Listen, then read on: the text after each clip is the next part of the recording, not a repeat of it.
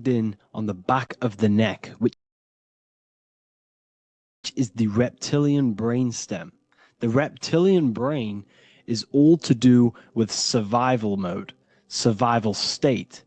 It's always scanning the environment for safety, whether that's physically, emotionally, or mentally. It does not think. It is instant. For example, do I smack the guy or run off? If something happens to you, like a car's coming really quick to you, you do not think about this. The reptilian brain is the animal instinct that will instantly move your body on the instant reactions. Hence why it's the closest brain to the rest of the body. It has instant access to the electrical nervous system to control the body at instant reactions. Now, Neo is plugged in on the back of the neck, which is the reptilian brain. Therefore, the matrix is the body itself. It is the lowest state of consciousness. This is what it represents. The word matrix means womb. It translates to womb because your body is a womb. Your body is a vessel for universal consciousness, for God consciousness. And the body is also a womb where you can be born again outside of this body by raising your consciousness, by awakening the neocortex. This is why Neo is called Neo, because it represents the neocortex. This is the higher aspect of our brain. This is all to do with new things, higher reasoning, higher thinking, new learning. You see, the brain is a receiver for universal consciousness. Now, what do I mean? It is a radio receiver. Think of it like this. You have a radio tower which emits frequencies, and each little frequency, 00.1, 00.2, 00.3, each 00 point is a different person.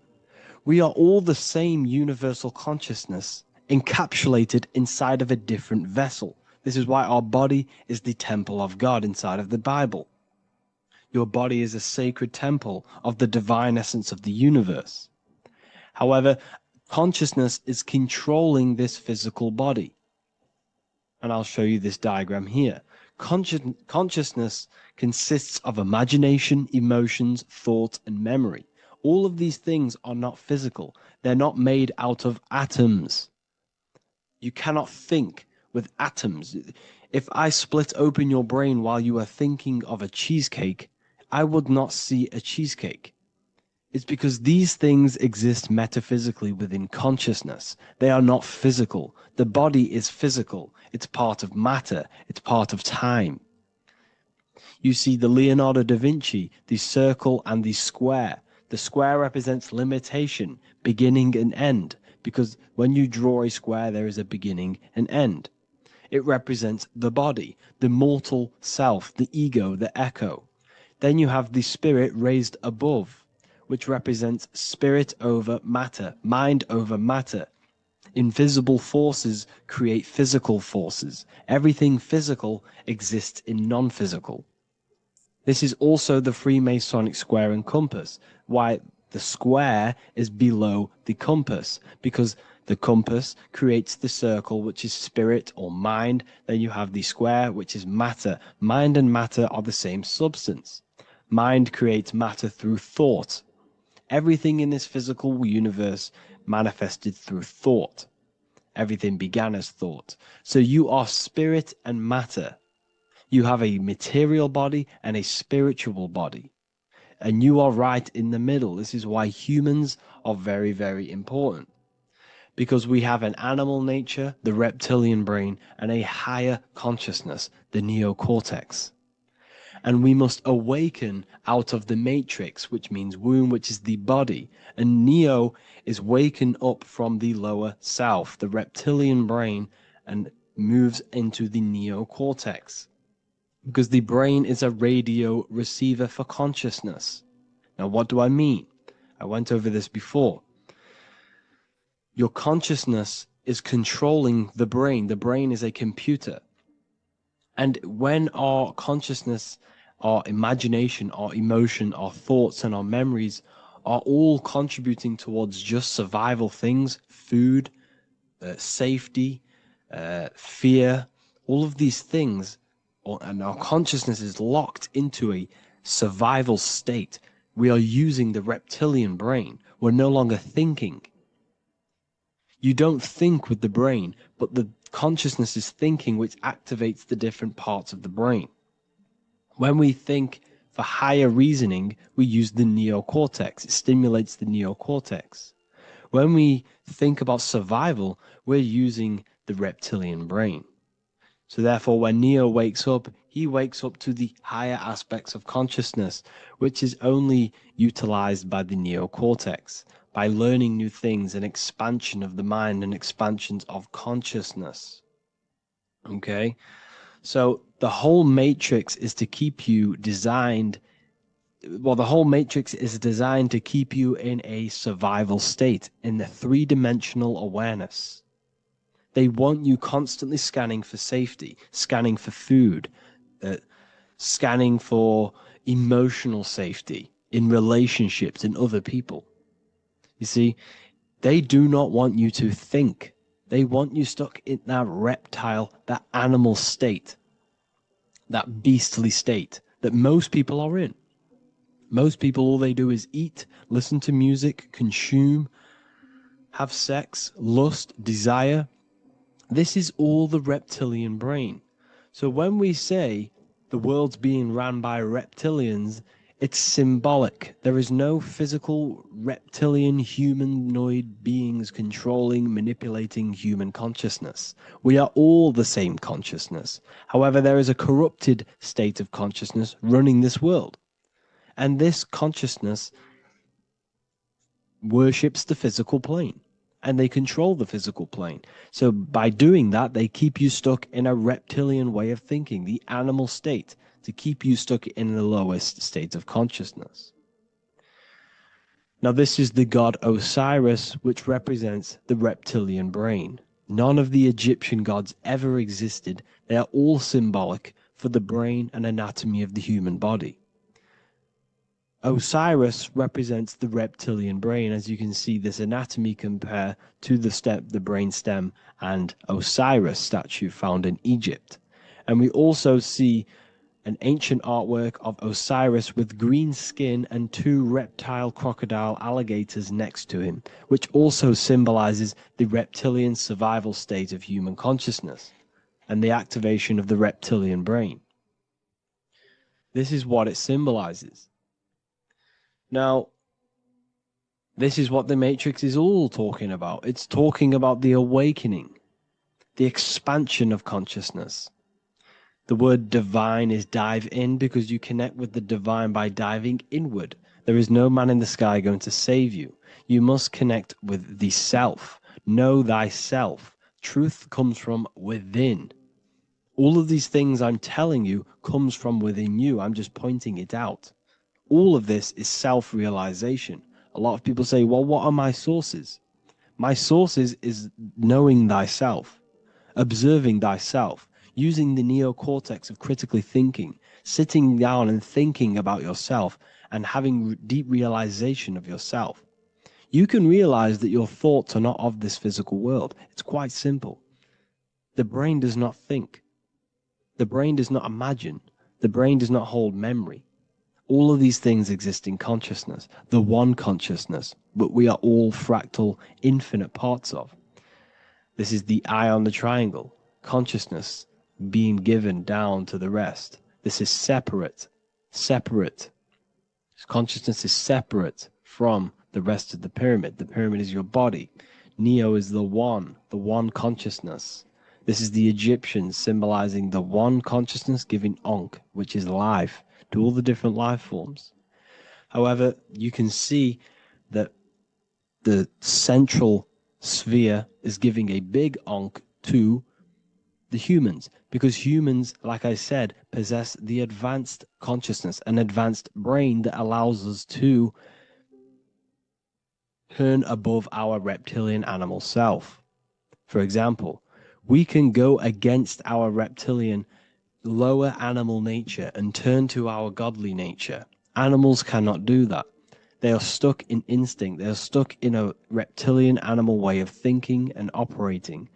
Everything they create is to survive. We can turn against our lower nature and create for amazing things like buildings, architecture, technology. We can use our creative consciousness for anything we wish, not just survival needs. And it's the same with your spiritual journey. You can raise your consciousness beyond this animal state that they try to keep you in through fear, consumption, food, and the reptilian brain. We must awaken, start to think critically, and awaken to our divinity, because the mind, the consciousness within you has infinite potential to expand. There are infinite fields of knowledge that you can explore. The mind can never be filled. It can never ever be full of knowledge. It always expands, and that's why you are alive. That's why you are part of this universe. That's why the science always says the universe is always expanding, because the universe exists in your mind, and the mind is always expanding into new fields of thought, new fields of knowledge and information. And that is your whole sole purpose, of expansion of mind and expansion of consciousness, and the exploration of the mind of God.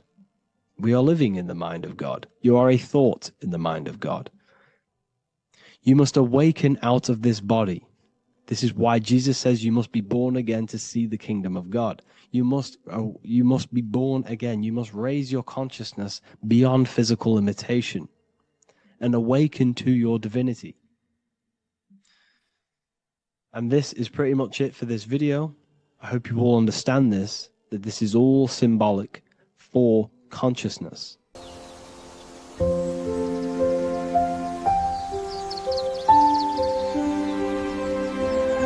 bookofwisdom.com. Visit today.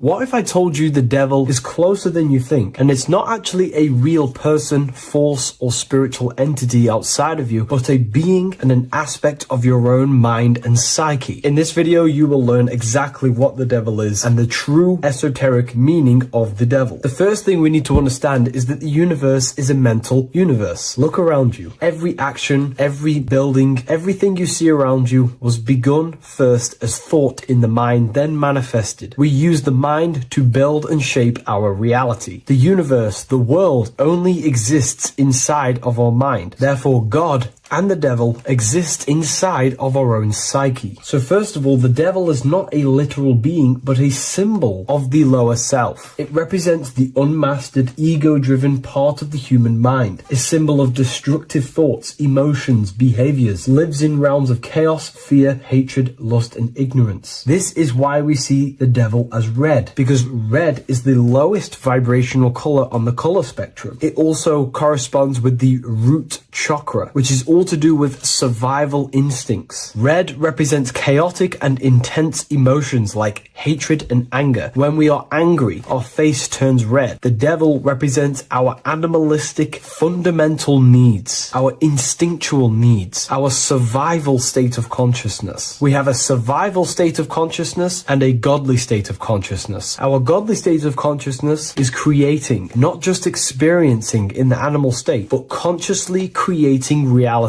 This is why we see the devil with a goat head, an animalistic head, and the head is where the brain is. The animal head represents living off instinct, the part of our mind that lives on urges, impulses, and instincts. Eating, sex, power, ego-driven actions, and ego-driven thoughts. Animals are only aware of themselves. Animals live on instinct. They have no ability to consciously create like humans. This is our lower desires for the material world. That's not to say say the material world is evil. However, when our consciousness is only seeking material things, this leads us down a path of self-destruction, because nothing material can ever satisfy our soul. Everything material is temporary. Therefore, the devil represents the part of us that seeks only material desires, only material fulfillment, the ways of thinking where we only think about ourselves and ego-driven thoughts. It also represents the unchecked, unconscious self, where we have no mastery over our thoughts, over our emotional impulses, and no mastery over our actions. We are living in instinct and impulsive states, which causes chaos, selflessness, destruction, and keeps us bound to our lower material 3D state of consciousness. It's important to recognize that the word devil was never present in the earliest Gospels. Instead, what was mentioned was a spirit of evil. This distinction is crucial because it underscores that the idea of the devil, as popularly conceived, does not actually exist as an independent entity. Rather, it is a personification of the lower aspects of the human mind, a facet of our own consciousness. The term spirit of evil was not meant to denote a specific deity or being, but rather any force of negativity, whether it manifests as a destructive thought, emotion, or action. A spirit is a force, an energy, and we have three forces that create our reality: thoughts, emotions, and actions. We have full control over these three aspects which transform and mold reality. A destructive thought, a destructive emotion, a destructive action is a spirit of evil, and it originates from the darker aspects of the human psyche. So now, because we're on the topic of the devil, we have to look at the pentagram, which is obviously connected to the devil heavily. The upright pentagram represents spirit, air, water, earth, fire. Upright, which represents spirit, the most important element on top of the earthly elements, showing spiritual principles over material principles. As spiritual beings as we are, we have to put our spirit first, our higher self first, and material things second. Why? Because material things never satisfy us long term. Seeking material fulfillment will leave us feeling unfulfilled in the long run and very unhappy, and we can lose ourselves in illusions. We have to put our spiritual principles first. Seeking wisdom, knowledge, connection to the divine, and connection to our higher self is what gives us true fulfillment in our hearts and souls. But when we see this pentagram inverted, we now have spirit on the very bottom, which now represents earthly principles on top of the spiritual principles. We're putting our earthly elements on top of our spiritual element, which this inverted pentagram represents no longer caring about spirit, no longer caring about our invisible internal world, and only caring about this external body, food, sex, material things, cars, money, and all the things outside of us, the world outside of our mind. This is what true Satanism is. Satanism is not worshipping an external deity, but it is worshipping the self, only fulfilling the ego's desires. This is what true Satanism is, and we have all been conditioned to live in this state. Satanists want us to believe that there is an external deity called Satan or the devil, and the reason they do this is because they trick us, making us believe that we are not Satanists, while they are actually conditioning us to be self-seeking, ego-driven people, where we only care about sex, food, material things, and money, which is actually conditioning us to be Satanists. 80% of the population today are unknowingly involving themselves in Satanism, which is ego-driven thoughts, actions, and emotions, dwelling and living in this state where we only care about ourselves. When we are spiritual, we realize we are all one. We are all one consciousness family, and we need to do things that help and contribute towards our collective experience, helping others, instead of seeking to serve only the self. The angel is depicted with wings, which represents elevation, higher self. The devil is represented with an animal horns, which is on the ground. A goat is on the ground, which represents the lower self. This is the elevated mind and the lower material mind. Horus, the bird, higher self. Set, the ground animal, lower self. Jesus and Satan. These are two forces, two characters that exist within the human psyche, not real entities. They are forces of our minds, and there is a battle between our higher self and lower self all the time within our own minds. There's always a part of us that's telling to do one thing and another thing, to do something bad and to do something good. There is this battle inside of our own consciousness. Here we have the human spinal column. The human spinal column is showing you to the higher and the lower self. The higher self represents the head. The head is where the mind is. This is the creative essence of the universe. This is where all material things begin as a thought in the mind. We create with the skull, with the brain. This is our higher self, the heavens, connected to the heavens, the sky. And the lower end of the spinal column is where our reproductive organs are, where our gut is. Our reproductive organs and our gut is all to do with survival. The lower end of the spinal column, lower instinctual 3D based consciousness. The lower end of the spinal column is where our lower self dwells. Eating, consumption, power, and sex, lust. These are all emotional forces and instinctual based organs that are not inherently evil, but when we dwell and live off this lower end of the spinal cord, it keeps us in low states of consciousness. Our goal to raise to our higher mind is to balance this, not to overeat, not to abuse power, not to abuse sex and lust, but to master these organs and gain the ability to say no to these organs so that we can raise to our creative side of consciousness. Instead of dwelling in our instinctual nature, we can turn to our creative nature and consciously become a builder and constructor of reality. This is the true way of raising consciousness. This is the stairway to heaven, out of the animal consciousness to the higher consciousness. To wrap all of this up, it's all about gaining control over our instinctual lower nature and allowing our spirit to rule over our body and not our body ruling over our spirit or mind. The moment you let a thought become instantly an action is the moment you are an impulsive person. We are all trained to be this way. It is okay if you are in this state. The moment you let a thought turn straight into an action without questioning, that is the mind controlling you and you not controlling the mind. We need to gain control over the mind, and we do this through many different ways, through meditations,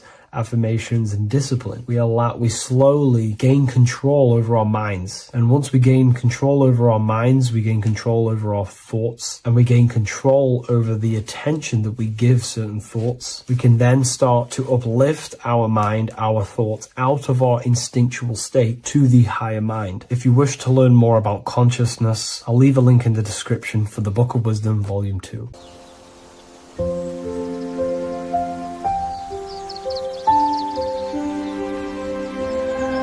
bookofwisdom.com.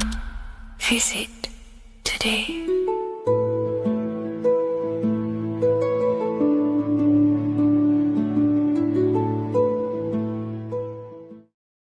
Welcome back, people, to another occult lecture by Revival of Wisdom.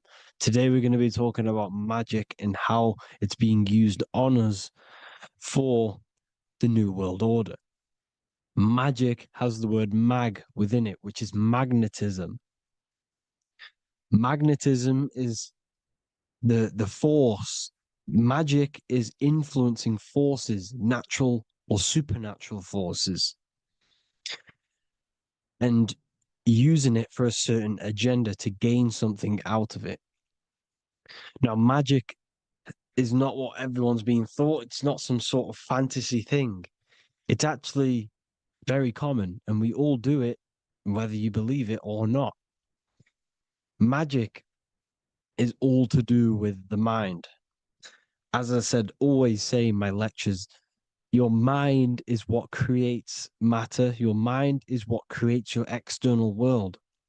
So it's all about manipulating and planting seeds within the mind, because your mind is a garden, and thoughts and words are seeds which are being planted in that garden.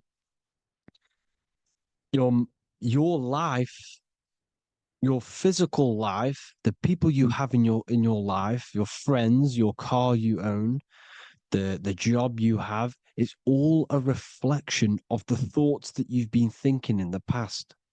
You are where you are in life because of the thoughts that you've been thinking. Therefore, your life is a direct reflection and manifestation of your mind. The Garden of Eden. Okay? The mind is what they are targeting. What you see, say, and hear has a direct effect on your mind. Me talking to you is influencing you. The words I'm saying is planting seeds within your mind. Now it's up to you to consciously act on these thoughts or these words, or to maintain these words.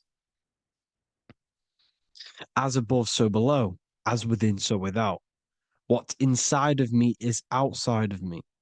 What comes into the storehouse comes out of the storehouse. You have the left, you have the right, you have the up, and you have the down. As above, so below. Whatever is in your mind will be expressed in some sort of way, consciously or subconsciously, spiritually or physically. The mind is what manifests everything. And this is what we need to understand. We need to understand is that the mind is not physical. All things spiritual manifest physical. All things seen come from the unseen. The words you're thinking, that everything you have is coming from the unseen. The actions that you do come from the unseen mind. Another expression for as above, so below is you are the universe itself. You are a universe, a mini universe. But just because you are mini does not mean you are the whole thing. If I take a little piece of infinite, let's say there's an infinite light source. Let's say I take a little chunk of that infinite light source. That little chunk I took is still infinite because it's been taken from infinite. You are the universe. Your awareness, your mind is the universe. It's information. You are the universe experiencing itself. This is why we say we are all God. As above, so below. What is in me is outside of me. The sun, the physical manifestation of the sun is your soul. The 12 constellations are manifested in the physical body. The 5 elements are manifested in the physical body. They're manifested in the 5 fingers you have. As above, so below. This is manifested, well, this is a symbolized in Freemasonry and secret societies as the 2 pillars. The mirroring reflection, the reflection of reality, the mirror, as above, so below. What happens in the mind, what happens in the astral, happens in the physical. This is Aleister Crowley. This is all symbolism. This is the 2 pillars with the all-seeing eye and the triangle at the top. Aleister Crowley was a master magician, very powerful dark magician, black magician. There's 2 types of magic. You have white and black, just like the checkered board, the Masonic checkerboard. You have white and black, you have good and evil. White magic is influencing natural forces to gain something that will help the collective consciousness, help the collective, help the earth, help other people. Black magic is something you manipulate something so you can get something personal out of it. Doesn't matter if it's good or bad. It's still considered as black magic because you're being selfish. Everything you do should be contributing towards the collective consciousness and helping others. And this is why the ancients lived in a system where everything was in unity. We understood that I am you and you are me. What I do to you happens to me because I am you and you are me. We are the same mind substance on the inside. We're all the same mind substance being expressed in different bodies. So what I do to your mind will have a ripple effect on my mind because all of our minds are connected within the mental plane. So this is why they know all this knowledge. They know all this knowledge. So yeah, this is the mirroring effect of reality, the 2 pillars, or symbolizes the number 11. The number 11. We'll go deeper into that. The technology we're using is magic. It's a form of magic. Television is tell a vision. They're telling a vision into your subconscious mind, into your memory. And when you turn on the television, you get a program because they're telling a vision to create a program within your subconscious mind. You see, the conscious mind is only 10% of your mind, which is to do with your, what you're aware of, your five senses. What are you consciously aware of? Well, I'm aware I'm here, I'm talking, I'm aware of what I'm wearing, the five senses, what I can hear, taste, smell, hear, what I'm wearing, I'm aware of what I think of. But the subconscious mind is the 90% of your mind. It's the hidden part of the mind, which is telling your heart to beat, telling your body to breathe. It's storing all of your emotions. It's storing everything you see, storing all the belief systems that you have. Uh, it has everything. It stores all of the habits you have, the values. It stores everyone's name that you know. All the words that I'm speaking right now is all coming out of the subconscious. Everything is subconscious, and it literally manipulates 90% of your daily basis behavior. Most people don't know this. What you did yesterday is what you will do today because of these beliefs and mental programs within the subconscious, stored within the subconscious. So the subconscious is what they're aiming at. They're trying to create programs within the subconscious because the subconscious manifests 90% of your thought patterns, 90% of your actions and words.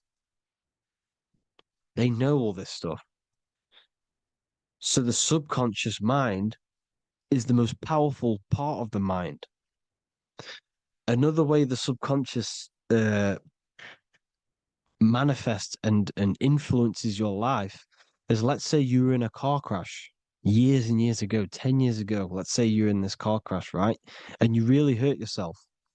The emotion you felt in that time when you were injured in that car crash had a great impression on your subconscious mind.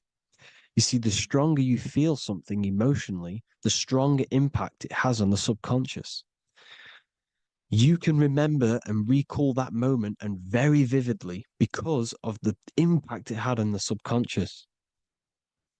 Another, for example, you become that terrified of cars that it manifests into your life today that you are wary to go in certain cars. You don't want to go in cars at all, maybe, because of that moment that stored within the subconscious. And it will manifest into anxiety. It will manifest into not going into cars. It will manifest into depression, maybe. These things, these emotional, very emotional, traumatic events have a great impression on our subconscious and they control your life. This is why you need to meditate and let go deep within yourself and let go of these internal, deep emotions that you may have repressed and keep pressing down and ignoring. But you need to address it and let go of these subconscious impressions you have, which are controlling your life, like anxiety, depression. All of these things are stemming from things that are stored within your subconscious years and years ago, more than likely. Broadcasting. They're casting spells to a broad audience, to news, north, east, west, and south. They're casting spells. No, if you watch the news, everything's red. Breaking news in red writing or the red background, everything's red. Why? Because red's the root chakra, which is all to do with survival. They want to stimulate this root chakra because they want you down there in survival mode. They want you in survival mode because you're easier to control. They control out of fear. And not only they're casting these spells as if, because most of the things they cast in the news hasn't already happened. They're constantly bombarding you with there might be a war breaking out, war this, war that, kill here, kill there. murders. It's impressing, it's casting spells on your subconscious mind.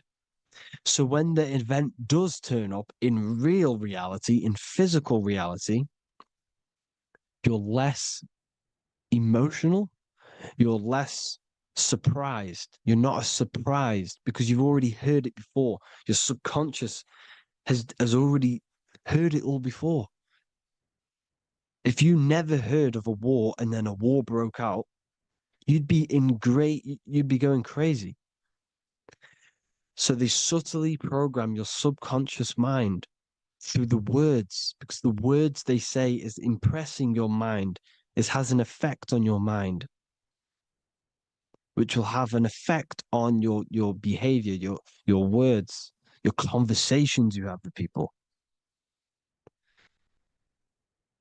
They're casting spells to north, east, west, and south on the tell a vision. They're telling a vision by broadcasting, by saying spells. This is why we call it spelling. Even the word, listen, the words we say cast spells. Bless. Oh, bless you. That's be less. The subconscious mind only picks up literal things. You see, when I say bless you, your conscious mind picks that up as, oh, thank you, you're blessing me. But your subconscious picks up as be less. You see? Because the subconscious it has no filter. It's just, it is what it is. Everything is factual in the subconscious. Therefore, if I call you an idiot, your subconscious, my subconscious will think I'm talking to myself and calling myself an idiot, and it will take that as true. That is truth. Everything is truth within the subconscious, and the subconscious manifests your behavior. The devices this is the biggest one. Black scrying mirrors, device, the devil's vice, the device. Okay. Black scrying mirrors, black screen is scrying. Black scrying mirrors were used to communicate with spirits within the astral plane in the medieval times. They're still being used now by black obsidian mirrors. And look at your phone, it's a black mirror. And there's some sort of, I'm not saying this is fact, but personally, I believe these are portals for spirits and ethereal entities to come into your life, to come into your surroundings.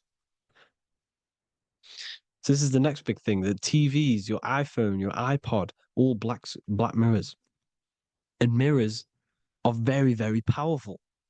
Even just a normal mirror. Mirrors have an effect.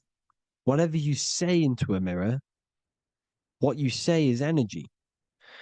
And when you say something into a mirror, you're saying it into yourself. It's an infinite cycle of words of energy because it's being reflected infinite times. When you say something into a mirror, it has a massive effect. You're saying it directly into your eyes, into your mind. So what you say in a mirror should be said with precaution.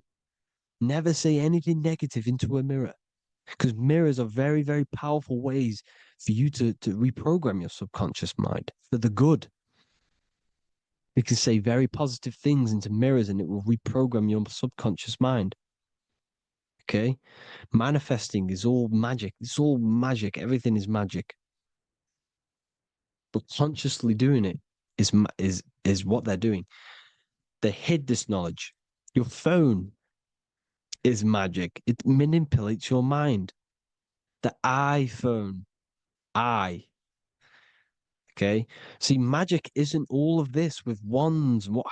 See, Harry Potter, okay, that was created to give you this perception of a mystical and amazing form of magic with magic wands and all sorts of stuff like that.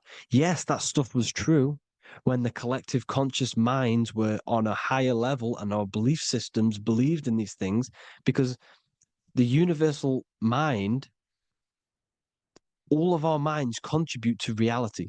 If the masses don't believe in magic, if the masses don't believe in a certain thing, it's going to have an effect on physical reality.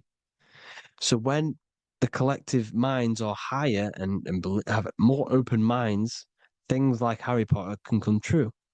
See, it's all in the mind. The iPhone, the eye is the symbol for the mind, the invisible intelligence. The triangle is the ethereal plane. Okay. So the eye in the triangle is the eye that sees into the beyond the ethereal planes. The square is the physical plane.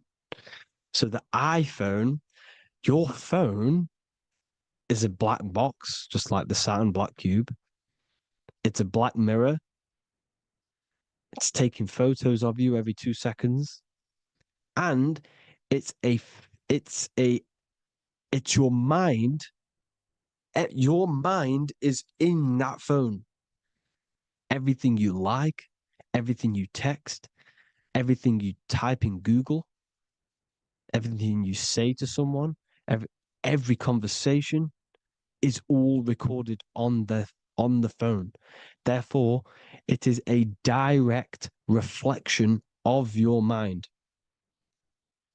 Your mind is imprinted into your phone because your mind, everything you think in your mind, you're manifesting into typing, saying, taking pictures into the phone, and it's collecting it and storing it. And what they're doing, and this is for all forms of magic, it's manipulating the mind. It's all manipulating the mind. Reels, Instagram, TikTok, this is all dopamine. It's all controlling the mind. Every like you get, every follow you get, every share that you get is dopamine within your brain. They're literally targeting your brain and mind. It's all manipulating because what they're pushing through the phones, through the media, through the news, through the televisions is visions and programs. You are the one manifesting the New World Order. They're not manifesting the New World Order. They're giving you the information so you can manifest the New World Order. Everything they say is contributing to your mind. For example, digital money and all the information they put out for you to see is contributing to your enslavement. Your mind is manifesting the New World Order. They know this. They don't manifest it. There's billions of us. We could easily run over them physically. But on a mental level, these people have the knowledge and they hide it from us and they let us manifest reality because we are the collective. They give us the information which manifests their agenda. It's all magic through the phones, the media, the television. So your phone is a manifestation of your mind. It's a record of your mind. Hollywood, holly tree, holy tree. They used to make wands out of holy trees, because it was the most holiest wood, the best for casting and transmitting energy. So they used holly trees to cast spells. That's what Hollywood is. And in Hollywood, they have the red tear, the blood drop next to the Hollywood sign, because it's all satanic. They're all black magicians. They use Hollywood to cast the spells through the music, through the films. You see, music is a form of magic. All of this is magic. Everything they do is a form of magic because they want an agenda behind it. But it's not black magic. They're letting us create our prison. This is what you have to see. Yes, they're evil, but they're not doing anything evil, or else they would face the karma. They let us manifest this agenda through giving in the information by telling you what's going to happen in the movies. Everything that happens in a movie It's all there on purpose to program your subconscious, to plant a seed within your garden, your subconscious, your mind. Because when the mind is already seen something, when it comes up and turns up in physical reality, you will be less shocked and you won't rebel. So they lure you slowly. They make you aware of these things over time. They make you gradually think it's okay. Like the technology, we never used to use these phones. How did we become so addicted and reliant on them? Well, because first they gave you a little flick phone. Well, no, sorry, they gave you a phone in your house, and then once you got used to that, they say, "Oh, here's the newest version of a little flick phone." You started texting your friends. Everyone was loving it in high school. They could now meet up without saying, "Let's meet on the weekend at this point at this time," like your parents probably did, or maybe some of you watching this, you probably had to tell your friend to meet on the weekend at a certain time because you had no way of communicating. So everyone got these phones and got addicted to them. Then they slowly got addicted to the new iPod with the touch screen. Now they invented touch screen. Then everyone got addicted to touch screens. Then because all of this is producing dopamine in the brain, which creates you to become mentally addicted to things and physically addicted, chemically addicted. Because dopamine's a chemical. Your subconscious becomes a program within your subconscious, and your body becomes chemically addicted to these phones. And these phones are the enslavement of humanity, technology. Without this, we wouldn't be in this mess without technology. Because they're creating a hive mind. We're creating a hive mind. So back on track anyways, uh they they program you. Look at the films, 9/11, 9/11, all in produced by Hollywood. Here's the 11, like I said at the beginning, the two pillars which reflect reality. What happens in the mind happens in the physical. What happens in the astral happens in the physical. Okay, what happens in the physical happens in the mind. It's the two pillars, the mirrors. 9/11. 9 plus 1 plus 1 is 11. Flight 11 was hijacked. New York is the 11th state. New York adds up to 111. This is not a coincidence. It's all a form of magic. It's a ritual, energy harvesting ritual, because your mind produces energy. Your mental attention produces energy, and they're feeding off this energy in the astral plane, these demons. Music is the most powerful. Personally, I think the music is one of the most powerful forms of magic they're using. Okay. Music is hypnosis. It puts your brain in a hypnotic state. It influences your electromagnetic field through vibrational energy. It reprograms your subconscious mind. Why do you think you remember the lyrics? You see, your subconscious stores all of the memories. Remember, the subconscious manifests 90% of your behavior. So, therefore, the music you're listening to is manifesting your behavior.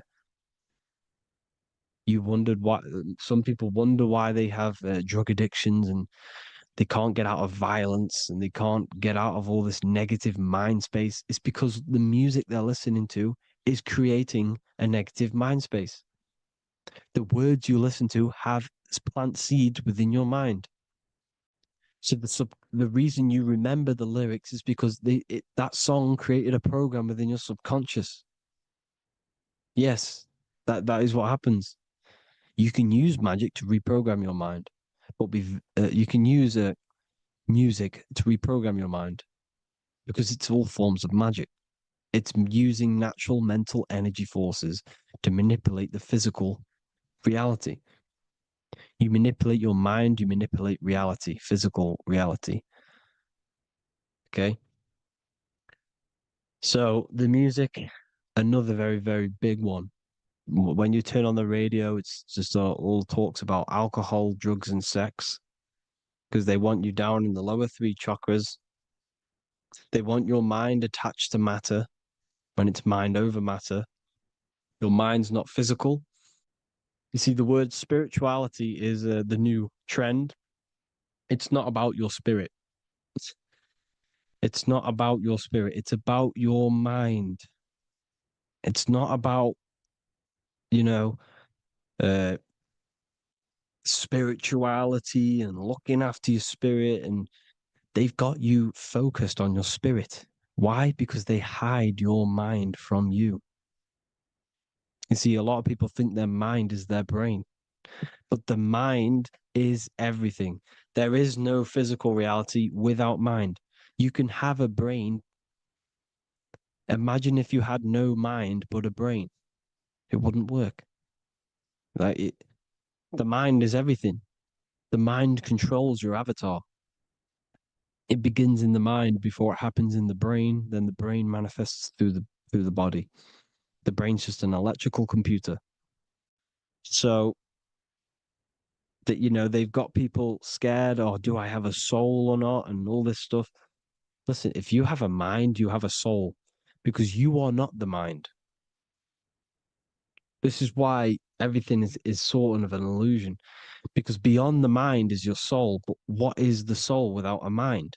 You can't have a soul without the mind. But if the mind didn't exist, the soul doesn't exist.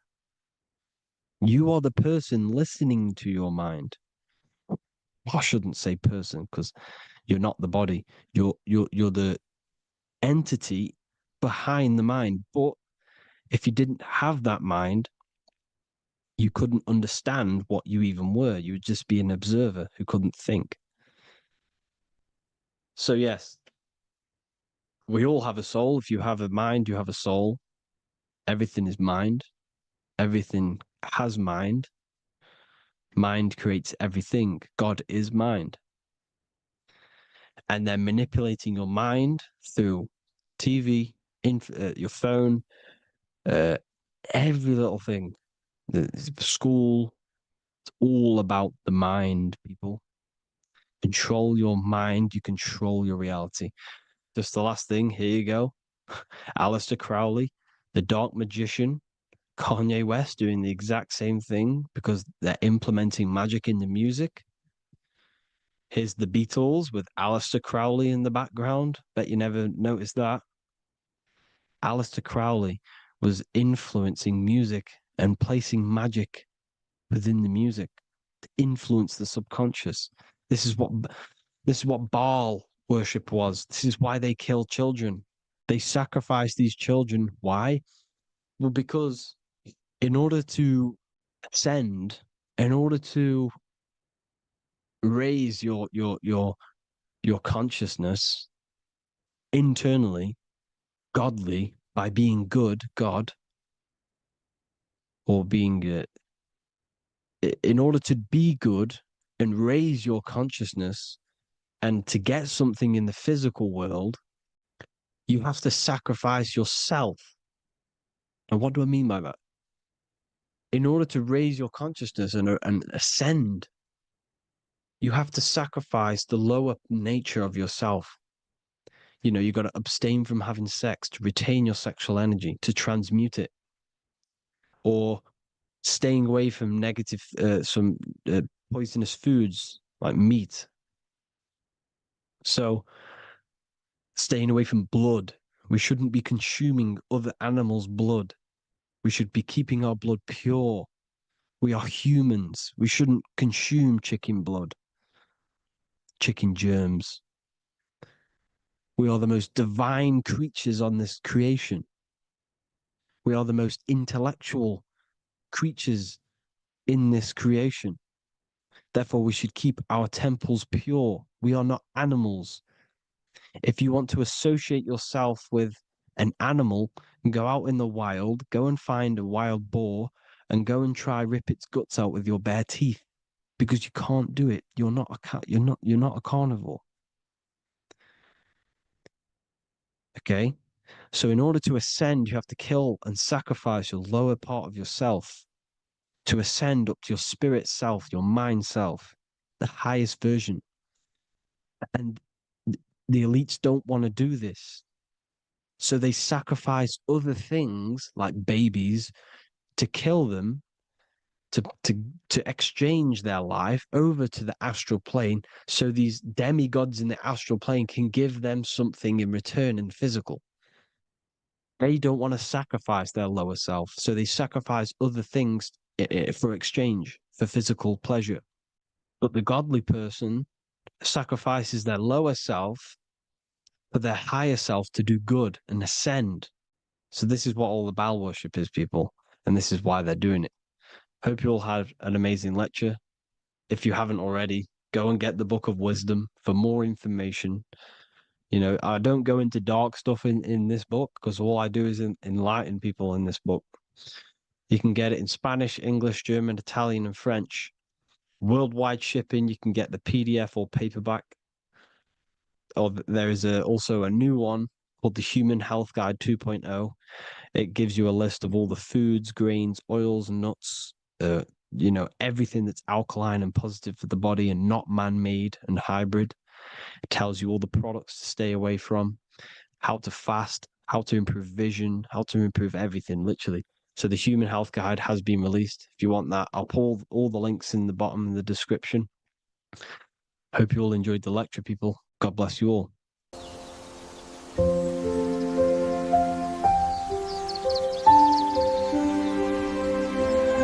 bookofwisdom.com. Visit today.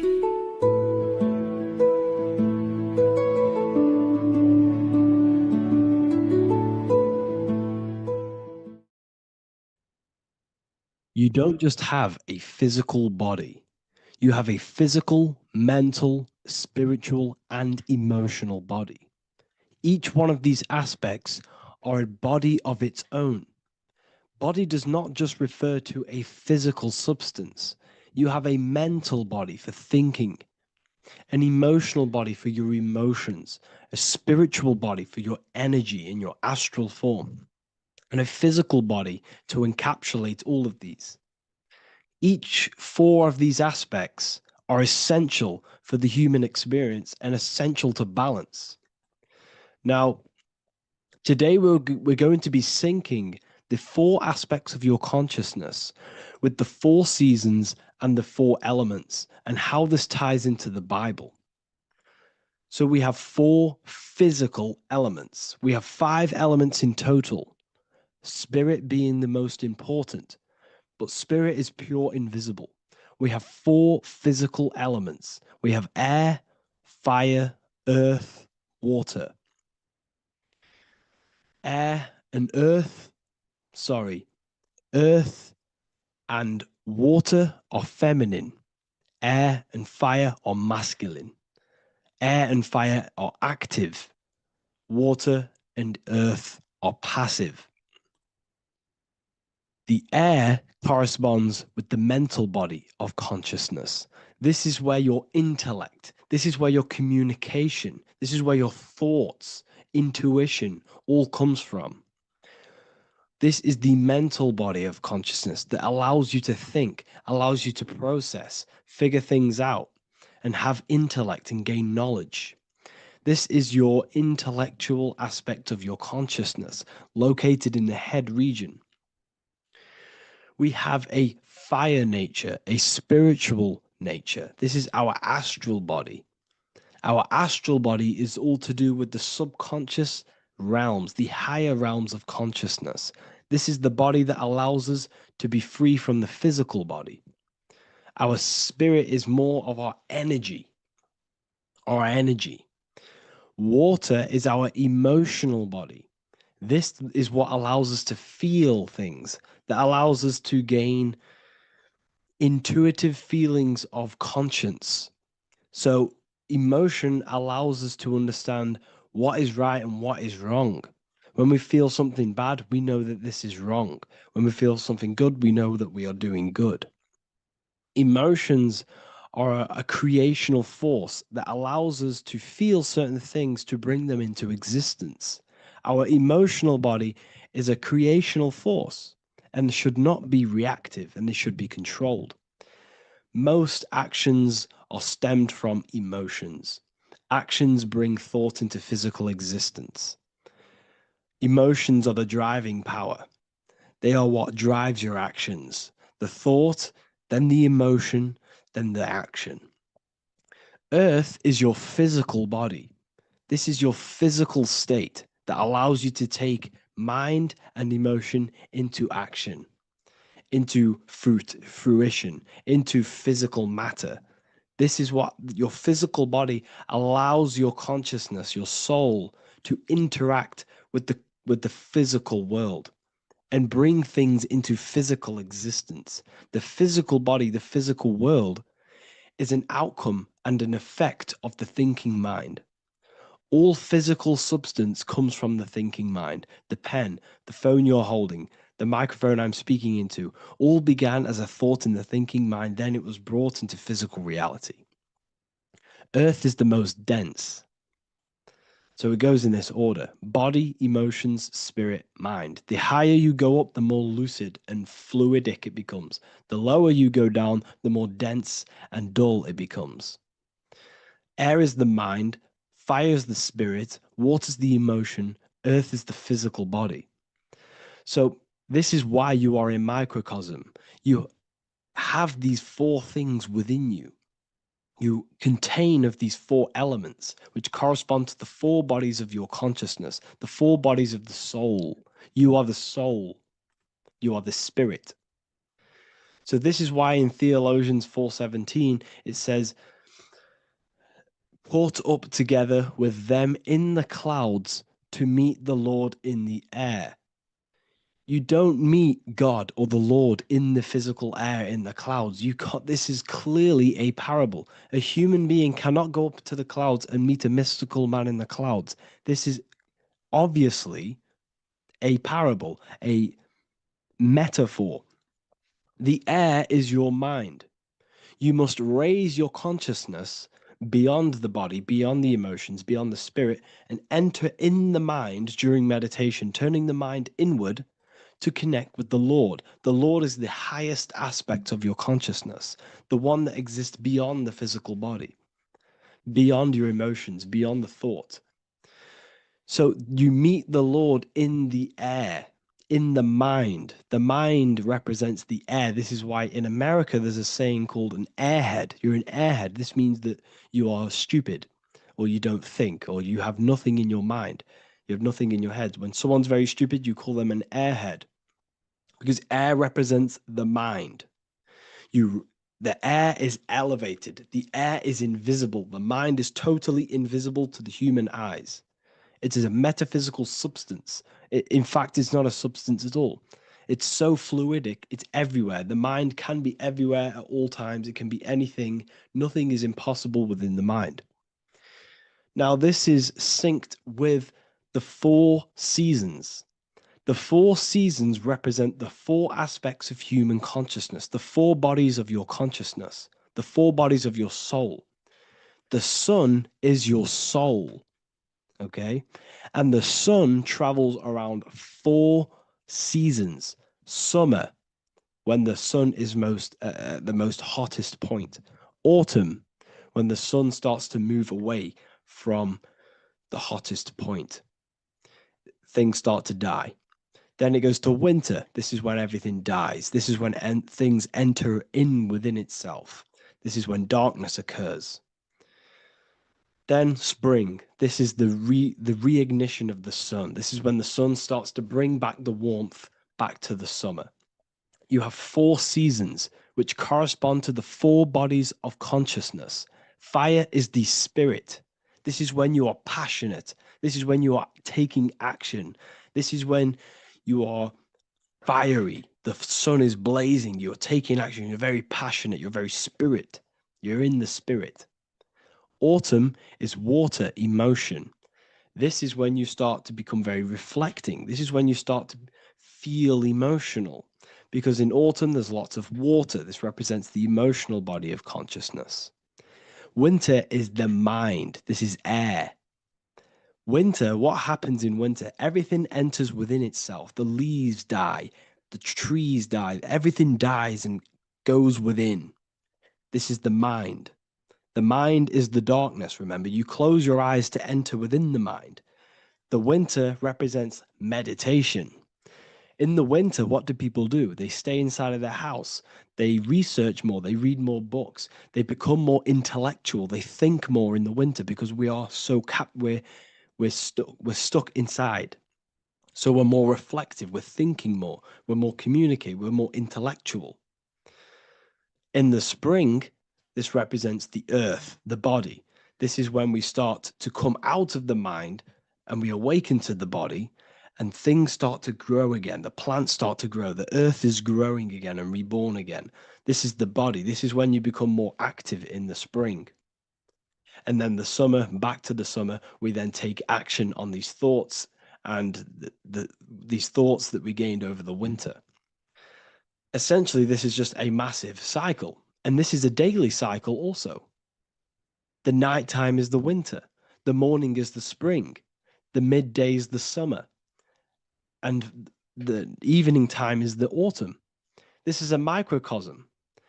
We have 4 bodies of consciousness. You are the sun, you are the soul, and the soul has 4 bodies: summer, autumn, winter, spring. Emotion, air, body, spirit. Sorry, emotion, mind, body, spirit.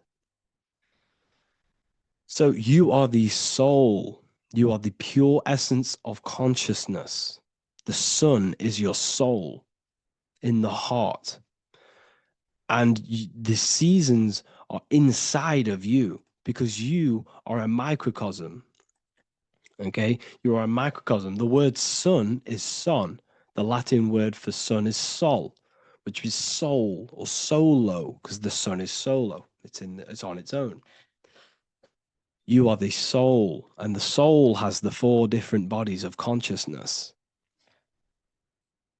So before we move on any further, if I've blown your mind, please, if you can, leave a like, a comment, a share, and a subscribe. Let me know what videos you want me to make in the future. Please drop a like. It definitely will help me. You are a microcosm of the macrocosm. Man is a miniature universe that goes through its own cycles. The seasons of the summer, winter, spring, and autumn do not occur merely outside of him, but within him as well. The summer is within you. You feel different in the summer. You feel different in the winter. You feel, depending on the body of consciousness, it's your soul's interacting with. So the sun in the sky is your soul inside, and the sun goes through these cycles, which is affecting your bodies of consciousness, because the cycles represent your bodies of consciousness. Now, this ties in with the Bible. This is why we have 4 Gospels.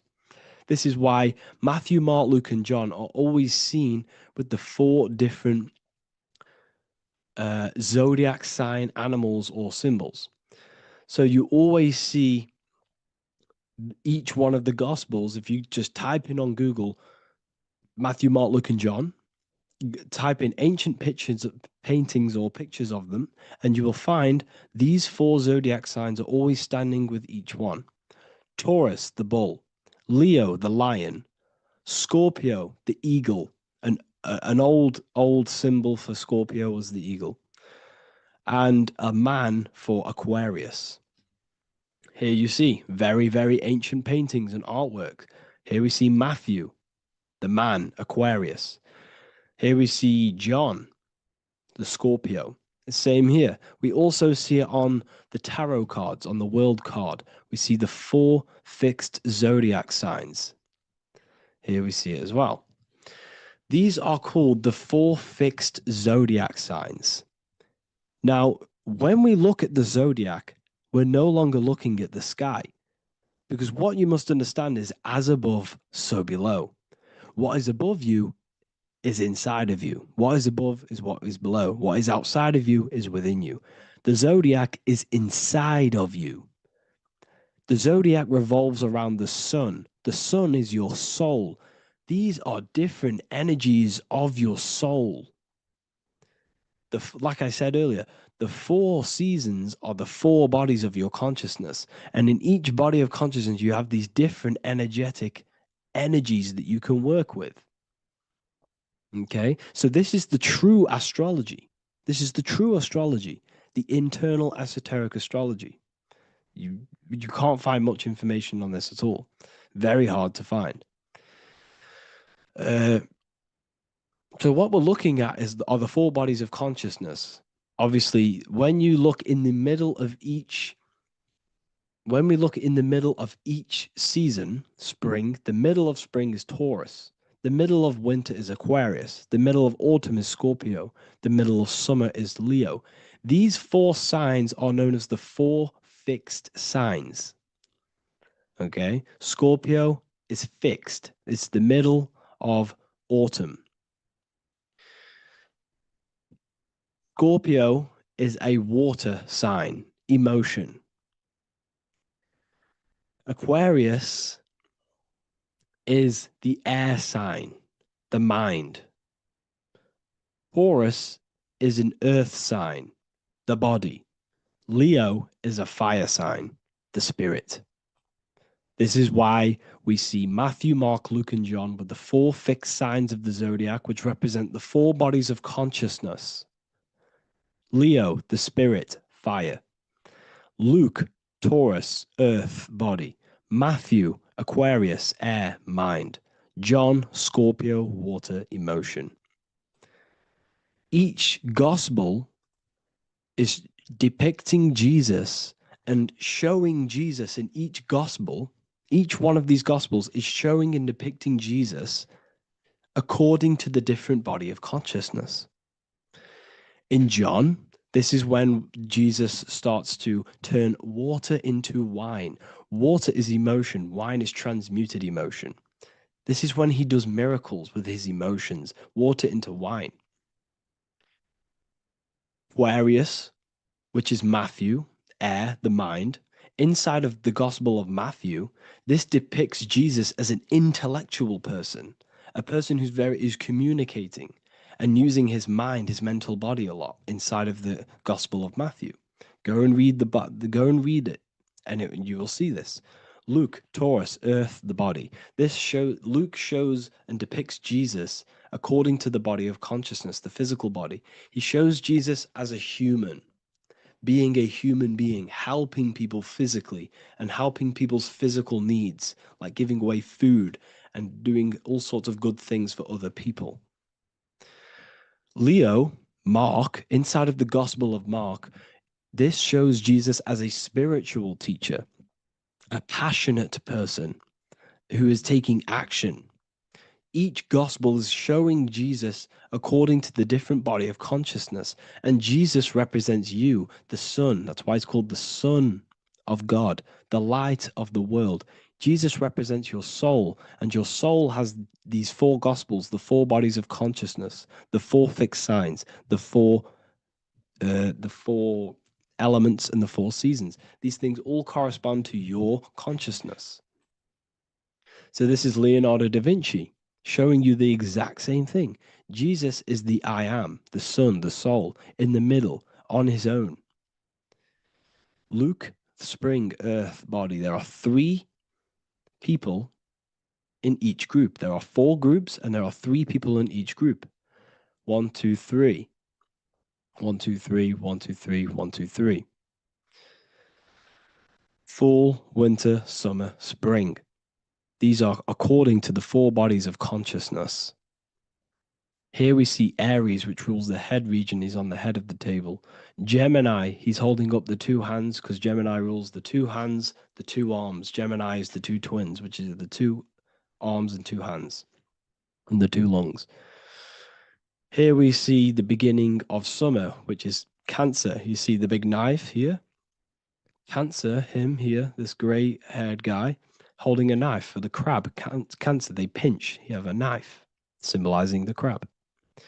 Leo, the middle of summer, showing dominance. The sun is very dominant. He's got his elbow on the table, showing dominance. Virgo has no Adam's apple. Cancer here is pointing at this woman's neck, saying there's no Adam's apple. This is Virgo, the virgin, the only woman. Jesus, the sun. This is Libra, the balancing. He's holding his arms out, balanced, showing the balancing of the sun, because when the sun enters Libra, the sun is balanced between winter and summer. So it's balanced. This is all astrology, but this is internal. Okay. This is Ezekiel's vision. Ezekiel had a vision in the Bible, and he saw the face of a man, the face of a lion, the face of an ox, and the face of an eagle. The eagle, Scorpio, the ox is Taurus, the lion is Leo, and the man is Aquarius. He saw the throne of God, and he saw the different bodies of consciousness. This is all symbolic for the different bodies of your soul. So when we look at the zodiac, we are actually looking at a map and the energies of our soul and the energies of our bodies and the energies of our consciousness. This is what we are looking at. Each zodiac is an aspect of our consciousness and an energy that we can work with and that we must purify. Balance and purification is essential. Imagine playing a brand new video game. Let's say a brand new video game came out and you had to play it. What happens when you play that game? You don't know the controls. You cause chaos in that game. You can't really run properly. You can't do anything properly. You're getting destroyed by other people who are playing that game. It's the same with your physical body. When you are born, you must learn how to play the game. You must learn how to balance the mind, learn how to balance the spirit, the emotions, and the physical body. We must balance and purify each body of our consciousness. We must look after our physical body with our physical health by eating physical, electrical food like fruits and veg. We must look after our minds by being conscious of what enters our eyes, enters our ears, enters everything. Whatever enters our five senses is affecting our mind, our mental health, our environment, mental. We need to look after our thoughts, control our thoughts by purifying our thoughts, only positive thoughts. Then we must purify our emotions, feeling only gratitude and love and not feeling these negative, dull emotions. Then we must look after our spiritual body through meditation and looking after our spirit. But remember, when we look after our mind, it all begins in the mind. Each body of consciousness is interlocked with the other. If you have an unhealthy body, you have an unhealthy mind, spirit, and emotions. If you have an unhealthy mind, you have an unhealthy body, spirit, and emotions. If you have an unhealthy emotions, you have an unhealthy spirit, mind, and physical body. They're all interlocked. You must balance each one of them. Look after your physical body. Look after your thoughts. Look after your emotions. Look after your spirit. But remember, the mind is the most powerful one. It's mind over matter. Once we look after the mind, because once we start to control our minds and control every thought we think, this will then turn into discipline in our physical body. Because once we learn how to discipline the mind, we learn how to discipline what we eat, we learn how to discipline what we feel, we learn how to discipline our spirit. This is all interlocked, but work on the mind first. Work on the mind first. All of this knowledge is inside of the brand new Book of Wisdom, Volume 2. This is a revolution of human consciousness. If you've read it, please leave a review down below. If you've read Volume 1, leave a review down below. This is the next revolution. I don't see this information anywhere. This is the next revolution of human consciousness. And of course, if you are serious about this and you truly want to gain enlightenment and join an amazing community where you can connect with me on live calls, lectures, the Manifestation Mastery course, you can gain access to my library with over 45 PDFs plus my books. And if you do join the university, you can order a Volume 2 free of charge. All you have to do is to pay for shipping. If you truly take your knowledge serious and you want to take advantage of life, join the university. This is where truth seekers belong. Just want to say thank you all. Please leave a comment. Please leave a like. It's going to help me a lot spread this knowledge to the world. And yeah, share this with a friend and subscribe. Thank you all.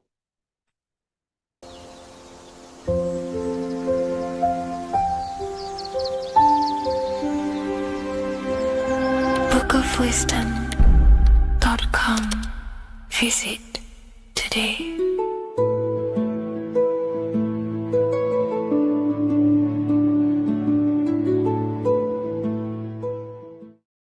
Do the elites actually worship Saturn? In this video, we're going to be discussing the occult and esoteric meaning of the 7 planets and the abuse of the Saturnic energy within today's world. This will help you gain a deeper understanding of reality, yourself, how you create reality, and what these 7 planetary energies actually truly are. In order to understand anything within the universe, we have to understand the law of correspondence, the law of as above, so below. There is one consciousness expressed in infinite forms. Me, you, the squirrel, everyone who possesses consciousness within this universe is an expression of the one divine consciousness, what we like to call Source, God, or the grand architect of the universe. We have to understand there is a large scale, but the large scale is mirrored in the small scale. If we look at lightning, this is a large scale. This is the macrocosm. Then we go a bit smaller to the trees. We see the same pattern. Then we look a little bit smaller into the human body. We see the same pattern of the nervous system. Then if we zoomed into the microcosm, brain cells, we still see the same pattern. This reveals the universe is a fractal universe. The large is reflected in the small. And this is the symbol of the Fibonacci sequence, which represents this as above, so below principle. The big spiral represents the macrocosm, but then this spirals into the tiny spiral. This symbol goes for eternity, never touching, never finishing. The large is mirrored in the small. With understanding this, we can realize that we are a microcosm of God. We are our own universe. We are our own world. Your body is the earth. Your mind is the mind of God, just in a smaller version. You are a drop in the ocean of the vast collective consciousness. With that being said, everything you see outside of you is inside of you. As above, so below. The 7 planetary energies on a macrocosmic scale are the 7 energies that form the physical world. The physical dimension is crystallized thought. Everything you see around you was thought made manifest. Thought imagined, then created in the physical reality. Therefore, these 7 planetary energies are 7 astral forces that create and weave the material existence. For example, if we look at a tree has 7 categories of consciousness, 7 creational forces that create the tree. This is the reason why we have 7 days of creation in the Bible. This is the reason why we have 7 days of the week for the 7 planetary energies. Monday is for the moon, Mars is for Tuesday, Mercury for Wednesday, Jupiter for Thursday, which is Thor. Thor is Jupiter. Venus for Friday, Saturn day for Saturn, Sunday for the sun. This is also the reason why we have 7 major energy centers within the body. The 7 life forces that flow through the body to give physical existence to the physical form. Man is a microcosm of the universe. With that being said, if we look at a tree is nature, and nature is the macrocosm, the creation of God's mind. And if we look at the tree, we can see 7 creational categories that go into create the tree. For example, the stem of the tree, the trunk, represents the sun. The root system, the base of the tree, where the tree grows out of, is Saturn. If we look at the fruit of the tree, that represents Jupiter. The smell, the look, the colors of the tree, that's Venus. How the tree communicates with other trees through the root system is Mercury, the intellect, the intelligence, the communication. The leaves of the tree is the moon. The defense mechanism of the tree, how it defends itself from infections and other territories, is Mars. So we can see all physical matter, all physical creation demands these 7 categories of consciousness, these 7 planetary forces. But again, that is the macrocosmic scale. The macrocosm is reflected in the microcosm, which means you have access to these forces, these 7 planetary energies, and you use them to create anything in reality. You've been using them maybe unconsciously your whole life. For example, this book that I've created, the Book of Wisdom Volume 2, you can find it in the bio if you're interested in reading it. It has the 7 planetary forces that go into this tree, into this book. I used the sun, which is my passion and my drive to take actions. I used Mercury, which is my intellect, my thinking, my communication. I used Venus, the layout, the look, of the book. I use Mars, my defense of my work, my trademark, my copyright. I use Saturn. Saturn is my time, my discipline, my attention. I use Jupiter, which is the why, the reason why I created it. I used the moon, which is my care. My care is the generative force. Whatever you create in your reality is because you care. You care about keeping a house above your head. Therefore, you go to work and earn money. Care is the driving force to create anything in reality. What you see right now watching this video is because you care about watching this video. If you lose care about watching the video, you will turn it off and continue to do something else. All creation demands these 7 forces, hence why we have here a midsection. Sometimes we see the symbol of the earth, which is a circle and a cross in the middle, because these 7 forces create earth. But again, this video is specifically aimed to Saturn. We're going to be discussing Saturn's Saturnic energy because there is a lot of misunderstanding in today's world. And I'm going to give my perspective and my research on the energy of Saturn and how we use it and how it's being abused in today's world. Saturn externally, because remember, we have an external world, an internal world, a macro and a micro. Saturn externally in the material plane governs the foundational and enduring aspects of existence, such as the roots of plants, the bones of our body, even the insects that dwell beneath the ground. It represents the dull, hard, unyielding forces of life, symbolizing structure, limitation, and conditioning. Under Saturn's influence, things become rigid, bound by the god of time, bound by restriction and boundaries. In Roman mythology, Saturn is revered as the god of time, ruling over the cycles, beginnings, and endings. This connection with this emphasizes Saturn's role in marking the passages of life, aging, and inevitable constraints we all face. Internally, inside yourself, the microcosm. Internally, Saturn embodies the conditioning within our own consciousness. When Saturnian aspects of consciousness dominates, we become overly rigid, fixated, restricted in our thinking and actions. For example, Saturn's influence is strongly felt in today's world, where many people's minds are confined to societal norms and conditioned responses. The pervasive control Saturnian energy can lead to the sense of limitation, as people become trapped within structure imposed by society and power structures. However, we have to remember that limitation, there is dark and light. Limitation is not bad. This is why Saturn is connected to the god Satan. They are the same being. It's something that restricts, holds back, and keeps you limited, conditions and limits consciousness to its lower power. Saturn is a great teacher, guiding us through difficult life lessons that ultimately lead to growth and expansion and power. Although Saturn's energy is harsh and often challenging, it helps us to develop resilience, discipline, and wisdom. Yet in modern age, this energy has overpowered the minds of the masses, fostering excessive rigidity and limitation. Instead of being ruled by Saturn's constraints, we should seek to embrace more freedom, love, joy, balancing Saturn's lessons with openness and fluidity in our life. So like I said, Saturn rules law. Anything that is limiting or holding back, something that is a restriction or a wall. This is why we see judges wear black robes. The color black is associated with Saturn because Saturn rules over the nighttime and the winter time. Capricorn, they wear black robes. A graduate also wears a black robe with a black square cap on its head because black is associated with Saturn, restriction, limitation. University graduates wear this. Personally, not to offend anyone, these educational systems that we have in today's world are not here to give you power, to find you the power of consciousness or yourself. They are simply to restrict you, to keep the mind limited in a certain belief system. That's not to say the things in university are completely useless, but what I'm saying is it is a conditioning by the educational system. And if we actually look at the top of the hat, it's a square over a circle. And in Freemasonry, we see the compass on top of the square. In Freemasonry, we see the square underneath the compass on top of the square. The square creates squares and the compass creates circles. So this is symbolizing the square, which is matter, the circle, which is spirit, matter over spirit when it needs to be spirit over matter. This is a symbol of conditioning, limiting the mind into being locked in the 5 senses and base consciousness. Saturn's energy is keeping people restricted. This is why there is so much Saturn symbolism in today's world, because Saturn is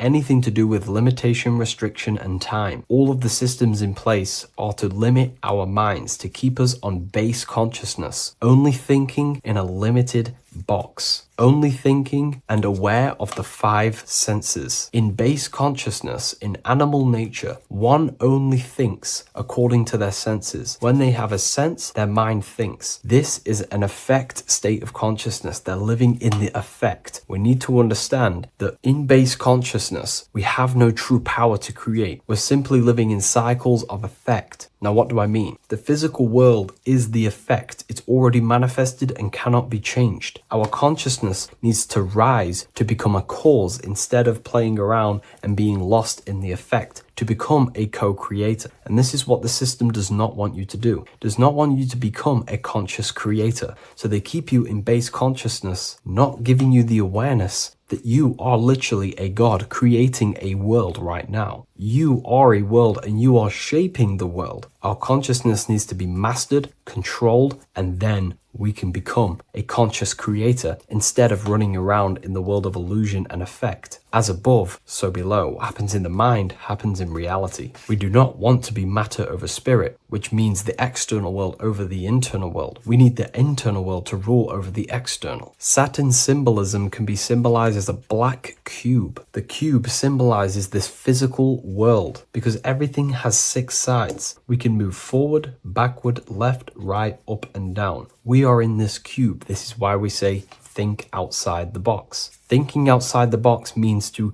become a cause and not an effect. The mind needs to be a cause, an instruction center, and not just thoughts that are reinforcing the effect and lost in the effects of the material world. Instead of reacting, we need to become a commander. This is a symbol of conditioning and the physical plane. Black is dull, lifeless. The physical world is lifeless. It has no power to create. It has no power to do anything. It is simply a projection and an effect. You, the mind, consciousness, are the cause. You can create the effect. In today's system, Saturn's energy is heavily relied on, which is just simply man-made laws, restrictions, time wasting, and keeping people in base consciousness, only aware of the physical 5 senses. Let's get something straight about the elites. They do not worship Saturn. There is nothing to worship. They simply use the energy of Saturn to keep people limited. They're not using the planet Saturn, but they're limiting people in their belief systems and physically where they can go, restricting boundaries, countries, restricting people's minds through mass media, which is all symbolism of limitation and restriction of Saturn. They're not worshipping it, they're using it and abusing it. Saturn could be anything in your mind that keeps you limited. If you have a limited thought that does not allow you to take action on something, that is a Saturnic energy within your own mind. Anything that is indoctrination, anything that is boundaries on you, that is a Saturnic energy. Some people say that the Saturn and the moon are working together to trap our soul. This is highly symbolic. Saturn and the moon are not forming a matrix to trap your soul and keep you reincarnated. Again, this is symbolic, and in the esoteric version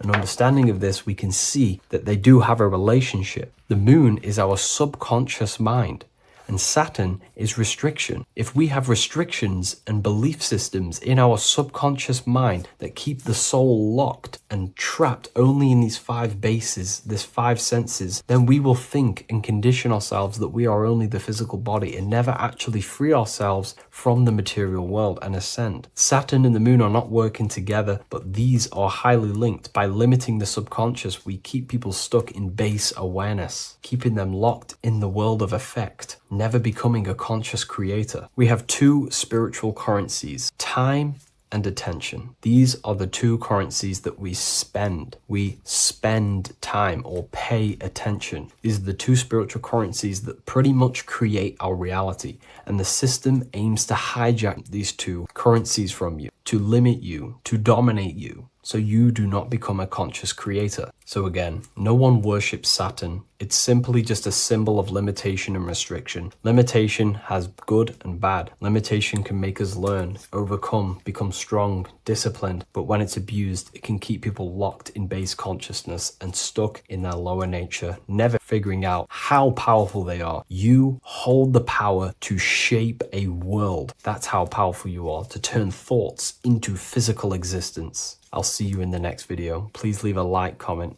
and a subscribe.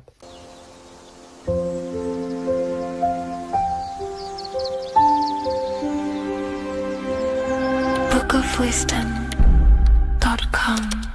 Visit today.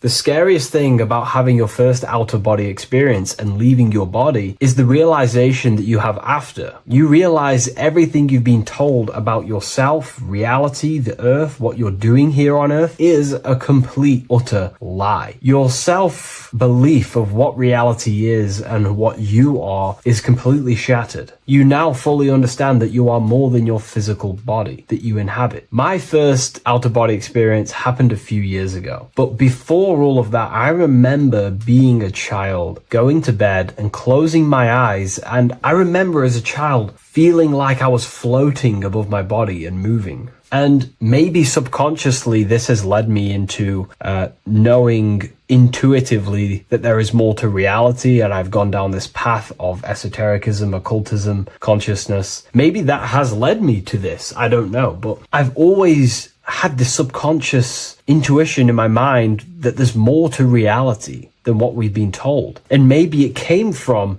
having these experiences as a child. And I'm pretty sure some people in the comments will also have that experience, feeling like you're floating when you close your eyes in bed as a child. I remember this very vividly. But a few years ago, I had my first out-of-body experience, and it completely shattered everything. And it confirmed to me that I am eternal, and there is so much more to the self, to consciousness. I then realized after my first out-of-body experience that our self is not just here in the physical dimension, it's existing in every dimension there is in the universe. However, our mind is focused primarily on this physical time space. When your mind is totally giving its attention and time to this particular time space, it locks in the mind or consciousness into that particular body of consciousness, such as the physical body, right? But for example, let's say you have a daydream and your full focus isn't in the present moment and your environment that you're in physically. Your mind kind of wanders off into a daydream, what we like to call it. That again is shifting time space. Your consciousness is 40% here in the physical plane, because your body's there, but then the other 60% is in this daydream, this imagination. So you're shifting time space, and what an out-of-body experience does is allow your mind to reduce that attention to the physical body and access attention to this altered body or dimension of consciousness. So I'm going to give you the story of my first out-of-body experience, because I know when I was researching this, I was always looking for personal stories about someone's out-of-body experience, and there's not many out there, to be honest with you. Well, based off my research, I couldn't find many. You find a few, but I'm going to give you my experience of my first out-of-body experience that happened a few years ago. It was early in the morning. I kept on waking up and falling asleep to my alarms. I went back to sleep after waking up for like the third time in the morning. When I fell back to sleep, that is when I had my out-of-body experience. It's also good to mention that I have been listening before that about podcasts, books about out-of-body experiences, astral projection, and things along them lines. So this was stored in my subconscious, this topic. And I had a desire in my heart to actually experience this for myself. Long story short, I went back to sleep early in the morning because I kept on waking up, and it began with this tingling sensation, a high energy sensation. It was like bursting, intense, high frequency energy. My attention was no longer in the time space of my body, but my attention shifted into this energy body, which I now understand. I didn't understand at the time properly, but I now understand that as my consciousness started to feel like it was being pulled upwards, Right now, our time space, our attention is in our body, and you feel all the data of the senses, right? And that's what I'm feeling right now. That's what you're feeling right now. But imagine that was completely stripped. My attention was no longer feeling the sensations of my body, because my body kind of just dissolved as I fell back to sleep. So this was a natural out-of-body experience. I didn't force it. I didn't meditate. I didn't do anything. This was just a natural out-of-body experience that I had. And a lot of people get these that I've read about. So my attention started to feel like I was being pulled upwards, and I no longer felt my body, but I felt this intense energy, frequency, sensation all around my body. It felt like this, like it felt like illuminating energy that's moving very, very, very fast. So my conscious awareness was now shifting. I now understand. My whole body faded into this sensation. My whole mind faded into this energy sensation, this tingling free. It was very, very intense. I was not feeling my normal senses anymore, only this energy. This energy was also pulling me up.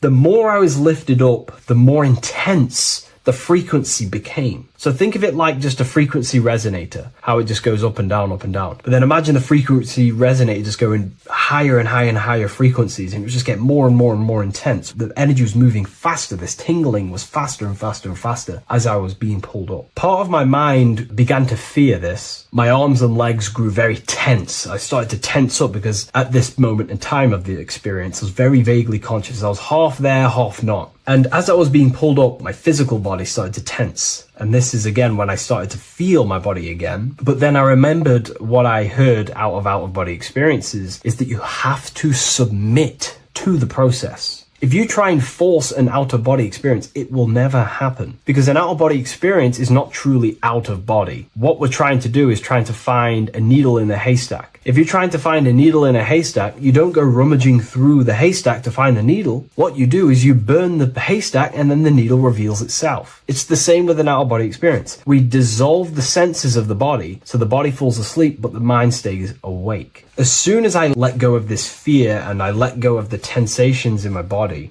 I started perceiving through another state in this energy body, but I didn't see my body. It was just like perceiving and seeing, but no body, like a camera. When you look at a camera view, you don't see what the camera looks like. You're just seeing through the camera. It's the same as that. I had no form, but I was just seeing. I was just like a floating eyeball, seeing into this altered state of consciousness. I was just seeing. I first saw my street outside my house with lots and lots of people walking on the street, but I could not see the people directly. Everything was black and green. The background was black, but I couldn't see the people. I could just see a glow of light around the people, like an egg shape. They were just walking on either side of the road, other directions. I could just see more and more people moving faster and faster and faster. I didn't realize then, but then I did start to realize later on in my journey that that was more than likely the etheric plane that I saw. The etheric plane is the plane of life force and vitality and electromagnetic auras. So that was my awareness shifting from physical into then the etheric plane, the plane of life force and energy. Now, the etheric plane is very, very, very difficult to actually access consciously. The etheric plane acts as a bridge between the physical body and the astral body. To actually access the etheric plane alone is very, very, very difficult, and only certain trained individuals can do that. The etheric plane is not really a conscious plane where you can stay there and be conscious. It acts as a bridge between the physical and the astral plane. I could see the glowing auras around people moving along the pavement. The people moved faster and faster until the scene started to just dissolve as these people were just moving faster and faster. It was not very clear at first, but I subconsciously knew that I was having an out-of-body experience. This is when I really started to realize that I'm being shot out my body. When I realized this, I submitted even more. I started to just let go. The more and more I let go, I kind of like split through a veil, and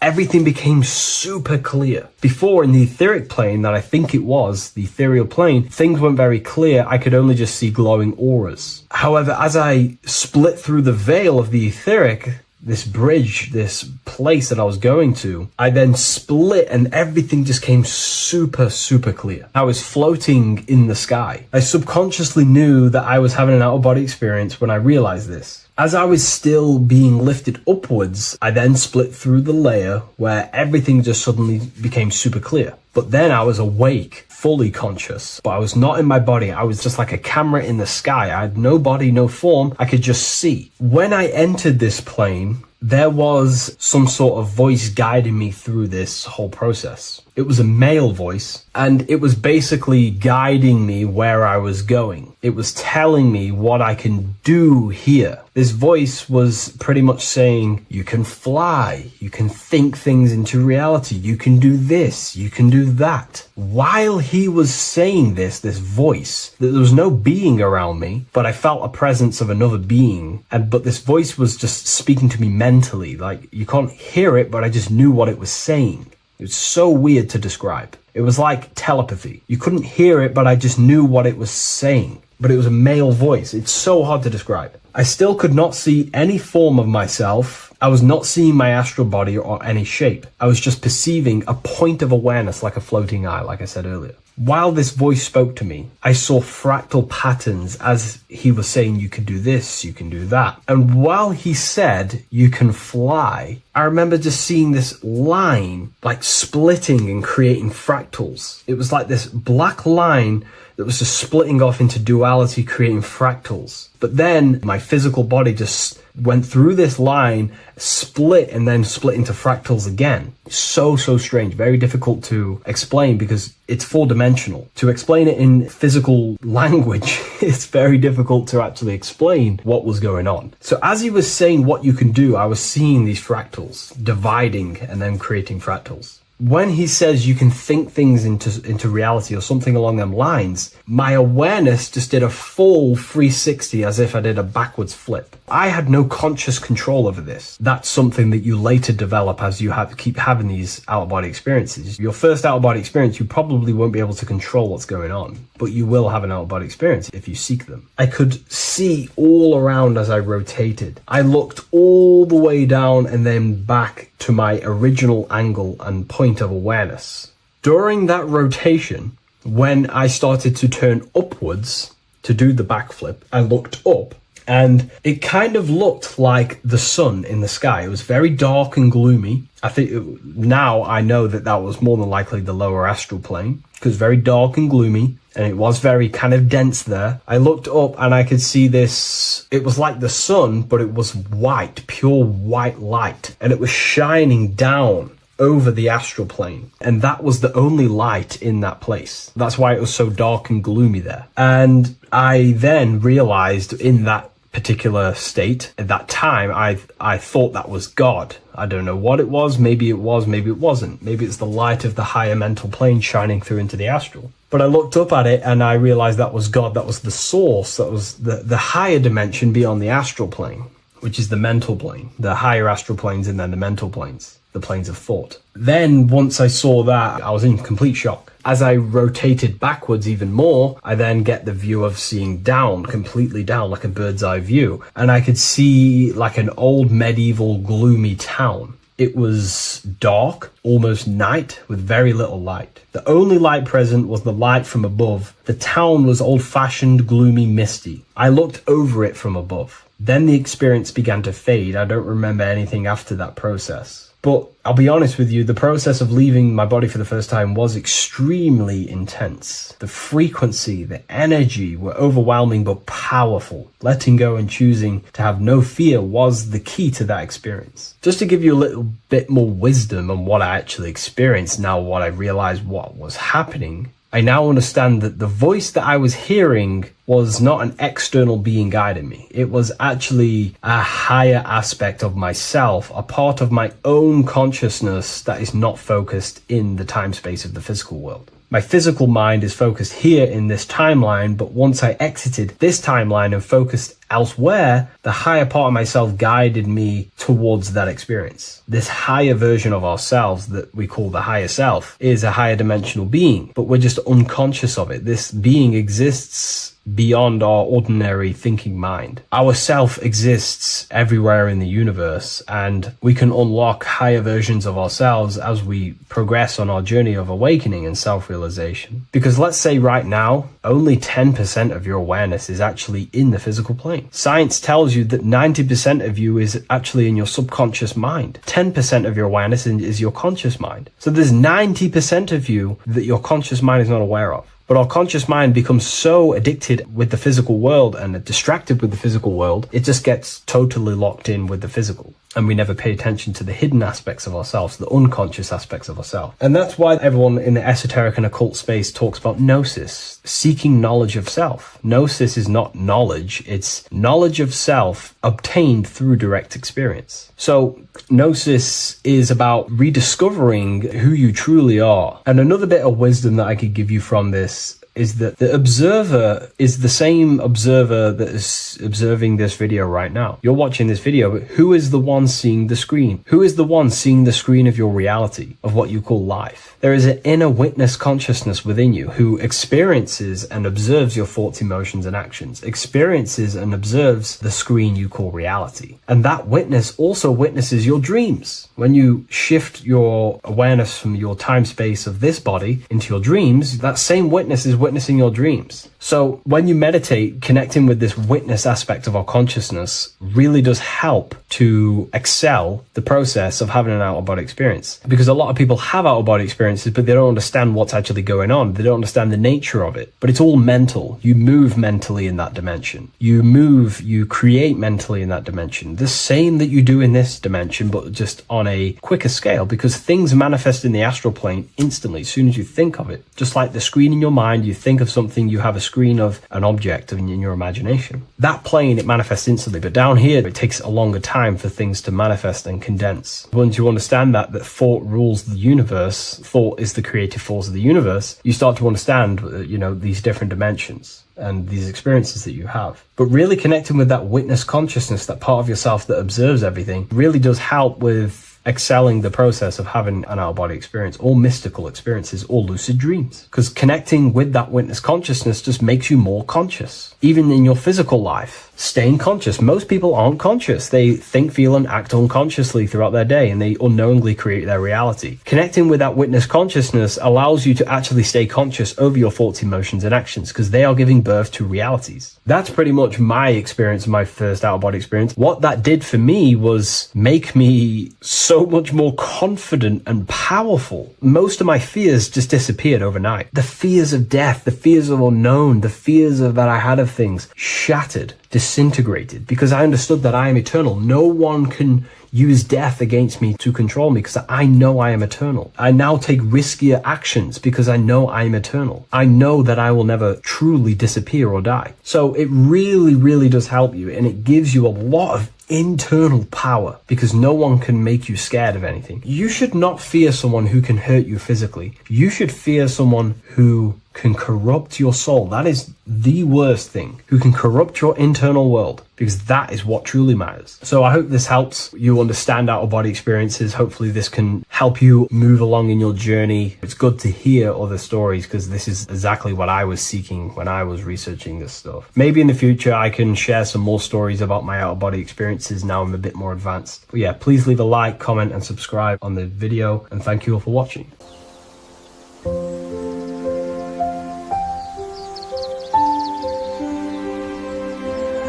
bookofwisdom.com.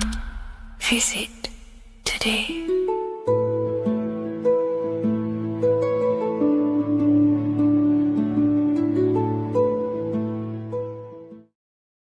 What is good, people? We're back with another video, and today we're talking about the chakras. Let's jump straight into this, because I know there's been a lot of requests for this video. So let's jump straight into this. So you have 7 chakras, right? 7 chakras, and these chakras are feeding off your electromagnetic field, known as your aura. This is both positive and a negative pole, male and female, right? This electromagnetic field is made out of electric and magnetism, and together they come as electromagnetic. Now, your chakras, the word chakra just means wheel, spinning wheel, because that's what they are. They are spinning wheels of energy. They do not exist on this physical plane. They exist on the etheric plane. Okay. Now, these energy centers are known to regulate your emotions, and each energy center controls the organs and cells in that particular area of the body. So, for example, your sacral chakra will control the cells and organs of your sexual reproduction area. Okay, the navel chakra or solar plexus will control the digestion in your body. Same with the heart, same with the throat, right? So they are like mini brains for each center of your body. They run along up the spine, but notice the crown chakra exists outside the body. It's just above the head. Now, this process of the chakras is obviously the 7 colors of the rainbow, starting from red, which is the lowest vibrational color, all the way to violet, which is the highest vibrational color. This, like I said, these energy centers are feeding off your electromagnetic field. So if these chakras are unbalanced, they are taking too much energy from your electromagnetic field, making it weaker. Now, this is the North Pole. As you all know, the Earth is flat, and we live inside of a giant torus field, and the North Pole is the Earth's heart chakra. And this is why the aurora borealis, or the northern lights, whatever you want to call them, that's why they are green, and they are being emitted from this center point of the Earth, because it's symbolizing the heart chakra, which is green, right? Now, you do work your way up to these. However, this is a torus field. You are a torus field. You have different layers of this torus field, right? And you need to balance all of these chakras, but you can't move up these chakras until you open the one below it. So it's like a stairway. You can't go to your solar plexus without going through your sacral. You see? So you have to work up these. However, you have to work up these and then live from the heart, because the heart is the center of the torus field. It's the balance between male and female poles, positive and negative poles. So you have to balance all of these chakras and then bring them all into one, which is the heart chakra. Now, they exist on the etheric plane. They exist on the etheric plane, and the etheric plane is a layer of the material plane. It's the one higher than the material plane. And then after the etheric plane, it melts into the astral plane. So they exist just between the physical and the astral aspect. Now, this is the yin and yang matter, which is the lowest root chakra, physical matter, and then to spirit, because high vibrational matter turns into spirit, low vibrational spirit turns into matter. So they're interchangeable. This is the yin and yang. Now, when you see ancient paintings with the halos, you see this is like a toroidal field coming out the top of his head, you see, with a halo. This was symbolizing in the old days, in the ancient days, that they've aligned their chakra, they've reached Christ consciousness, which is God consciousness, right? Now, this electromagnetic field is the apple that we bit out of in the Bible, because you see that apple is a torus field. So they were metaphorically or personifying the torus field. That's what the Bible is. It's a massive personification. It's all metaphors. You have to read it properly. It's got a greater meaning behind it. Now, when we bit from the apple, we ate from the tree of knowledge, which is good and evil. Our lower mind took over, so we materialized to feed our physical bodies. we materialize through Saturn. That's what Saturn does. Now, if you don't understand that, go and watch the video previous to this one called Occult Secrets of Saturn. And that will show you how Saturn is the materializer.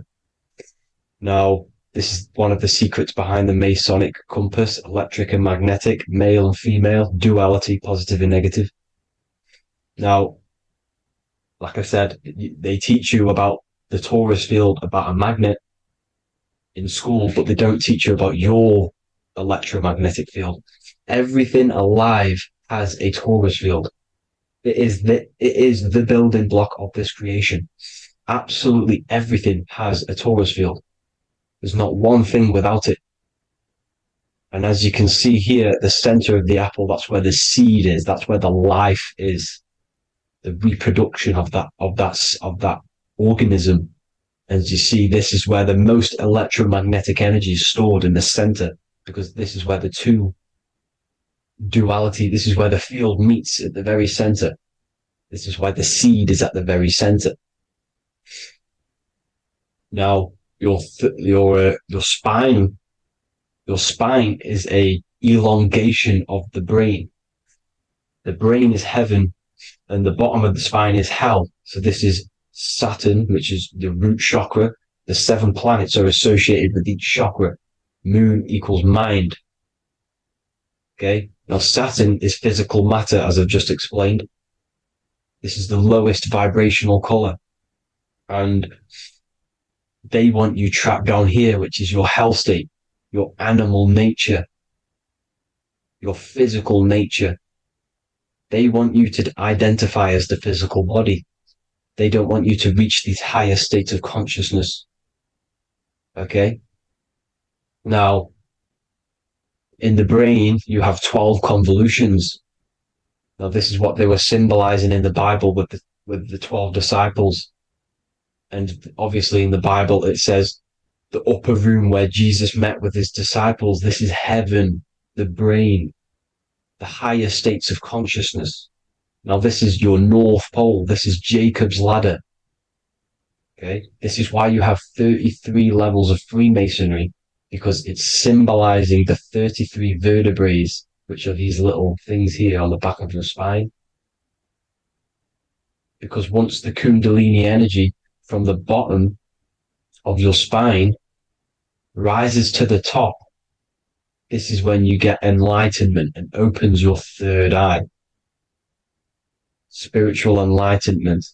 As you can see here, this is Jacob's ladder. This is the Kundalini symbol, right? And they're even showing you this in the medical symbol. They're putting it in your face. The serpents are wrapped around the spine. Now, the serpents symbolize how the energy moves around the spine, because it's a torus field, you see?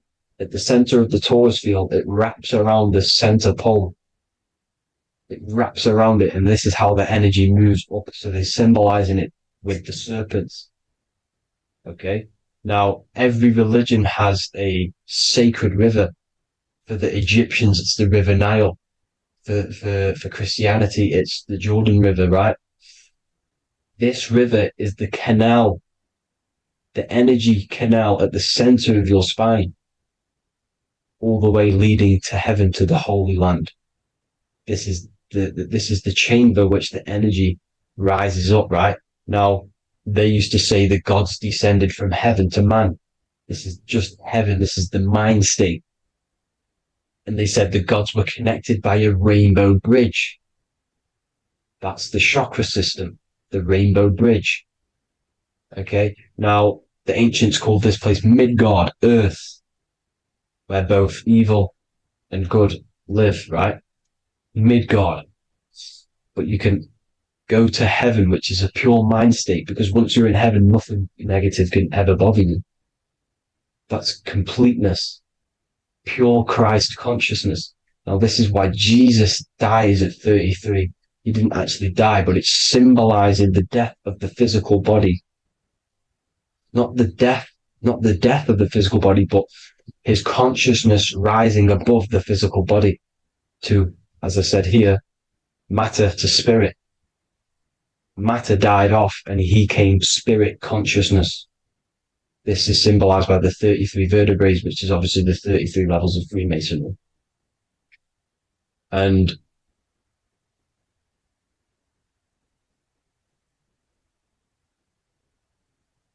now the pineal gland, which is at the very top of this Jacob's ladder, or the River Jordan, the canal, your 33 vertebrae on your spine. This is where the pineal gland sits, right? At the very top, at the center of your brain. Now, there's multiple ways this was symbolized. The Eye of Ra, which is used by the Egyptians. Now, this pineal gland is the seat of consciousness. This is where your consciousness is stored, right? And the ancient Sumerians used the pine cone, hence why it's got the word pineal gland, the seat of the soul consciousness. It produces DMT, dimethyltryptamine, which is known as the spirit molecule.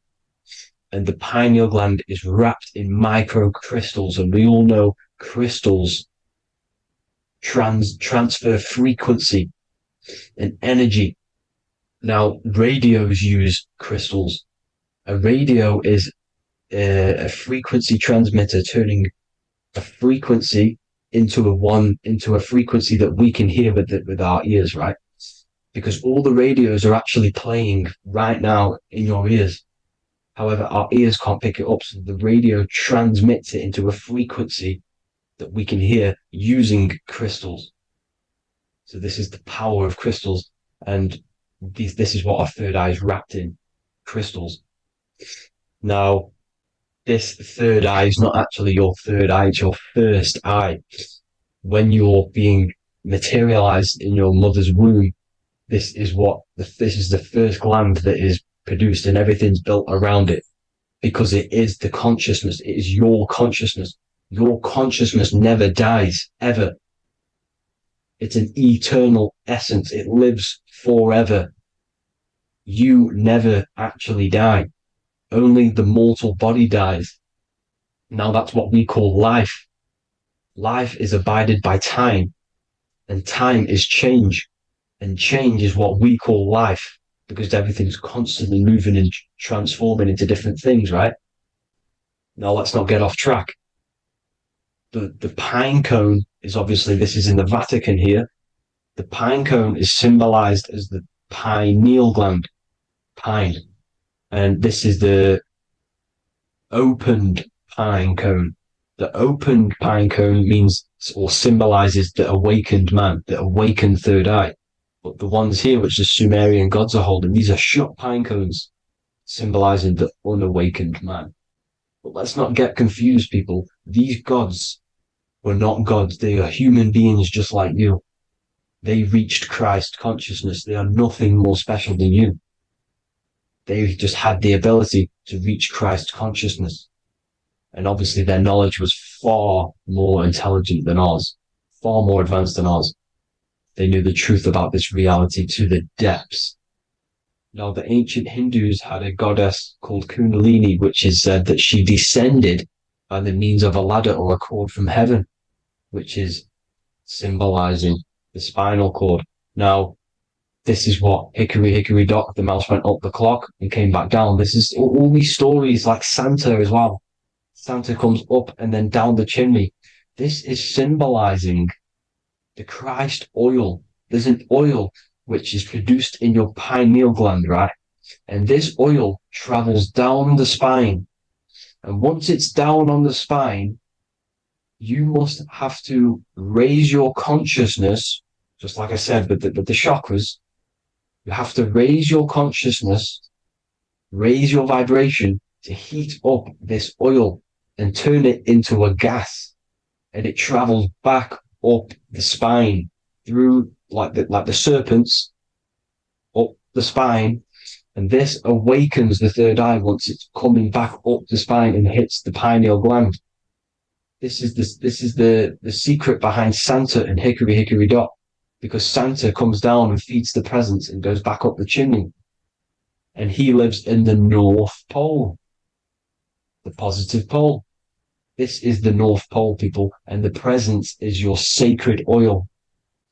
This oil Your physical body is the furnace. It's the spiritual furnace, which you have to heat up this oil by raising your frequency and turning it into a gas to rise up this chamber, the River Jordan, to your third eye, right? Now, this is an alchemical process. Your body is the alchemical furnace. It says in the Bible, if therefore thine eye be single, thy whole body shall be filled with light. I shouldn't have cut that out, but that's what it says. The light of the body is thine eye. If therefore thine eye be single, thy eye shall be filled, their body shall be filled with light. This is symbolizing the pineal gland, enlightening the body, the spiritual body, filled with light. Now, as I said, they want you kept down here, which is the root chakra, which is your animal nature, which is obviously mind, matter over mind. This is the symbol of Saturn, right? As you say, we're built of body, mind, and spirit, the Holy Trinity.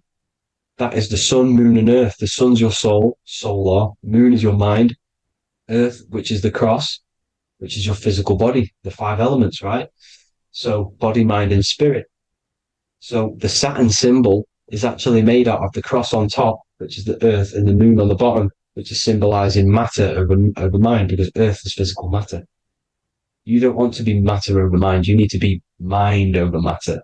See, they want you identifying as your physical body. They don't want you to realize you're an eternal consciousness. You're an eternal essence of consciousness which never dies.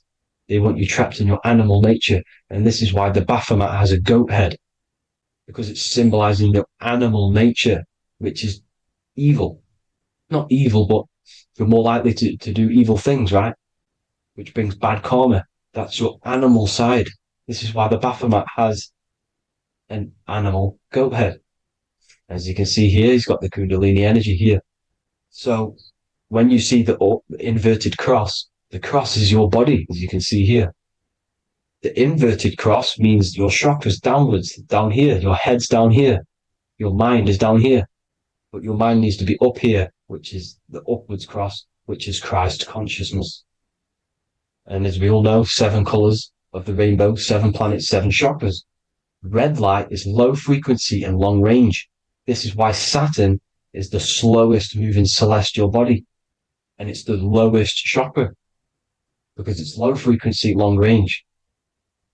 The moon being the crown chakra, which is high frequency. This is why the moon moves around the quickest. The moon is your crown chakra, which moon in mind. See, so there are multiple ways of your chakras becoming blocked. Now, each chakra has a specific intelligence. It has a specific thing that it's doing for the body, right?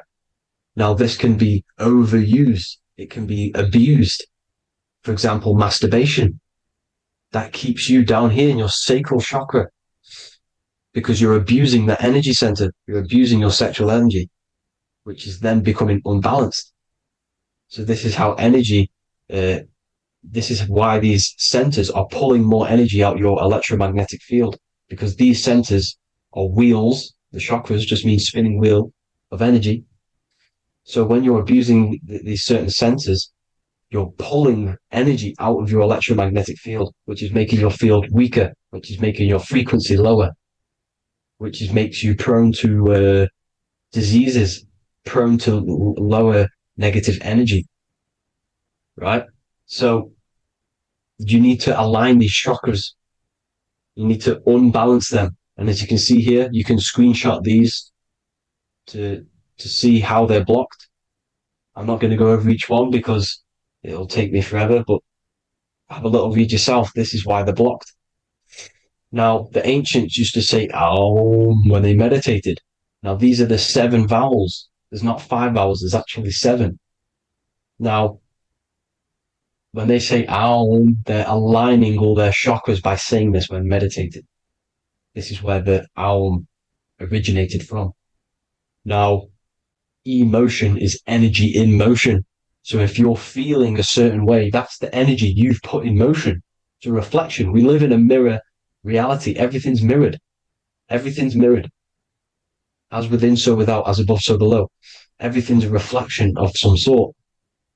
So whatever you're feeling, you're doing something wrong. It's telling you're doing something wrong from the root cause, because your energies are the effect. You're feeling the effect of something you've caused. The law of cause and effect. Nothing escapes it. Now, the Jehovah's Witness believe that exactly 144,000 faithful Christians go to heaven or be resurrected, right? This is not true. This is symbolic. 144,000 go to heaven. Now, the petals on the chakras, this is the root chakra, this is the crown chakra. Now, if you add up the first 5 chakras, the petals, add up the petals on the first 5 chakras, you get 48. And then you get to the third eye, which has 2 petals. 48 times 2 equals 96. 96 plus 48, which you got from here, equals 144. The last chakra has 1,000 petals. Times 144 times 1,000, you get 144,000. This is a frequency. This frequency is the frequency of the ascension up your chakras.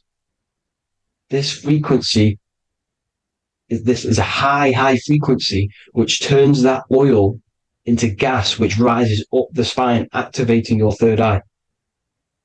Right? So this is all the religions are all symbolic for this sacred secret of Christ consciousness. As it says in the Bible, the kingdom of God is within. It's not out there, people. You must look within yourself. You are God. You are a spark of his consciousness, infinite consciousness, right? So 144,000 is a frequency, and you must achieve this.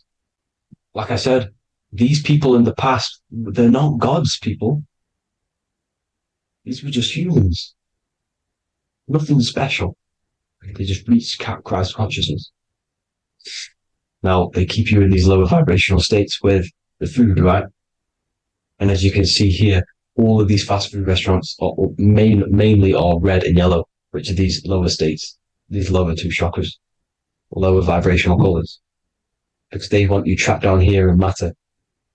And these foods are so low vibrational, they will keep you down here, because your gut produces, I think it's like 80% of melatonin. Melatonin is your feel-good hormone. These foods will not make you feel good. This is very low vibrational. Meat. It's not meat, it's raw flesh.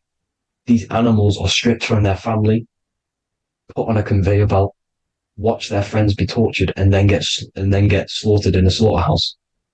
Think of all the fear that's running through their blood, all the hormones, all the fear, and you're going to go and eat that very low vibrational energy. As you can see here, this is the light photons within fruit. You can see the life force in this fruit.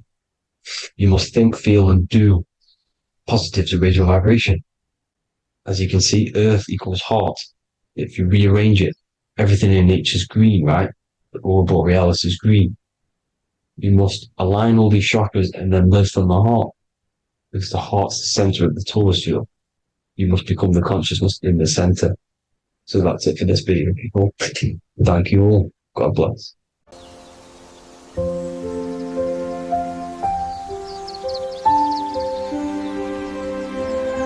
bookofwisdom.com. Visit today.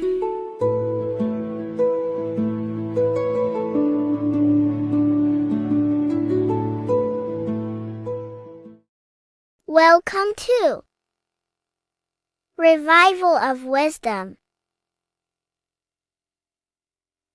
Welcome people, we're back with another video.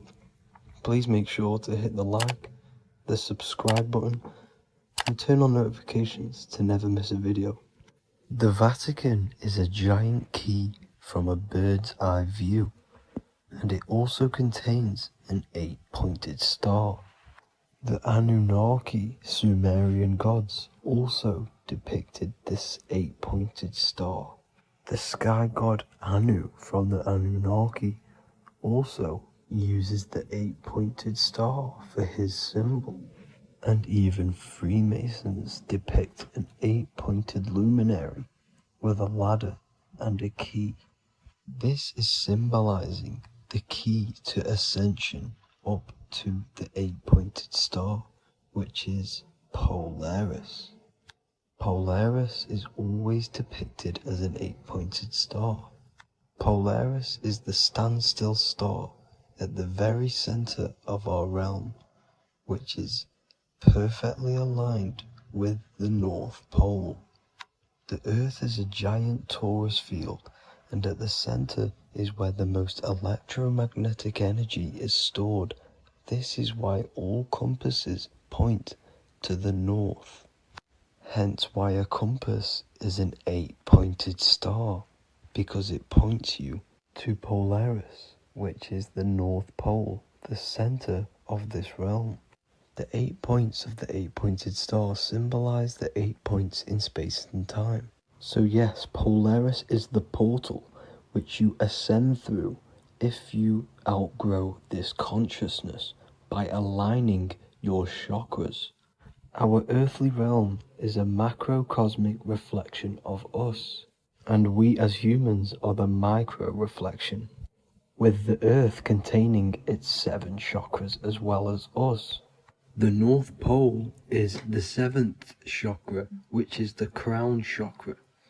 So the key to ascension is held by the Vatican, hence why it's a giant key, because they mislead the masses through their religions, which teaches the masses to look outside of themselves.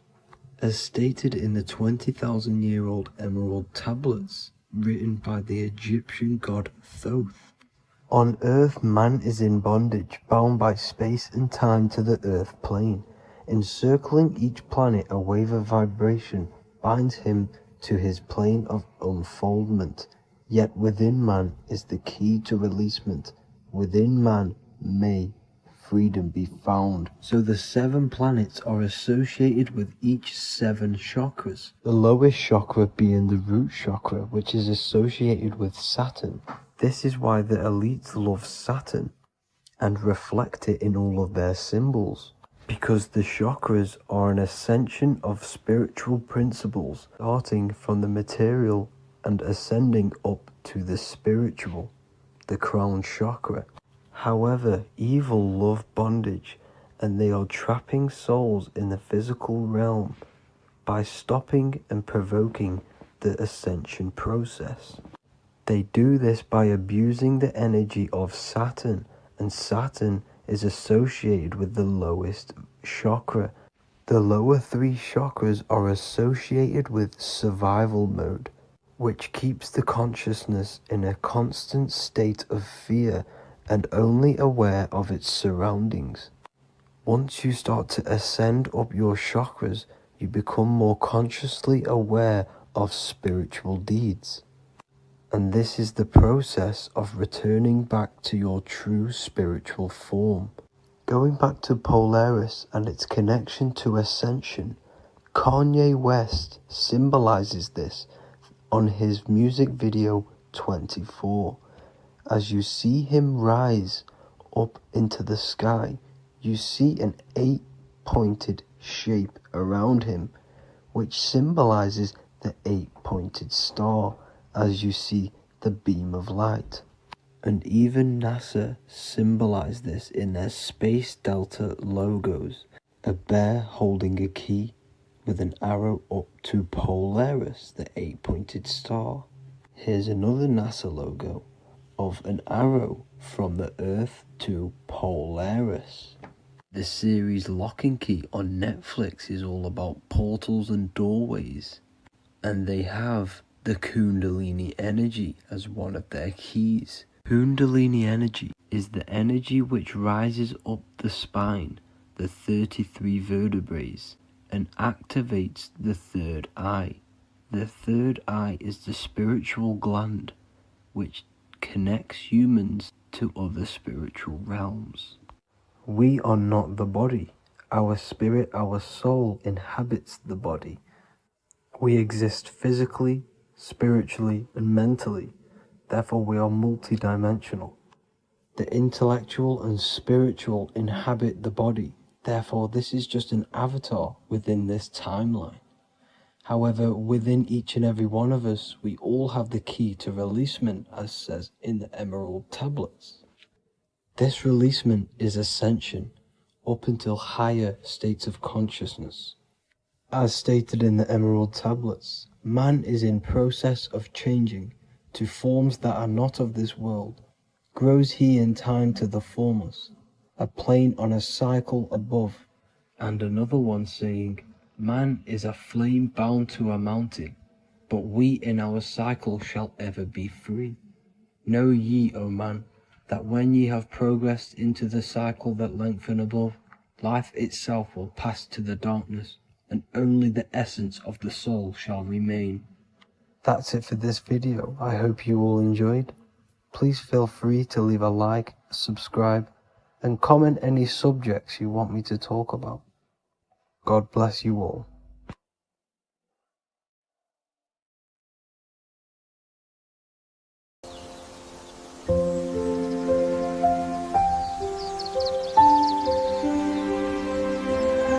bookofwisdom.com. Visit today.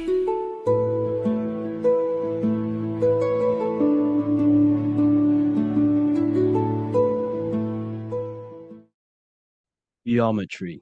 This is the study of nature, of the codes, the mathematical codes behind physical reality. So today we're going to be going deep into geometry and the true esoteric internal geometry, the geometry that no one really talks about, and how geometry relates to human consciousness. So essentially, what we must understand when it comes to geometry, the basics of geometry is everything is vibration. And this vibration is vibrating on a certain frequency. And this certain frequency creates a geometric shape, which is why in nature we see all of these different geometric shapes. All matter takes form in shapes. So if we put sand on a plate and we vibrate the plate on a specific frequency, we see that the sand goes into specific geometric shapes and patterns. So essentially, matter is energy condensed. It's energy vibrating on a low frequency, vibrating at a certain frequency. So matter is condensed energy. And each geometric shape is manifesting and showing a specific energy. Some shapes carry more energies than others. For example, the cube is what traps energy. A square is what traps energy. So geometry and the flowers are basically how energy manifests itself into physical matter. We are in a world made out of energy or light. Light is energy. So everything is vibration, everything is frequency, and everything is energy. Even the words, each atom in our body, everything. So everything in nature has these mathematical energetic codes. So geometry is basically the study of nature and the shapes that are in nature and their energetic principles. Because like I said, matter is energy.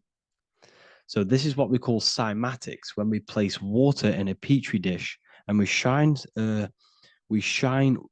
light on top and we vibrate the water. And we can capture, this creates certain patterns. Each frequency, like you see here, has its own pattern. So what we are seeing here in the physical plane is essentially energy condensed into physical reality. We see it in the turtle. We see it in every single form in nature. Now, external geometry and normal geometry, we normally get taught that this is God's way of creating physical reality, which is essentially true. However, it's far more deeper than that.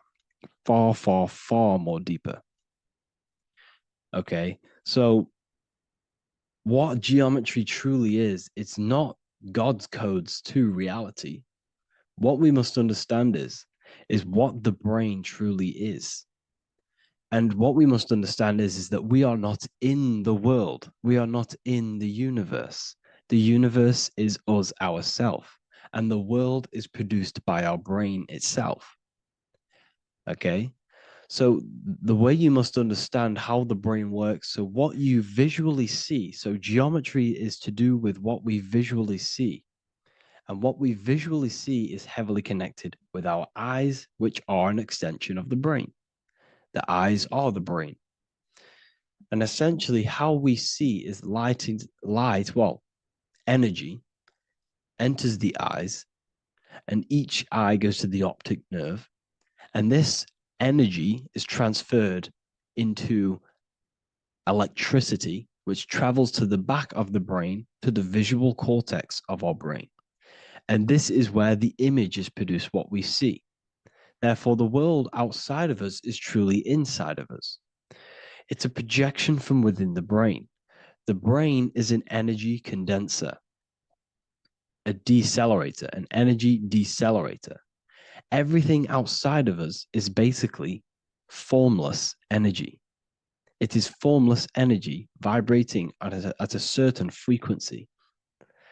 So, what the brain is, it's sucking in this energy, this light, and turning that frequency, that code, that light code, into a physical reality. It's condensing the energy and turning it into a visual image inside of the brain.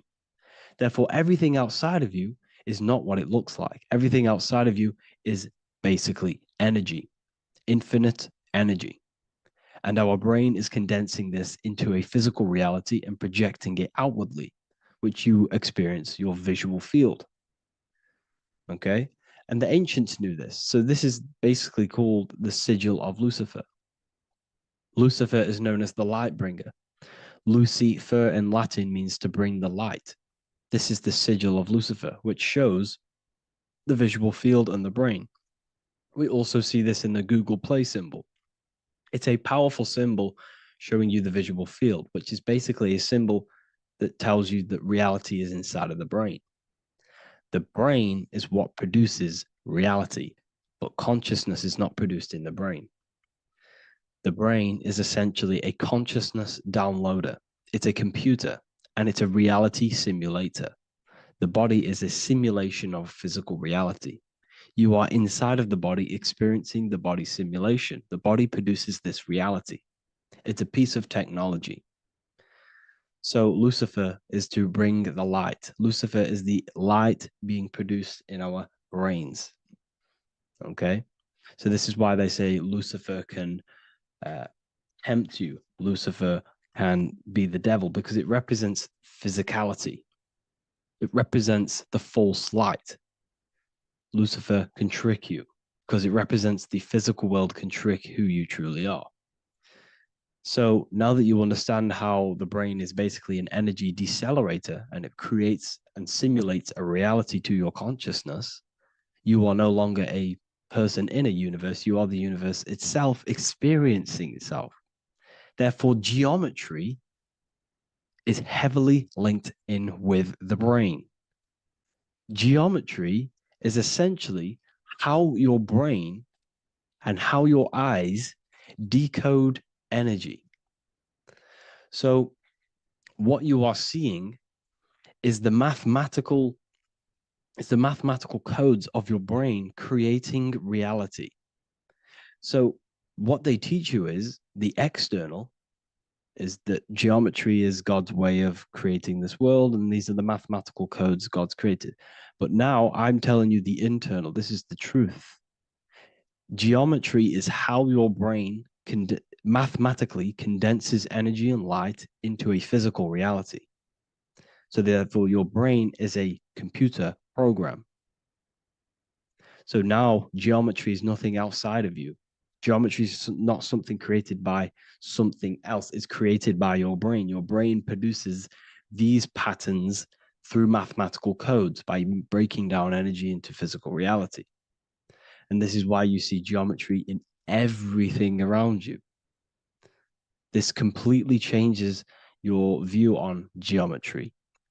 It's in your ear, it's in your face, it's in everything. Geometry is everything. Okay? So now that you understand this, now, as we were talking about the visual field earlier, the ancients knew about this. The ancient Egyptians knew about this. We can see this symbolism inside of the casket, the Egyptian casket. See, this crossover represents the visual field. This represents the back of the brain. This is the left hemisphere, the right hemisphere. And now some of the most simplest teachings in geometry is that straight lines are masculine and curved lines are feminine. And we even see this in the human body.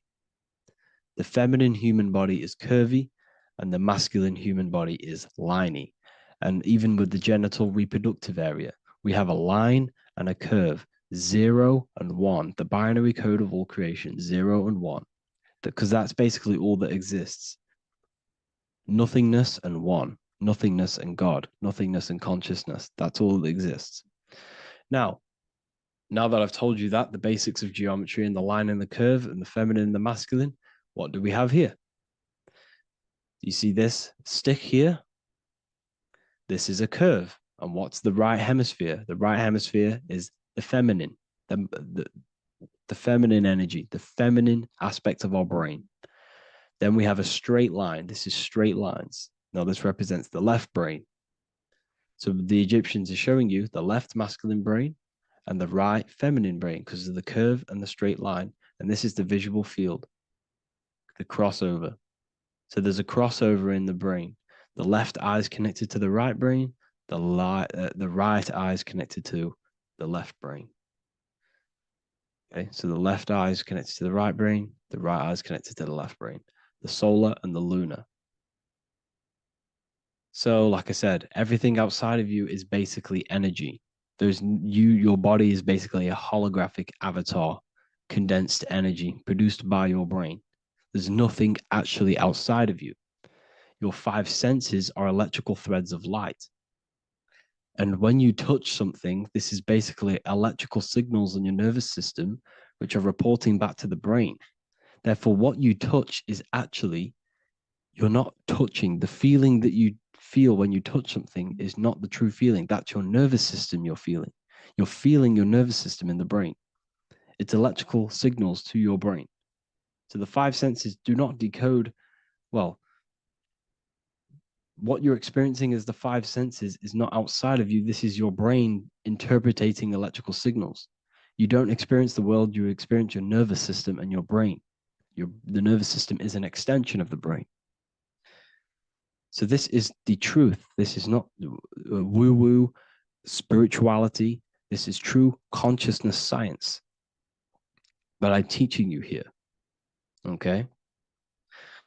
So nothing is truly outside of you. It is a universe. You yourself are the universe, the fabric of the universe itself. The only thing that exists outside of you is essentially energy. That is it. And your body and your brain condenses this energy into reality. So when we look into architecture, why is architecture, the ancient architecture, so important? Because what did I tell you at the beginning? Shapes and physical matter is condensed energy. Each shape holds specific energy.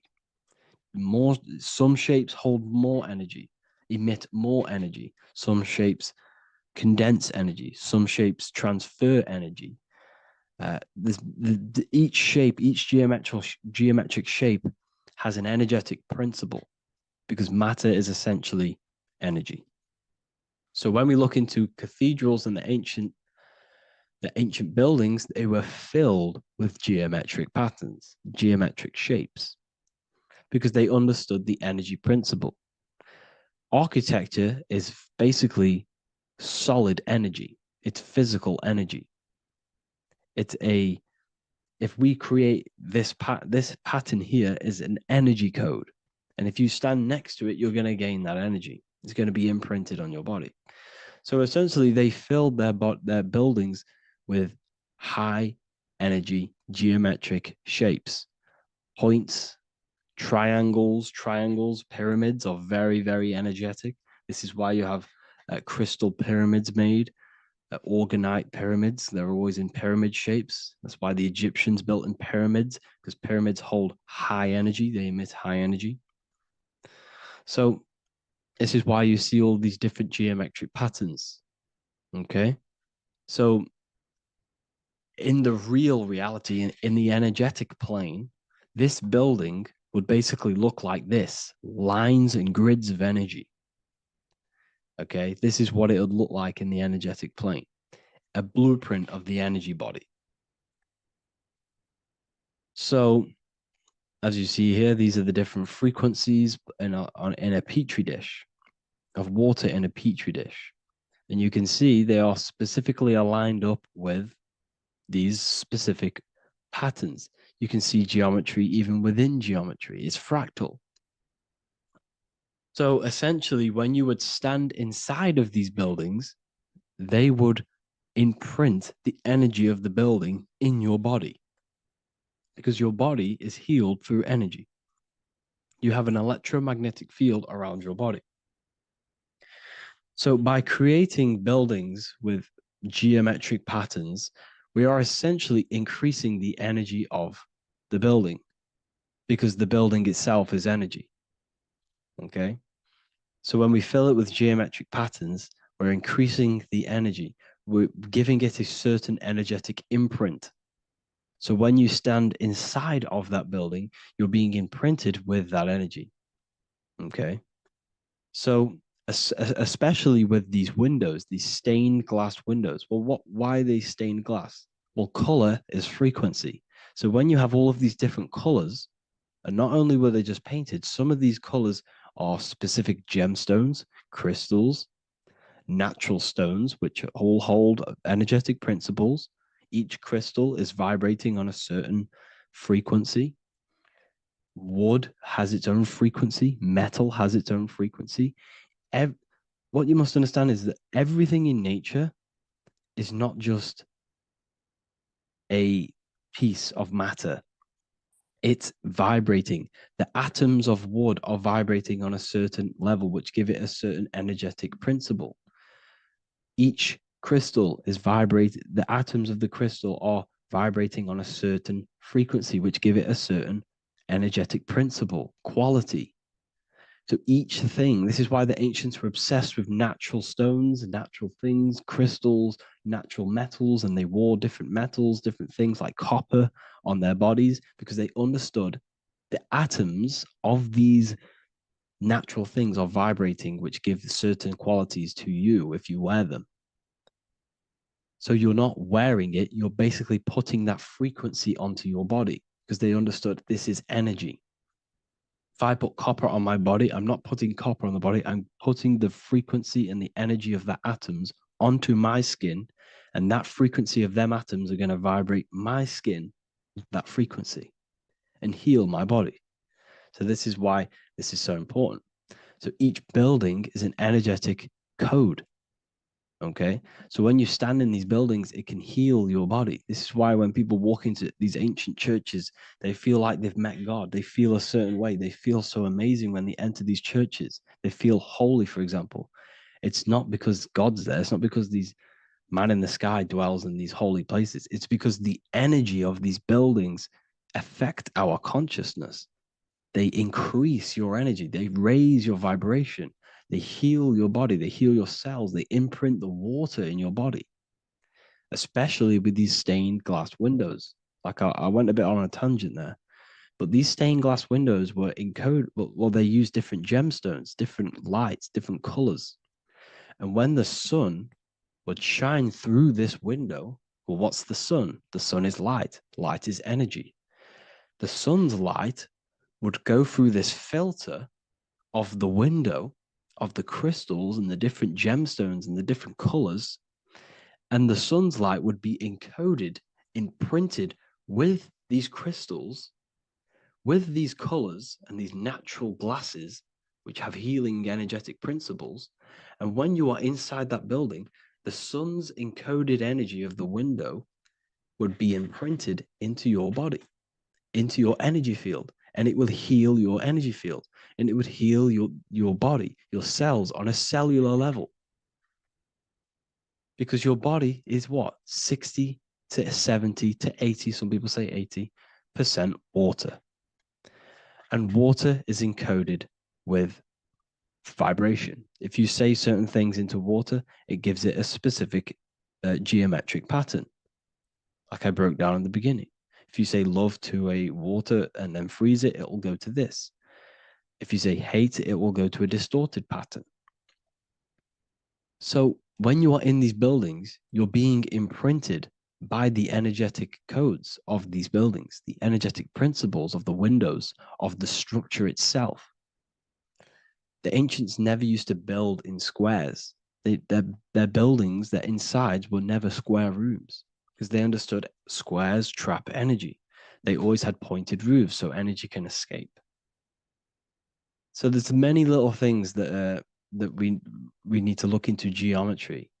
For example, when you see magicians, when you look at ancient magic, why do they stand in circles with different geometric patterns?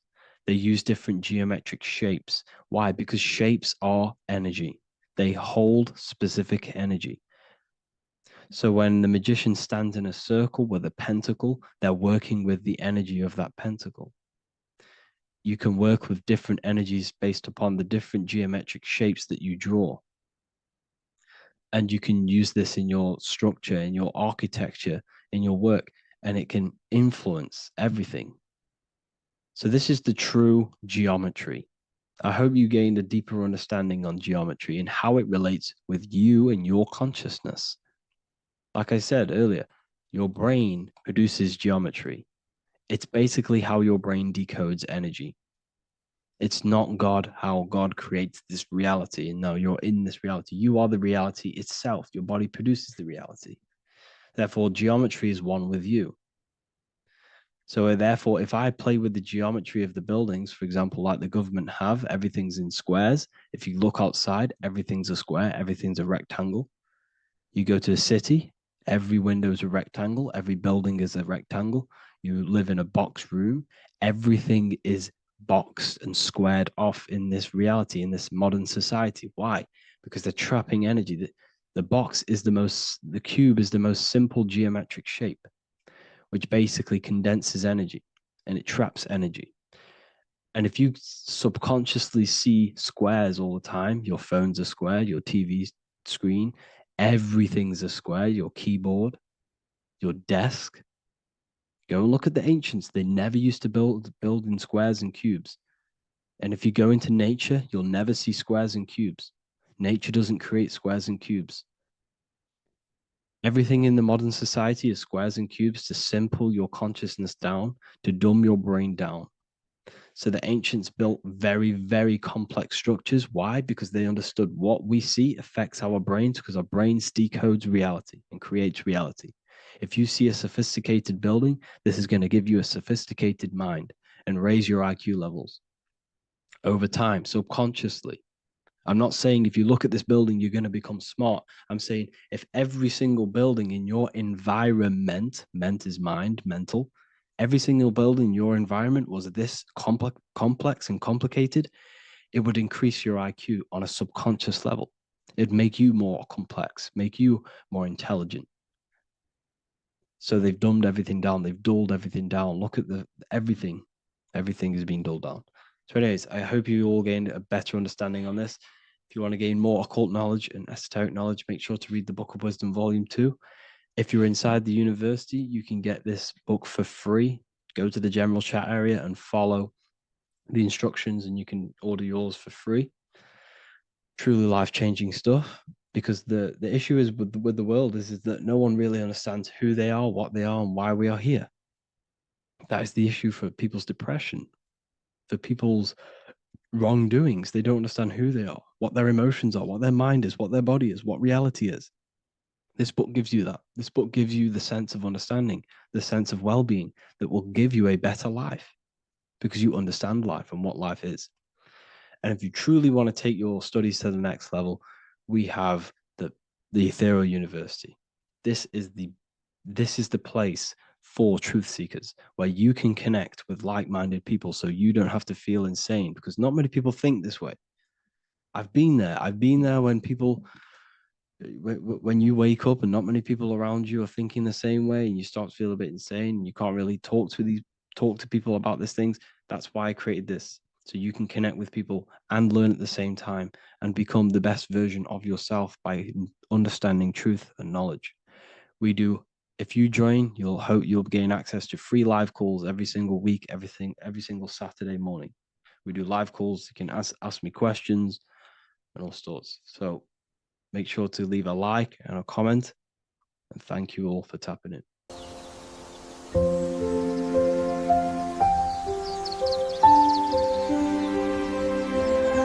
bookofwisdom.com.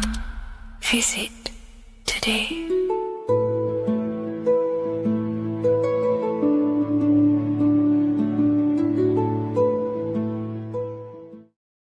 Hello, Seeker. Welcome to Revival of Symbolism, a channel devoted to the language of esoteric symbolism, guiding you to discover yourself and expand your consciousness into deeper realms of thought. I'm Harry B. Joseph, also known as Revival of Wisdom, and today we're going to be discussing the symbol of an eye inside of a triangle. So the first thing we need to understand about symbolism is that symbolism is a subconscious language. We don't just look at these symbols and get a basic understanding. Like a word, for example, if I wrote the word hello here, you look at this and you have an instant understanding of this word in your mind. It has no deeper meaning, or veil, what we like to call it. There's no deeper meaning of this beyond a veil. It's simply just a very logical thing to do and understand. But symbolism, on the other hand, goes deep within the subconscious mind. It forces the individual to go inward on themselves. This is why symbolism is so powerful. It makes you turn inward. When you look at this eye in a triangle, you're not just looking at a word, you're looking at a picture. And this forces you to go inward so you can start to try and figure out what this symbol means. You start to think critically. You also start to follow the chains of thought.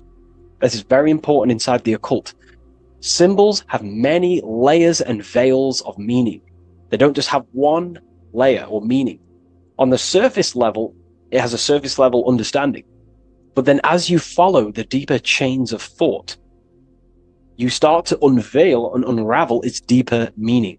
As you awaken in your journey, the deeper levels of consciousness you access, the higher levels of understanding you access, the deeper meanings of these symbols start to reveal themselves. So studying yourself and studying symbolism go hand in hand. So when you're studying symbolism, you're actually studying consciousness. This is what we need to understand, is that these symbols represent forces of consciousness and aspects of consciousness. So what we need to do is to follow the chain of thoughts. Now, what do I mean by the chain of thoughts? If I think of a triangle, it instantly in my mind, I get the number 3.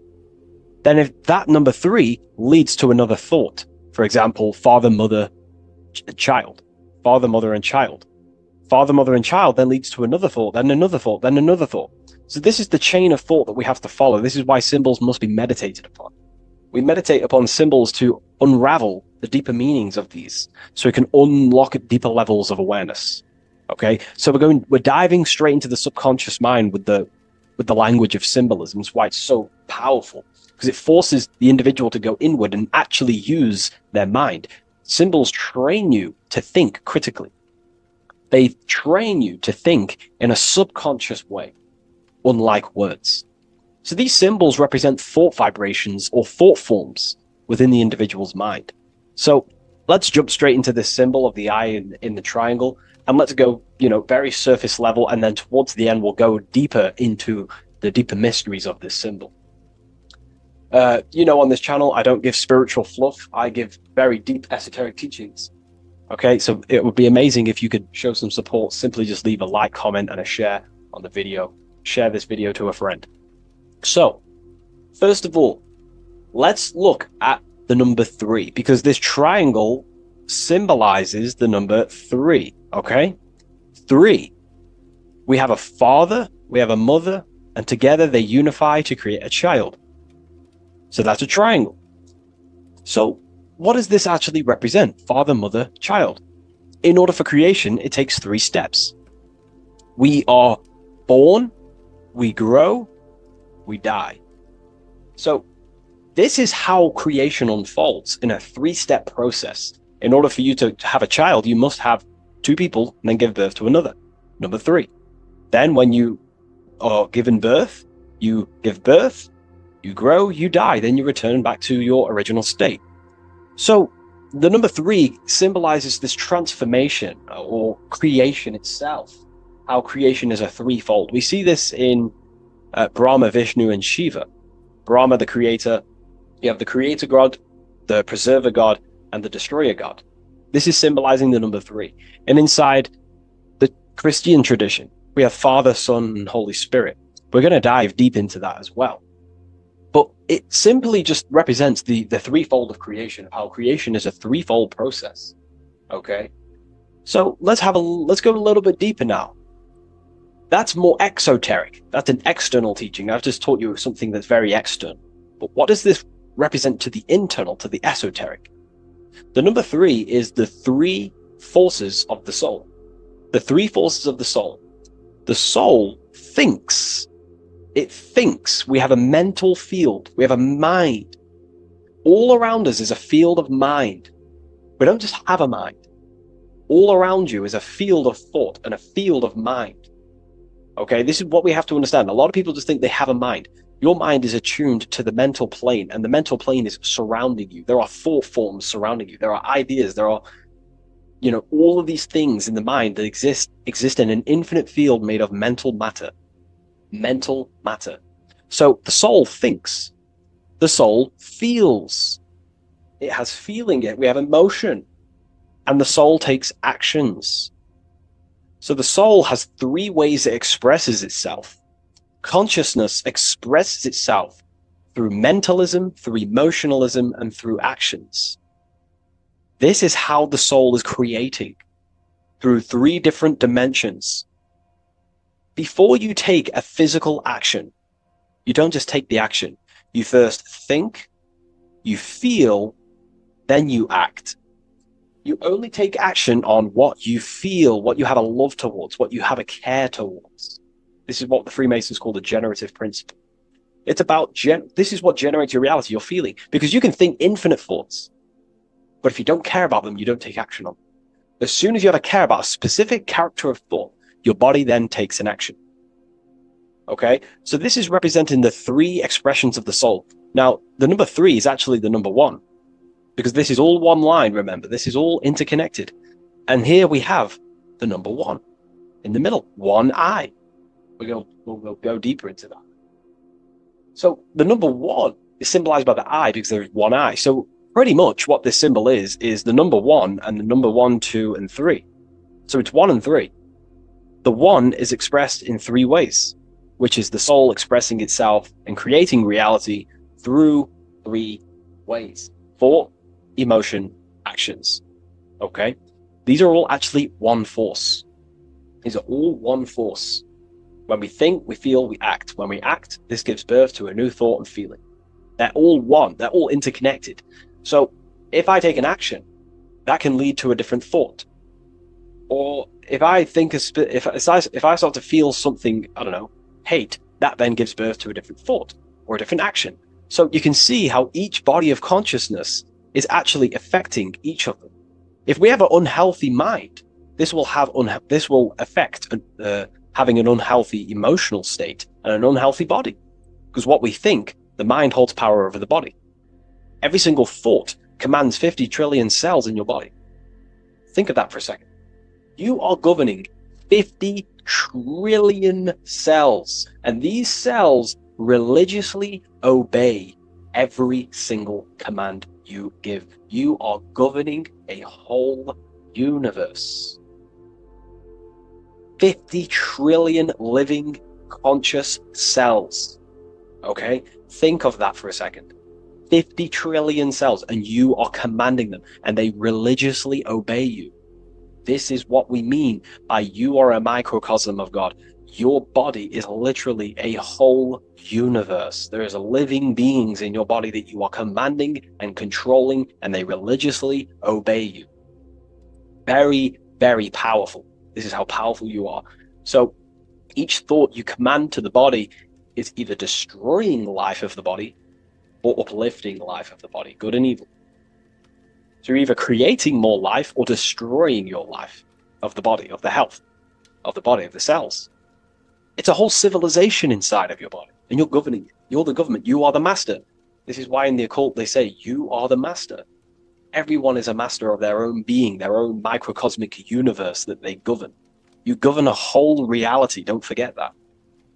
But we've lost this knowingness and understanding, and we're now giving our power to the external government, man-made government. Okay? So that's what the word government means, government, governed mind control. But you are the government. You control your own being. You control your own universe. You control your reality. So, you are the creator of your reality. This is the context behind the symbol here. You are the creator. What is an eye? An eye sees things. What does that symbolize? So, an eye on a basic level shows looking at something. But this is referring to the internal eye, the internal observer. You're observing something when you look at something. So the inside eye is the person, the self that is looking over and experiencing our thoughts, emotions, and actions. Who is the one that feels the actions? Who is the one who suffers from the negative thoughts and the negative emotions? Have you ever thought about that? Go deep within yourself. Who is the one suffering from your emotions? It's not your body. It's not your mind. It's this soul. It's the soul observing through these different bodies of consciousness, through the mind, through the emotions, and through the body.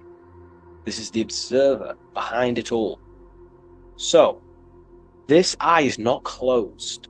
It's not closed. Very, very important. Every detail in symbolism is very important. It's not closed. It's open. It's looking, and it's conscious. I'm just giving you the key of what the symbol means. It's about remaining conscious. Now, this will go over people's head. They may not even understand this.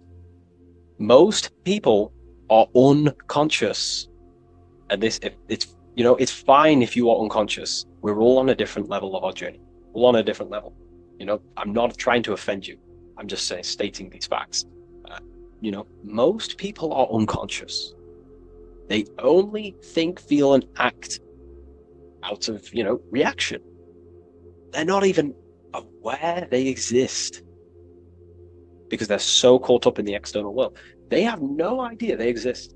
They've never deeped how they exist, why they exist, what life is, what this piece of technology they're inside of is. So I'm giving you a bit of an insight of a person with a higher consciousness. A person with a higher consciousness is always looking. This is what the symbol means. Always looking, not with the eyes, but with the internal self, because they understand these three powers, the triangle, is creating their reality. Thought, emotion, action. Person with a higher consciousness and knows mastered themselves is someone who is always looking and observing their thoughts and emotions and the actions they take in the world. I'll give you a bit of a key here. I'll give you a key. In my life, I like to govern myself, be my own master, through this way. Every action or decision I am about to make, every decision, I always say to myself internally, I remind myself of this symbol. This is what symbols are. You're meant to remember these things. There are tools to help you in life and gain control of yourself so you can ultimately live a better life and create your own reality. I remind myself, if I take this action, what is the effect that's going to come from this action? Is this action going to benefit me, or is it going to pull me away of what I'm supposed to do? And through that, I live through this law of polarity, law of cause and effect. We cannot escape that law. You have to deeply understand this. You cannot escape the laws of cause and effect. They are always infinitely creating your reality. Cause and effect. Every thought is producing an effect. Every emotion is producing an effect. Every action is producing an effect. Therefore, you must keep this in mind and stay looking. This is what the symbol means. It means stay conscious. Always look over your thought, emotions, and actions. Always look over them. Because if you are not looking at your thoughts, emotions, and actions, and you're living, you're thinking, you're feeling, and acting unconsciously, subconsciously, without conscious awareness, you're unknowingly creating your reality. You can reach a level of mastery. There is a level of mastery. I'm not fully there yet. I'll openly admit that. But it's a goal in mind. There is a level of mastery that one can achieve where they are conscious of every single thought, every single action, every single emotion they feel throughout their day. Very, very difficult because we think around 7,000 thoughts a day, But this is ultimately the goal of mine anyway. It's completely up to you what you do. I'm just giving you this insight that's helped me in life. So it's about being conscious. This is a very overlooked thing in today's world. No, most people are unconscious, that they're walking around as zombies. They don't even realize they think. They don't even realize they have a mind. They think their mind is their brain. If the mind was the brain, then how can the mind go in the past, present, and future? Which means it exists outside of time, but the body remains in the present moment. If the body remains in the present moment, that means it exists underneath time, underneath the law of time, but the mind transcends it, which means the mind operates outside of time, space, and matter. So, that is a key. You are a higher dimensional being manifesting in a physical form, and you're looking into the world. This is also another veil of the eye. The eye symbolizes your higher dimensional being. You have no true form. This is one of the biggest secrets. You have no true form. You form what you think, feel, and act. In the astral plane, you become what you think about. You can become an owl. You can become an owl with goat heads or, T-Rex arms. You can be anything you wish. Anything you think about, that's the form you take in the astral and imagination. But beyond the very causal plane, the higher dimensions, you are formless. You are nothingness. But that formless is connected to God. That is the unmanifest. That's the source of all creation. So you are something but nothing. Very difficult to get your head around, but essentially you emerge out of darkness. Emerge out of nothingness. Okay, and that's what the mental plane is. The mental plane is kind of like the first dimension that basically expands into infinite realities. The mind can think anything. There's nothing impossible in the mind. Nothing. But there are things impossible in the physical plane, because the physical plane is more dense and it's governed by more laws. So, again, this is symbolizing staying conscious of your thought, emotions, and actions. Now, another veil, if we go deeper on this symbol now, another veil, another chain that's connected to this symbol, a chain of thought, is that this symbol represents unity consciousness. Person who thinks, feels, and acts in unity. Their soul is operating in one force. Their soul is operating in one force, which means they think, they feel, they act. For example, I'll be writing my book sometimes. The book of symbolism, my third book, is coming out very soon. I'll leave a link in the description for you can sign up to the email, the waiting list. We've got a lot of people in there already. This next book's going to be insane. But yeah, you can get notified when that comes out. I'll put a link in the description. When I'm writing my book, I'll get an idea to, go play Call of Duty or go play the Xbox. But then I instantly remember this symbol, thought, emotion, action. Instantly, I then unify my consciousness, my three powers to create reality. These are your powers. These are your rights. These are your things that you have full control over.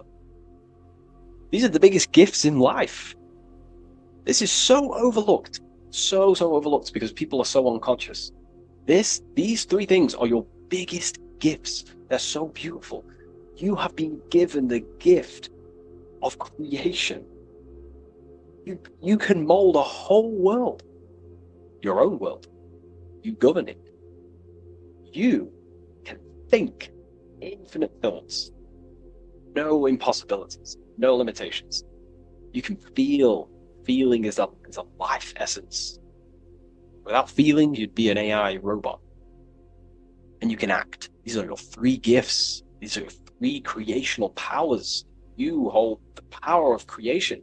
You hold the power to kill another life, or you hold the power to spread love in the world. to spread the light. So this is why you see the light emerging out of this eye. This is the light of the soul. That's what consciousness is. It's light. And this is creation unfolding from this through these three powers. Light emerging and crystallizing your reality through thought, emotion, and action. So again, this is unity consciousness acting in one force, thinking, feeling, and acting, all directed towards one goal. And that's how you manifest things quickly. Speed. You know, if your thought is, if you think about, I don't know, playing the Xbox and then you feel like eating and then you take action scrolling on TikTok, that's divided consciousness. You're wasting time, energy, and you're scattering your creative powers throughout these three forms. But once you unify them, which is the I, the number one, you unify thought, emotion, and action, you direct your thought, emotion, and action all towards one goal. You quickly create these goals. You know, so this ties in with time and attention. These are your two spiritual currencies. You spend time and you pay attention. These are your two spiritual currencies that pretty much create your reality, your experience. Thought, emotion, action. And this is what the Holy Trinity is on the deepest level. You know, this may trigger some people, but if you believe in religion, then maybe this account, this YouTube isn't for you. But religion is an esoteric. It's esoteric. It's not meant to be taken literally. The Bible is an encrypted allegorical text talking about human consciousness. Jesus is a person and a master of consciousness that we should achieve within ourselves. We should aim to become like Jesus, not worship Jesus, because we are all God. We're all governing the microcosm. So,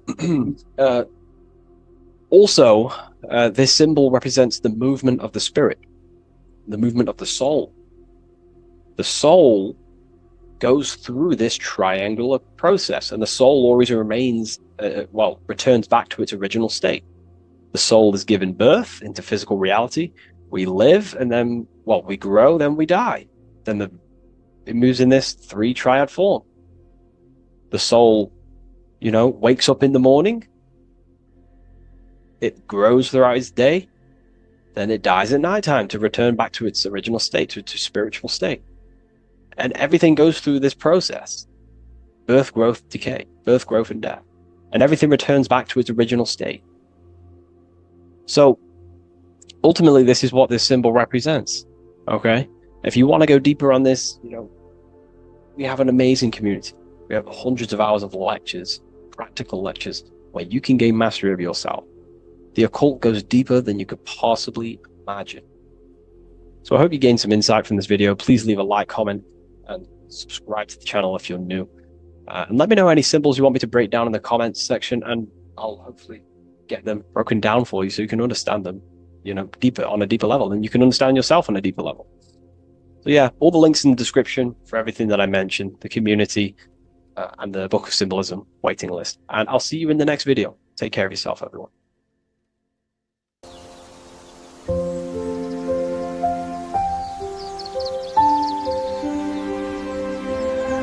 bookofwisdom.com.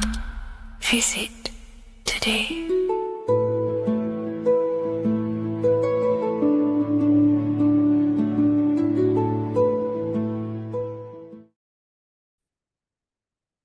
Hello and welcome to another video and another lecture from Ethereal University. Today we're going to be breaking down in detail the Freemasonic 33rd degree symbol. Now, of course, this is a complex symbol, and it's composed of many symbols put together to create a greater meaning.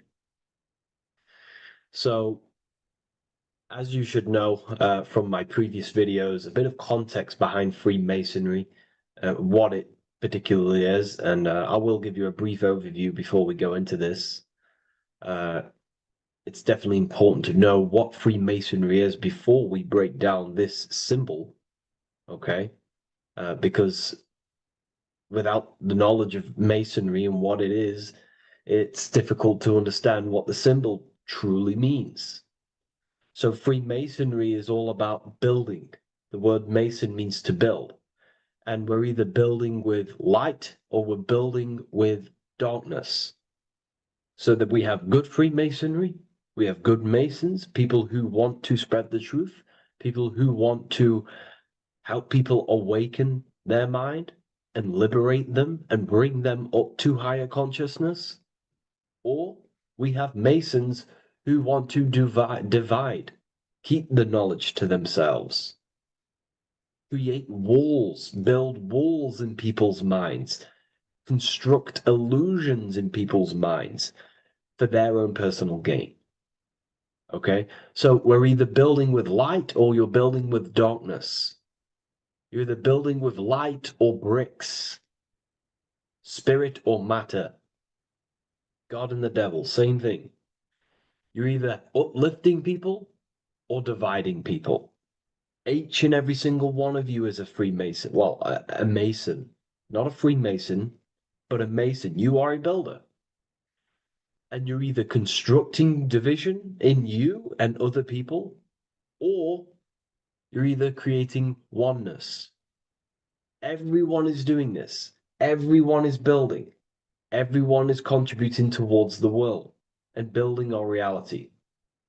So Masonry is a craft, and that craft is to craft a better mind and heart, a higher consciousness, a higher understanding of the self, building a higher perception of yourself, getting to know who you actually are, why you are here. Every action, behind every single action, behind every single cause is choice. You chose to be here. Whether you know why you are here or whether you do not know.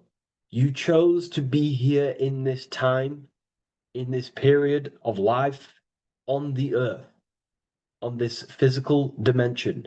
You chose, the mind of yours chose to be here in this body at this specific time.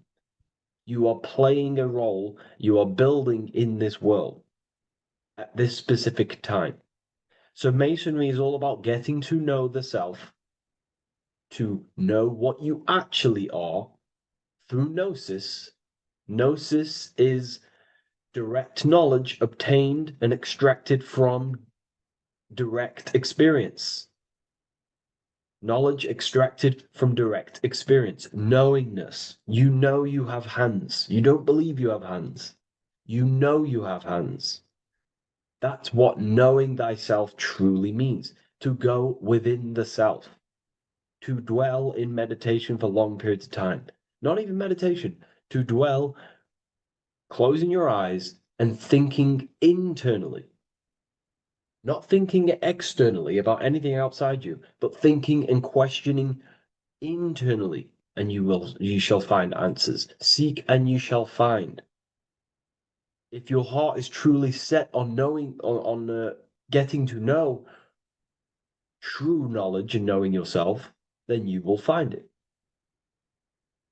Okay, so because that's what the heart is. The heart is where we find our treasure. That's why it's inside of our chest. Our chest holds the treasure. What is your treasure? Your treasure is your physical manifestation. And whatever you whatever your heart cares about, your body follows.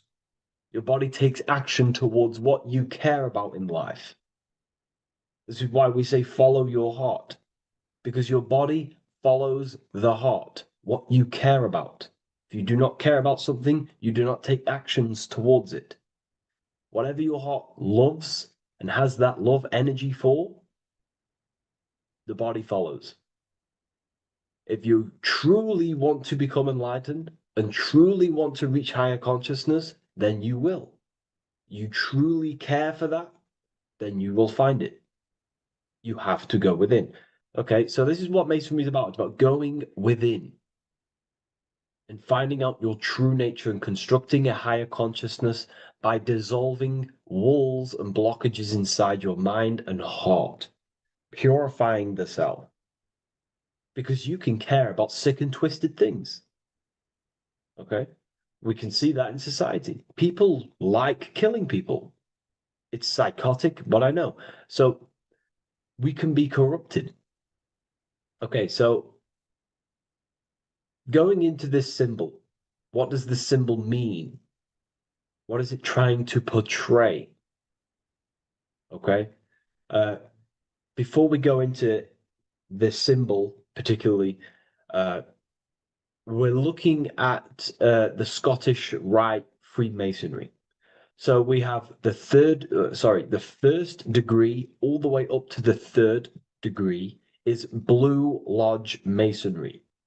Then from the fourth degree of Freemasonry to the 32nd degree is what we call Red Lodge Freemasonry, the Red Lodge degrees. So again, that is that symbolism of that red and blue, the left and right, masculine, feminine, water, fire. It's that symbolism again of the two polar opposites of reality, of masculine and feminine qualities, solar and lunar, the left and right hemispheres of the brain, the inner and out world, inner and outer world, the brain and the heart. These are all polarities, okay? Spirit and matter. We have to unify these. But we're looking at the 33rd degree. This is the end of the Scottish Rite of Freemasonry, and it's considered the illuminated degrees. Illuminated. This is when one gets to know the true self, the true knowledge, when one has gone within, mastered the self, got rid of mental blockages, blockages in the heart, purified the self, and they know who they are. They have higher consciousness. And in this breakdown today, I'm going to show you how they have higher consciousness through this symbolism.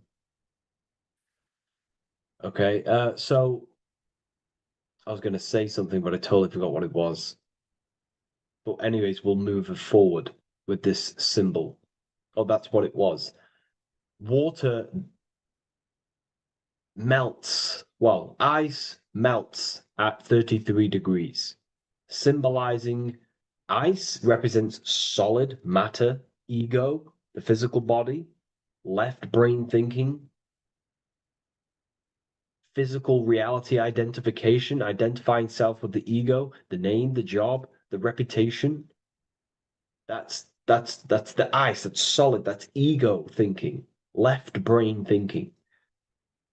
When we identify ourselves with the body, our ego, our name, our job, our reputation, our family, that is ego. That is pure earthly survival base level consciousness. This is the degree, this is the level of state of mind that we need to rise out from and figure out what we are, what you actually are inside you. When you turn off your thoughts, what are you then? If you do not think, you are not your name, your job, your reputation, your family, your beliefs. Because when the mind is turned off, there is still something left. That is you. And that is the substance that we have to get to know through gnosis, through going within and thinking internally and dwelling within. Okay. So Freemasonry is all about learning about the psyche, the true nature of consciousness, how it functions, the mechanics of consciousness, how we can integrate universal law with consciousness. We're going to be going into that. Natural law, how we can become one with God's law. We can become one with the universe and integrate universal consciousness into yourself. Okay, so the first thing I'm going to say about this symbol, straight away, the first thing you probably notice about the symbol is the eagle. The eagle is a bird. Okay, what do birds do? They are high in the air. They are above the earth, which represents rising, rising consciousness, rising the mind out of the lower mind, earth-based survival, impulsive, reactive, egotistical mind, And we're pulling ourselves, we're rising from that. The earth represents that lower base survival consciousness, ego-driven thoughts. And we're rising up. The bird is free. It's free from the earth. Okay? It's free. It's elevated. It looks down upon the earth. So the eagle is a bird which represents higher view of self, a higher understanding of the self. It's elevated. We have a higher view of myself when I reach the 33rd degree. That is what it's showing you. That is what it's symbolizing. Okay? It's above the earth. It is free. It looks down. When you have higher consciousness, you become enlightened. It's impossible not to look down. You do look down on people, but not in a bad way. Not in a bad way. That sounds bad. I understand if that sounds bad, but that's not a bad way. I don't mean that in a bad way or a bad-hearted way. I mean that as when you have higher consciousness, you can see people who are living and dwelling in zombie mode, low level earth based consciousness. They think they're the body, they think they're their name, their job, their reputation, their family. So it represents looking down because I have higher awareness of myself. I know what I truly am. The water is flowing at the 33rd degree. The water melts at the 33rd degree, representing the flowing of consciousness, the flowing of the mind, flowing of light energy entering the body. Because when we reach higher consciousness, when you raise your consciousness, which is just an easier way of saying mastering thoughts, mastering yourself, we no longer give attention to negative thoughts because we understand what thoughts are and why would you let your own mind take away your own power? So again, Freemasonry is about gaining personal power, not in a bad way. Well, it can be used for bad. Gaining mental power, a strong mind. Most people have very, very, very weak minds in this world. Very weak minds. This world is a mental world. We have to gain strength in the mind. It's a mental universe. The stronger the mind, the better your reality. The less affected you are by external things. Nothing external should ever bother you. Okay? uh, so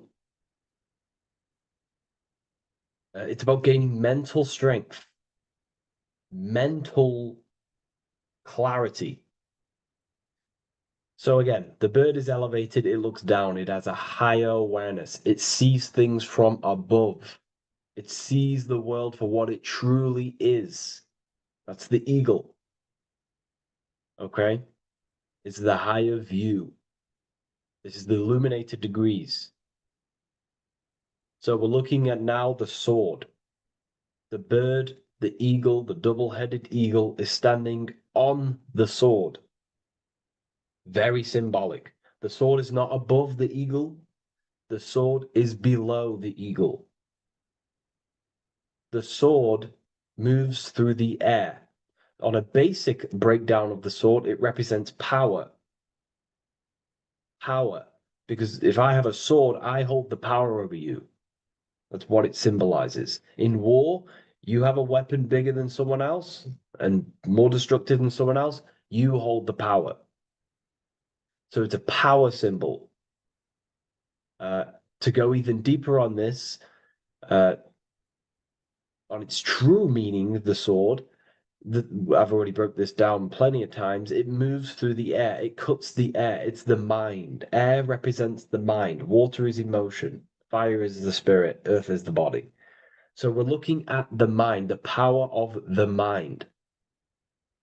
And the eagle is standing on top of this, representing, I am conquering my own mind. I am conquering my mind. My mind does not conquer me. My mind is truly mine. I hold the power over it. I stand on top of my mind. The mind does not rule me. Thoughts do not enter my mind that take away my power. I think it, I feel it, I act towards it. It's unity. My mind is the monarch. It is the command center. It is mine. I'm above the mind. That's what it's showing here. I hold full control over this mind. I hold the power. Okay? And I have an elevated view of the mind. The eagle is elevated. It looks at the earth from above. It's the higher perception of the mind. The mind has a higher view of the self. It is conscious. Most people are not conscious. Okay? Most people walk around, they act unknowingly, they don't even know they exist. They don't realize they have consciousness. They think they grew from a monkey. They're born on a spinning ball in the middle of space, and they think they're the body. That is the level of earth-based consciousness. And it's saying, I hold the power. I hold my mind to what I want to direct the mind's forces to. I create with my mind. I carve reality. I shape my reality with my mind and thoughts and my intellect, my communication. Okay? That is what we're looking at here with the sword. It's on top, meaning I control it. When you stand on top of something, you are the top. You are on top of it. You hold the power. You rule over it. When you are the boss of your business, you rule the business. That's what we're looking at here. The sword needs sharpening. It always needs sharpening. You can't use a sword forever. You need to sharpen it. The mind will not stay powerful and strong and and aligned with what you actually want unless you continuously refine the sword. The mind needs to be refined or reminded. If you stop doing affirmations, the mind will fall back to old ways of thinking. If you constantly meditate, you constantly implant the messages into your subconscious mind, you constantly visualize, you are keeping the mind sharpened with what you want in life, what you are trying to create. And the mind will continue to think with that power, with them words, with them visualizations. If you fall off, if you stop meditating, you will lose control of your own mind. Okay? This is symbolizing you have to keep on top of the mind. You have to keep control. This is what the world is. The world is like Minecraft. You ever played Minecraft? You're a builder. Okay? What do? You control the man in the world. That's what you are. You need to control this body in the world. It's all about control. You are in a game. It's like Grand Theft Auto. You don't know how to use the buttons. You're going to create chaos, and you're not going to have that much fun in the world in GTA if you don't know how to work the buttons. Same with this world. You are in a world, and you need to learn the buttons of the body, the mind, the soul, the heart. How will these things function so you can actually live a better life and create what you want in the world? Aligned with natural law, of course, unless you want to walk down the path of Satanism. So this is what we're looking at with the sword. Now, moving on, we're looking at this little banner here. This says "God and my right" in Latin. God and my right. What is your right? Natural law is your right. What is natural law? You already know the natural laws. We all intuitively know the natural law. What is natural law? Do good. We all subconsciously, on a soul level, we know to do good. We know to do right. It is wrong to hurt people. It is wrong to control people. What is your natural law? What are the forces that you hold power over, that you have full control over? You have full control over what you think, what you feel, what you act. Thought, emotion, action. If you start to try and control things outside of them three forces, that is now you breaking natural law. If I try to control and manipulate someone else, that is now breaking natural law. I'm going against my inner law. My soul tells me what is right and wrong through emotion.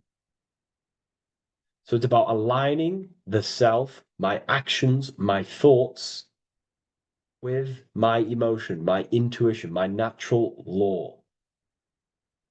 These are your rights. Your rights is to think, feel, and act with the law, with good, with God, with love, with care for one another.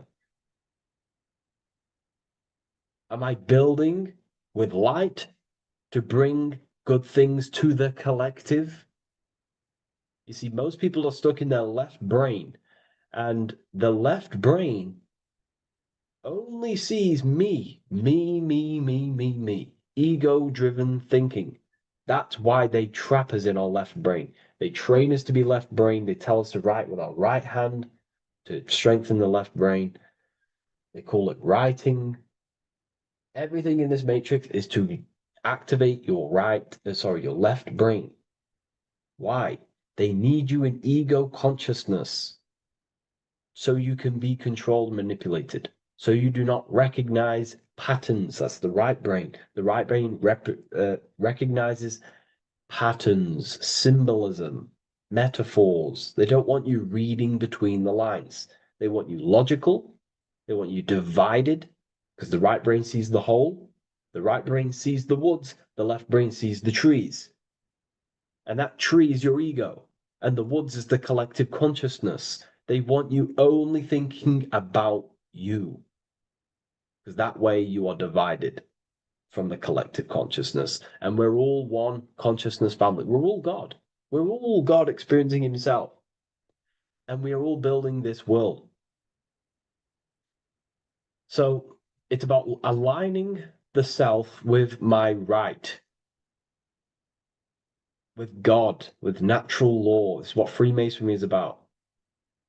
True Freemasonry, light Freemasonry, not dark Masonry or evil Freemasonry, whatever you want to call it.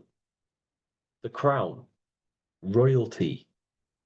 Royalty wear crowns. And what do the royalty have? Again, this is another power symbol. They hold control. Yes, royalty hold control. And that's why this crown is at the top of the image, not at the bottom of the image. It's at the top, representing I control the left, I control the right. I control my left brain and my right brain, the two eagle heads, the two views. The eagle has one eye on each side. It's looking, it's seeing. And that's symbolic of the left and right brain. We see, not physically see, but I mean perceive. We perceive reality with the left brain and we perceive reality with the right brain. And it's about unifying these two brains so we can see and perceive reality from a true lens. Because if we see reality only from the left brain, and a left brain dominated brain, we see everything as divided. But if we see everything from a right brain perspective, we see everything as whole. When everything is in the middle, you need to see reality from the middle. Yes, I have my own personal consciousness. And yes, there is a collective consciousness. So I need to balance between that. I need to see reality between the line, between the left and right brain, and align this worldview, and align my thoughts, align my actions with this. Because if you're left-brained dominated, you're only going to take action on ego. You're only going to take action on me. You're only going to think about me, me, me. But if you're right hemisphere brained, you're only going to take action for the collective, which is, yes, that's good, but you also need to think about yourself.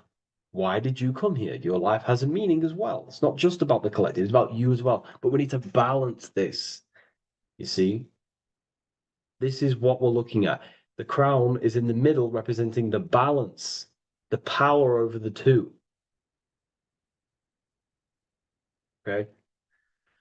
It's the balance, it's mastery, it's control. Royalty hold control over society, royal families. So it's about controlling the self. It's control over the ego, control over the sword, over the mind. It's about personal power we're looking at here. Self-control. Now we're looking at a upright triangle, which represents the element of fire, which is masculine. Masculine is all to do with action. Action, the physical body. We're looking at fire, which represents spirit or transformation. Fire is a very transformative element. It transforms things. Okay, so we're looking at self-transformation through action. This is what we're looking at here. Fire is a very, very masculine force. A very penetrating and transformative force. So we're looking at transforming the self, not through knowledge, but through action. We have transformed the self, 33rd degree. I've reached the 33rd degree and I have now fully transformed. Now there are higher degrees than 33rd degree, but we're just breaking down the symbol. That's a whole of a lecture. But this represents full transformation. 3, another, if you watch my video on numerology, you know 3 is all about what? Transformation. Thoughts, emotions, actions. These are the transformative forces that turn and create reality. Jesus dies and dies and resurrects after 3 days. Transformation from dead to the awakened. Brahma, Vishnu, Shiva. God is threefold. 3, 3, 3, 3, 3, 3. Electricity, magnetism, dielectricity. The 3 forces that pretty much create physical matter. Transformation is 3. So we're looking at transformation through action. Action is a very transformative force. There's no point learning this knowledge if you're not going to act upon the knowledge. A lot of people join the university, they learn a lot, but they leave because they don't want to take the action. They don't want to do the hard part. They don't want to act towards higher consciousness. They want to dwell in their lower mind. That's fine. That's your path. That's their path.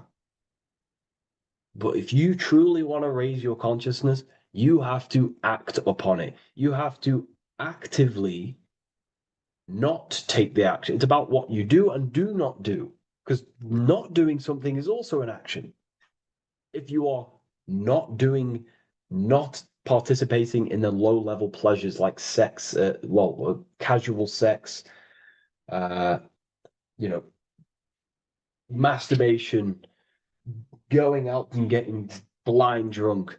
These are low-level pleasures.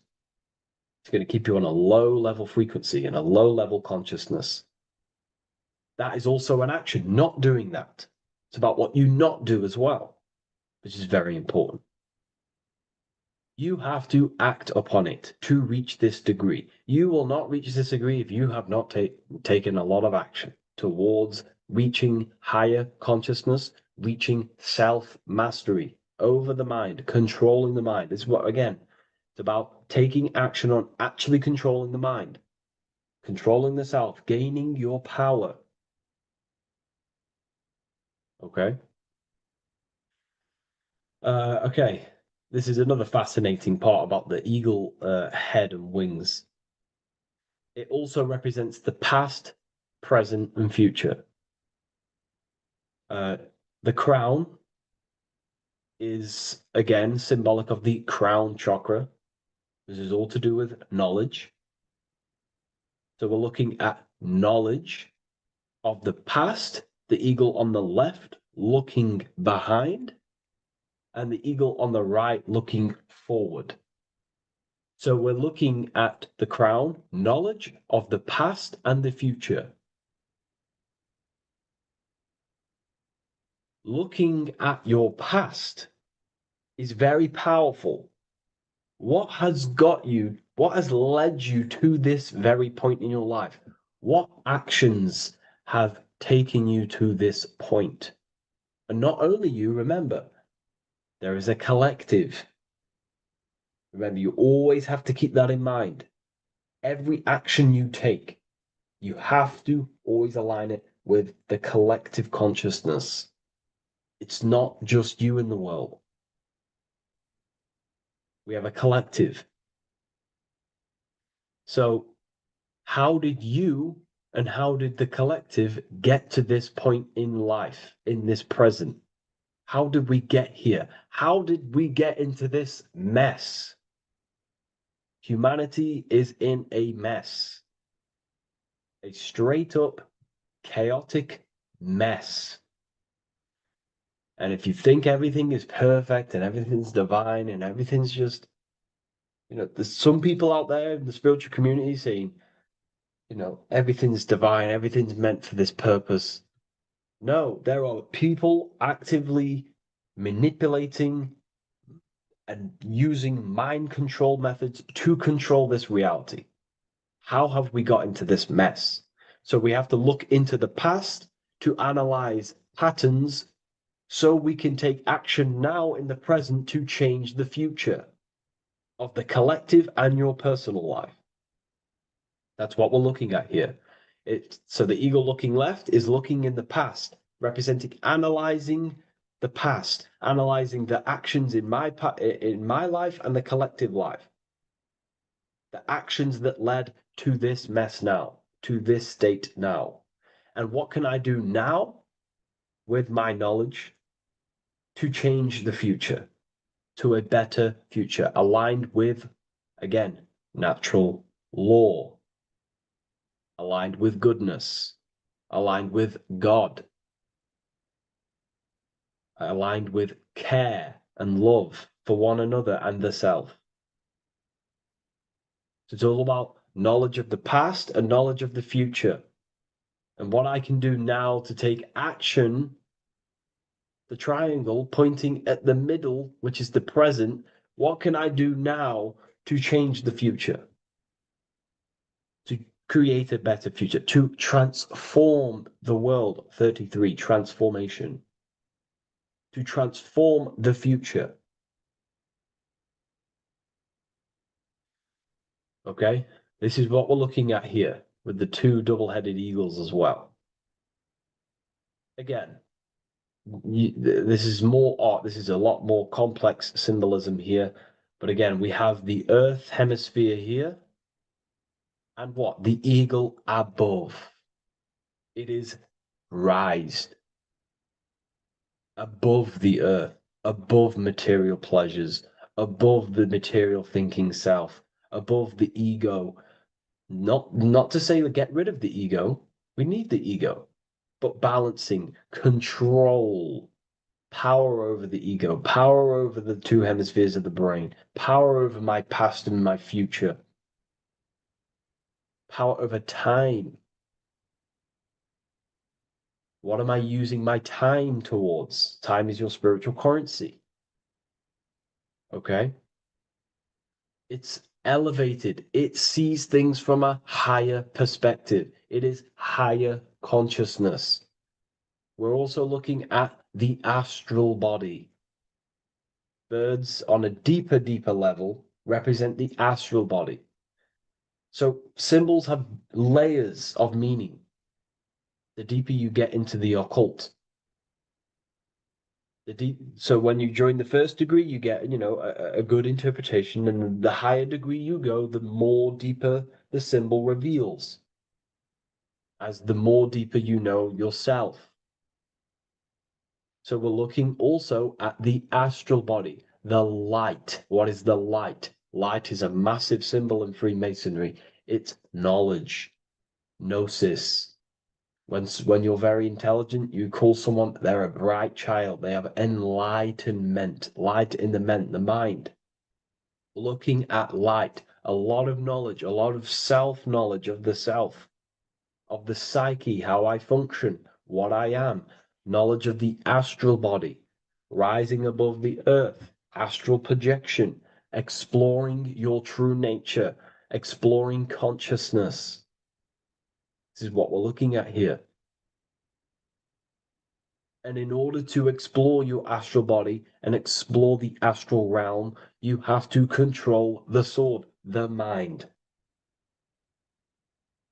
And you can then explore. You are free like a bird to fly. This is all symbolic of rising consciousness. All symbolic. So I hope this video has gained a bit more clarity on this symbol and given you some insights.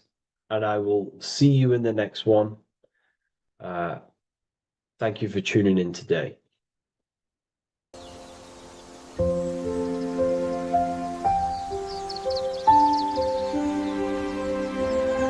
bookofwisdom.com.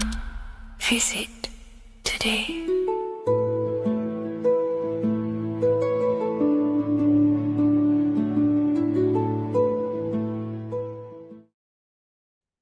What if I told you many people around you have probably sold their souls? It's more popular than you think, and it's very easy to do. Selling your soul is not something that you can just go and meet the devil and do it. It doesn't work like that. But before I tell you exactly how you can sell your soul and how not to sell your soul, what is the soul? So looking at Jesus, we always see two lights surrounding his head, one surrounding the heart. And as of course, if you've been watching my channel, you know Jesus represents you. He represents the divine essence of the universe made in human form. Each one of us possess a fractal of God's infinite consciousness. We are all God. We are all God experiencing himself in a three-dimensional divided form, separated from his oneness. God wanted to experience himself, so he made this world. So each one of us possess a soul, and the soul is the spark of God's infinite loving consciousness, filled with God's loving moral law. So the reason why Jesus is always have a light above his head and a light on his heart is because this represents the brain and the heart. The brain is not the mind. The heart is not the soul. The brain is the physical manifestation of the mind. It is the physical mechanical computer for the spiritual mind. The heart is the physical manifestation of the soul. The heart is a brain. In fact, it contains 40,000 specialized cells, which are the exact same cells found in your cranial brain. Yes, your heart is an emotional brain. Your cranial brain is a thought brain. It's a computer. Okay? Everything that exists physically exists non-physically. This is what the ancients called spirit, just means invisible force. The mind, the thoughts are not made of atoms. You can't touch, you can't find tangible thoughts, imaginations. These things exist spiritually in metaphysical counterspace. It's the same with your emotions. The emotions are spiritual. They are not physical. You can't touch them. So thoughts are the language of the mind. Emotions are the language of the soul. Sometimes we can become eluded by thought and we can become eluded by emotion. If we are led purely by emotion, we can create illusions in our perception. The same if we rely only on thought. We must balance these two. Okay? So the mind is the creator, the soul is the operator. Every thought we think is being judged by our soul. The soul is the judge. The soul tells you what is right, what is wrong. And even the Freemasons depict this spirit and matter in their black and white checkered boards. White is spirit, black is matter. Matter is dead, spirit is life. This is what this represents. Physical reality is not just physical. For every physical object, for every physical manifestation, there is a spiritual force bringing it into existence. Consciousness brings everything into existence. Before you kick a football, there's a change in your inner consciousness before you take that action of kicking the football. Everything exists in spirit before matter. You existed in spirit before you were physical. We also see this in alchemical Freemasonic artwork. This represents the clouds. This is the mind. This is the heavens. And then coming down into the heart, which represents the earth. The light entering the mind into the heart, because every thought we think is being judged by the heart. The heart speaks to you through emotion. The soul speaks to you through emotion. Every thought you think, your heart is telling you that is right, or it's telling you that is wrong. Why? Why is this? Emotions can guide us, okay? Emotions are the language of our soul. Our soul guides us to our soul purpose. Each one of us contains a purpose in this physical life. There is a reason you are alive. There is a reason why you came from spirit into a material reality. Your jealousy reveals where you need to be in life. If you are jealous of someone, this is your soul saying you need to be there. That's where you need to be. Your fear reveals your greatest growth in order for you to reach your life's purpose. If you fear something, this is your soul telling you you need to overcome this in order to reach your life purpose. This is the next obstacle. The soul, your life purpose is not found in your passion. It's found on the other side of your greatest fear. The soul's always seeking, it's always seeking truth. It's always seeking to expand, to learn. The soul must go through pain in order to overcome, in order to grow. That's why we are here, to grow and expand and create. We also see this in alchemical artwork. Again, the mind in the clouds, the heart and the soul. They must work in unity. Each one of us contains the spark of the divine, which is the soul. Okay? Which is the soul. This is the operator. God, generator, operator, destroyer. The generator is the mind. The operator is the soul. The destroyer is the body. Everything will generate, everything will operate, and everything will die.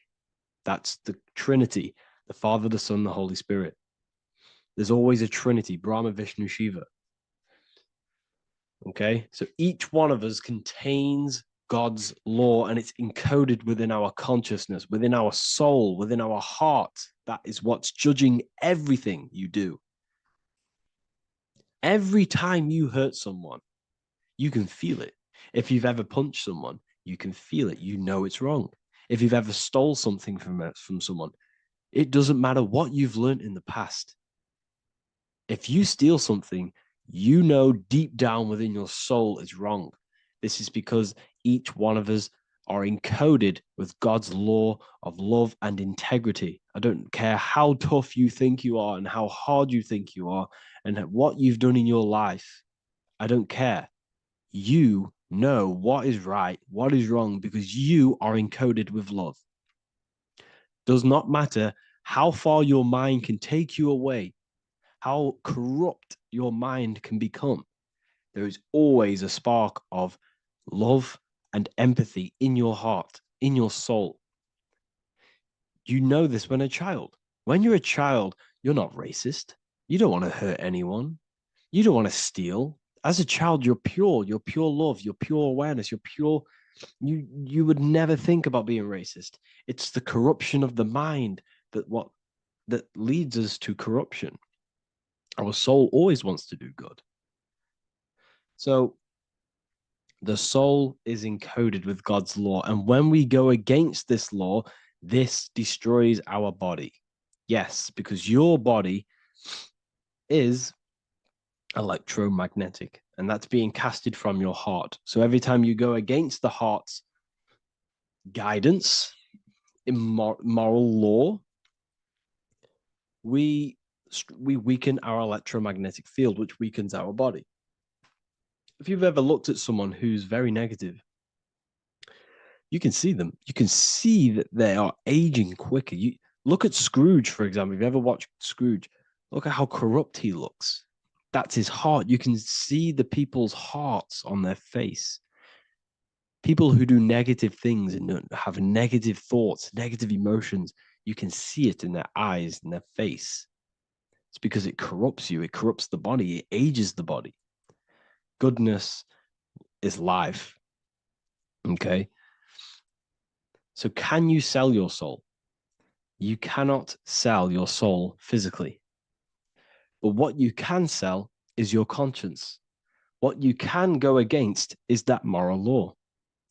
And you can exchange physical material things such as money, fame, cars, houses, business, in order for you can exchange that to go against your inner dialogue.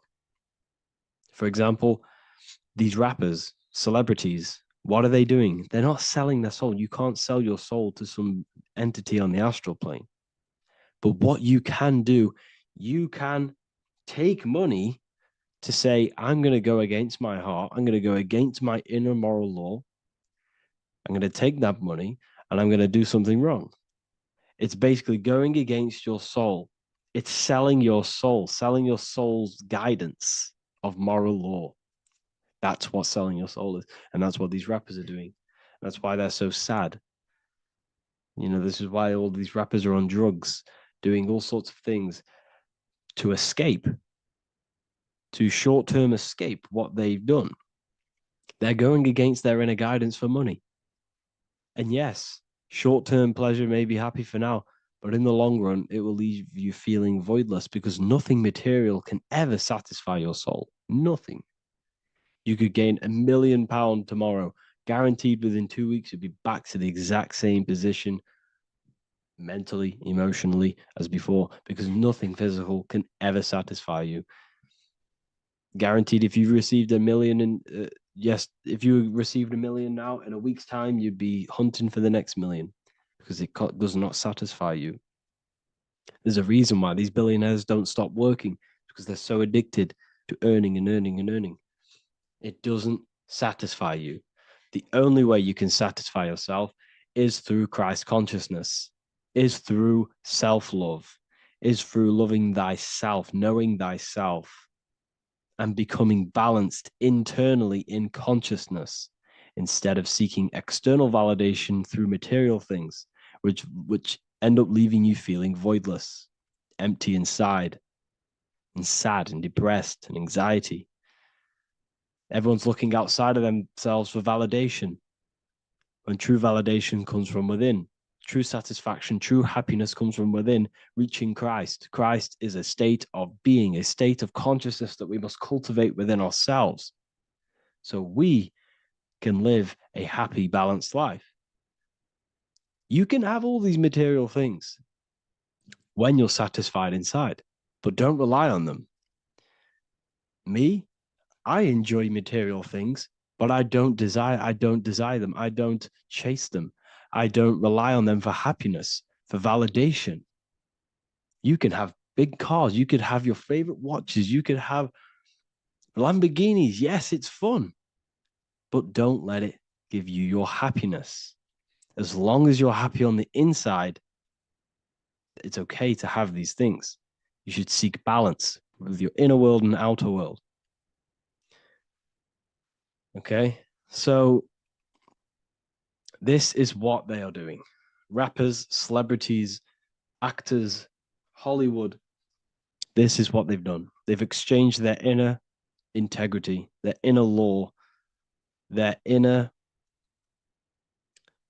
moral compass for exchange for material wealth, fame, money, and cars. That's what they've done. And power. It corrupts you. They slowly corrupt you. So yes, you cannot sell your soul. And if you wish to learn more, I'll see you inside Ethereal University with my community, where we are learning every day to master ourselves, to expand our consciousness. If you want to lucid dream, astral project, master yourself, create the desired reality you want, learn about human consciousness and your full potential, then Ethereal University is for you, and I'll see you inside. The link will be in the description. Thank you for watching.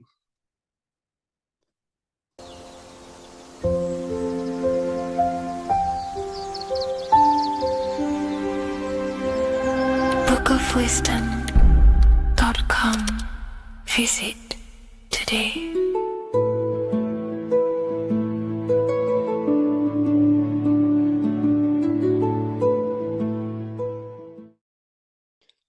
What if I told you you don't have one body? You in fact have four. There's a secret hidden right in front of you, and most of you overlook it. And by learning these teachings today, this will change your perspective on life, on yourself, and completely change the conception of yourself. This is the key to your highest potential. If you stay with me today, you will find secrets about yourself that will change your life. But I warn you, once you step this path of esoteric knowledge, there's no going back. Once you see, you can't unsee.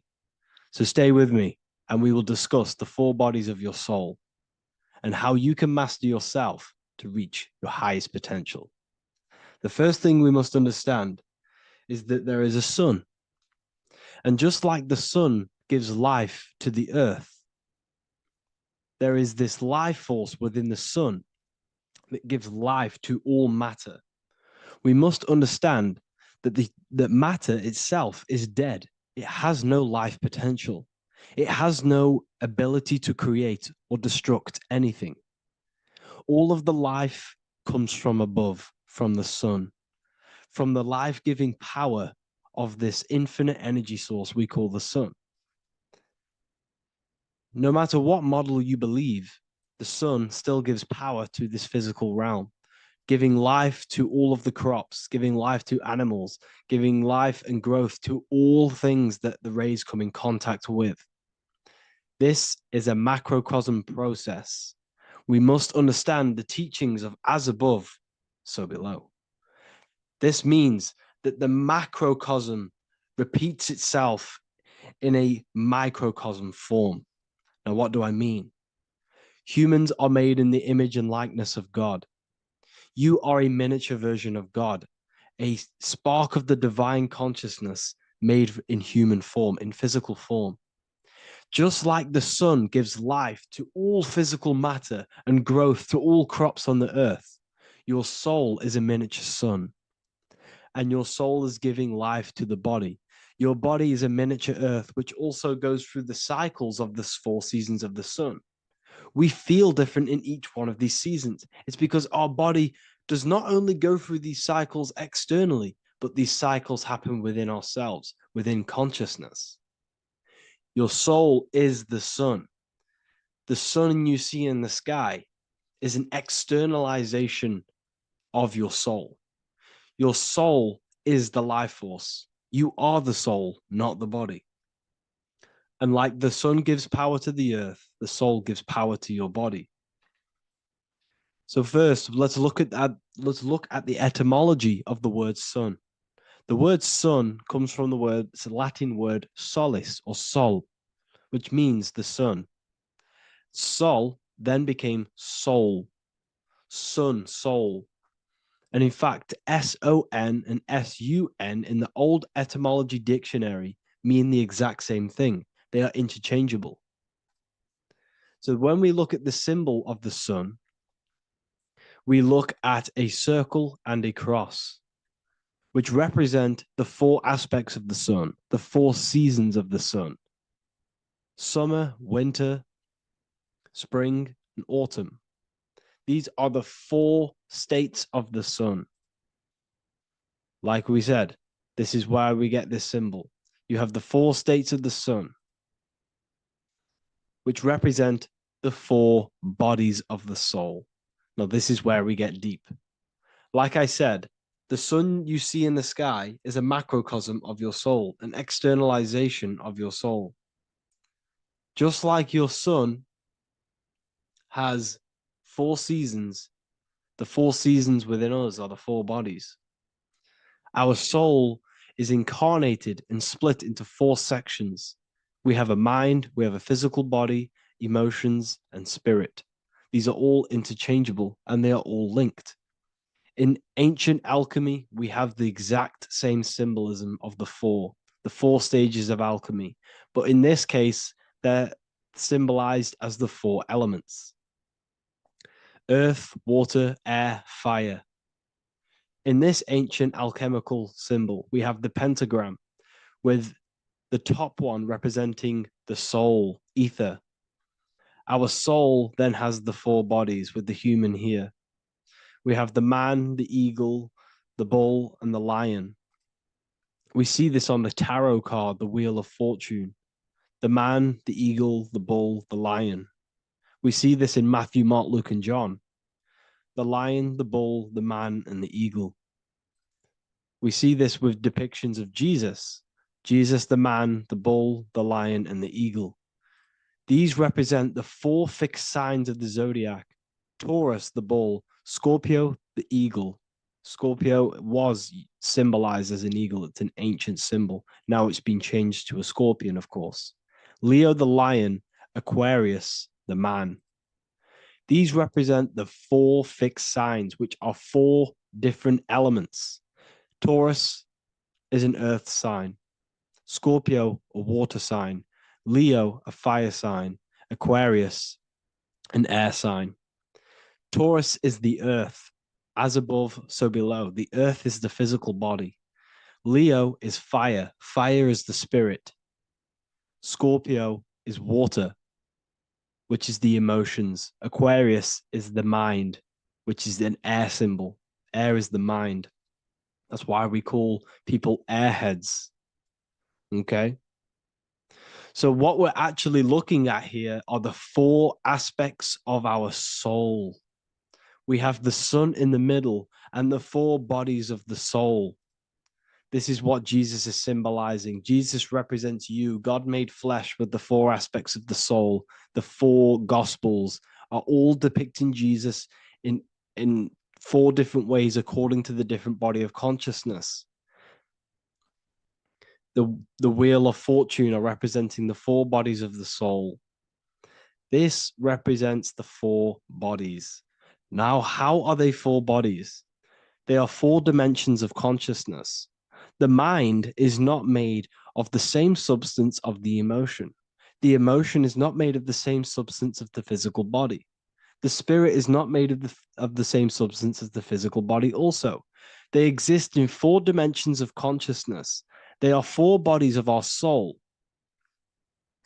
And the most important teaching here is what I'm actually getting to, is the powerful one. This is what gives you power. Most of us live in chaos.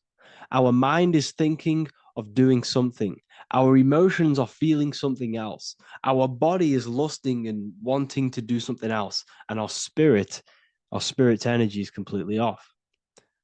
Most people live in unbalance. None of these four bodies are working together. This is why we produce chaos in our lives. When these bodies are in balance, are not working together.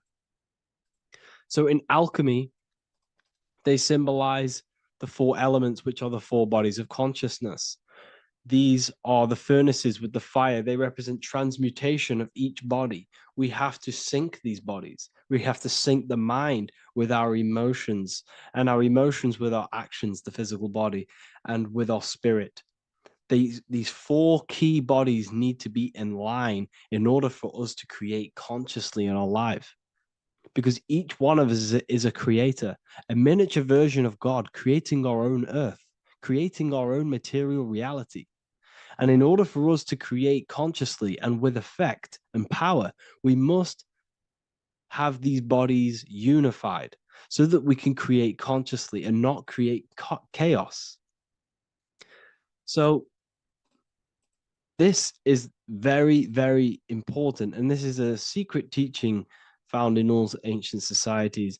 But this is what the hidden symbolism of astrology actually is. The sun is our soul, and the 12 zodiacs are 12 aspects of our soul.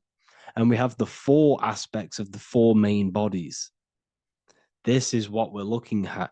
We're not looking at the sky. We're actually looking at aspects of ourselves, aspects of our soul that we must master and transmute in order to become our highest potential.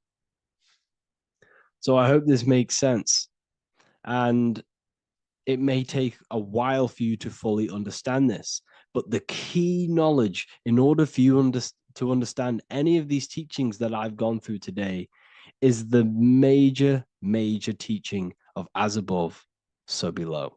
What is above is below. What is within is without. Your inner reality projects the outer reality. What is inside of you is outside of you in some form or way.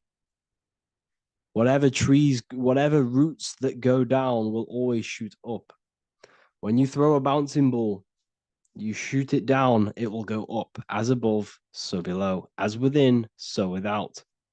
God did not make us a creation separate from himself. We are all extensions of the divine made in physical form. And we are incarnated into 4 sections.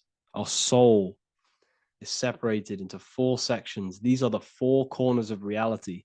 These are the 4 pillars of reality that we must control.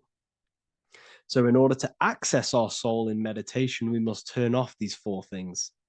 Turn off the mind, the emotion, the spirit, and the body. And then we access the soul. So I hope this video helps today. And you can learn all about this in the Book of Wisdom, Volume 2. This book is a revolution in consciousness. I do not recommend everyone reads this book. This book is only for people who are serious and want to transform their lives. This book is a book that will change the scope you see reality. It will change your perspective on yourself because you will resonate with this. This book does not just give you information, it gives you a sense of well-being. It gives you truth, and you will find your power from this information. This information is not just information, it's a key to your path of enlightenment and transformation. So you can find this book in the description of this video. And if you are part of the university, I will see you on the live calls. Thank you, everyone. Please leave a like, subscribe, and a comment, and let me know whatever videos you want me to make next. Anything that you fail to understand or have any confusion with, I can make a video on it. So let me know in the comment section any reviews or anything I should do. Thank you all, people. Have a great day.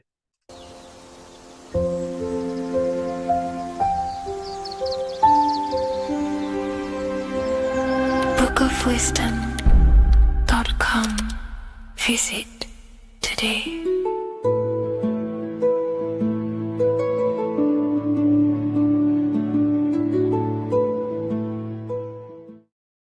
Welcome to Revival of Wisdom. This video is going to be about the flat earth and the breakdown of the whole cosmology. We're going to be digging very deep. I've got a lot of pictures and images to show you, and a lot of dots to connect. So let's start with the Freemasonry art. So this artwork we have here is the Freemasonic cosmology. as they know and believe. So what is it symbolizing? Obviously have to start off with the 4 pillars representing the 4 corners of the earth. The 4 corners with duality. You see, there's everything on earth. There's good and evil. Good, evil, positive, negative. Good, bad. This is the checkerboard. This is what it symbolizes. Okay. Obviously, we have the sun, the moon. The sun gives you energy. It's the anode. The moon is the cathode. It's the opposite. It takes your energy. So therefore, you become sleepy when the moon comes out. You see, everything on Earth, everything in the universe is balanced. There's complete balance symbolized by duality. There's always 2 opposites. We have the all-seeing eye, and obviously 7 stars representing the 7 planets, but not planets as in we know planets. They're not physical spinning balls of gas. They are energies. They are lights emitting from the realm above this realm. They are lights through the firmament, through the electromagnetic field. So let's go through that again. The 4 corners, duality, positive and negative, cold, dry. Everyone on Earth has an opposite. Everyone, there's 2. Okay, and then we have the sun, the moon, the 7 planets with a 5-pointed star. What's the 5-pointed star? Of course, it's the 5 elements: spirit, water, earth, fire, and air. Okay, that's what the 5-pointed stars symbolizing, the 5 elements of earth. And then most importantly, we have the compass. The compass is very, very important, hence why it's in the center. The compass is symbolizing many, many things. And one of the most important things, but we'll get into that after. We have a boat with water outside of the earth. So we have a boat on water, symbolizing the waters separated by the firmament, the waters above, separated by the firmament from the waters within the firmament, the earth. So this is what it's symbolizing. So the compass, what's the compass? This is where the compass comes from. The Polaris, the most important star there is, because it's in the center of Earth, the sun, the moon, and the black hole, black sun.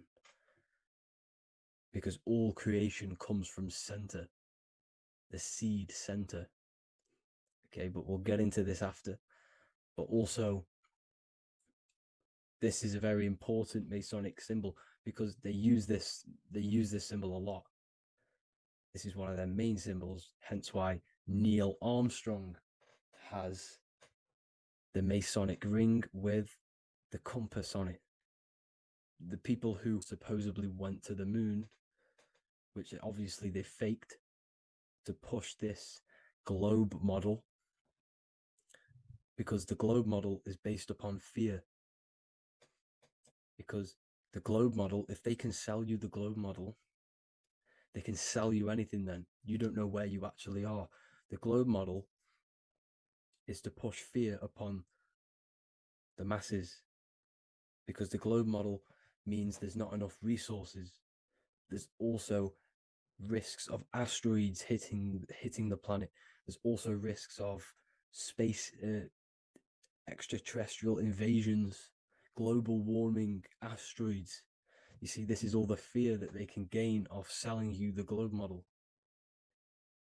Okay, because they don't want you to know that this is an intelligent design. And also,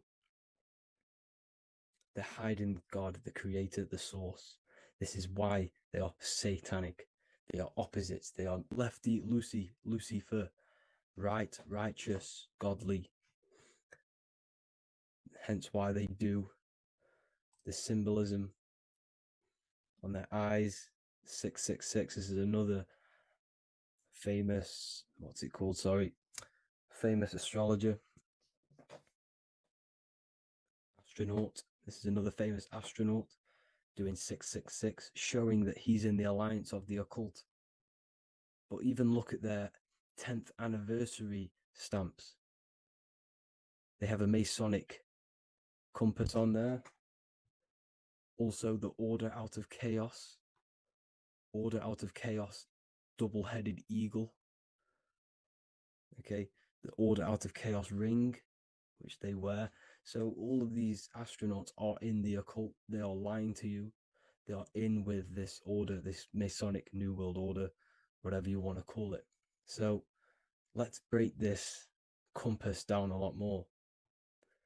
Because as I showed you here, the center, okay, this is what the compass is symbolizing. Let's go into the North Pole map. This is from 1595. This is a rough estimate of where this map came from. It's from around the 1500s to the 1600s, maybe 1400s. There's not an actual set date on this map because obviously our history has been tampered with. But let's break down this map and the symbolism that they use towards this map, because this map is the map of the North Pole. Okay, so in the center, we have the black rock symbolizing the tower, the pole, North Pole. And what's on top of the North Pole? Obviously, it's Polaris. North Pole and Polaris. Okay, with the 4 islands around the center. Okay, 4 islands around the center. And this is what blew my mind, right? They say that Santa sounds similar. And if you look at this pole that's pointing to the North Pole, you see this line here. So this is obviously from the 1600s. What color is Santa? He's red and white. Just like this map pointing to the center is red and white, and Santa comes from the North Pole. So it's not a coincidence that they use red and white. They're mocking this map because obviously they took over after the 1500s, 1600s. They took over around the 1800s. So they're mocking this map with Santa coming from the North Pole with this red and white line to the North Pole.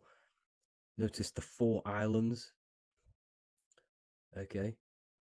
Like windows, their symbol, they obviously in the occult, they're part of the New World Order, is symbolizing these 4 islands with the blue behind it for the water. Okay, so this is another occult logo. They're symbolizing this center because the center is so important. Okay, we'll get into that. Also, we have the Mayan cosmology. This is the Mayan cosmology. This is what they created. This is their artwork, with also 4 major lands around the center. You see this 4 with green in between them all. 4 major lands with the underworld. You see this underworld is also symbolized by the Masons with the coffin of the skull and bones, the deceased, the dead. Okay, so this is also mentioned in the Book of Enoch. Okay, and it's called Sheol. Sheol, the underworld. Okay, and in the Book of Enoch, it says all spirits of the dead go to these hollow places, that they are wait until their appointed time of judgment. And it also says in the Book of Enoch, there are 4 hollow places underneath. 4 as above, so below, representing the 4 islands. As above, so below. That's where that could link in. Okay. The Book of Enoch is very important because it was found in a cave thousands of years ago. And has a lot of truths about this realm and about this world we live in. So let's go back to the Mayan cosmology.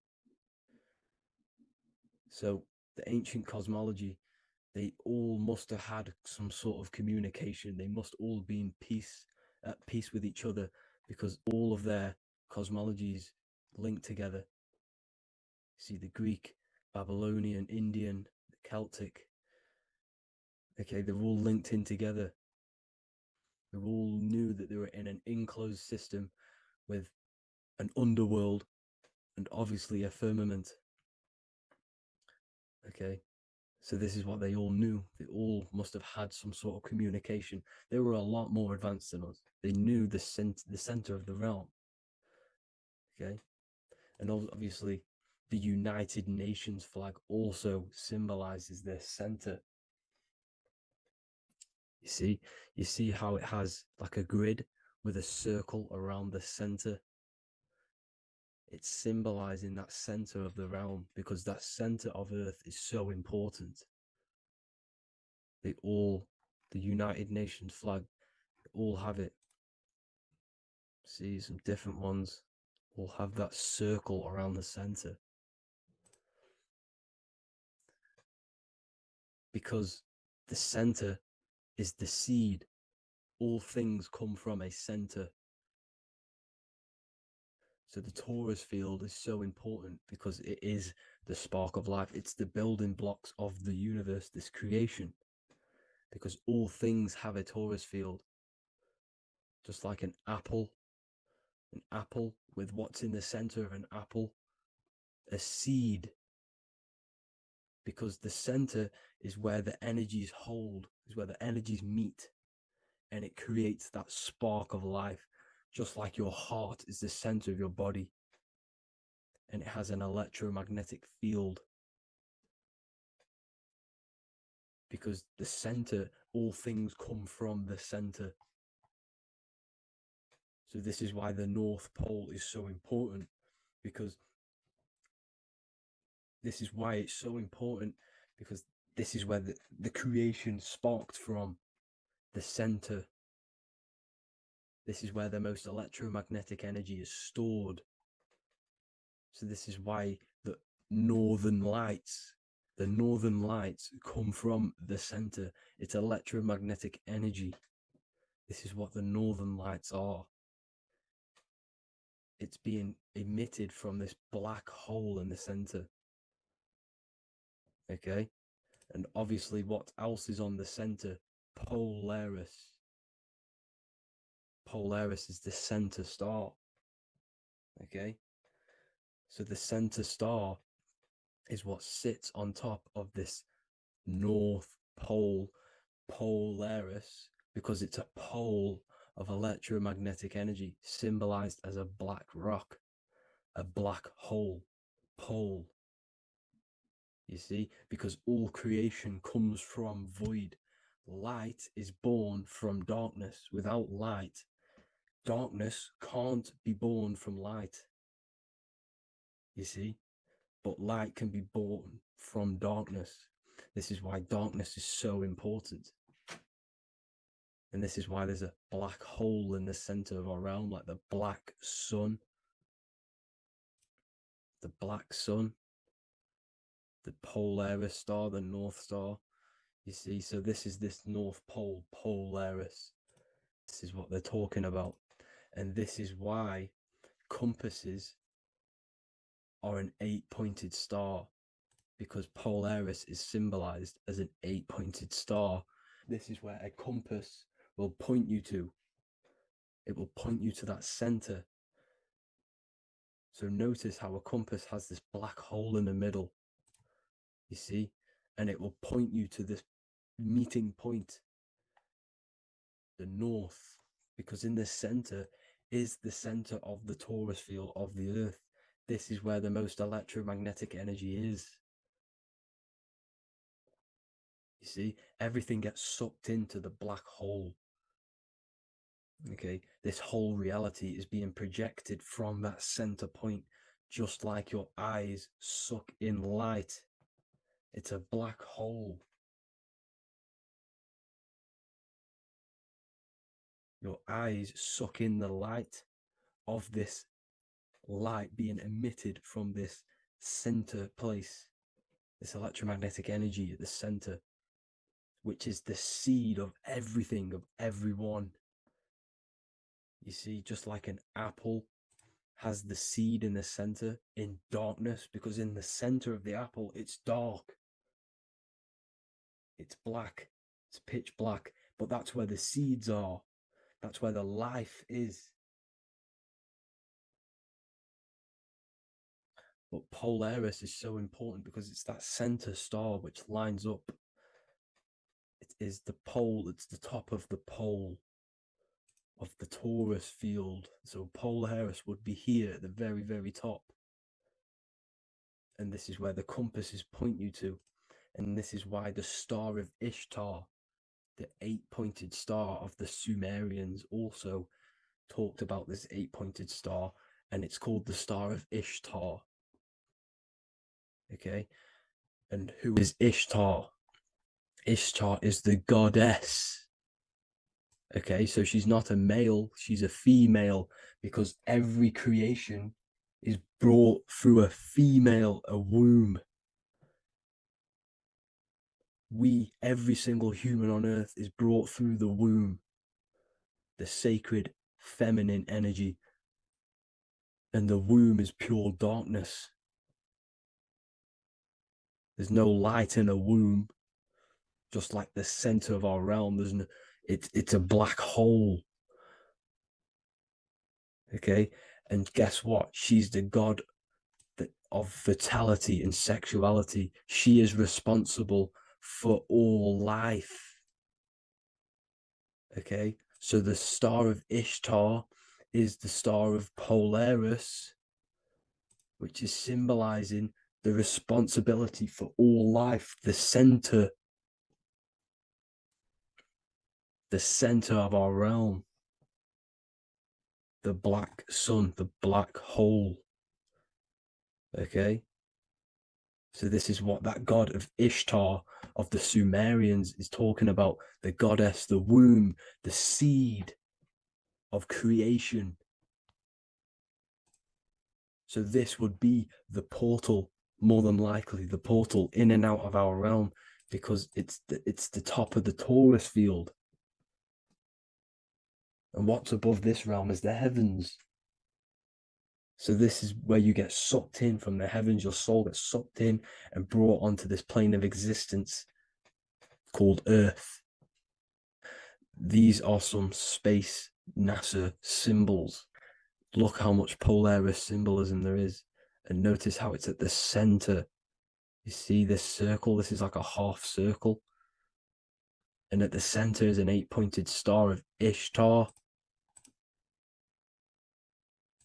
It's the same thing. It's Polaris. It's at the center.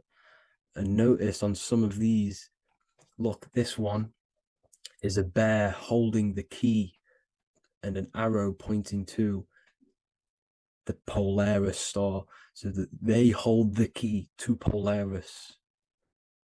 Another one with like a demon holding a key to the what? Polaris on top of him. Also an eagle, which is a Masonic symbol, the eagle holding a key on top of the center, you see. And notice how there's an arrow going up to the Polaris and an arrow down, as above, so below, to Earth. So you can go out of Earth and into Earth through Polaris, and the eagle holds the key. You see? The eagle holds the key, just like this. This demon dragon holds the key to Polaris. And look at this one, Earth, with an arrow up to Polaris, the 8-pointed star. So Polaris is more than likely that portal which the Anunnaki used, the Sumerian gods used, because the Anunnaki symbol is also an 8-pointed star. Okay, and like I said, that center is the seed of creation. The center is the black hole. Okay, just like your pineal gland is at the center of your brain. The pineal gland is at the center of your brain, and that's what connects you to that spirit realm, to the source. That's it for this video, guys. Thank you all for tuning in. I hope you all learned something today. Please leave a like, a comment, and please subscribe to the channel for more content. God bless you all.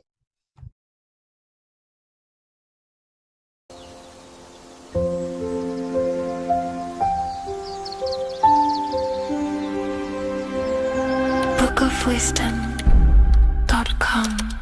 Visit today.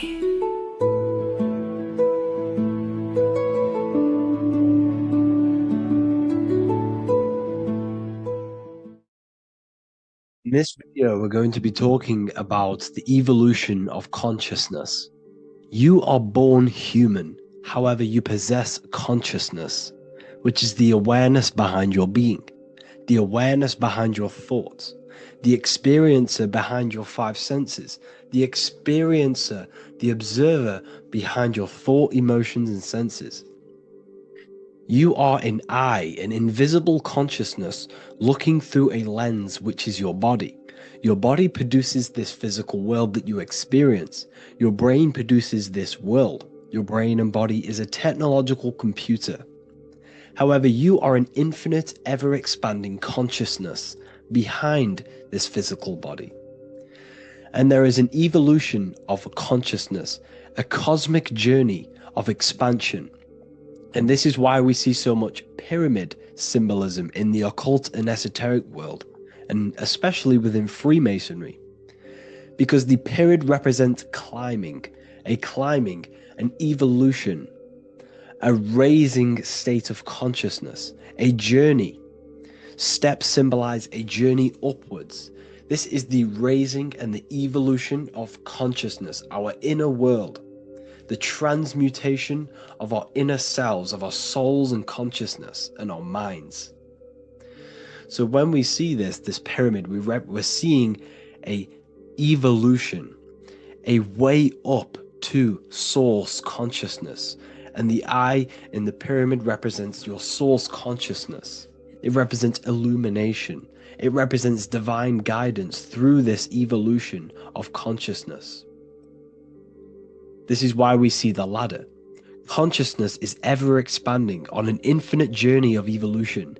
Each individual is a part of this cosmic process, contributing towards the ongoing expansion of both mind and awareness. As we evolve, we collectively explore deeper levels of existence, expanding the boundaries of thought and consciousness. The mind has the ability to expand infinitely into new realms of thought, into new dimensions of mind. The mind cannot be filled up. It is not a physical substance. The body can be filled up because it is a physical thing, but you cannot fill the mind. Therefore, the mind is constantly expanding, ever expanding into new fields of thought. So what we see in Freemasonry, the ladder, is again a journey, an elevation of consciousness. When we are born with an infant consciousness, and as we gain older, we gain an adult consciousness. Our inner world, our inner mind, and our emotional intellect changes and evolves. We are significantly different from when we were very young as an infant. It's because our consciousness evolutes, it changes, it alters like water. So just like this evolution of your own consciousness as growing up, there is consciousness of beings existing in cycles beyond our own. And their consciousness is unimaginably different from ours. They operate on a higher level of understanding and knowing, experiencing reality in ways that transcend our current comprehension. Our minds right now cannot comprehend the highest states of consciousness. There are entities, there are beings beyond our own, existing in higher dimensions of consciousness that we cannot comprehend because they have expanded. They are on a further way up the ladder of consciousness. However, we are all on the same journey. None of us can take the same journey. There is one ultimate goal, reaching source consciousness. However, this is always ever expanding. However, we are all on a different journey. There is one truth, one source, one goal. However, there are billions in different ways of reaching it, and we are all on these different paths to source consciousness, to this ladder, this evolution of universal evolution. Okay? Their awareness is attuned to new dimensions of existence, reflecting a more advanced stage in the cosmic journey of consciousness evolution. So when you take DMT, you are shot into these higher realms of consciousness where you meet these beings who look similar to these images. They are not speaking to you physically. They don't speak to you three-dimensionally through vibration and words. They speak to you mentally. If you have done DMT, then you know this. And if you have met these beings, then you know this. You might have even met some of these types of beings on mushrooms or any psychedelic drugs. Because ultimately, when you take these mind-altering substances, it's altering your consciousness. It's merging your consciousness with the spirit of that substance.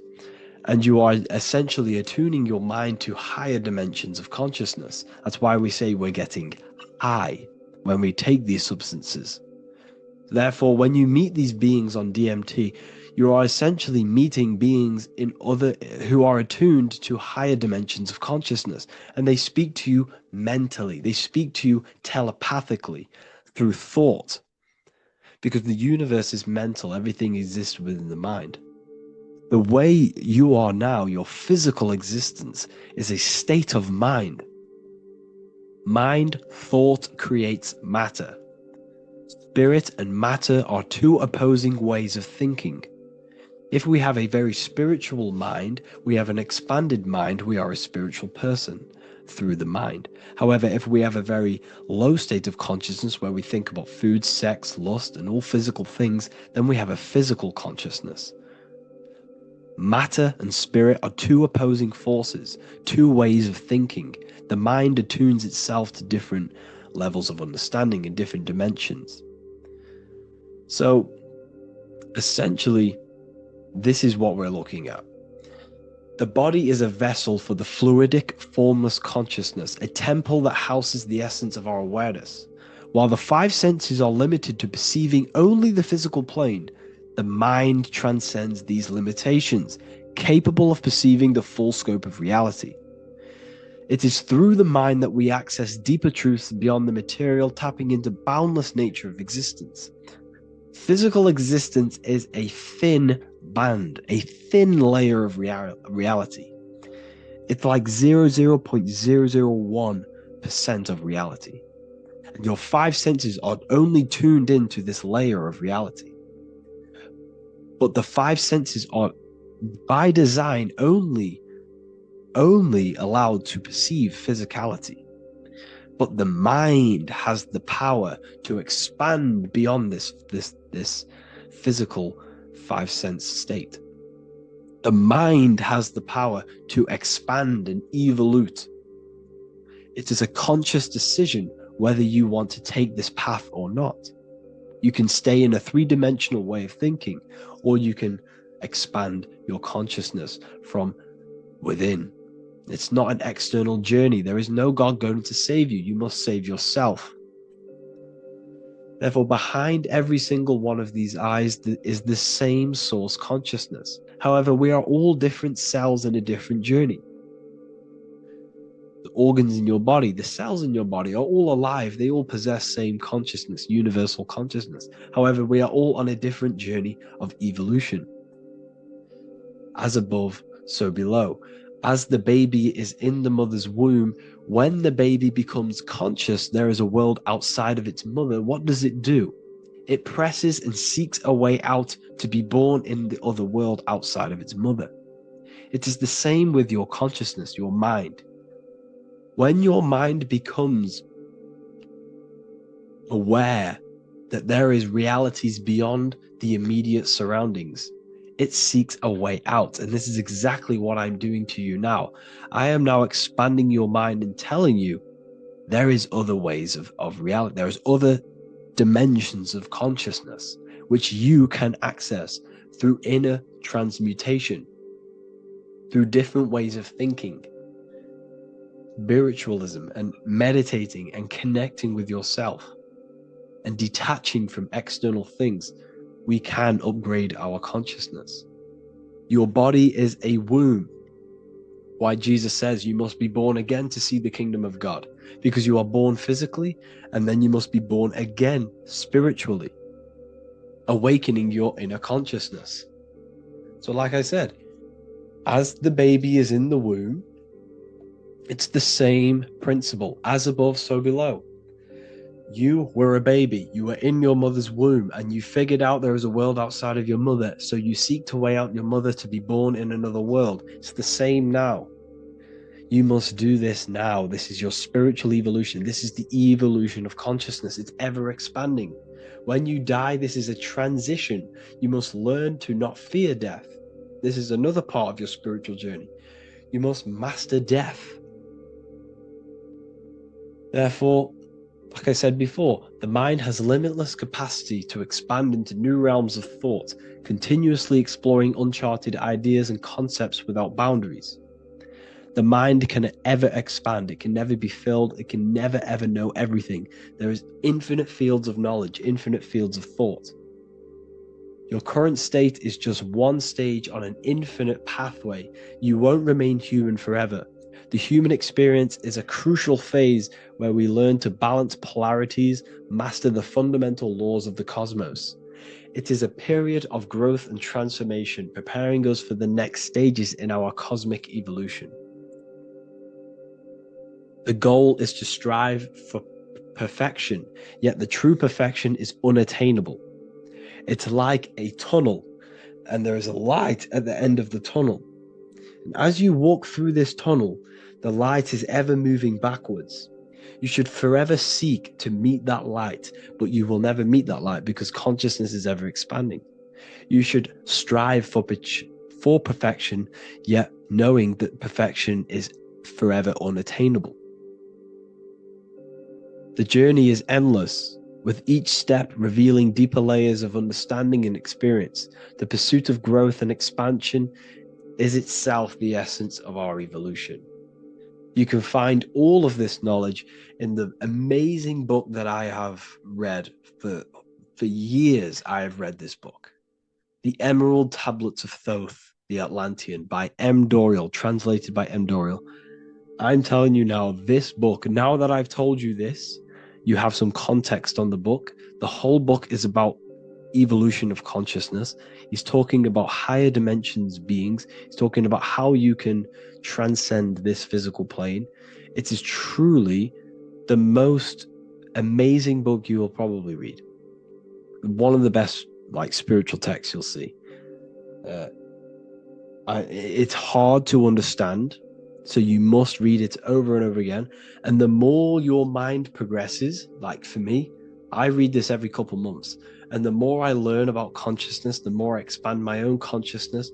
And every time I read this book, I pick out something new that just completely blows my mind, because you can only understand this book to your level of consciousness, to your level of understanding. So now that I've told you all this information, go and read this book and it will absolutely blow your mind. And so will the Book of Wisdom Volume 2, which is now available. I released it the other day. I'm just going to read a page out now. This page is called Spirit and Matter. The Earth is not merely a dense, lifeless rock drifting through space. It possesses spirit, a living essence that animates its form. But what do we mean by spirit? Spirit in esoteric terms refers to the energy, the life force, animating the principles infused in matter. So essentially, what this page is talking about is how everything has spirit, consciousness within it. You are the middle, you are spirit and matter. You have the ability to expand your mind to the God self and raise above our animal instinct, our material self, and know the divine and expand. Animals cannot do this. Animals are not self-aware. Humans possess self-awareness. We can observe our consciousness. We can say, why do I exist? We can look in the mirror and know that we need growth. And this is what Anunnaki means. Anu means above.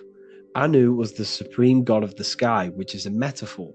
He represents spirit above, heaven. Anu came down to earth and married Ki, the goddess of the earth, which represents matter. It's a myth, it's an allegory. Anu married Ki and gave birth to the Anunnaki. Spirit came down and infused with matter and gave birth to the human, which is you. You are spirit infused in matter, Anu and Ki, Anunnaki. You are the Anunnaki. And this is just one of the teachings in my book. Honestly, this book is absolutely amazing. If you truly, truly want to expand your consciousness, give this book a read. And obviously, if you're inside the university, I give you this book for free, a paperback version. If you join the university, follow the steps inside of the general chat, you'll be able to download this book. Or, sorry, not download it. Order a paperback for free. All you have to do is pay for the shipping.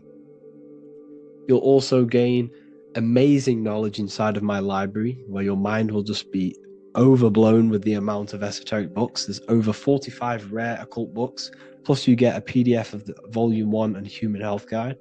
You get reoccurring updates where I expand on symbolism, occultism, where you will just feel absolutely amazing once you understand esotericism in yourself. You'll also learn how to create the dream reality that you want with the Manifestation Mastery course, where I teach you how your consciousness creates reality. You'll have a real lectures where I post lectures on symbolism, occultism, esotericism.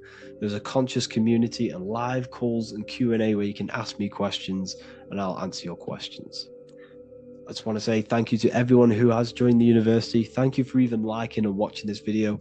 Any support I just appreciate every single one of you. Please, if you can, leave a comment and a like on this video and let me know any videos you want me to make in the future. And I will start uploading a lot more to the YouTube. So yeah, thank you all for tuning in today. Have an amazing day.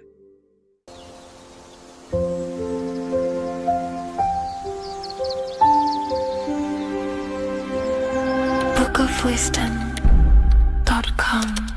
Visit today.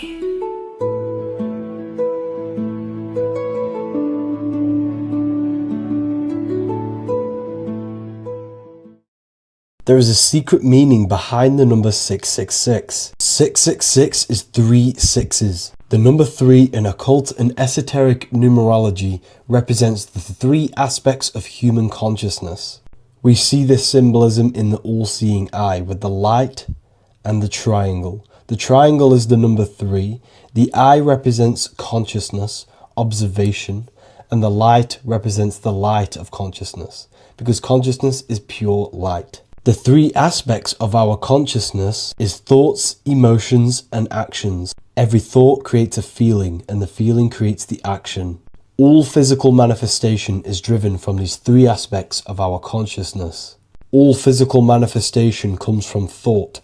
Every object you see around you, this screen, the phone you're on, the laptop you're using, or the iPad, was a thought in the invisible realms of consciousness.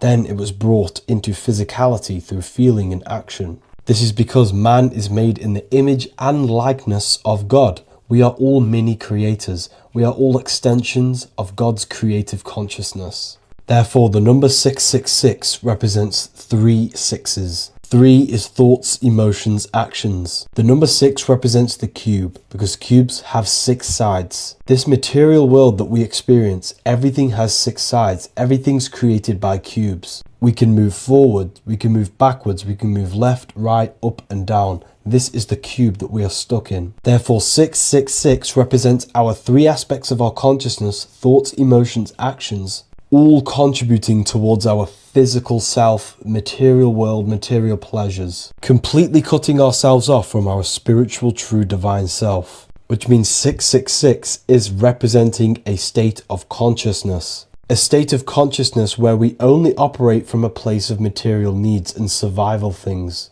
As humans, we possess a physical material body in the physical material external world, but we also possess an invisible inner world, which is what we call spirit. When we disconnect ourselves from our inner world, we become lost in this materialistic way of thinking and acting, which can lead to no life purpose, a feeling of emptiness and voidness in our hearts. Humans possess the ability to transcend our animal instinctual natures and turn to the divine mind, to the spiritual inner world. It is our inner world that is projecting our outer world. The outer world is just an effect of our inner state of consciousness. It's important as we go through this human life to not lose ourselves and look for our validations outside of ourselves. The external world is simply just a mirror, mirroring with mathematical precision what happens inside our consciousness. When we change our inner world, we produce effect in the outer world. To get back on track about this number, this represents when we are lost in our material self and we are completely cut off from our true divine self. The devil is always having goat horns, which represents a ground animal. This is the lower animal self of man. He's always red. The frequency of red is the lowest vibrational color, and it also represents the root chakra. This is all to do with survival mode and our physical needs and physical self. Red represents chaotic and intense emotions like hatred and anger. This is why the devil is always red, because it represents anger and an uncontrolled state of emotion and consciousness. You see, we've been taught in the church and all through religion indoctrinations that the devil is an external deity which influences humans. And in fact, this is nothing but a metaphorical story. The devil is a character which represents an aspect of the human mind, the lower aspect of the human mind, a facet of our own consciousness and psyche. The voice that we have in our head that tells us to do these negative things is not an external deity pushing us to do something bad. This is an aspect of our own mind. Jesus and Satan are just two characters which represent the two voices that we have in our own consciousness. In fact, the word devil was never present in the early Gospels. Instead, what was mentioned was a spirit of evil. A term spirit of evil was not meant to denote a specific deity or being, but rather any force of negativity, whether it manifests as a destructive thought, emotion, or action. The spirit of evil represents the darker sides of our mind, the part that leads us astray and brings forth negativity in our lives. The reason why they want you to believe in a devil is because they don't want you taking responsibility for your creations. They don't want you to realize that the external world is truly a mirror of your inner state of consciousness. Instead, when something bad happens in your life, you blame it on some external devil or Satan who tempted you. Everything is your creation in your life. When you realize this, you take full control and you begin to reshape your external world by changing your inner state of consciousness.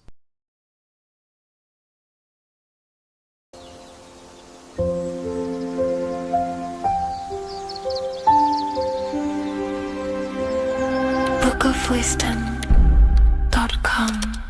Visit today.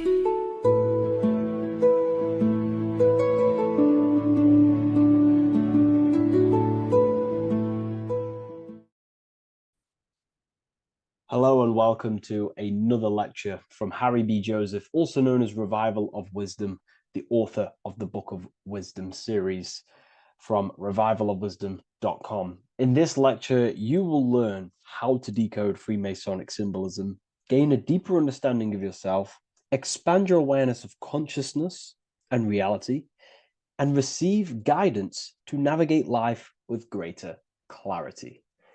So today we're going to be breaking down this particular piece of artwork, this Freemasonic artwork, and how this relates to you and reaching a higher consciousness. Because ultimately, this is what it's about, okay? Freemasonry is considered a craft, and this craft is crafting a better brain and heart, crafting a higher consciousness, crafting a better self. Why? So we can operate in the world at a higher degree, operate in the world more efficiently. live a better experience in the world, and getting to know thyself. Okay? So we're going to start from bottom to top because this is important. Every placement of this symbolism is on purpose, has meaning, especially the placements of the symbols. Okay? So we're going to start from the very bottom of the artwork, which represents lower down. When we're looking at symbolism, especially occult symbolism, that's what the word occult means. The word occult means hidden, hidden from the eyes. It has its roots in the word oculus. I'm pretty sure that's Latin, which means eye. So the word occult comes from oculus, which means eye. And the word occult means hidden, from the eye, the unseen, studying the unseen aspects of self. We're studying the brain, we're studying consciousness, we're studying the body, the heart, we're studying the self, the hidden aspects of the human psyche and the hidden aspects of self. Okay? Because ultimately, this is what gives you power in the world, depending on how you use that power, whether for good or bad, depending on the consciousness wielding that power. This is why we say knowledge is power. But I would actually say knowledge of self is power. Because when you know how you function, you gain power. You gain personal power. You gain mastery. Ultimately, this is what Masonry is about. Self-mastery. Crafting a higher consciousness. So at the very bottom of this artwork, we have a checkered board with a coffin. The coffin is the beginning of the artwork, the very base. This is the foundation of consciousness.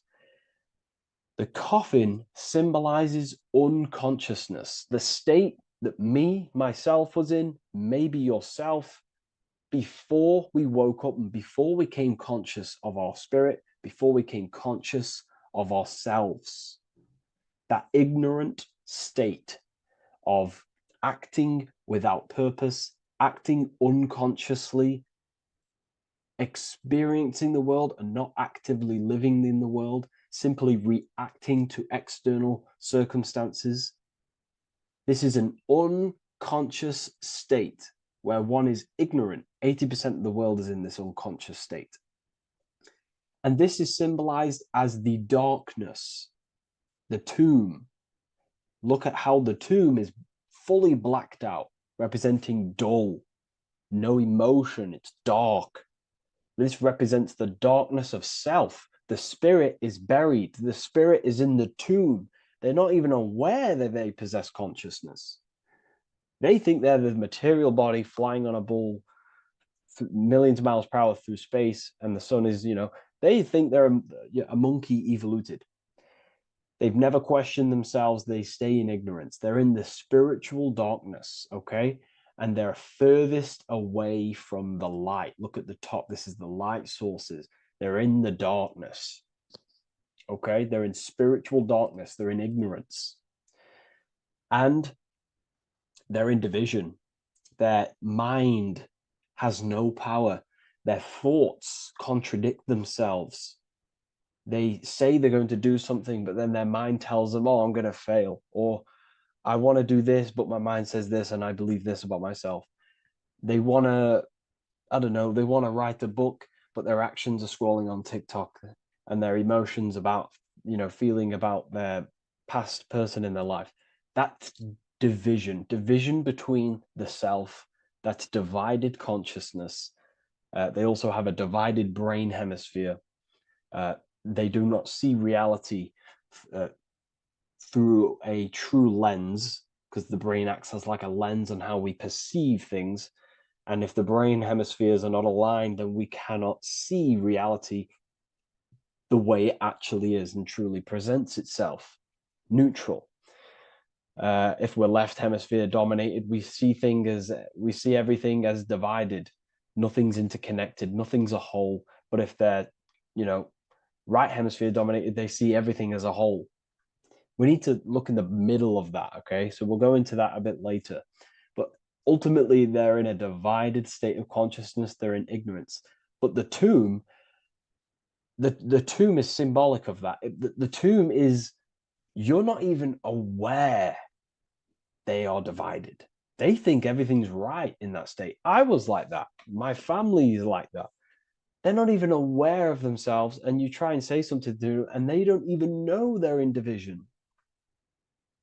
They don't even recognize that they're in a bad, low, earth base consciousness. Okay?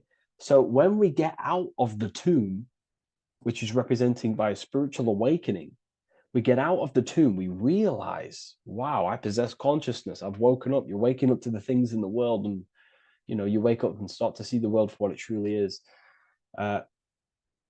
When you become aware and you rise out the tomb, you're born again. You start to actually start looking within. You start to become conscious of your thoughts. You start to become conscious of your actions. You start to become conscious of the evil in the world. You start to become conscious of the things. You rise out the tomb. You start to become conscious of your intuition. You then step on the checkered board. The checkered board is now you realizing you're in a divided state. Okay, so you're now putting down the ego, because remember, when you're in the tomb, the ego is fully in domination over consciousness, over your consciousness. It doesn't allow you to say that you are wrong. It doesn't allow you to think that there's evil in the world. It doesn't allow you to believe you have a spirit. It doesn't allow you to see that there is maniacs running the world and trying to control you. The ego is so stuck. But when we start to realize this is part of our awakening, we start to realize that the ego is trying to keep us safe at all times and keep us locked in that state of thinking and believing that we were in before. It's always seeking safety. Okay?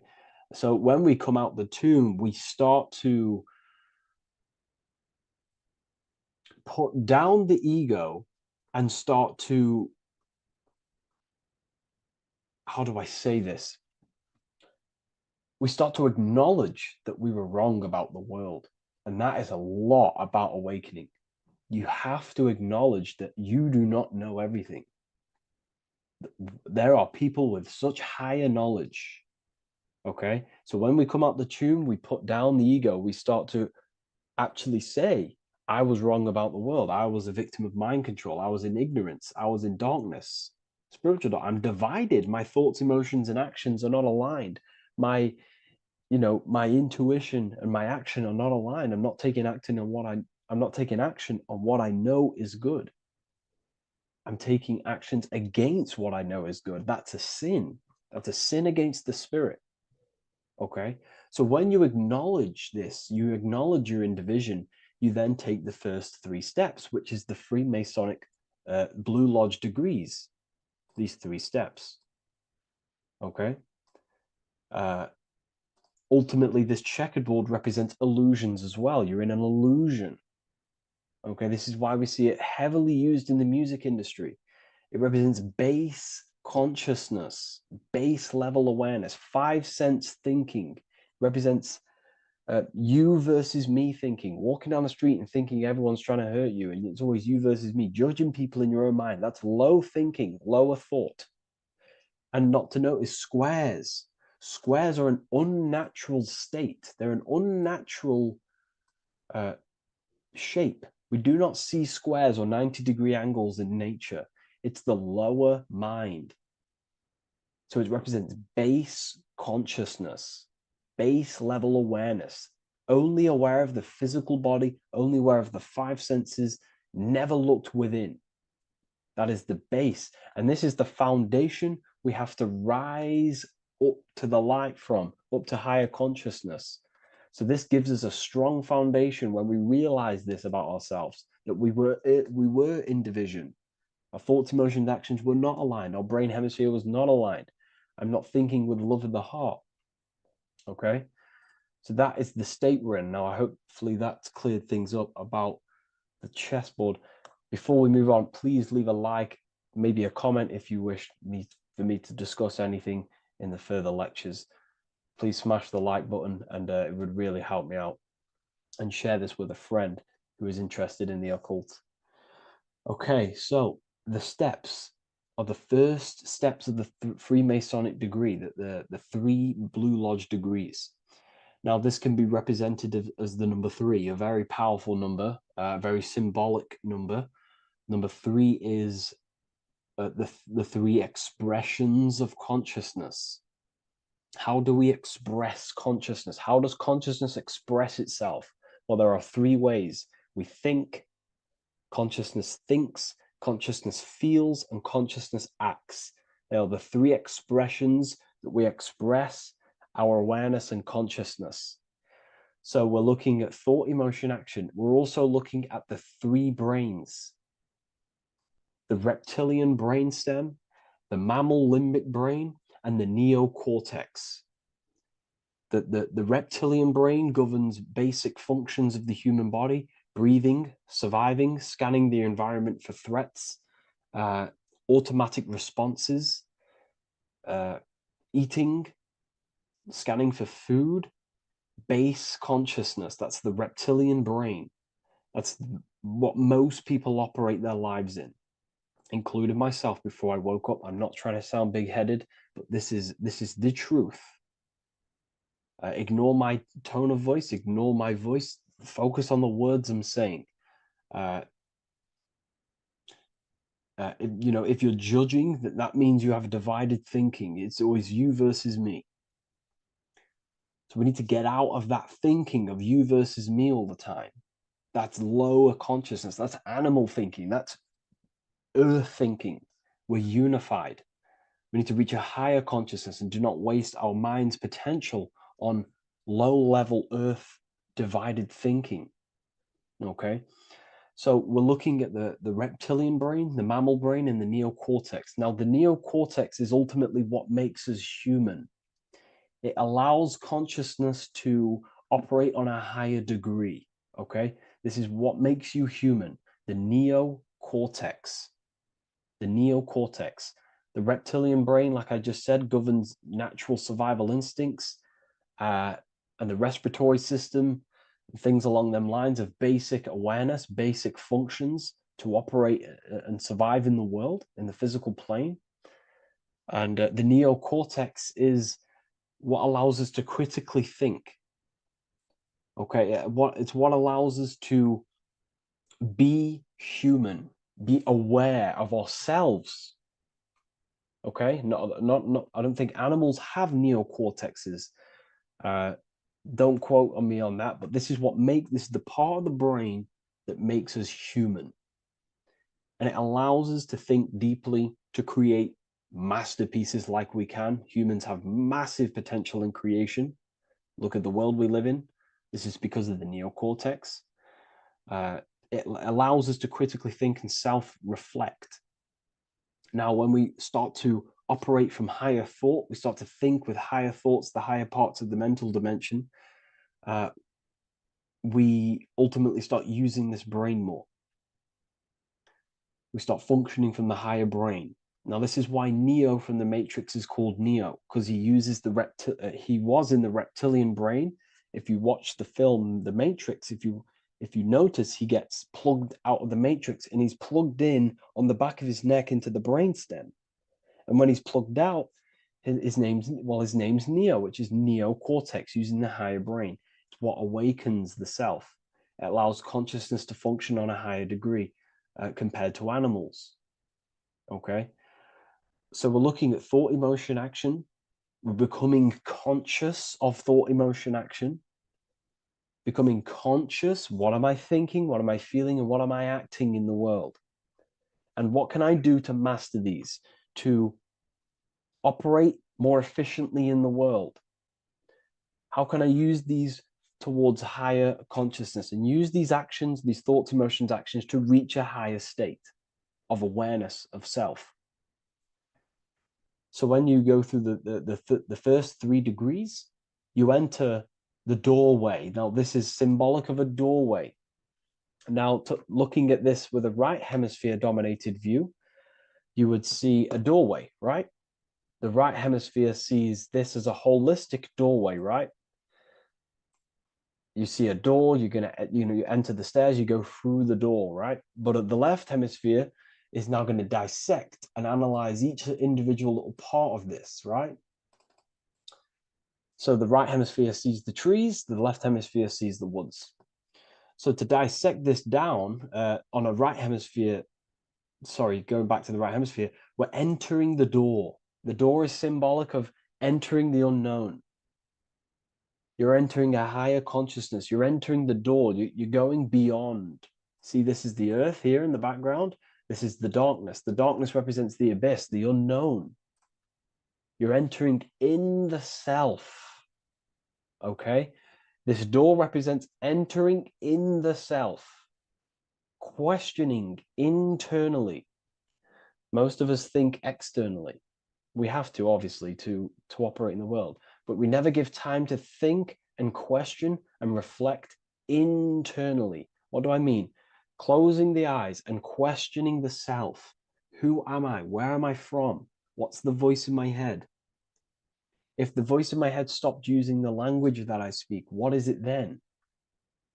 It's about going within, into the darkness, what you cannot see, and finding the light. Okay? It's about entering within the self. This is a doorway to higher knowledge, higher consciousness, higher self, and really digging deep for what you truly are beyond your human form. Okay? So we have, most importantly, I'm not going to go over every single one of these symbols here. I'm going to go over this on a basic, well, not a basic level, a very detailed level, but it's not going to go over every single symbol. We have a left pillar and a right pillar. The left pillar has the sun next to it. The sun is more electrical energy. It's very dominant. It's a very powerful masculine force. This represents the masculine quality of consciousness. The masculine qualities. We have many masculine qualities, such as actions, physical actions with the body. We have thinking. Thinking is a very masculine force. We have the left brain, analyzing brain, the brain that's very logical, that's trying to figure things out. That's the masculine pillar. Okay. So this is the masculine qualities of consciousness. It also represents what we can see, the sun.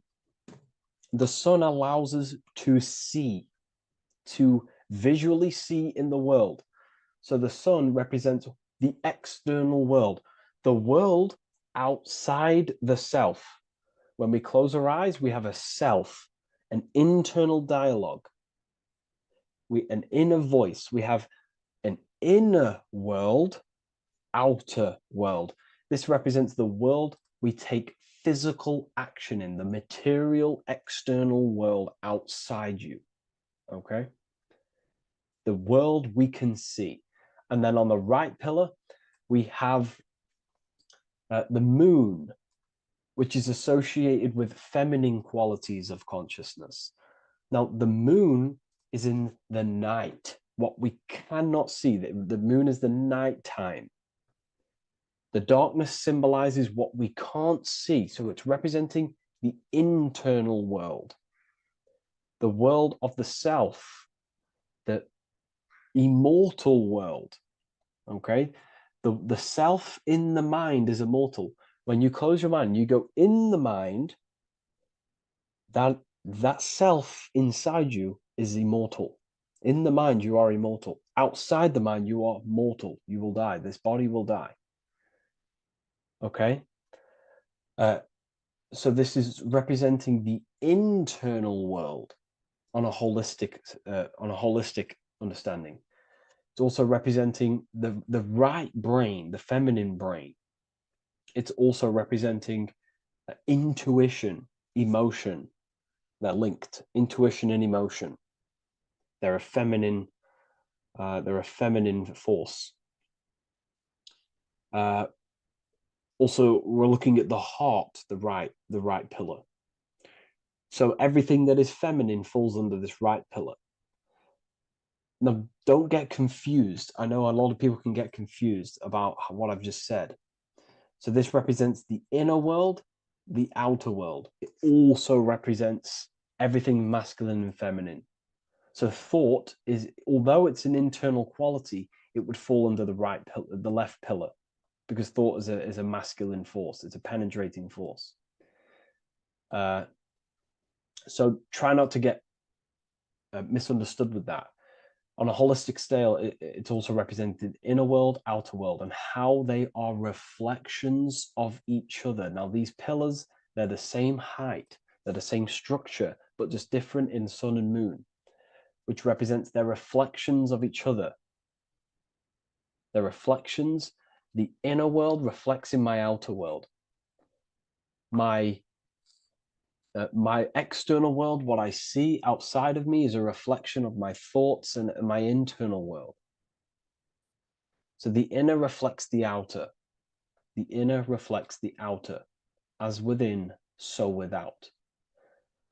So we're also looking at the right and left brain. I've already gone over that. So what we need to do is build the bridge between the two to reach higher awareness of self. Because ultimately, remember, we're still divided. We came from the checkerboard, we entered up here, we've just entered within the self, started questioning the self. We're still divided. We need to build the bridge. And this is what they're crafting in Freemasonry. The bridge, the arc, the agreement, the great work. This is the crafting of aligning the left and right brain. We're also aligning intuition, feminine, with the actions. Because ultimately, the higher self is always guiding us. That's our true spirit guide. Our true spirit guide is our higher self. And the higher self ultimately exists in a higher dimension. This is going to sound crazy to some people, okay? But who you are is not your human body. And your higher self does not communicate through the language of the human material world. It doesn't communicate through English, doesn't communicate through thoughts. It communicates through intuition and communicates through dreams and symbolism. So it's all associated with the right pillar. This is the things we can't see. The higher self is always guiding us to awakening and to our purpose on the earth. Okay, so this left pillar also can symbolize what we're born into the world with, our circumstances, our external world. What are we born into? You know, our family, our current financial situation, where you're located in the world. So it's also symbolizing this. It's also symbolizing the qualities you bring here, the natural abilities you have when you're born, and what we need to do with our environment to ultimately reach a higher consciousness and reach our and transmute our environment we're born into to realize who we were and why we came here. Okay, so we need to build the bridge between intuition and action, and always take action on what we know and feeling is right at all times. That's unity consciousness. And when we do this, we gain the light. We gain more light, symbolic of more information of the self. Because the higher self is always guiding. It's always watching over. And it's always trying to give us knowledge of awakening. of why we came here.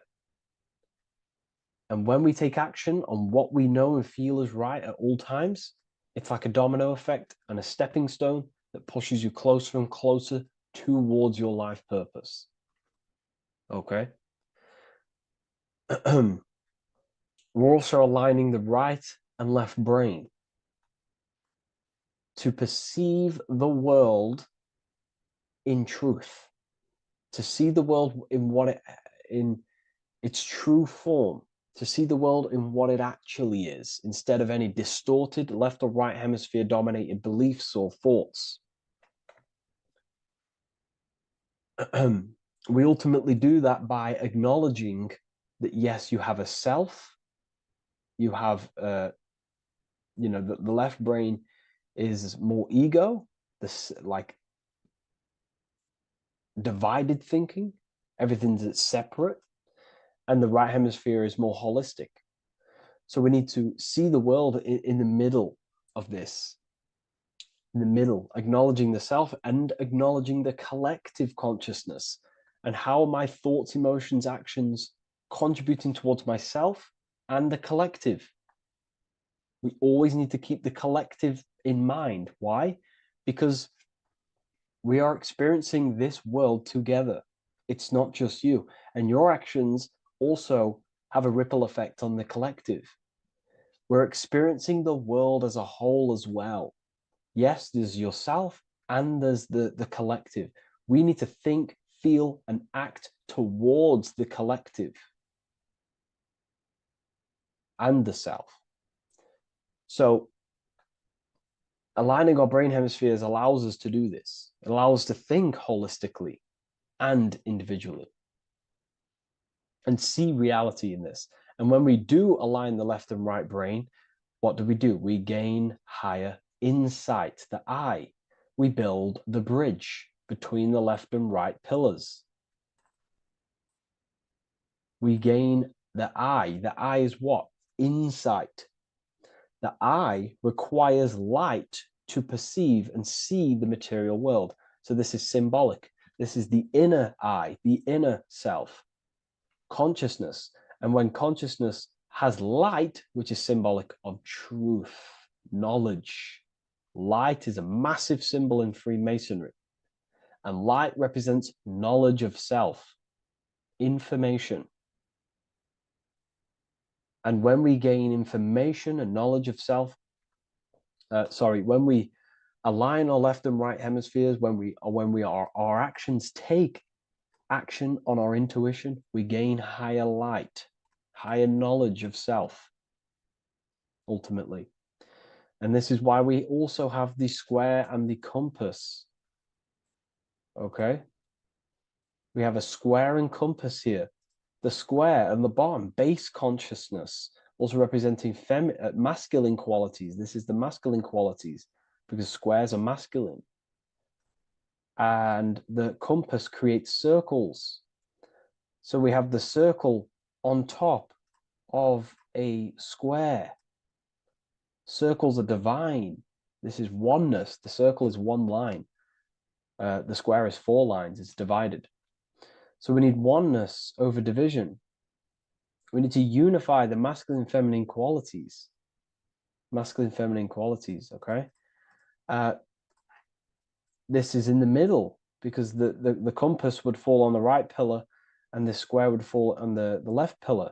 And it's unifying. It's representing unification of these 2 pillars of masculine and feminine qualities of self to ultimately rise towards this light, out of the darkness and into the light. Okay.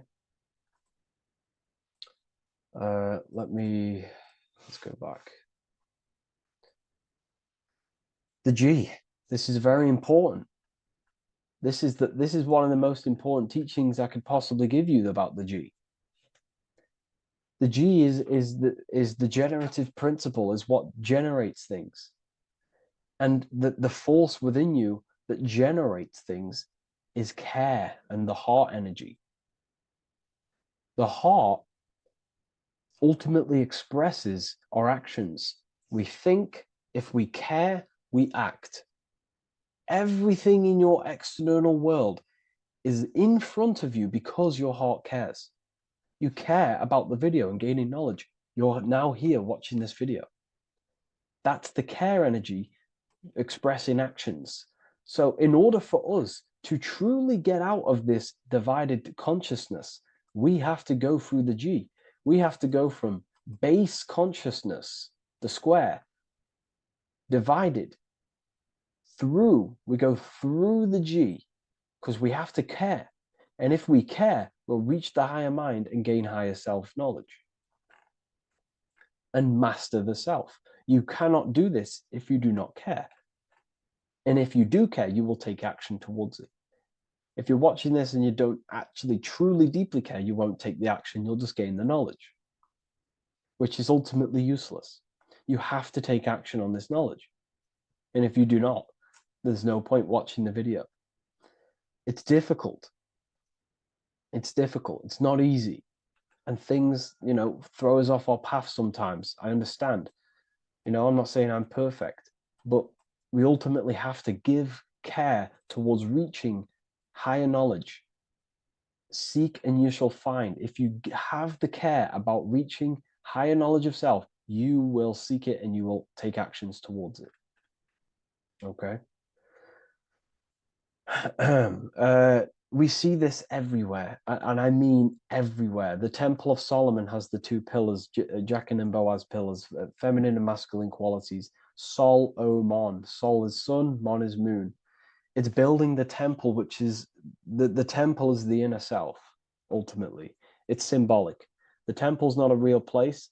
The temple of self, building the Temple of Solomon and reconstructing the Temple of Solomon, is about reconstructing the self through masculine and feminine qualities. We see it everywhere. And this is very symbolic, like very symbolic. We have the two pillars, we have building the bridge, and we have a stairway that goes to what you can't see, because it's going to the unknown. You have to have faith. Okay? What I'm about to say is very important. You don't know what higher consciousness is, okay, until you get a little bit higher. This is hard to explain, but I didn't know what everyone talks about, what higher consciousness is. I can't give you my higher consciousness. It doesn't work like that. You have to enter in and go within and have faith, going into the unknown, because you're ultimately going into something you do not understand. Higher consciousness, I cannot give it you. You have to enter the door and take action and think, feel, and act towards it, and you will go to the place, and then you will understand what higher consciousness is. Ultimately, what higher consciousness is higher knowledge and understanding of self, what you actually are. Okay, that is what's being symbolized here. It's again in the Masonic art. We have the darkness. We have to have faith to leap into the darkness, into the unknown. We see this everywhere. Like, you'll see, when I say this everywhere, and I mean everywhere, you'll see this. Every doorway has this symbolism in the ancient world, because ultimately this is what it's about, people. The door represents going within, into a new light, a new room, a new level of understanding of self. Okay. Here we have Astro World. Now, this is obviously a darker aspect of this, but again, we have the two pillars. See you on the other side. That's the doorway. The other side. And I'm not going to break down, this ritual, but you can guess what I'm on about here. That's for the university, of course. I can't break that down on YouTube. It's way too deep. But there's knowledge out there that is so deep you couldn't even comprehend it with the current mind, even for myself. And this is the power of symbolism. The more you learn about yourself, the more these symbols reveal to you. It is a journey of self. And I can't give you these understandings. You have to go within and question and meditate on these symbols yourself and have thinking exercises of meditating on a symbol and seeing what your mind does with the symbol, what it lets you think about that symbol, and you'll unlock deeper meanings. I'm going to go over one more symbol before we end this. This is the hourglass, which represents time, a very overlooked thing in today's world. We do not have unlimited time in this body. You have limited time. You will die. You will die. You have limited time in the external world. This is why it's on the left pillar, located on the left side, the external world. You are limited. The scythe represents you will be harvested. Your body will die. It'll be harvested. You will die, and you need to fulfill your mission here. You came with a purpose. You have to find that purpose by going within the self and questioning and taking action on what you know and feel is right. Unity consciousness, aligning thought, emotion, action. So if you wish to learn deeper insights, gain exclusive lectures, astral projection, self-mastery, I've just started a new section on mind control methods and how people are using this in society and becoming conscious of it. I've now opened 5 spots at a limited special price for Ethereal University. Use the code MIND, all capital letters, MIND, all capital letters at the checkout. And there's only 5 of these codes. Whoever uses them gets them. It's ultimately going to give you 20% off the university for as long as you're subscribed to the university. We go so much deeper in the university. Remember, social media is just the tip of the iceberg. Tip of the iceberg information. There are certain things I can't talk about, but I'll see you inside, and I hope you enjoyed this video. Please leave a like, comment, and a subscribe.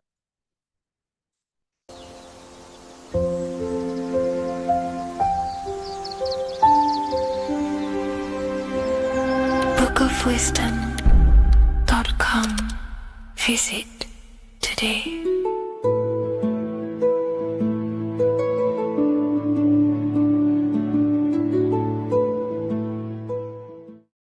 There is a massive mystery around the Freemasonic G, and in this video we're going to be discussing it. Some people call it geometry, God, gnosis, genesis, generation, but in fact it's all of these things, and all of these things relate back to one concept that links them all. And in this video, you will be discovering this secret force, which pretty much creates everything in your reality, in your life, and has done unconsciously, whether you are aware of it or not. The Freemasonic G is the 7th letter in the English alphabet. This is important because the number 7 has many mysteries inside the esoteric and occult traditions. Some people say the number 7 represents the 7 colors of light, the 7 major planets, or the 7 musical tones, 7 days of creation. The number 7 is a massive mystery. But what we have to understand is that in the context of Masonry, Freemasonry is all about building the self. Every day we wake up, we are either building our prison of our mind or freedom of our mind. Everything inside of esoteric Freemasonry is about building the self and reconstructing our consciousness, our inner dialogue, the inner voice. We're transforming the mind from low awareness to high awareness. This is why Freemasonry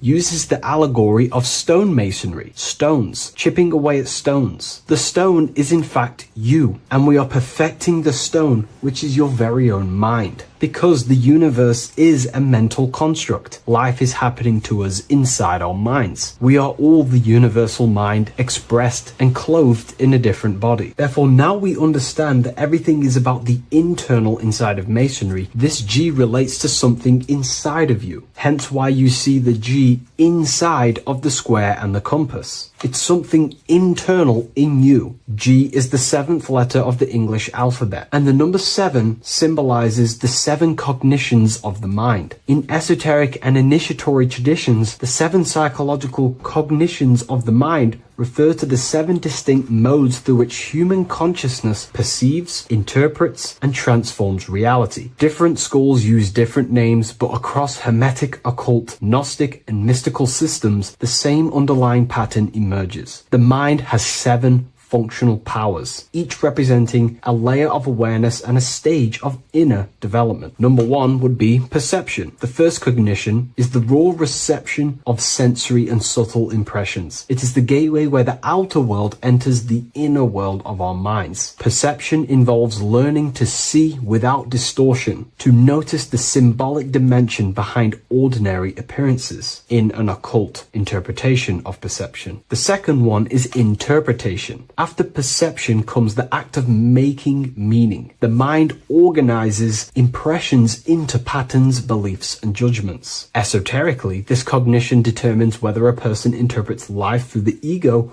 or through the higher insight of their higher consciousness. The goal is to purify interpretations so that the intuition can speak through it, to clear our minds of the clutter, master it, and let our higher consciousness shine through it. Number 3 is the imagination. This is the creative faculty that produces images, symbols, and visions in the mind's eye. This is associated with the astral plane. We live in a mental universe of thought. Thought wraps itself inside of imagination. The thought alone has no true form, but then the thought wraps itself in a vehicle of consciousness, what we call imagination, and we give form to the thought. Imagination becomes active. Imagination becomes active imagination, the foundation for rituals, alchemy, meditation, and visionary insights inside of occult traditions. Working on your imagination is a key part on developing your consciousness, as it is literally the sight into the astral plane, your internal vision of the mind. The fourth cognition of the mind is emotion. Emotion is energetic response that gives intensity, direction, and magnetism to thoughts. Emotion fuels the magical will. Unrefined emotion binds us to lower impulses. Refined emotions become devotion, compassion, and the inner fire to transform thought into a tangible reality, to become a conscious creator. The fifth cognition is will, the faculty of intention, decision, and directed energy. Will is the power that aligns personality with the higher self. It is the driver of discipline, transformation, and the capacity to act consciously rather than react unconsciously. Most people walk through life as an unconscious zombie, living day to day, running off subconscious programmings, never actually using their conscious mind. We develop our will and try to align our will with the highest will possible so we can align our will with our higher mind, so the higher mind can manifest through us in the material plane. The sixth cognition of the mind is memory, the storehouse of experience, impressions, and archetypes. It shapes identity, determines how one repeats and transcends past patterns. Memory includes not only personal memory, but also a deep strata of the subconscious and the collective subconscious field, what we call the Akashic records. Memory is a massive quality that you must work on inside the Masonic system. You are required to remember certain rituals and certain things so that you can regurgitate them to pass on along the degrees. Based off my research, I myself personally am not a Mason. The seventh cognition of the mind is intuition, the highest cognition possible. It's direct knowing. It bypasses the linear reasoning and reveals truth as the inner illumination. Intuition is the voice of the soul. It is the guiding force, guiding our physical vehicle of consciousness through this physical experience, providing revelations, insights, and even sometimes gnosis and higher understandings.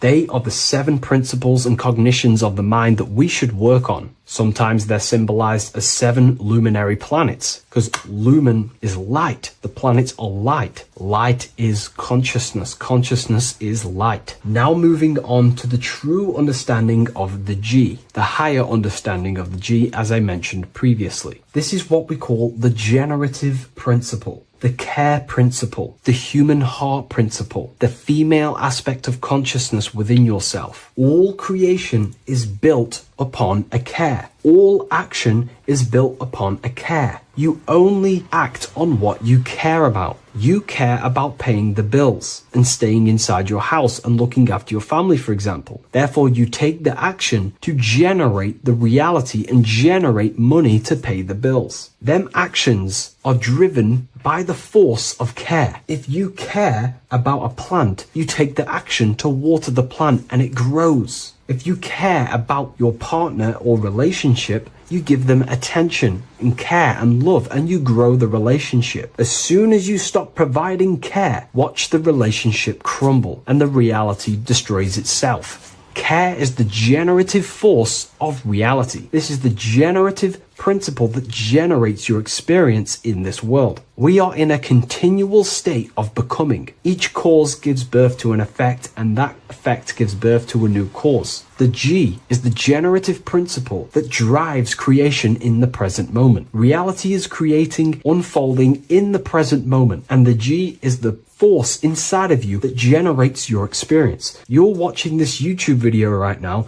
because you have a care in your heart for the information I have provided in the past, and you have a care about watching this video. As soon as you don't care, you take action to do something else with your time that you actually care about. The G is the generative force of the heart. It is the love energy. You only take action on what you love or care about. The whole world is built upon this principle. This is why we say money makes the world go round, because the whole world has a G or a care for money, and it's making everyone wake up in the morning, take actions and make the world go round. It is the G, the care for that principle or money object to generate that reality. It is the force that drives you, hence why the G is sometimes surrounding with light rays, because it represents a force, emanation, something that is invisible but driving the physical body. The G is the internal force that focuses thought into an action. We can think many thoughts, but the thoughts you don't care about, you don't take action on. But the thought you care about, that you have a G for, intensifies that thought, focuses and directs it into an action to generate that experience and reality. The whole world is built upon this principle. The sun is a perfect example of the generative principle. The sun gives all of its life, light, never asking for anything back,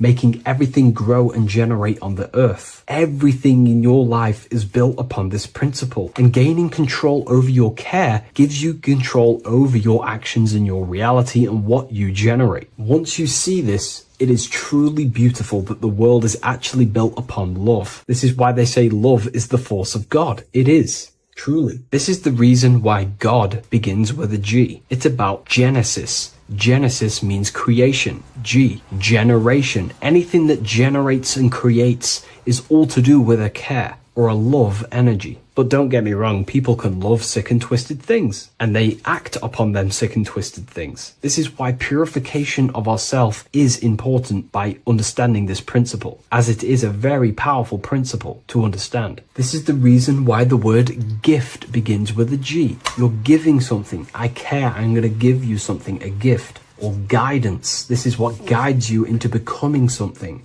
what you love. This is why also gnosis begins with a G. Gnosis is not actually knowledge. Gnosis is knowledge obtained, attained by direct experience or through direct experience. For example, you're not believing you're watching this video right now. You know you're watching this. Know, gnosis, same phonetic sound. It's about knowing. Gnosis is about gaining knowledge of the self. Self-knowledge through direct experience. Instead of believing in God, I seek to know God through direct experience by altered states of consciousness, transcendent meditations, understanding human anatomy, understanding the laws that govern my mind, understanding creation. That is direct gnosis, knowing that God exists instead of believing he exists. By going within the self, questioning the self, and gaining a deeper relationship with the inner observer, you start to gain gnosis, self-knowledge through direct experience. And in order to gain gnosis, you have to care, because gnosis requires action. It requires you to meditate and go within yourself. It requires you to study yourself. It requires you to go within yourself. And in order to do that, you have to care. If you don't care about knowing yourself, you won't take the action to generate the gnosis. If we take a look at this piece of Freemasonic artwork, we can see a whole lot going on here. But if we focus down here with the temple with the letter G on, and when you walk through the temple, there is a pathway leading up a hill towards the light. The light reveals things. If something is in darkness, you can't see it, but the light reveals something. It's symbolizing truth, the light of gnosis, knowingness. And in order to walk this path, you have to go through the temple, which means entering in yourself. This is symbolic of the path. The Masonic path is about the self, reconstructing and learning about the self. In order to walk up that hill, it takes a lot of effort. It's not easy walking up a hill. You're going to be tired. It's not easy. It's horrible. Who likes walking up a hill? I know I don't, but people like hiking and stuff. I understand that, but it's symbolizing this is hard work working on yourself, because the labor of working on your mind is the hardest labor you will ever do. It's called the great work, or the Masonic work. And in order to climb that mountain, you go through the G. You have to have the care. If you do not have the care, you will not walk up that mountain. You will not generate the gnosis. You will not get close to the light. You have to have the G to walk that path of self-mastery and working on your mind. This is very, very important. If you want to gain the light, you have to have the G inside of you. You have to have the care to generate a higher consciousness. If you want to earn more money, you have to have the care, or else you will not take the action necessary to generate that reality. This is why we have to master ourselves and write down everything you love. It could be even the bad things. It could be lust. It could be anything you're wasting your care energy on. Try and remove them one by one. Master them and become disciplined. And then you will have more G energy, care energy to direct towards something else in your life to generate and grow that experience or reality. Again, the word grow, G. It is a growing force. What you place your love and care into grows and expands. What you have a G for is what you spend your time and attention on, your two spiritual currencies. So this is the Masonic G, and I hope you gain a deeper understanding of this. So that is pretty much everything about the Masonic G that you need to know, and hopefully this has helped you. If you wish to learn more and gain guidance through your life and understand yourself on a deeper level, the book I've used today is called The Book of Symbolism. I'll leave a link in the description.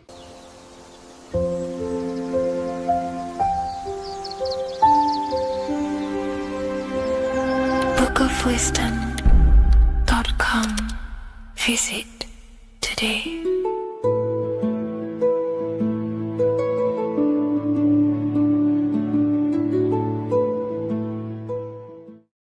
The Freemasonic square and compass is not just a symbol that represents Freemasonry, a lodge, or a secret society. It is a symbol of gaining your own personal power.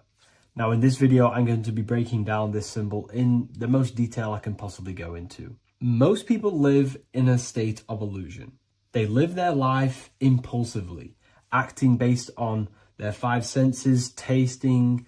They want to feel a certain thing like an orgasm, or they're basically just slaves to external things and their five senses, which leads to a very dark path where you'll never actually become a conscious creator and you'll never actually be internally happy. The Freemasonic square and compass reveals some deep wisdom about this. Now let me break this down. If you want to gain your personal power, listen up. The Freemasonic square and compass is a compass which is used to create circles.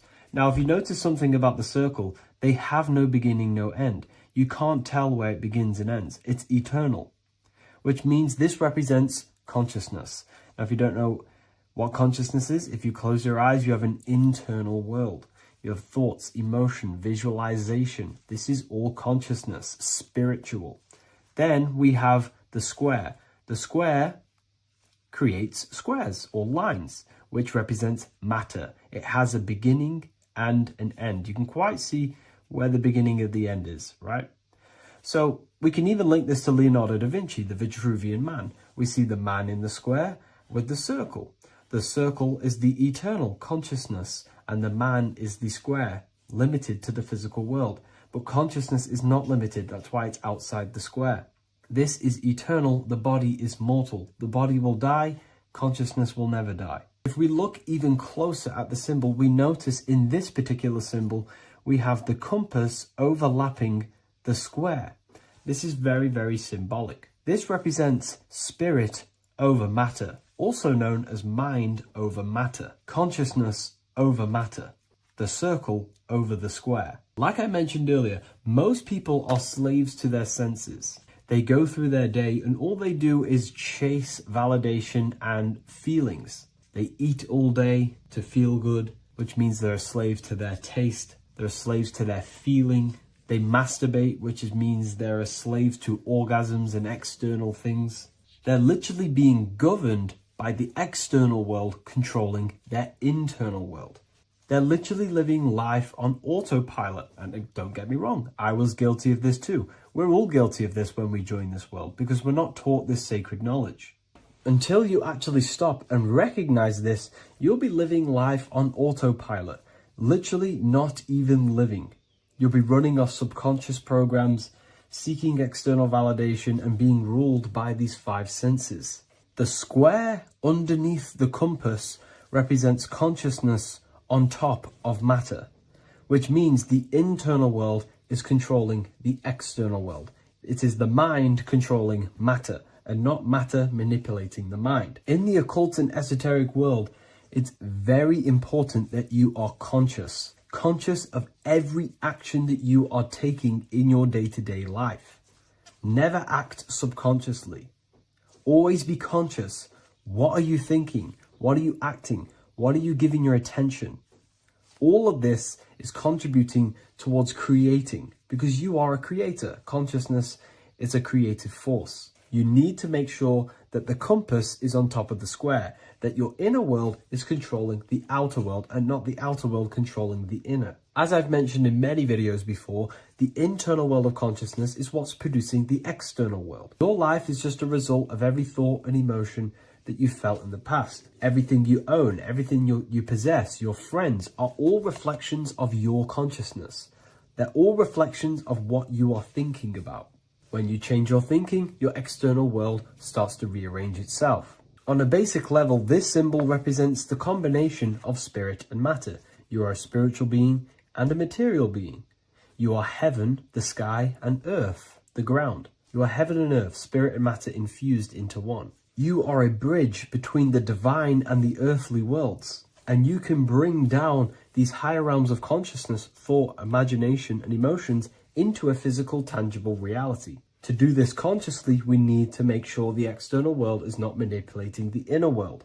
Because if your internal world is being controlled by external circumstances, for example, you have a circumstance happen in your reality, an emotion triggers inside of you, and that emotion is a command to create more of that. And the thoughts that you think are creating more of that negativity. So it's a constant cycle of negative manifestation if you let the external world control your internal world of consciousness. So we need to make sure the compass is on top of the square, that the internal world are commands and not reactions to create your external reality. And not only just to create, but to actually enjoy life. If we let the external world bother our internal world, this means that we have some sort of mental or emotional attachment to the external world. We need to detach from the external world. Why do I say that?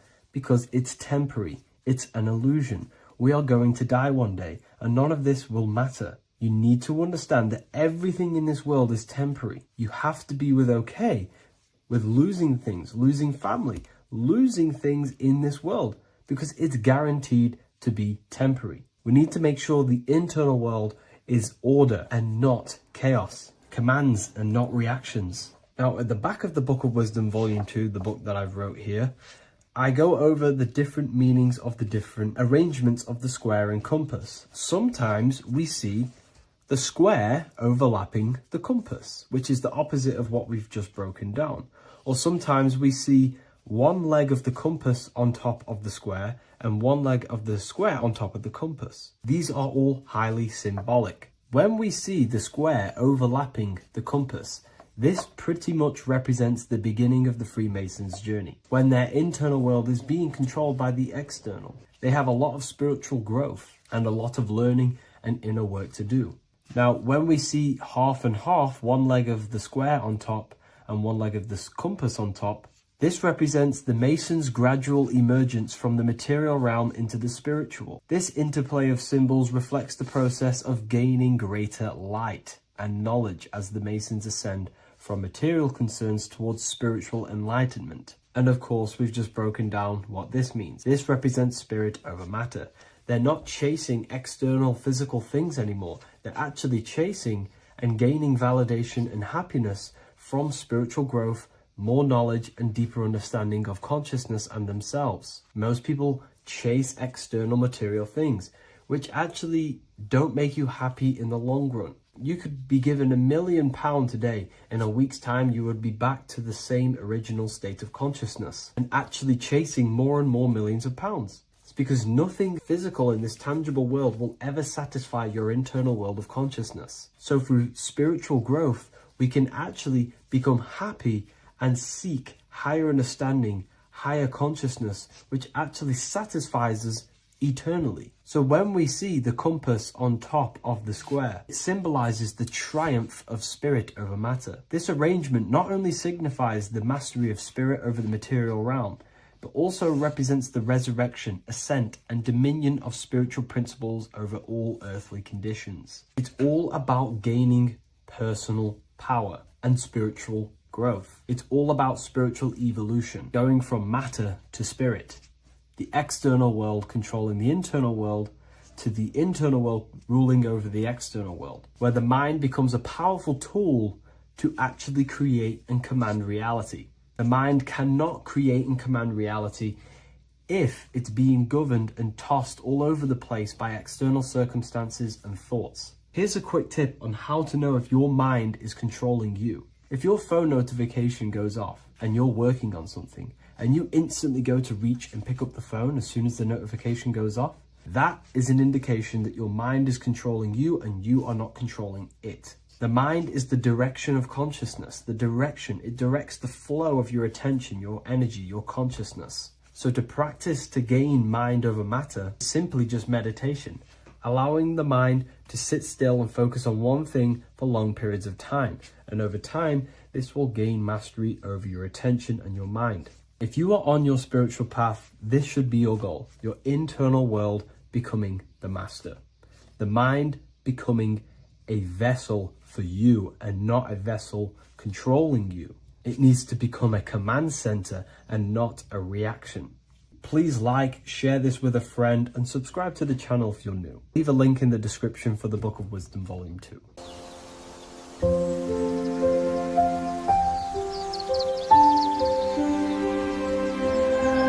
bookofwisdom.com. Visit today.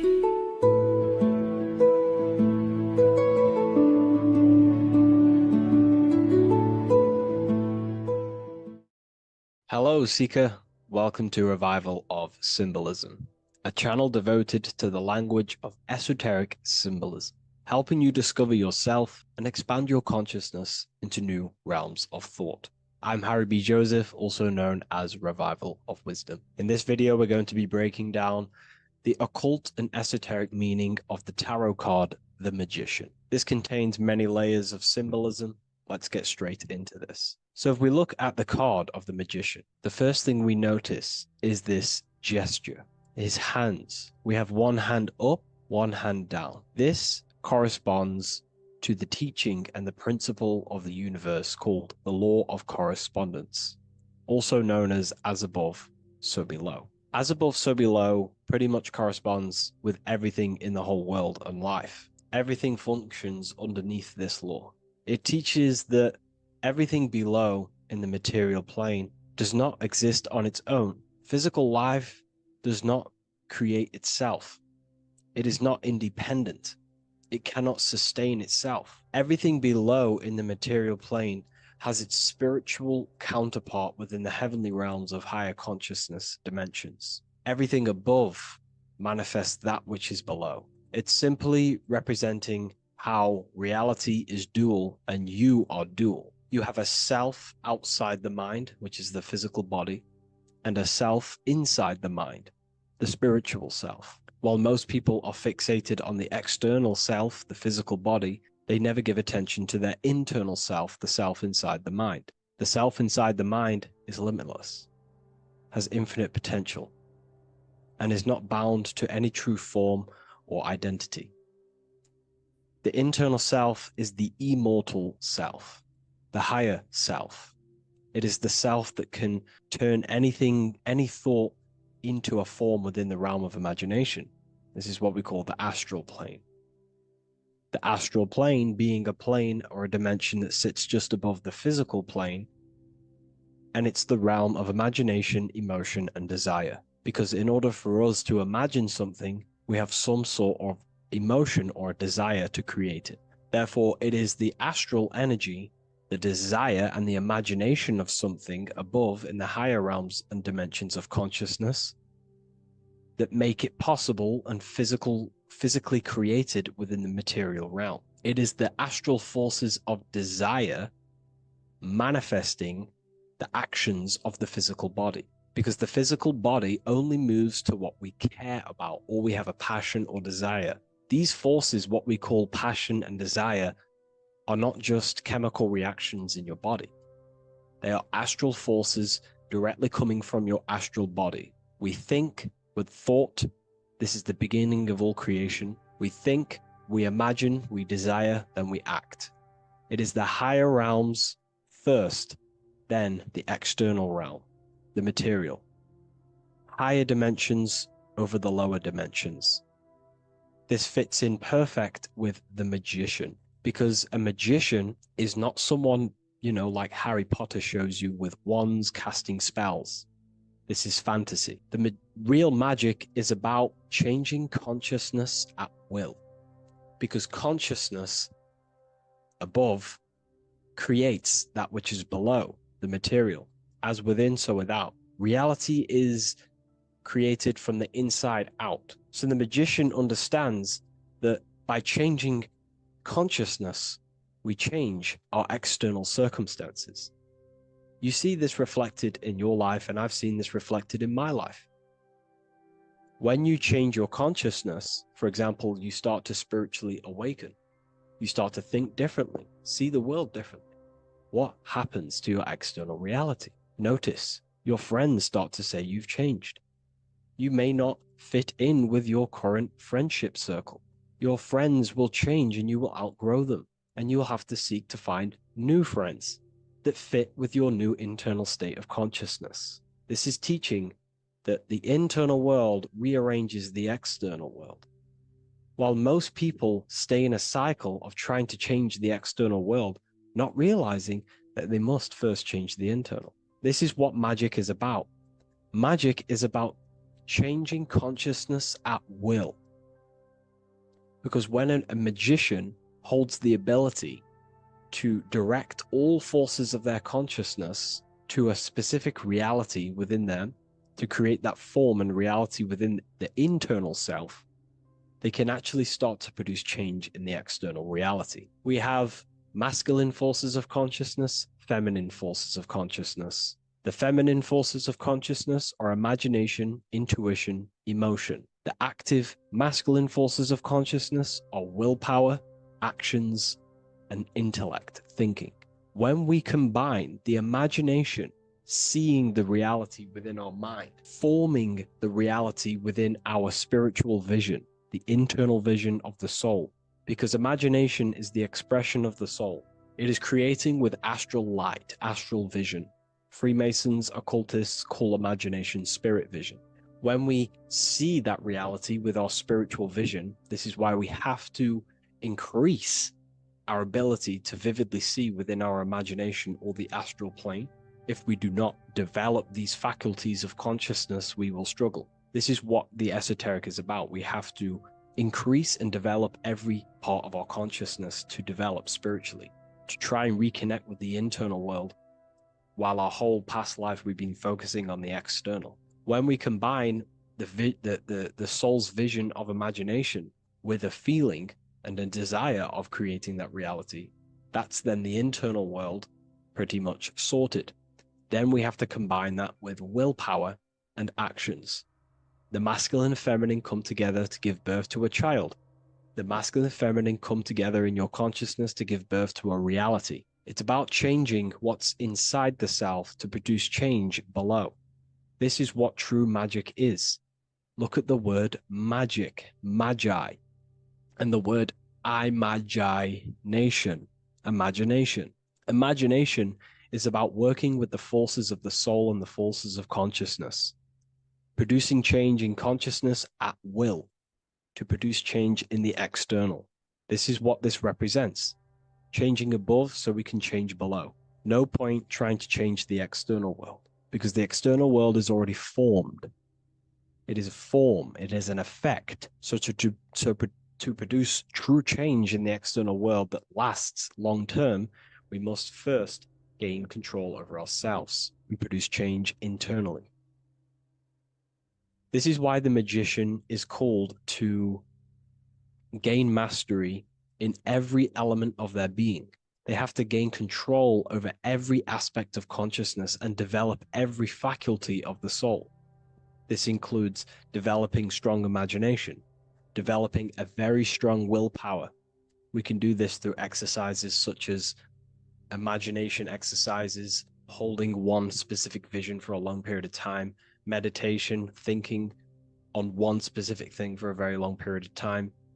This will increase the willpower. It's also about gaining control over the subconscious impulses, the subconscious thinking patterns that seek to control us. It's about gaining control over every aspect of our consciousness. This is what a true magician is. And this is what the true spiritual path is. Developing every faculty of consciousness. It's a never-ending journey of self-mastery. If we look at the magician, we see this infinity symbol rising just above his head, symbolizing the mind being filled with higher knowledge. The mind aware of higher dimensions. You see, the mind is the cause, physical reality is the effect. We need to raise our consciousness from effect consciousness to causal consciousness to truly become a magician and a master of our reality. What do I mean by effect consciousness? Most people live in the realm of effect and reaction. Their consciousness, their mind, emotions, and imaginations are constantly thinking, feeling, and imagining the things that have happened to them. Instead of doing this, we need to change this state. Instead of reacting, we need to become the cause. Instead of thinking and imagining and feeling the realities that's already gone past and things that have happened to us, we need to change this so we use the powers of the soul, the powers of consciousness as imagination, emotion, the intellect, as causes and not reactions. This is how we truly become a magician and apply this principle of as above, so below. We need to think, feel, act, imagine, and use all the faculties of consciousness and the creative powers of the soul to cause things, to create a better future, to imagine a better outcome, instead of dwelling in reactivity, because reactivity will create a constant cycle of negative manifestations. If we sit around and moan, complain, think, imagine, feel the things that have happened to us in the past, the mind is the cause. And if the mind is in that state of reactivity, it's just going to constantly create more negativity in your external reality. This is what it's all about, as above, so below. You can see the sword here. The sword cuts through the air. The air is one of the 4 physical elements. Fire represents the spiritual body of consciousness. Water represents the emotional body of consciousness. Earth represents the physical body of consciousness. Air corresponds to the mental body of consciousness. So this sword is a symbol of a sharp mind. The mind needs to become very sharp and very disciplined and very controlled, both consciously and subconsciously. What does this mean? We have to gain control over the mind. We have to become more conscious of the thoughts that are happening inside our mental field, because the mental field of consciousness is pretty much the birth of all creation. We think, imagine, feel, then act. So we must gain a sharp intellect. a sharp mind, a sharp, powerful mind.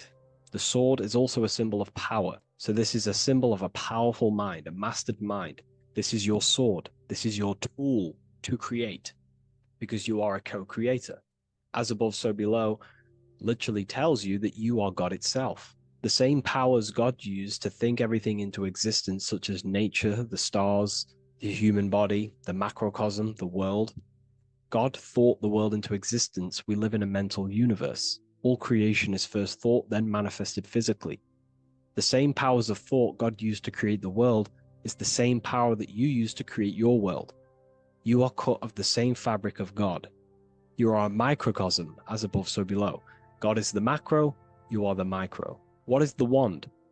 The wand is not real. This is not a real wand you cast spells with, but a symbol.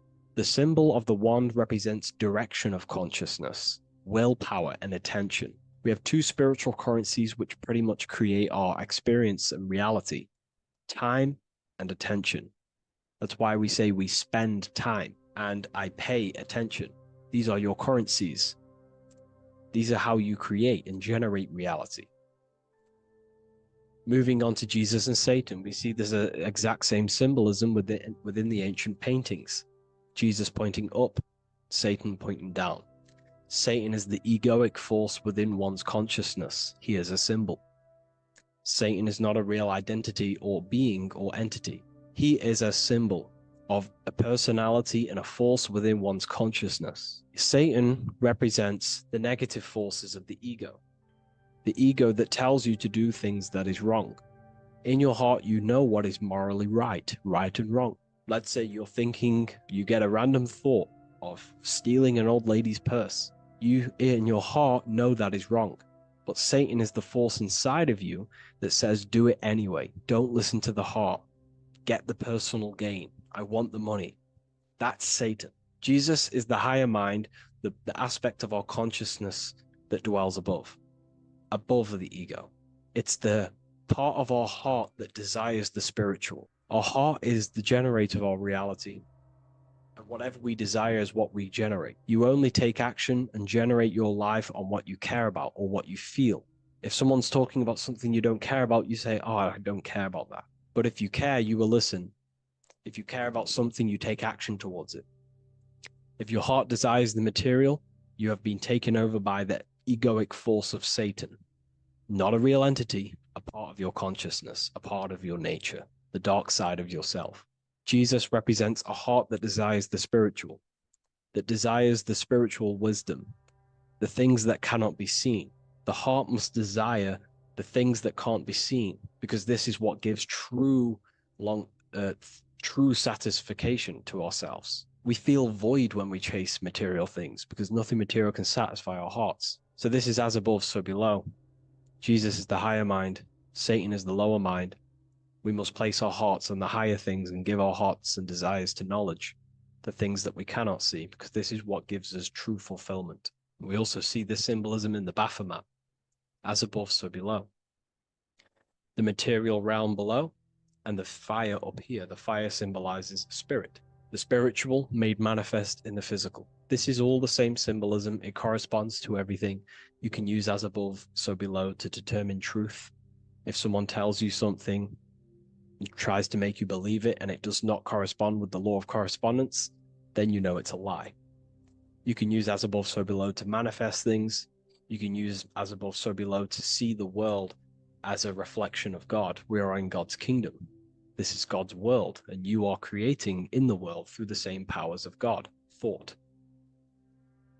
You are a small version of God, co-creating a world and reality in earth. You yourself are an earth. Your body's the earth. Your consciousness is God and heaven.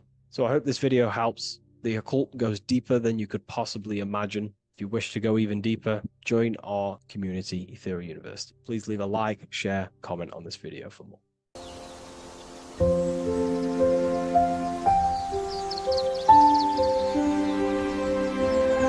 bookofwisdom.com. Visit today.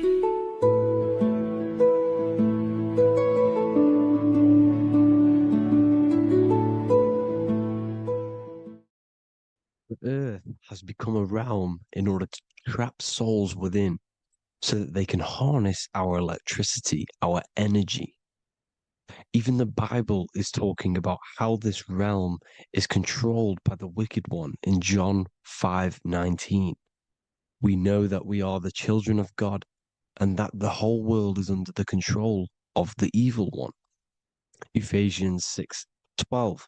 For our struggle is not against flesh and blood, but against the rulers, against the authorities, against the powers of this dark world, and against the spiritual forces of evil in the heavenly realms. So the Bible is telling us that this is not the only world. There are other worlds, there are other realms that we can go to, considered as heaven. Heaven being a higher realm where there is no evil, no darkness. This is a midpoint realm where there is good and evil. Now, we're going to explain how the soul trap is how it's working and how your soul is being harnessed for its energy and how you are tricked to come back to this realm after death. What you need to understand is first is that you are the invisible intelligence behind the physical body. You are the mind and soul. The soul is the true you, the good you. It is pure love, pure bliss, eternal, never dies. The mind can be corrupted though. The mind is the intelligence of the soul. It is invisible. It has no true form. The intelligence inhabits the brain. The brain is the computer to control the electrical machine called the nervous system, which is choice, program, and action. You are the invisible intelligence behind the body, and this will prove it even more. You do not even see into the external world. You are seeing an image produced by the brain because the light is being sucked through the retinas of the eyes. The image is produced in the visual cortex at the back of the brain. What does this mean? This means that we are the consciousness in the center of the brain, in the pineal gland, that is experiencing the program being ran by the central nervous system in the brain. This is the sigil of Lucifer. Lucifer in Latin is Lucy. Lucy is light in Latin. Lucifer is known as the light bearer. This is how the eyes work, people. It's not a demon or a devil. The sigil for Lucifer is how the eyes work and how the left eye is controlled by the right brain. The right eye is controlled by the left brain. There is a crossover. It's the same with the body. The left side of the body is controlled by the right brain. The right side of the body is controlled by the left brain. There's a crossover with our hemispheres in the brain. Now, this empty chamber in the center of the brain is where this universal cosmic intelligence is held, known as the most holy place in the Bible, the throne of God. Okay? This is above the 33 vertebrae on the spine. As you can see here, you are the being in the center of this point. All of the nerves are being sent back to this one particular point, which is the seat of our invisible intelligence. You can see it's an empty chamber. Our consciousness, our intelligence is not a physical thing. This intelligence is the true voice inside of your head. This is why your head is heaven, your heart is earth, your heel is hell. Your head is heaven because this is the seat, the throne of God. God is in heaven because the consciousness, this divine intelligence that's controlling the body, is sat in the center of the brain. The brain is taking commands of this invisible intelligence. When you close your eyes, you can feel your awareness, your consciousness, your intelligence is all in the brain.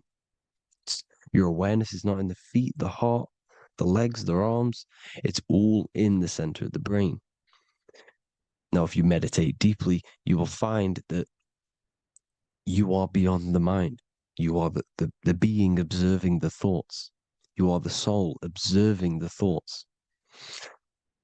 Now, with this being said, you are the consciousness experiencing the program being ran by the central nervous system in the brain, because you're not seeing into the external world. It's an image, it's a simulated image produced by the brain and the central nervous system. You do not experience the external world. You do not feel the external world. You feel electrical impulses on your nervous system. Your nervous system is decoding what you are feeling. So the only thing that you truly feel is the electrical impulses on your nervous system. This is why the nervous system is the tree of knowledge of good and evil, because it gives your invisible intelligence, your mind, the knowledge of good and evil. It can detect good things, it can detect bad things. If it's hot, if it's warm, if I need to go, the nervous system is doing this. It is the tree of knowledge of good and evil. Okay? Now this universal intelligence is symbolized as the single eye. Okay?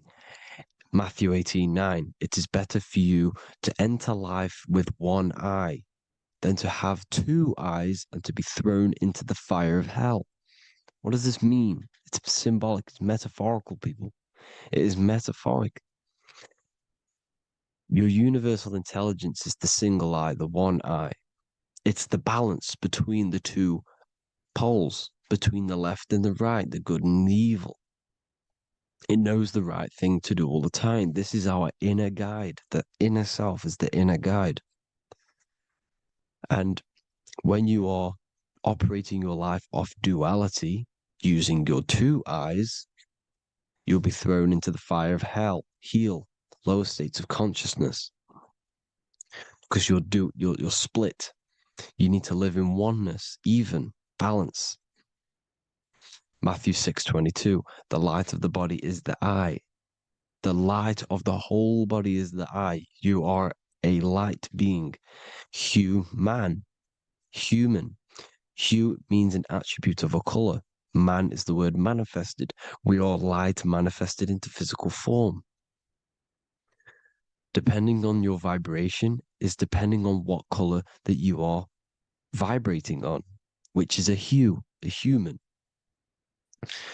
If therefore thine eye be single, thy whole body should be full of light. Again, it's talking about the single eye, oneness, completeness.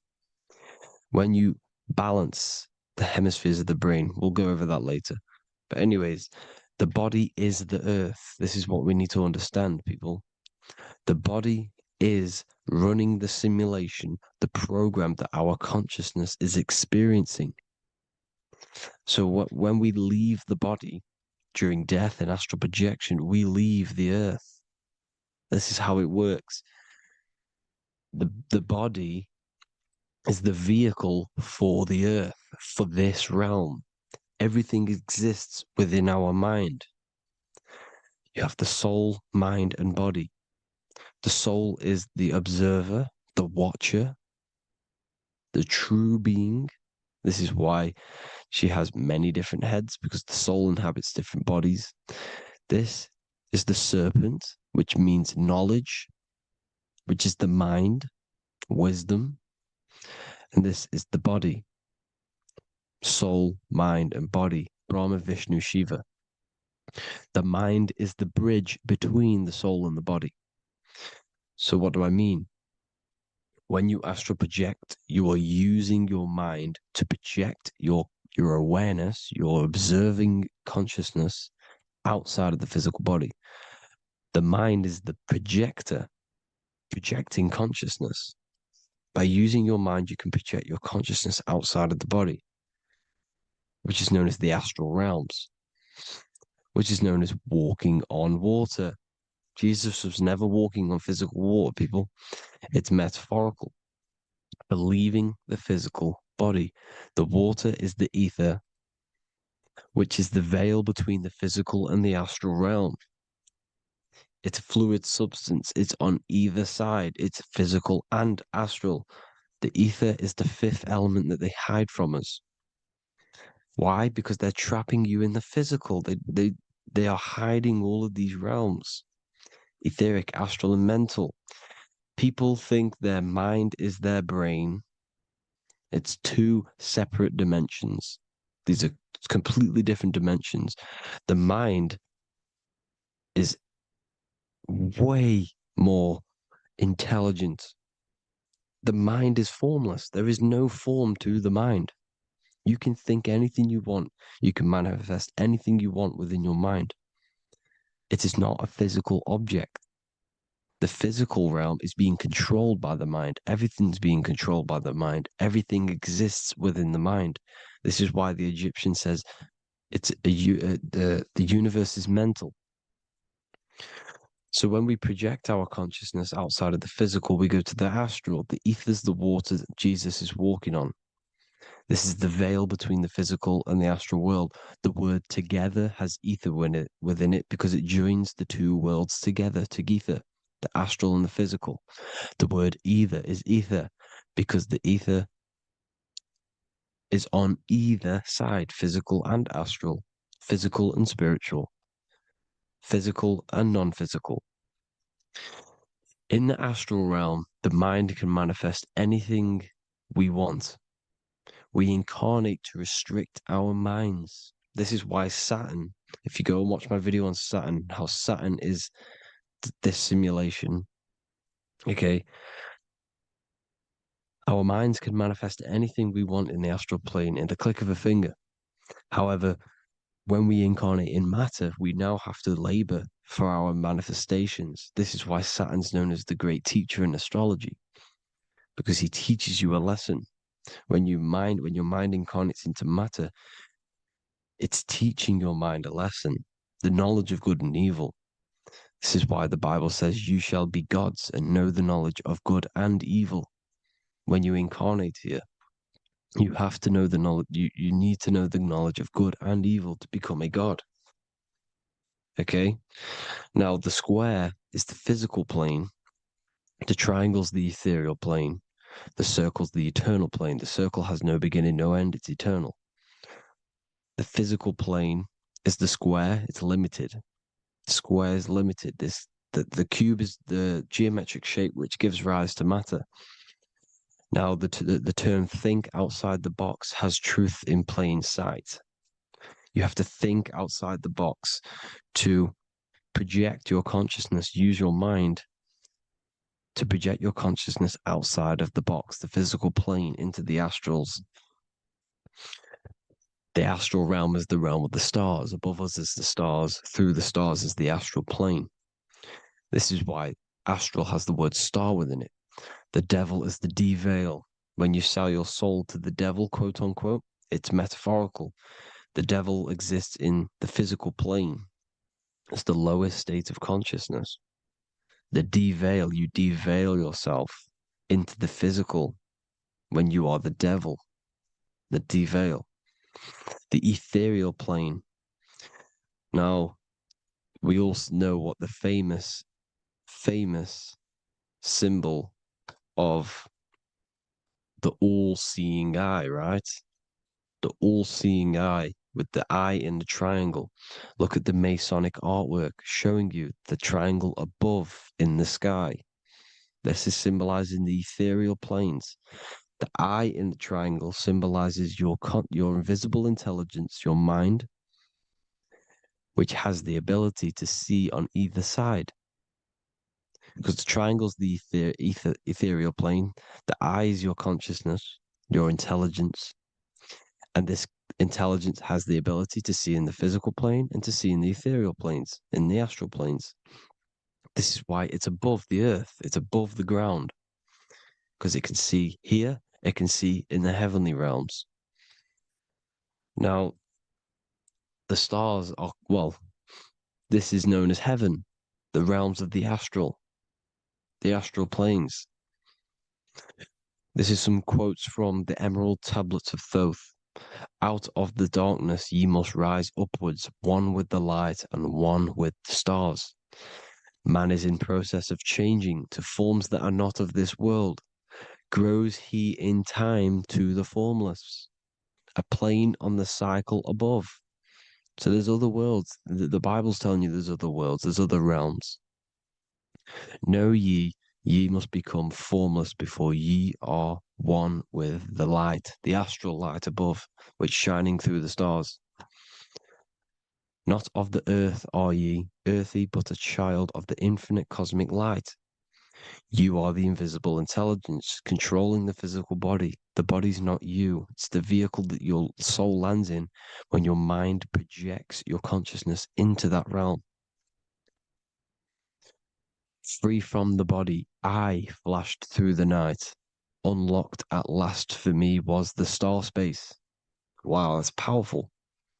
The star space, the astral planes. This is what it's talking about. We are all a star. We descended from the astrals, which is the star. We are all a star. Look at the ancient paintings of Jesus' birth. It's the star beaming his consciousness down into the physical plane. Here's another one. Here's some Freemasonic artwork showing you, again, the ether, that invisible intelligence, the I, manifesting itself inside of here, in the physical realm, where the people are. You see?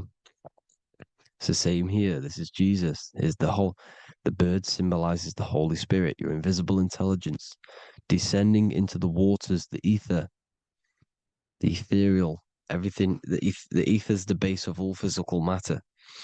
Here's Truth in Plain Sight. Mr. Bean, the famous TV program in England, in the UK. He begins the program like we all begin the program from falling from the stars. He falls down with a beam of light. And this is truth in plain sight. This is false. The aliens don't exist. They're a lie, alien. But this symbolizes the star beaming our consciousness. And when we die, this star will suck us back up. Just like this UFO is doing. It's truth in plain sight. So, this is some more Freemasonic artwork. Going from duality to singularity. Sun, moon, masculine, feminine. Right hemisphere, feminine, left hemisphere, masculine. The consciousness in the center, the balance point. Here's another more Freemasonic artwork. The two pillars, left and right hemispheres, and the invisible intelligence between the left and right hemispheres, the light of the body. This is why light's coming off it. Because it's light, it's pure light. The blazing star. The stairs go from the checkered board, the duality, up to oneness, in between the sun and the moon, the masculine and the feminine. This is symbolizing going into oneness. What did the Emerald Tablet say? You've got to become one with the stars, one with the one with the self. Balancing the two hemispheres so that you can gain, because when the two hemispheres are balanced, you can gain a more deeper connection with your invisible intelligence. Same with the chakras. When the chakras, the 7 seals in the Bible, these are 7 seals because when you conquer the 7 chakras, when you balance the 7 chakras, you then gain a more deeper connection with your internal self because your mind is not filled, it's not being ran, it's not being dominated by these 7 deadly sins, the 7 seals, the 7 chakras. These are 7 energy centers which are concealing our true form. Balance makes us have a stronger connection with our true cosmic intelligence. Heaven is even. This is why Jesus is pointing at the heart. The even point is the heart. You got to balance the chakras and live from the heart because the heart is the earth. You're in good and evil. The body manifests the lower and the higher self. The higher self is in the higher parts of the body. Wisdom, intuition, expression. The lower self is in the lower parts of the body. Sex, food, and power. This is how they are trapping your soul, people. Like I said, The mind is the bridge between the soul and the body. So by tricking the mind, not giving it the right knowledge, and keeping the mind stuck in the lower three senses, thinking about power, food, and sex, this is low vibrating energy. It's going to keep your mind addicted to the physical realms. Okay? This is why you need to go even, balance, heaven. Okay? I will explain the soul trap in a second, how it fully works. But I'm telling you all the science behind it so you can understand. When you are doomed, you are domed. This is the dome, the firmament, the firmament, the mind. Ment is mind, firm is firm. A firmament is doomed under the firmament. You must have a loose mind, an open mind to expand your consciousness beyond the stars, beyond the ethereal barrier. You have to vibrate higher than this world. Your consciousness must be expanded more than the physical plane. You need to learn how to astral project. You need to learn how to leave the body, how to operate outside of the body, so that you, when you do leave the body, you will have recognition. You'll have knowledge. You'll have practice. But this is as above, so below. The woman's belly is the earth. It's as above, so below. It's a microcosm of the macrocosm. We are the children in the womb. We are the people in the earth being ready to be born into the heavenly realms. As above, so below. It's a microcosm, macrocosm. Everything is in everything on a bigger and a smaller and a larger scale. Now, when the baby figures out that there is a world beyond its mother, what happens? The baby starts to move around and tries to get out of the mother. Because once it starts to hear the external world, starts to hear people, it's going to wonder, what's outside of why am I in here? What's outside? So the baby will force its way out of the mother. It's the same with our minds, as above, so below. When our minds figure out that there are other realms beyond this world, we will seek a way out. This is the womb, the Mother Earth, Mother Nature. It's the mother. We're in the womb. We can be born out of this world, which is being born again in the Bible. When you are doomed, you are domed under the dome, under the firmament, the firm mind. The firm mind will keep you under the firmament. Due to the law of polarity, there has to be other realms. There has to be. Because the law of polarity works in this world, and it will work on every scale possible. It's universal laws. These are universal laws. The law of polarity means that there are other realms polarizing this realm. There is a hell, there is a heaven. There is a midpoint, which is Midgard, which is the one we are in now. Earth, heart. Earth is the heart. Heart is the center, good and bad. The balance between good and bad. Your reality is your level of realization. Your mind realizes other worlds, you will seek a way to them worlds. It's that simple. The soul trap is to keep you stuck in this physical body, which is the earth. This body is the earth. It's running the program, like I said at the beginning. It's running the simulation that your consciousness is experiencing. You are an electromagnetic being, and you're hidden in a cage, your rib cage, and you're stuck in cells, a prison cells. Look, you're in cells. We produce electromagnetic energy. Your soul produces this energy. And by trapping your consciousness inside of this physical realm, they harness this energy within the astral realms. They're using you to manifest demons, because your mind creates demons, through emotions and mental thought energy, which is a whole nother video. I can make a video on that. You're manifesting everything for them because they're trying to create a hive mind. This is why they want everyone to believe in one belief system, one government, one belief system, one religion, because they're creating a hive mind. This hive mind will manifest and be summoned within the astral planes because the mind manifests the astral plane. The astral plane is the realm of imagination. The mental plane is the realm of just thought alone. The etheric plane is the energy. The physical plane is the matter. So all of our minds together are manifesting these demons within these subconscious realms, the astral. Now,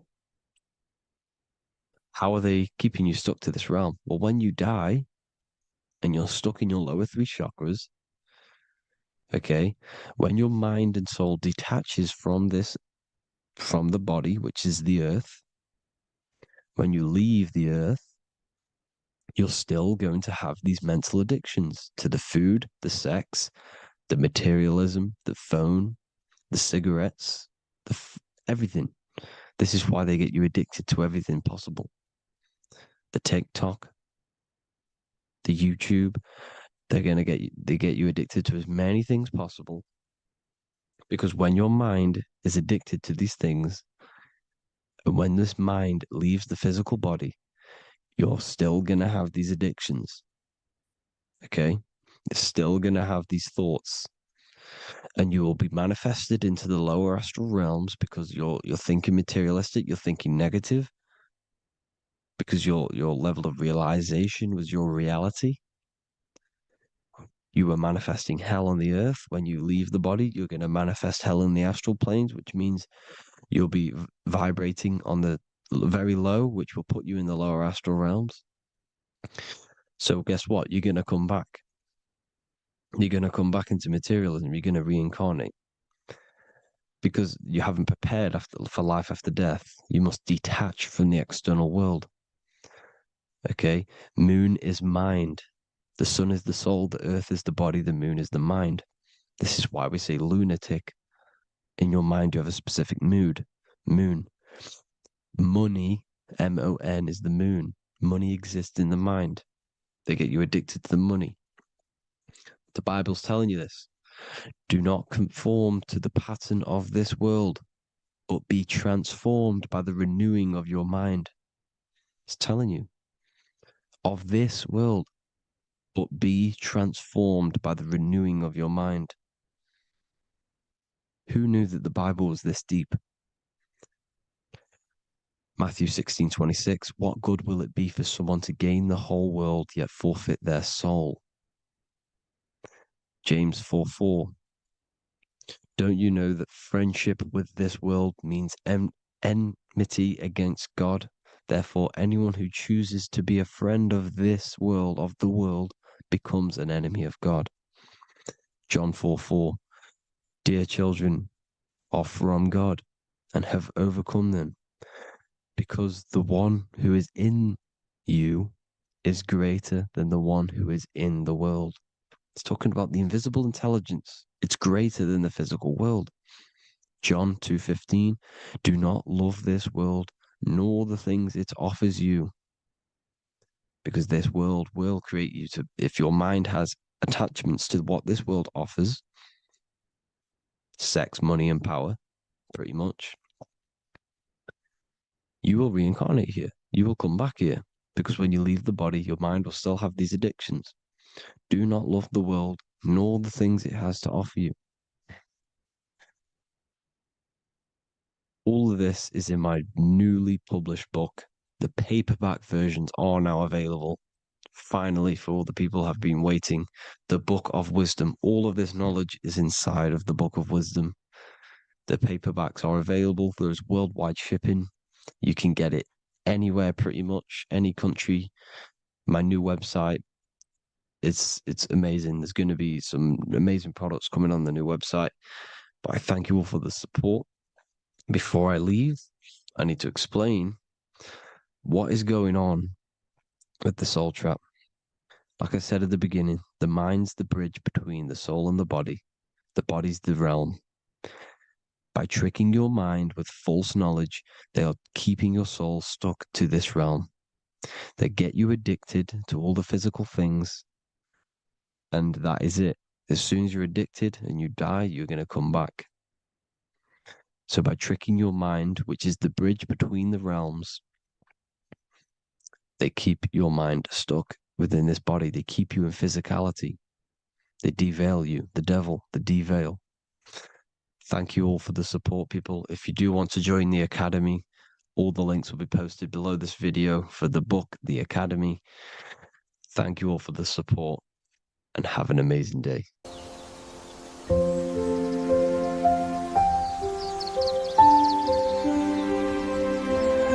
bookofwisdom.com.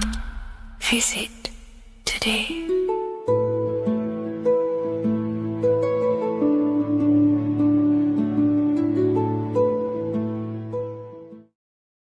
In this video, we're going to be talking about the evolution of consciousness. You are born human, however, you possess consciousness, which is the awareness behind your being, the awareness behind your thoughts, the experiencer behind your five senses, the experiencer, the observer behind your thought, emotions, and senses. You are an eye, an invisible consciousness looking through a lens, which is your body. Your body produces this physical world that you experience. Your brain produces this world. Your brain and body is a technological computer. However, you are an infinite, ever-expanding consciousness behind this physical body. And there is an evolution of consciousness, a cosmic journey of expansion.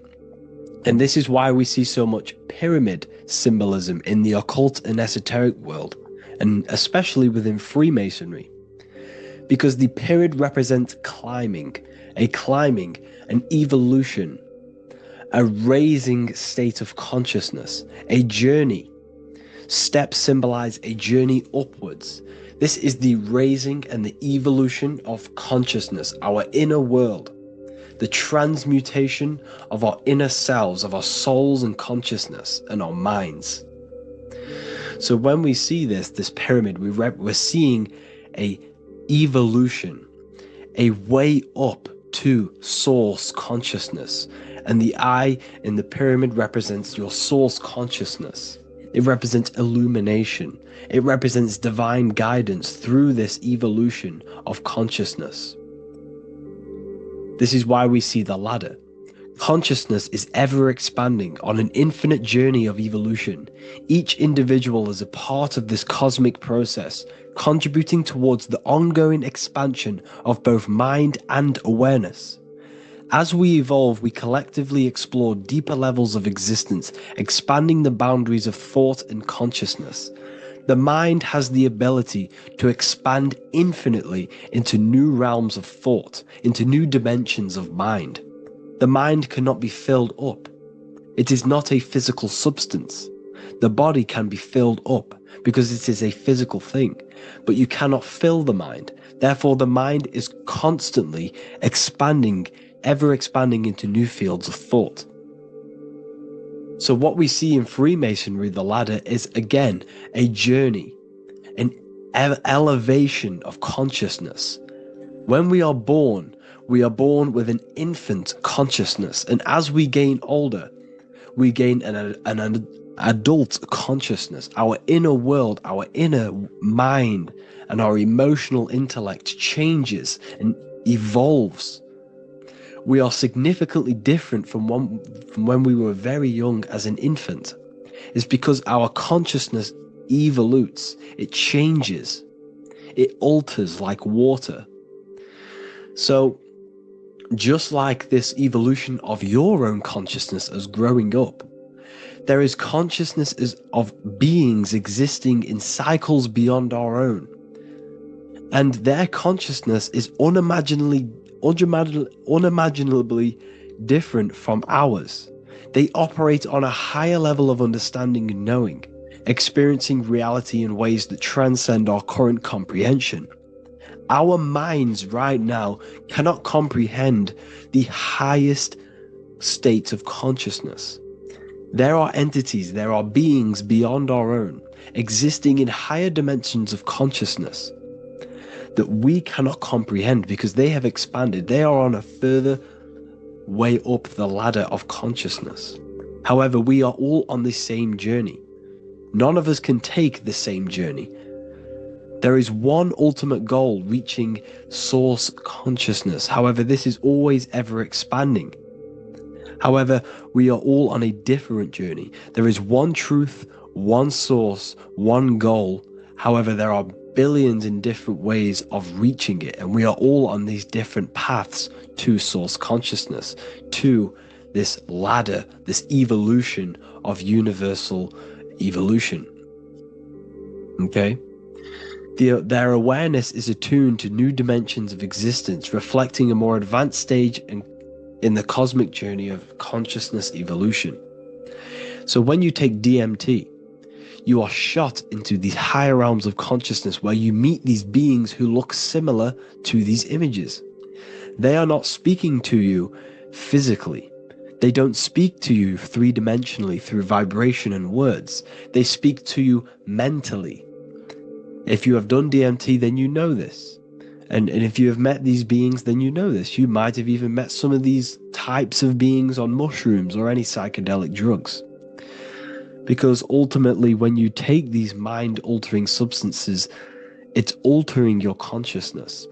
It's merging your consciousness with the spirit of that substance.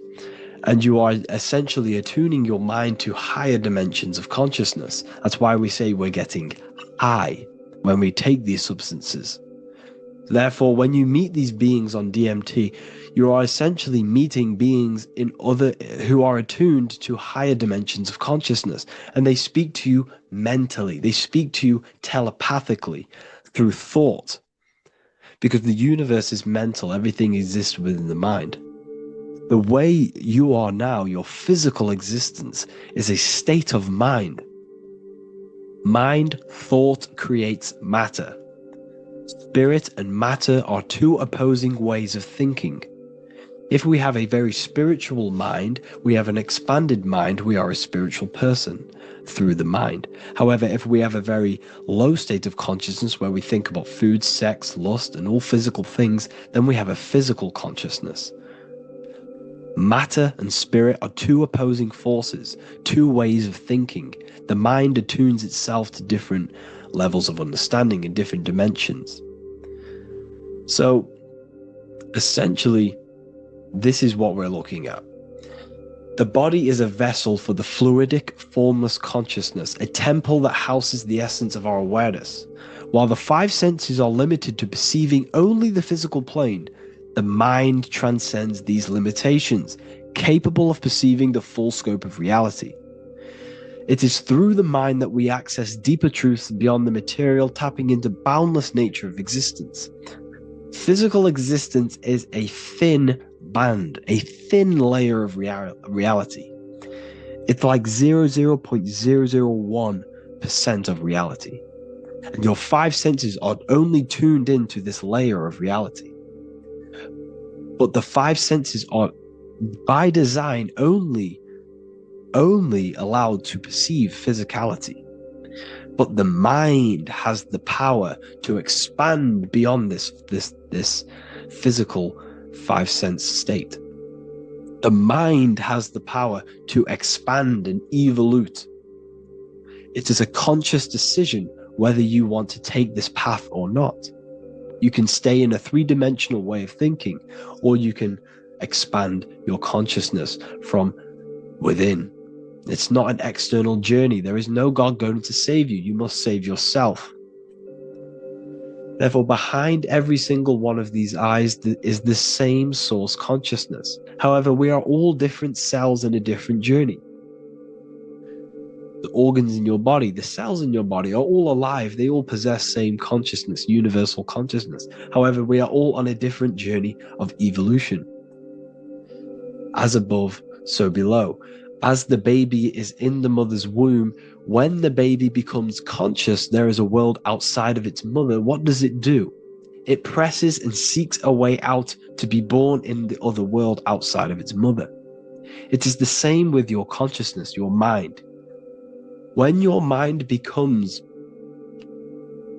aware that there is realities beyond the immediate surroundings, it seeks a way out. And this is exactly what I'm doing to you now. I am now expanding your mind and telling you there is other ways of reality. There's other dimensions of consciousness which you can access through inner transmutation, through different ways of thinking, spiritualism, and meditating and connecting with yourself and detaching from external things. We can upgrade our consciousness. Your body is a womb. Why Jesus says you must be born again to see the kingdom of God, because you are born physically and then you must be born again spiritually, awakening your inner consciousness. So like I said, as the baby is in the womb, it's the same principle. As above, so below. You were a baby, you were in your mother's womb, and you figured out there is a world outside of your mother, so you seek to weigh out your mother to be born in another world. It's the same now. You must do this now. This is your spiritual evolution. This is the evolution of consciousness. It's ever expanding. When you die, this is a transition. You must learn to not fear death. This is another part of your spiritual journey. You must master death. Therefore, like I said before, the mind has limitless capacity to expand into new realms of thought, continuously exploring uncharted ideas and concepts without boundaries. The mind can ever expand. It can never be filled. It can never ever know everything. There is infinite fields of knowledge, infinite fields of thought. Your current state is just one stage on an infinite pathway. You won't remain human forever. The human experience is a crucial phase where we learn to balance polarities, master the fundamental laws of the cosmos.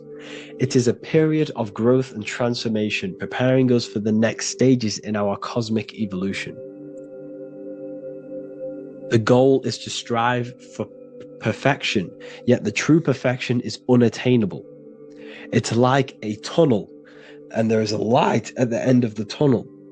And as you walk through this tunnel, the light is ever moving backwards. You should forever seek to meet that light, but you will never meet that light because consciousness is ever expanding. You should strive for perfection, yet knowing that perfection is forever unattainable.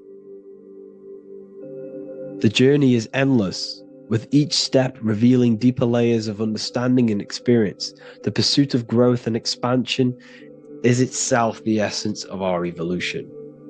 You can find all of this knowledge in the amazing book that I have read for years. I have read this book, The Emerald Tablets of Thoth, the Atlantean, by M. Dorial, translated by M. Dorial. I'm telling you now, this book, now that I've told you this, you have some context on the book. The whole book is about evolution of consciousness. He's talking about higher dimensions beings. He's talking about how you can transcend this physical plane. It is truly the most amazing book you will probably read. One of the best spiritual texts you'll see. It's hard to understand, so you must read it over and over again.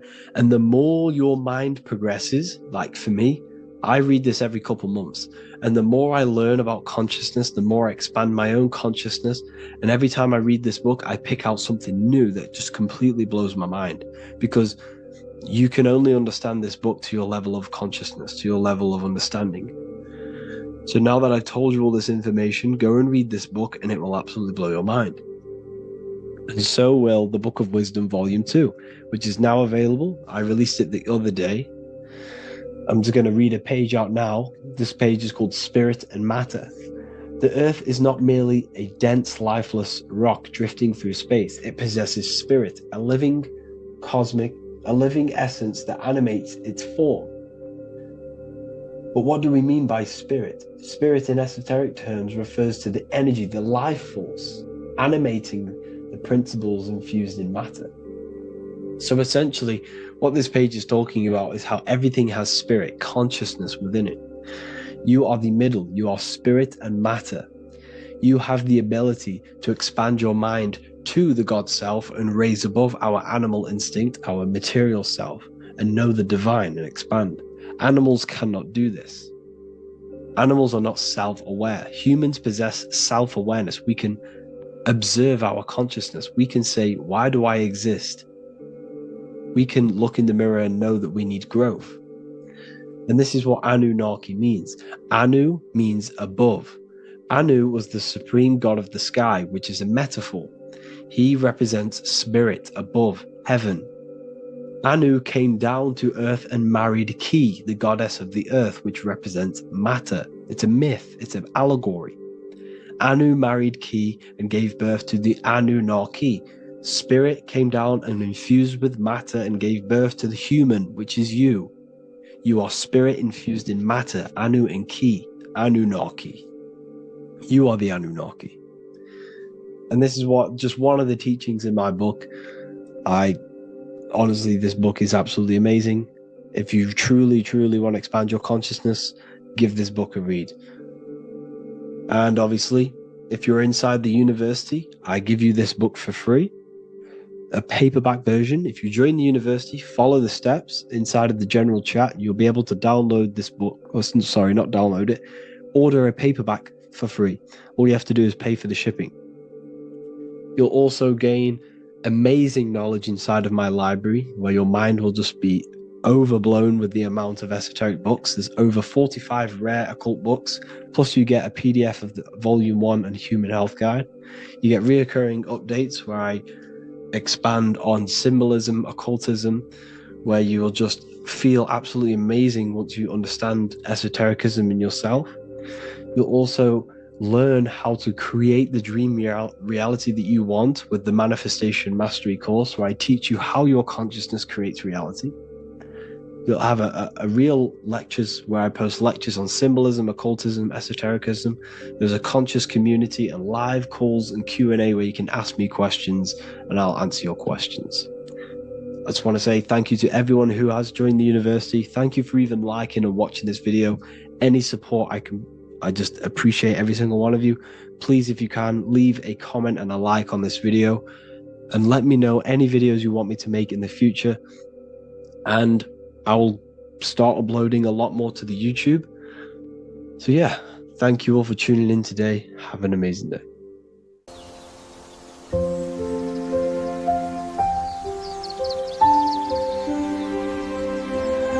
bookofwisdom.com. Visit today.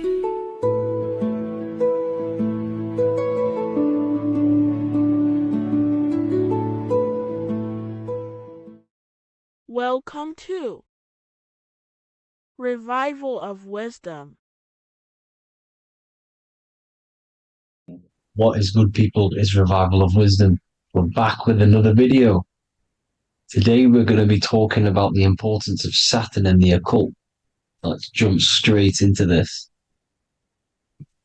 So Saturn is the god of the earth, right?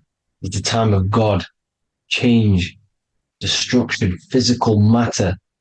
He creates and destroys, because the energy of Saturn is the key to crystallization. It wraps things in physical matter, right? He creates everything, all life forms, and he takes things back, because the day that you're born, that's the day that your expiry date is coming. The time is ticking until Saturn takes your life. This is why he's known as the Reaper. Okay? As he's personified as eating his child here in this ancient Roman painting. As you can see, he's eating the child. We are all children of Saturn, right? He creates physical matter, our physical bodies, right? He's the god of time because he's the slowest moving celestial body. He's the Lord of the Rings, as you can see here. He's the last one on the ring. He's the slowest one moving. Okay. So he is the Lord of time, destruction, and creation. Okay. This is why his name is Satan. He's the devil. Okay. But I'm not saying Saturn's evil, guys. It's a part of life. Everything lives and dies, right? He's the key to crystallization. Now, as we have the clock here, our god Saturn, or Chronos in Greek, just means time. He's also the god of time, as I've already said. 60 seconds in a minute, 60 minutes in an hour, 24 hours in a day. Add 2 plus 4 equals 6. 60 seconds, 60 minutes, 2 plus 4 equals 6. That's 666. Okay? And as you see on the clock, 6 take away 12 equals 6. 7 take away 1 equals 6. 9 take away 3 equals 6. 6 is the number of Saturn. It's associated with Saturn, right? He's the god of time, of justice. Everything goes back to the Reaper in the end. Everything lives and dies. Now, the artwork of him, he's always got the Reaper staff. You see, it's personifying death. Now, when you see this, the Romans were not saying Saturn was a real person, a real god in human form. No, this is personification. This is what the ancients always did. They personified, just like the Bible. It's all personification. So the personifying Saturn eating its children because it eats. It's the Reaper. No one can escape the Reaper. No one can escape death. Now, Saturn is 666, which is in the Bible the number of the beast, right? The number of the beast, Satan, 666, right? So on the North Pole of Saturn, you have a hexagon which makes a cube, right? Now, this hexagon, when you join up all the corners, creates the 6-pointed star known as the Star of David, right? In the Jewish religion. Now, as you can see, the 6-pointed star has 6 points, 6 mini triangles, and a 6-sided hexagon. That makes 666. And also, your Saturday is named after Saturn, the 6th planet, the 6th day of the week, and has a 6-sided polygon in its north pole. That's also 666. Now, this Star of David, this symbol goes back thousands of years, and it originates from Saturn. It's not the Star of David, right? It originates from Saturn. It symbolizes the physical and spiritual aspect combined into one, which makes us humans, right? Also symbolizes the male and female combined into one. These two sacred energies create the human. We consist of both male and female energy, also known as the Seal of Solomon. And we all know if Solomon was a real person, he talks about communicating with 72 demons. He could apparently in the text, he could communicate with 72 demons, and this is sorcery. This is black magic. Now, this symbol is associated with hexing people. When you place a hex on someone, that is a form of witchcraft, which a hex is just a curse. When you're cursing someone, this is black magic. Now, the black magician would stand in the middle of the symbol and cast his spells onto other people. Now, this symbol is obviously on the $1 bill, twice on the $1 bill. And it's very, very ancient symbol. And it originates from Saturn. And let's keep going. So the cube. So I've just said how you see the cube on the North Pole of Saturn, right? The cube is limited. It's a 3D shape. It symbolizes limitations to the physical 3D dimension, the third dimension, the physical realm which we are in. Now, as you can see, the color associated with Saturn is black, right? Black is infinite potential. Black is the creation of all things before there was light. Light is born out of blackness, darkness, okay? Now, black is physical matter. And as you can see, the black cube, black symbolizing physical matter, the cube being limited, as the physical realm that we are in is limited. It's not like the fourth dimension where everything can exist in a thought. The third dimension is limited, right? And this is what Saturn is. It limits you to the 3D 666. Your body limits you to your physical body. Now these black cubes are placed everywhere, as you can see: Australia, Denmark, Manhattan. There's one in New York. As you can see, the Apple have a cube. The Nintendo GameCube, Trump Tower is a black cube. This is worshipping the energy of Saturn, the god Saturn. Okay, it's not a god; it's a celestial energy. However, it rules over Earth because it pretty much created the physical realm. Now, as you see, when you go to a funeral, you wear black, a black suit symbolizing Saturn, which is the color associated, black.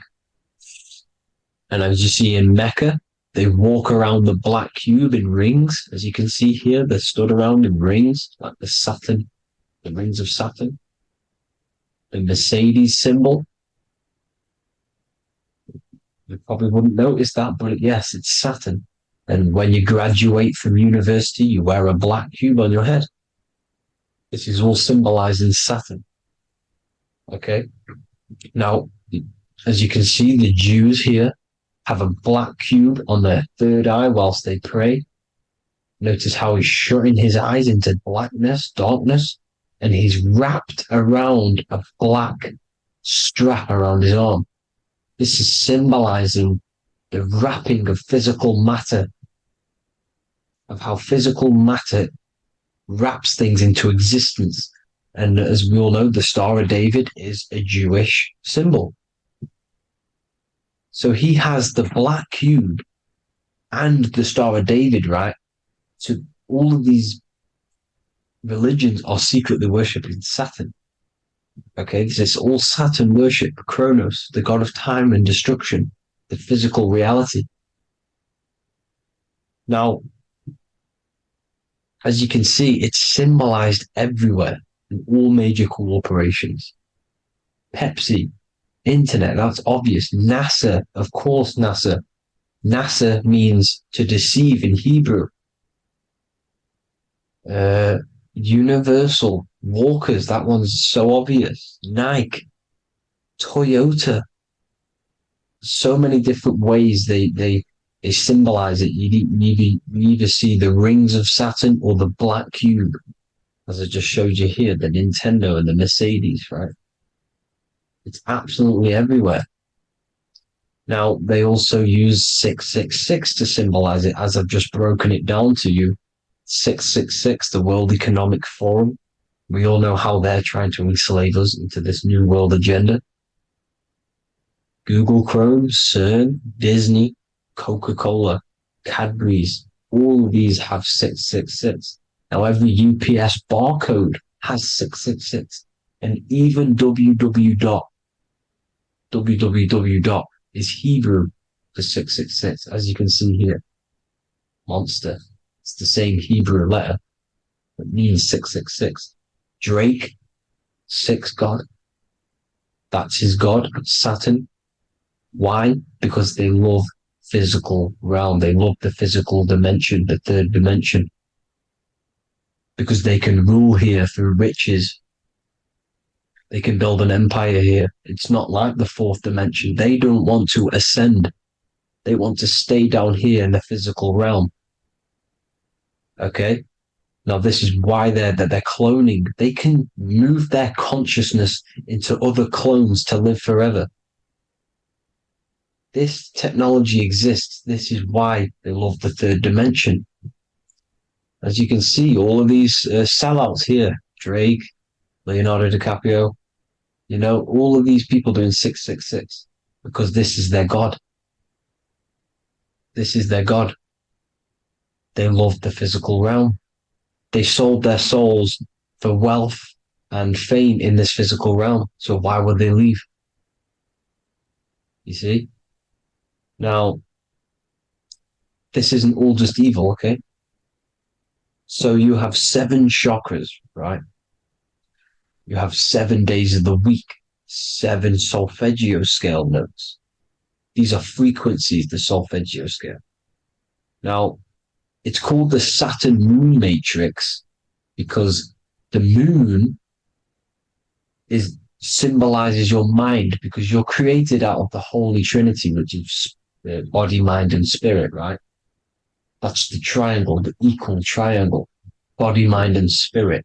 Now, the 3 main celestial bodies are Earth, Moon, and Sun. The Earth being your physical body, the Moon being your mind, and the Sun is your soul, hence why it's called solar. It's a solar soul. Now, these symbols are alchemical symbols. So when you're doing alchemy, you use these symbols to obviously symbolize what we're talking about. Now, as you can see, these are all the symbols of the planets. Saturn is created out of the moon on top, the moon on the bottom and the earth on top, as you can see here.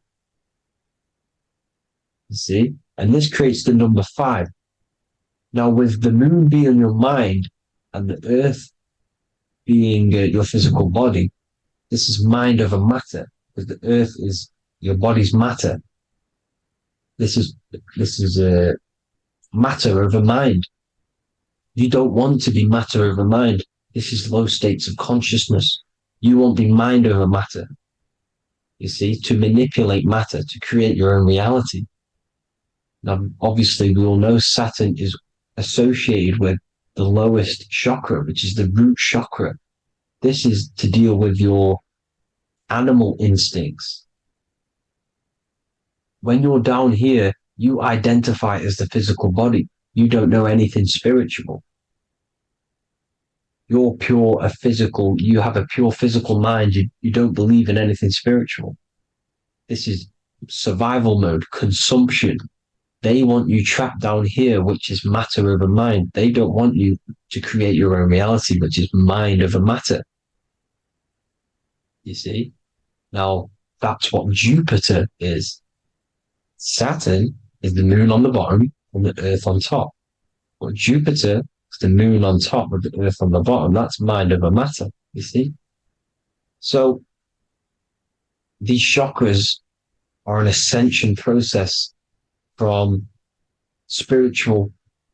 matter, physical matter to spiritual. This is the ascension. This is the stairway to heaven. This is Jacob's ladder. You see? Now, the number 5, which is obviously associated with Saturn as well, which create the symbol for Saturn, created the number 5. You have 5 senses, 5 elements, 5 physical elements. As we all know, Saturn crystallizes everything into physical matter out of the 4 elements. 5 fingers and toes, 5 points of man. Okay, the number 5 is the number of justice. Saturn holds things back. He restrains things from you, makes you learn the lesson. Now, 666 is not all evil. 666 is the atomic structure of the carbon atom. 6 protons, 6 electrons, 6 neutrons, right? We are carbon-based life forms. All life forms are based on the bonding properties of the element carbon. Because Saturn crystallizes everything. into physical matter. Now, the Masons symbolize this with the checkered boards. They have the black square, which is obviously matter, as I just said, the black cube, and spirit is the white square, because white is eternal light. White and light, you see? Black is physical matter. Now, this is what we are. The point of our soul is to transmute from matter to spirit, but these are interchangeable. This is the constant cycle between spirit and matter, spirit and matter. High vibrational matter turns into spirit. Low vibrational spirit turns into physical matter. You see? Now, we are carbon-based life forms. This is what 666 is, the number of the beast. When I say we, the physical body is the beast. It's the animal. It's the carbon suit to operate in this physical dimension, in this physical realm. See? It's the vehicle used to operate in this physical realm. But your mind isn't from this physical realm, you see? The brain is the physical manifestation of the soul. Okay? So, as you can see here, the spine is an extension of the brain. Everything goes back to the brain. This is literally what your physical body is. You see, this is the nervous system, and everything reports back to the brain, and everything's controlled from this control center. And this spinal column, at the top of the spinal column, is your third eye, which is known as the pineal gland. And this is the seat of consciousness. It's the center of consciousness. That is your true self, pure consciousness. This body is just a physical body. This body is mortal. This body runs out, but your consciousness lives forever. They don't want you knowing this. This is why they keep you down here in your lower chakra. They want you to believe everything is just physical. They don't want you to believe in the spiritual side of reality. Because this way they can manipulate you, right? They want you matter over mind because they know your mind creates reality. They know your mind is the root cause of reality. You manifest your own reality from the inside out. So this is why they control your perception of reality. They control your information in order to manifest their new world order. You, who are ignorant to knowledge and wisdom, you who are ignorant are manifesting their agenda because you accept their information and their perception of this reality. Now, this is why they tell you the globe model, the heliocentric model, to trap you into physical matter. Now, if you understood about this true form of this realm, you'd understand that there's a spiritual side behind everything. The spiritual side, something has to exist. The root cause of reality is higher planes of existence. It happens in the mind before it happens on the physical plane. You see? They don't want you knowing this. They want you matter over mind, which is the symbol for Saturn. Moon over Earth. The Holy Trinity.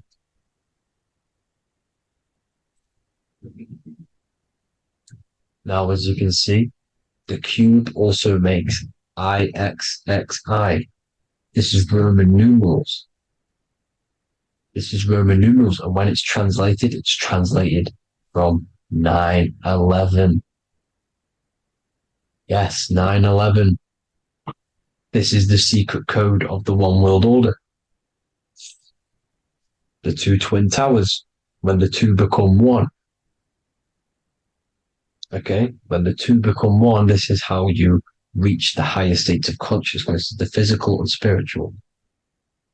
Now, as you can see, the 9/11 memorial are two black cubes. It's 2 black cubes. This is all Saturn worship. Now, I'm not saying that Saturn is an evil celestial body, right? No, everything has a good side and a bad side, right? It's duality. The spirits of Saturn on the dark side are the most evil demonic spirits. Now, these are the spirits that these are invoking through these rituals, right? Yes, 9/11 was a massive ritual. It's a satanic ritual, okay? Now, we all know Elon Musk. Elon Musk is coming with the mark of the beast. And English gematria, this equals 666, right? 666, as I said, is the number of the beast. You are the beast, your physical body. You see how the Bible twisted things up to make things more confusing, right? But it's there. You just have to have the knowledge to be able to read the Bible properly. As we all know, we had this virus. I'm not going to say the name because I'll get flagged. This virus adds up to 666 because this is all part of the New World Order. It's all part of keeping you in this physical dimension.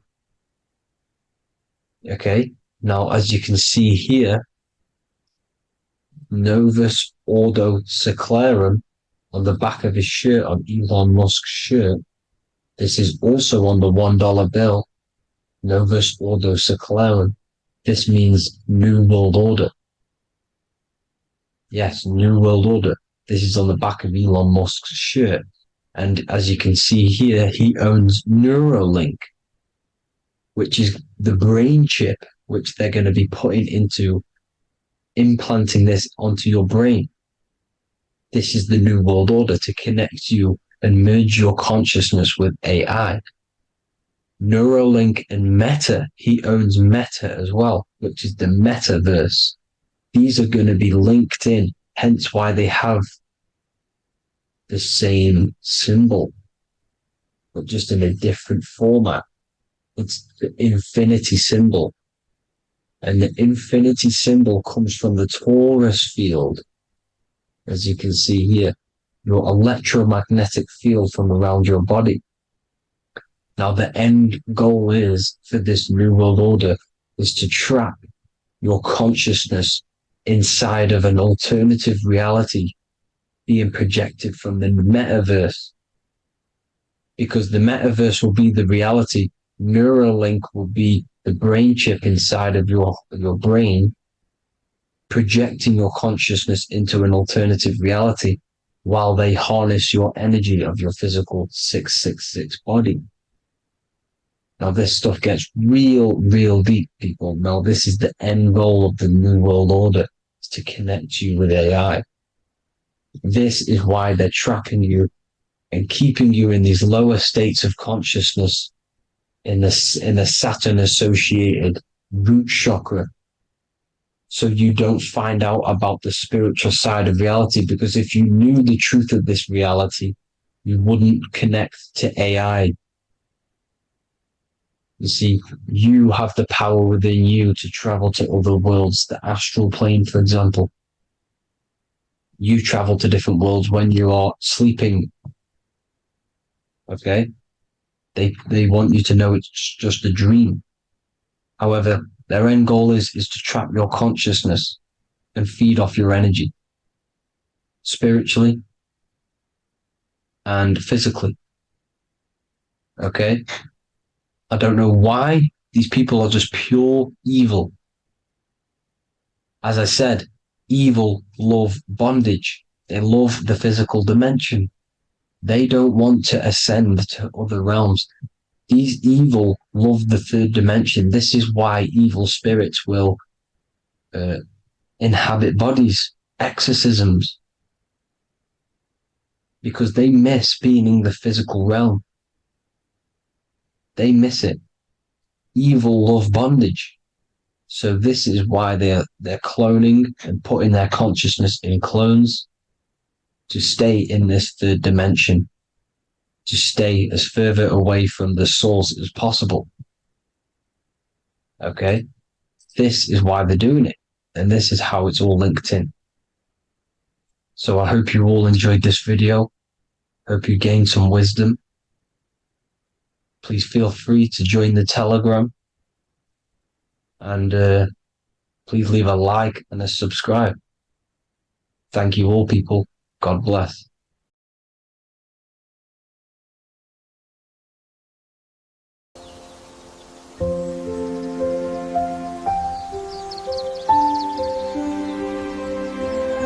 bookofwisdom.com. Visit today.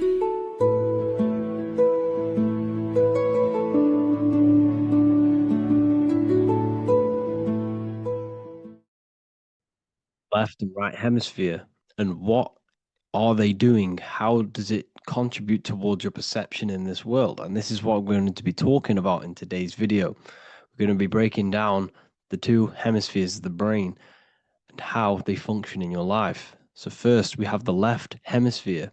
This is the logical hemisphere. This is the analytical, divided, scientific, or verbal hemisphere. The right hemisphere is creative, wholeness, artistic, symbolic, and metaphorical. The right hemisphere does with non-verbal things. It produces a holistic perception. It is more to do with creativity. Because what you must understand is that we are not in the external world. The world is produced by our brain. We see with our brain. Our eyes are a part of the brain. What we touch is the brain's interpretation of electrical signals on the nervous system. What we smell is the brain's interpretation of smell through the nose. What you taste is your brain's interpretation of chemical reactions on your taste buds. So what you are experiencing is the brain. The brain is a computer creating a simulation. And you have two hemispheres which breaks down this reality. So essentially the brain is the perception creator. It creates perception. So if the brain is creating this, who is the one experiencing the brain? Well, that is you, the consciousness, the mind, the all-seeing eye. You are the all-seeing eye experiencing the brain, the observer behind the brain, behind reality, behind the emotions. So if you're walking through a woods, this left brain sees individual trees. The right brain sees the whole woods. It sees the biome. It sees the bigger picture. So when you are walking through this woods, the right brain picks up a holistic perception of reality. It creates the woods as one unified woods. The left brain's job is to break this down and analyze it so that we can see individual things. And this is also necessary for humans to have the ability to break things down and manipulate things in this world. So without this left hemisphere, we could not manipulate things and break things down.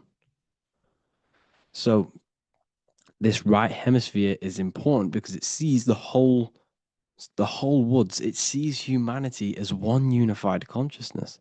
However, the left hemisphere sees individual egos. So the left hemisphere is the place of the ego because it only understands it sees the world very divided.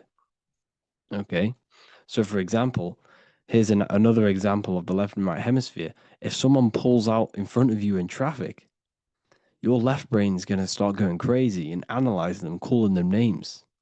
The right hemisphere, however, sees the bigger picture. Maybe he didn't see you. Maybe it's just a mistake. Maybe he's in a rush. You see how the two brains are very different. They do the same thing, but they function in different ways. The right hemisphere is feminine, the left hemisphere is masculine. So, like I said, this person pulls out in front of you, you start to think with the left. If you start to perceive that in the left brain, you're going to start analyzing them, you're going to start going crazy and calling them names because you're analyzing it. You're not seeing the bigger picture behind it. You're not seeing it from his perspective. So there is a crossover. So the left hemisphere of the brain controls the right side of the body. the right ear, the right eye. Everything to do with the right side of the body is connected to the left hemisphere, and the right hemisphere controls everything on the left side of the body, including your eyes, your arms, your legs.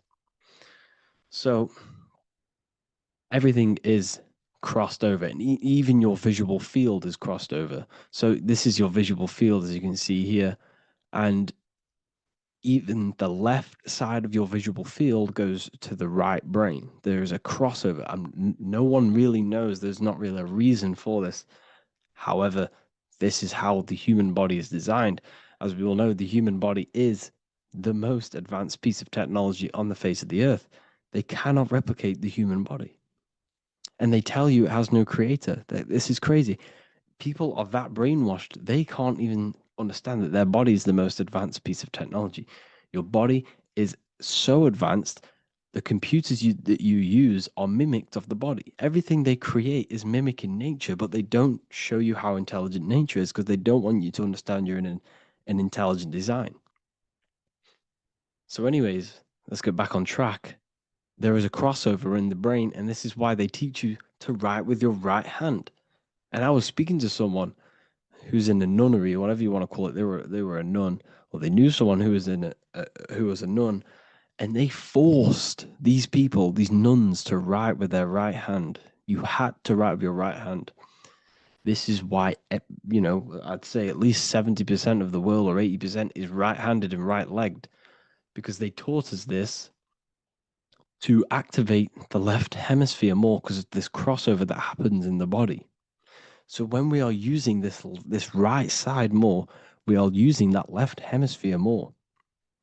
Why? Why are they doing this? Well, they also called it writing. Writing is a spell, to cast a spell on you to use that right side of the body so that you use this left hemisphere, because they want you to see the world as a divided perception. They don't want you using the right hemisphere, using that left side of the body to activate the right hemisphere to see the bigger picture and see how everything is all one and everything is created. This left hemisphere domination keeps you from seeing the connections between everything, because that left hemisphere analyzes, it breaks things down. So when we are left hemisphere dominated by using the right side of the body, we are essentially seeing everything as divided. And this is why so many people will not understand my work, because my work connects dots and connects fields of knowledge, and makes you see the bigger picture. So people who are left hemisphere dominated will see my work and think this guy's crazy. But everything, it's all about activating that right hemisphere. So they called it writing because every word you say is molding your mind in some sort of way. The things you see is molding your mind. Everything you take in through the five senses is molding your mind. And language is a massive spell, especially the English language. They called it writing so that you use that right side. It's a spell because your subconscious mind picks up everything you say. And 90% of your daily basis behavior and thought patterns is produced by these subconscious programs within the subconscious mind. Essentially, your conscious mind is only the 10% of you. The conscious mind is just what you're aware of, what you're wearing, how you're feeling, what you're thinking. That's your conscious mind. The subconscious mind is controlling every system in your body. It's telling your heart to beat without you being conscious of it. So essentially, this is what they're programming. They're programming this system in the back of the mind, which is controlling everything through the words. And this is what spells are, because it's all about creating perception in the subconscious. So they want you to use that right side more. I truly believe the ancients, they were balanced. They used the left and the right side of the body. They didn't have a stronger side because they understood this science of the body and how the body works. So this is actually called phonetics. It's not etymology. Etymology is the study of root words. Phonetics is the study of how words sound similar. The way words are spoken. So phonetics, phone, is why we call them a phone, because you speak into a phone. So this is write and writing, to use that right side to activate the left hemisphere more. So your hands are a manifestation of your brain. The left hand is the right brain, the right hand is the left brain. And as a child, we were always taught that when you place your hands together like this is the size of your brain, which is true because your hands are a part of your brain. They're an extension of your brain. Everything, every part of your body other than your brain is an extension of the brain. Everything's working and feeding back information to the brain because you're experiencing the brain. So another trick that you can do or another exercise is looking in the mirror and closing one eye at a time. If you close your right eye, if you take your top off, for example, you'll analyze your body if you close your right eye because you're using that left hemisphere. Sorry, other way around. If you look at yourself through your right eye, you'll use that left hemisphere, which will analyze yourself. You'll see individual body parts. If you close the right eye and use the left eye, you'll see your body as a whole. You won't really analyze it. This is how you can analyze yourself using these two hemispheres. So this whole system is created to keep you thinking logically and to restrict you from creating and restrict you from understanding symbolism, allegories, metaphors, and teamwork. They want you stuck in a logical way of thinking and a logical way of seeing the world. This is why when you go to school, you are told exactly what to do. You're told to think this way and no other way. You're told to do orders, do this. It's a very left-brained system because if we all started to open up this right hemisphere, we'd all see, wow, everything is all one, everything's all connected. And this is what my work is doing. I'm showing you everything is one. The physical world is an illusion of duality, but everything comes from the one source, the one mind. The universe is a giant mind. I am mind, you express mind. We all possess mind. Behind the physical body is the same mind consciousness. And we are all expressions and fractals of this infinite consciousness called mind. And this is what they don't want us to figure out, is that we are all just one consciousness expressed. It's an infinite consciousness. It's even in the squirrel, it's in the dog. All of these different animals, they're just different bodies, but behind the bodies is the same consciousness, which is mind. That's what the pineal gland is. The pineal gland is not the mind, and it's not the third eye. The third eye is your mind. If you have a closed third eye, it just means you have a closed mind. If you have an open third eye, it just means your mind has expanded from beyond physical things through astral projection and mystical experiences. This is how you gain an open third eye. It's just an open mind. A mind that has astral traveled, has explored the realities within the mind. So everything they do is to keep us in a divided state. Divide and conquer, right? That's their motto. All to keep you thinking how everything is divided. Everything they've done is division. Postcodes, countries, everything is divided. Like football teams and all this stuff. It's also a natural process when you grow up, because as you grow up, your brain is constantly analyzing the world. So this is sort of a natural process of how you become more left hemisphere dominated, because your brain is always analyzing. And unless something awakens you, you can awaken that right hemisphere where you can start to see the bigger picture. Even the music, all tuned to 440 hertz, shuts down the right hemisphere of the brain. 440 hertz, Spotify, Apple Music, the radio. Every time you turn on the radio, it's tuned to 440 hertz. This was specifically tuned. It never used to be tuned to this. It was in the 1950s. It was changed. The standard music tuning was changed to 440 hertz because it shuts down that right hemisphere of the brain. They don't want you thinking, seeing the world in this way and perceiving things as one. And I'm going to show you. It tells you this in the Bible. Cast the net onto the right-hand side of the boat and you will find the fish. What was Jesus saying? You see, people read the Bible and they don't understand it. If the Bible is not talking about you, then it has no meaning. The Bible, everything you read in the Bible is about you and how it can better your life. It occurs to you. So if Jesus says, cast the net onto the right hand side of the boat, this is an allegory. The boat is your body. Cast the net, it's the awareness, the perception, onto the right hemisphere of the brain, and you will find the fish. What's fish? What do fish do? They swim deep in the ocean. It represents the knowledge, deep knowledge. Cast the net onto the right hand side of the boat, and you will find fish. You will find the wisdom. You'll gain understanding when you cast that your awareness into that right hemisphere. You will see that I am you and you are me. We are all one consciousness. You will see everything. You'll see that the trees are the same patterns as the nerves in your body. You'll see everything is connected. Everything is a fractal of the one infinite consciousness.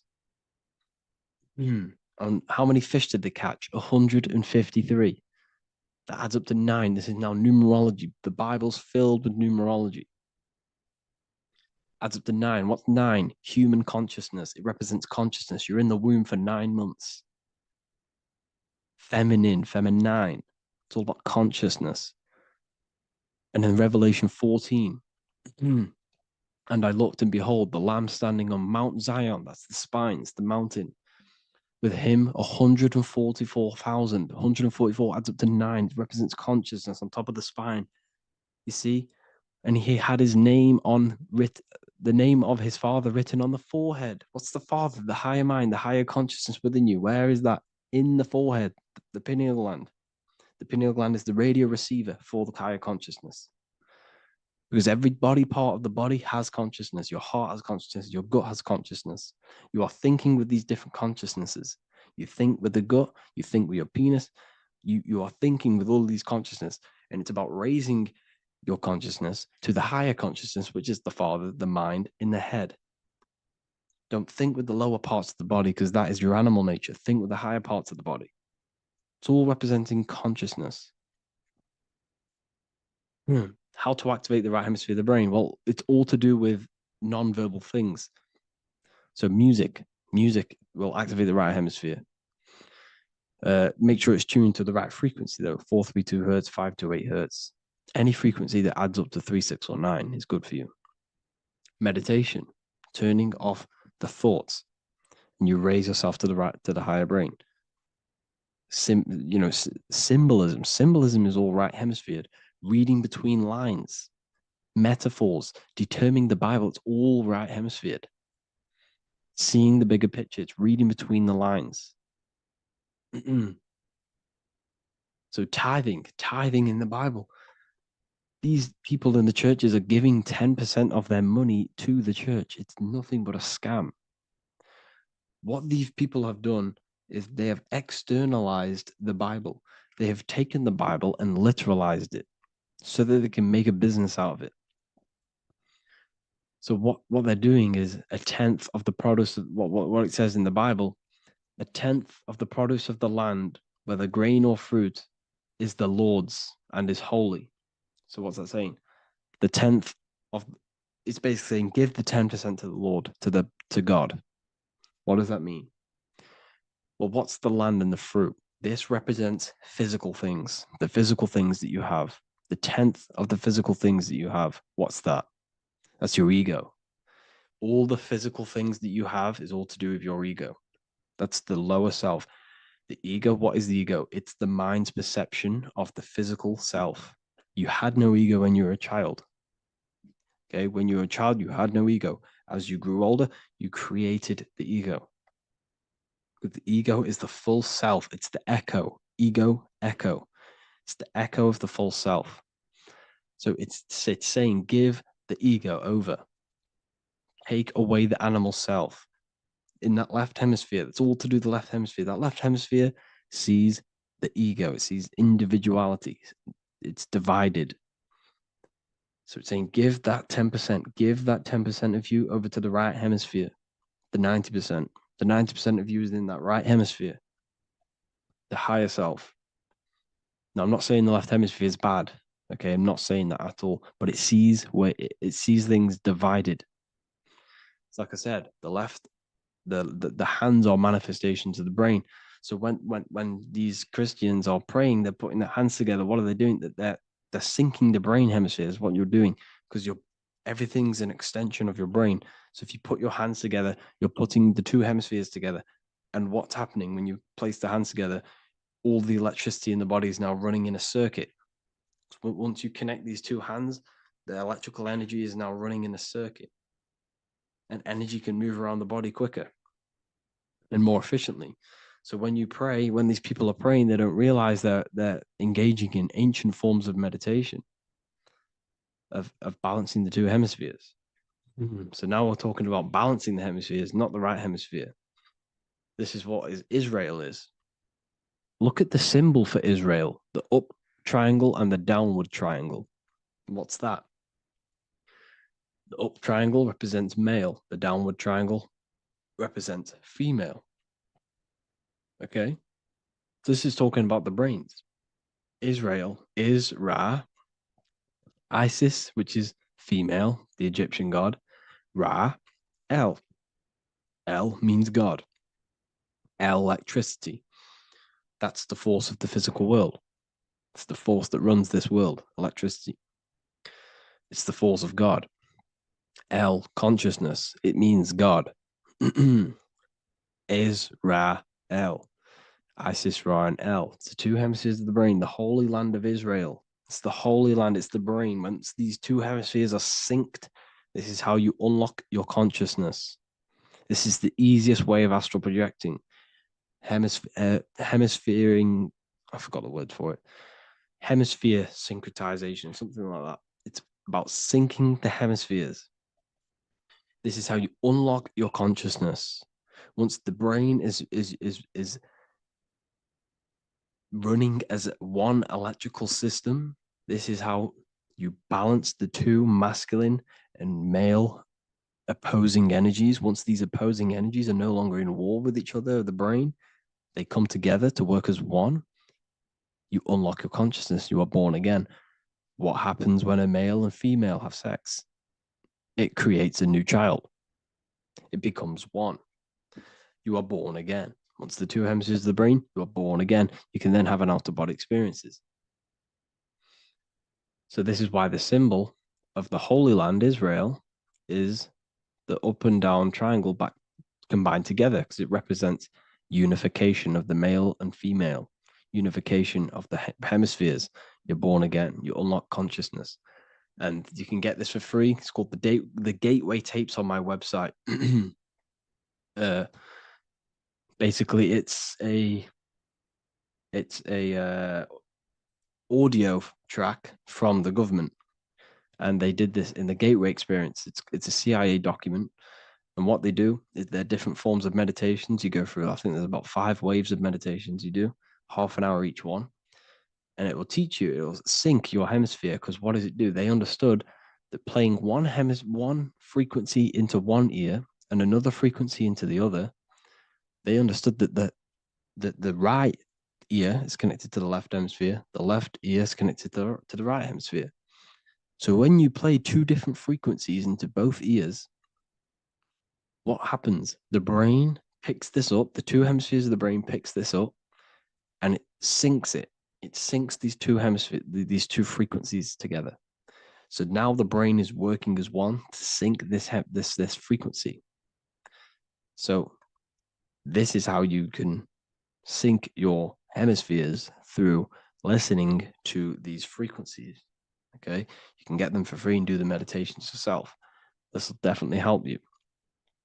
This is an easy way to astral project. So it's all about syncing the hemisphere and seeing reality from a unified perception. We should all aim to get out of that left hemisphere. I'm not saying don't use it, but we should now start to see. We should now start to read between the lines of the Bible, read between the lines of the symbolism they're showing, study symbolism, study allegories and myths. What are they trying to tell us through these allegories? And, this is how we start seeing things in a better way.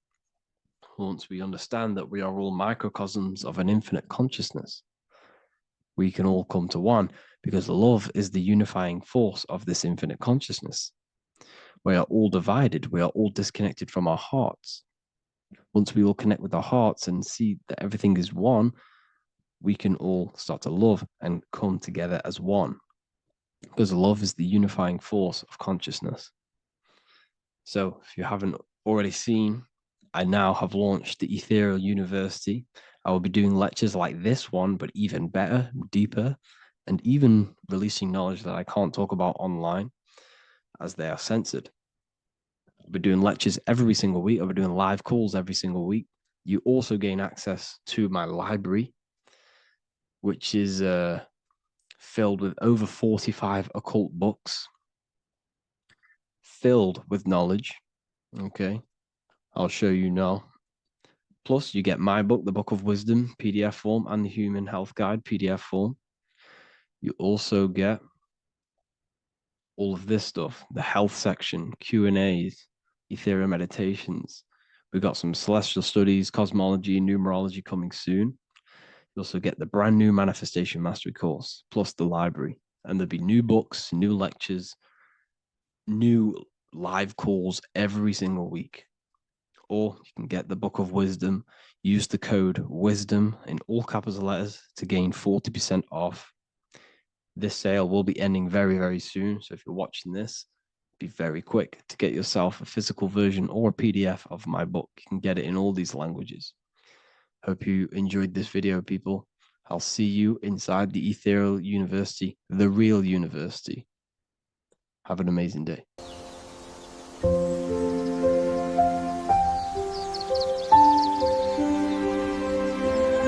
bookofwisdom.com. Visit today.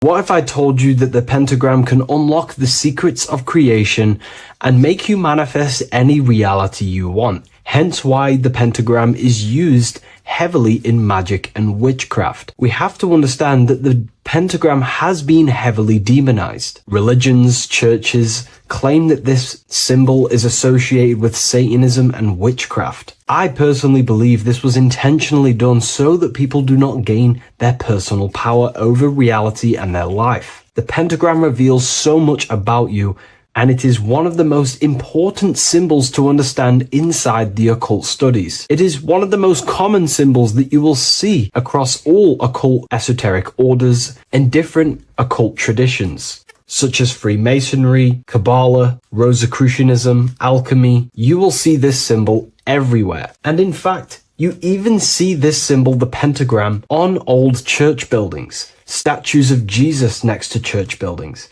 You will see this symbol used by Christianity itself, which is very contradicting about the church. But I'm not here to tell you to think anything.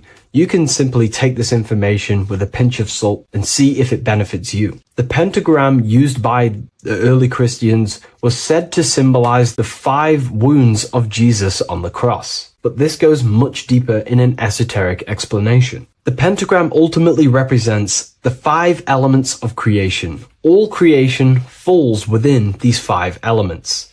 We have spirit on the very top, then you have air, water, earth, fire. This is the correct placement and order of the elements. Air is always on the left, water is always on the top right, earth very bottom left, fire bottom right, and spirit placed on the tip point of the pentagram. It's a 5-pointed star drawn with one continuous line. But this actually reveals much deeper things, and we're going to be going into how to use this symbol for magic and creating your reality towards the end of this video. But now we're going to give you a basic understanding of the pentagram. It's showing you the 4 physical elements symbolized as triangles and spirit symbolized as a circle. The 4 physical elements are made out of the base element, spirit, or what the ancients call ether. Ether is the underlying base of all physical matter. This is the substance that animates physical matter with life force. All physical matter has its origin in the etheric substance, or spirit, what we want to call it. It is simply the life force that animates the physical thing. However, if we go deeper onto this symbol, it also represents something personal to the individual who wears this symbol. If you wear this symbol, you're basically saying You're putting your divine nature over your material nature. Your divine self is in control of your material self. You put your spiritual needs before your physical desires and needs. Hence why the spirit is on top, looking down over the four physical elements. The circle is continuous, one line, eternal, no beginning, no end. The triangle has beginning and end and points. You can see the beginning and the end when you draw it. On a deeper level, this is pretty much showing the process that symbolizes the structure of the macrocosm, the universe itself, showing how the invisible spiritual planes condense and crystallize into the visible physical world, spirit turning into physical reality. But if you wear this symbol, you're basically saying, I put my divine nature over my material nature, showing that your spiritual nature rules over your earthly existence. You put your spiritual needs first. If you see this inverted, it is now the opposite, placing spirit on the bottom, basically saying, I desire the physical things over the spiritual. But what exactly is your spiritual nature? Well, your spiritual nature is simply your internal self. You chase things that are immaterial, such as knowledge, love, experience, expansion, gnosis. These are the qualities of spiritual things that the spiritual person likes to chase and desire, instead of desiring the things that are temporary in the material world and never actually lead to fulfillment. True fulfillment is by chasing spiritual things. God, the nature of creation, the self, gnosis, knowledge. But if we go even deeper, this symbol ultimately represents how reality is created. Hence why this symbol is heavily used in Kabbalistic magic and so-called witchcraft. We are all magicians. Each one of us are creating reality. There are just certain ways you can actually create reality by becoming conscious of them. By becoming conscious of the elements and the qualities of the self that actually create your experience in your life in the present moment. If we look at the pentagram, we see that when you draw a pentagram, it is one continuous line. It is one expressed in 5. The order of the elements are very important. Spirit at the bottom, fire at the bottom right, and so on and so on. Because this is showing you the descent of the spiritual into the material, the invisible crystallizing into a material reality. As you can see when you start to draw the pentagram, you see spirit at the very top. You're descending down to fire. Fire is the closest element to spirit. Hence why in magic and witchcraft, people like to use candles. So you're descending first into fire, then into air, then into water, then into earth, then back into spirit. Because of course, the cycle of creation unfolds itself. When you die, you return back to spirit, and then you reincarnate yourself back into physical reality if you wish and desire to. Everything is under this process of matter spiritual. In the daytime you wake up, you're in your material body. When you go to sleep, you enter your astral spiritual body. Everything's in this continual process, renewing itself in spiritual, then material. But the reason why this is associated with magic so heavily is because each one of these elements corresponds to a different body of consciousness, a different vehicle of consciousness. Consciousness has many different vehicles it uses to create the tangible self, the physical reality. For example, consciousness has a spiritual nature. The spirit element in this case symbolizes the emanation, the descent of the one power, the one force that we are all using. Each one of us is using this one power, the power of the source consciousness, unfolding its creation in the present moment. This represents the source, the emanation, the descent of this continuous flow of energy through us that we are tapped into, like a live stream in the present moment. This descends first, the force descends into fire. Fire symbolizes the willpower, will. In this aspect or vehicle of consciousness, the will is the being that directs intention. initiates action, shapes reality through focus, determination. It sets direction, holds intention, projects a desire into form, and aligns your inner world with the outer creation. The will comes out of the force, spirit. Then the will goes with intention to air. Air symbolizes the mental vehicle of consciousness, the mind, the psychic man. The psychic aspects of your consciousness is thinking, imagination, mental images, logic, using the thought or the mental vehicle body of consciousness. Then that thought has an emotion, which is then water. So it goes from the force to the will to the intellect to the water, the emotional body of consciousness. The emotional vehicle of consciousness amplifies the thought into an emotional desire that you want to take action on. No one takes random actions, and if we do, we say we're very bored and we don't care. The water is the energy, the emotion you have to fulfill something. And that emotion then descends into earth, which is the physical body to take the physical action in the present moment, to fulfill that desire, to fulfill that will, that thought, that desire. And that is how reality is created all the time. Now, there is much more that you can go into with the pentagram, because true magic is about changing consciousness at will, not casting random spells. It's the ability to change the direction of consciousness using the power of the will to direct these forces to create change in the internal world so it can project outwardly in the external world. Because consciousness creates the external reality. What happens within us, we see change outside of us. So true magic is about manipulating the forces and the vehicles of consciousness that exist within our own mind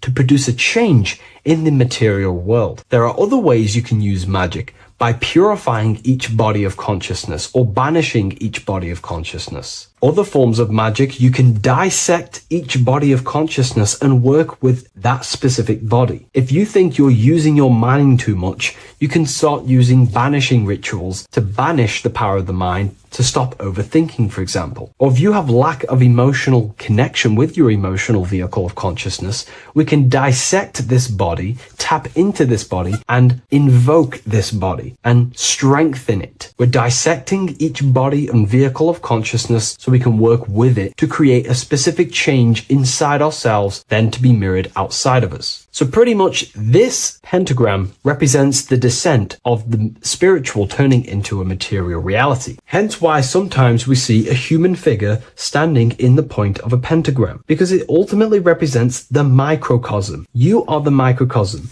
You represent the entire process of spirit into matter, the invisible into the visible, the formless into form. The pentagram, drawn in one unbroken motion, captures this divine act of creation, showing how consciousness flows downward through the elements or the vehicles of consciousness to bring forth the material reality. The Book of Symbolism will teach you all about this. It was released November 17th. A lot of people have taken advantage of this. You also gain a free ebook with this copy. Every order comes with a free ebook. And if you wish to get your copy of the brand new Book of Symbolism, you can find it in the description or revivalofwisdom.com. Thank you, everyone. I'll see you in the next video.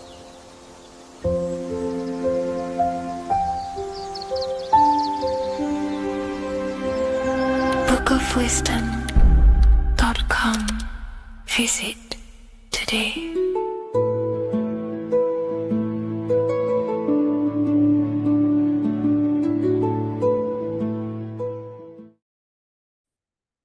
What if I told you that you are under a spell, and this spell is controlling you in every aspect of your life, and you don't even realize it? Spells are not what you've been taught. They're not fantasy magic wands that are casted over you. No, no, no. Spells are much, much deeper. A spell is a belief system that is installed into your subconscious mind, which holds power over you. Okay? If I install a belief into your mind and that belief holds power over you and controls you, that is you under my spell. A spell is a belief that someone has installed into you. Okay? You have a subconscious mind. The subconscious holds power over 90% of your daily basis behavior, thought patterns, and overall emotional state. Because the subconscious is the back end of our mind, the mind that we don't really have access to. It's the shadow self where all of our programs, all of our memories, all of our traumas, all of our everything that we've ever experienced is recorded and kept in this vast database called the subconscious. Now, the subconscious is the 90% of our mind. We are only aware of 10% of our mind, which is the conscious mind, which is what you're using now, what you're consciously aware of. But there is a subconscious mind that holds power over your conscious decisions, and you don't even realize it. For example, as a child, you had a very, very traumatic event happen. Let's say as a child, you were not loved enough by your parents. And this feeling of you not being enough for your parents and feeling alone as a child implanted this seed. And this seed was planted by your emotions, a strong emotion. And over time, as you grew older into an adult, this seed grew and grew and grew. And what this seed grew into is you being very needy, you always seeking validation from others. Okay. But you taking this conscious decision 10 years down the line actually stems from this hidden cause within your subconscious mind, within this little feeling, this seed inside your subconscious where you don't feel like you are worthy. So this results in a conscious decision of you seeking validation from others, being very needy from others. Okay. This is what the subconscious is. The subconscious holds power over us. For example, posting on social media.